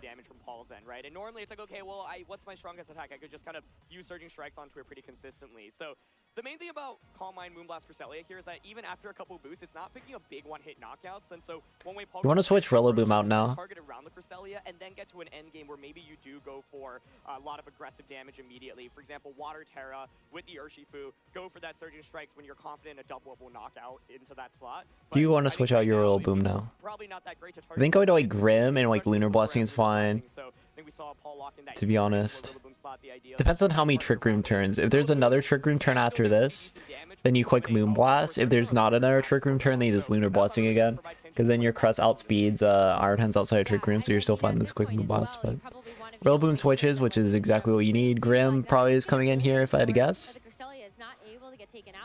Yep. Not going to take much from U-turn at all. Heavy Slam does hurt, but you can Lunar Blessing that off. Oh, Rocky Helmet, wow. But Lunar Blessing goes off. This game is so hard for Paul. Yeah, the Heavy Slam at least actually is a super effective attack into the Cresselia, but it barely feels like that with how much. I believe this is the last turn of Trick Room, considering Kenji chose not to this work for a Moonblast. That's actual really really good damage. So there is a super this is interesting because Paul bluffs Protect potentially. Like Lunar Blessing almost can just shrug it off, and the thing is now Grimmsnarl can Yeah, Trick Room's down. You can Parting Shot the Iron Hands and get the hell out of there. You can quick Moonblast. But Surging Strikes is going to do a lot of damage. This feels like it's all in on this play basically, and it makes sense. The idea is, okay, I need to knock out Cresselia right now. If not, then I think It's a hard scenario for Kenji. I don't think Calm Mind Moonblast actually KOs Urshi here. Well, it might because of the Rocky Helmet chip, actually.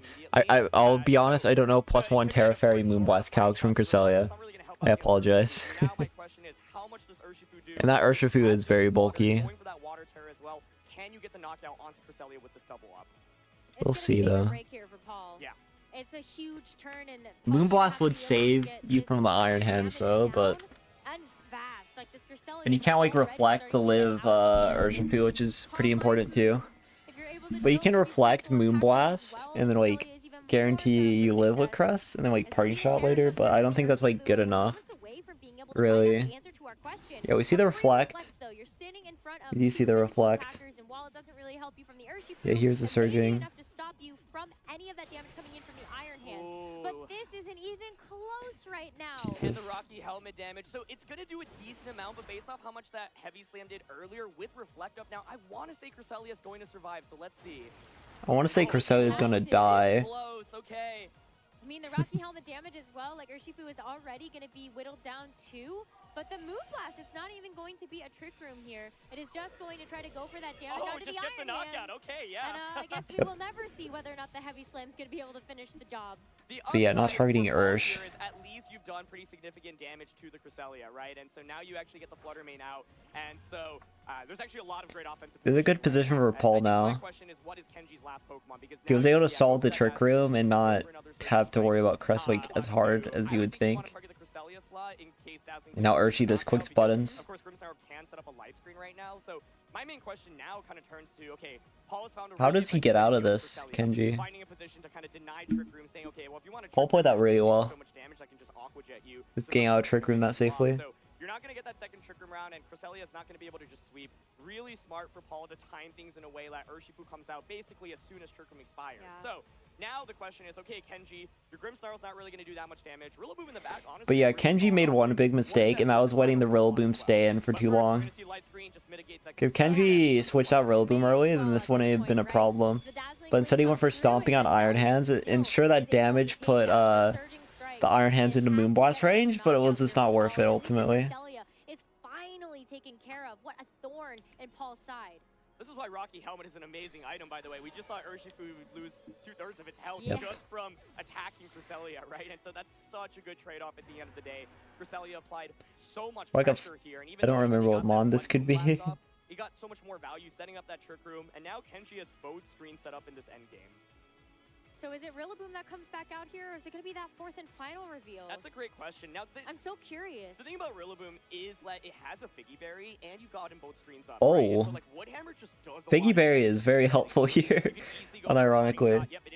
Yeah, you can actually afford to go Rilla because of that. Now my question is, Rillaboom Rillaboom's HP is a little bit low. It's awkward enough where it's like, can you actually get that Figgy Berry to activate right now? Or is there a chance that the berry doesn't activate and you just get the knockout? Looks like Paul here is opting for the You Dazzling can party Gleam shot. switch, so you get an Intimidate off, but I don't think the Dazzling Gleam is going to knock out Rillaboom, especially with Light Screen being up, so I would guess that the berry is going to end up activating here. And then if you go for Woodhammer, you also take Recoil, but then that also might put you in berry range. Yeah, I think you're right. I think the math checks out about that, and so it'll be nice to get a little bit of recovery there for Kenji.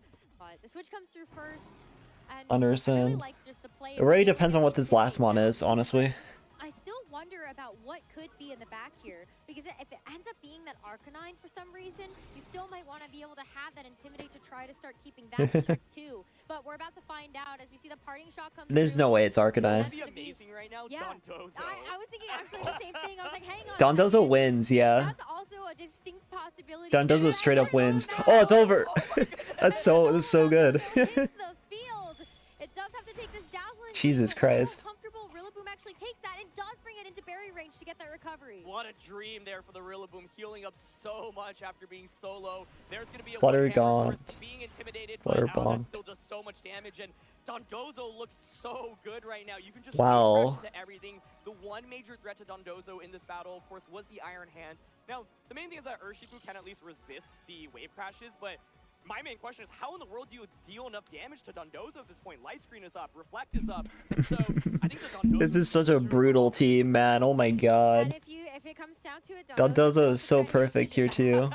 Hey, I'm just putting it out there that is something else that Paul does have to start to consider as a factor in this match. But what a great performance here from Kenji so far in this game number 1. You can sack Rilla, honestly, Of this Dondozo after taking out such and then kill the Flutter.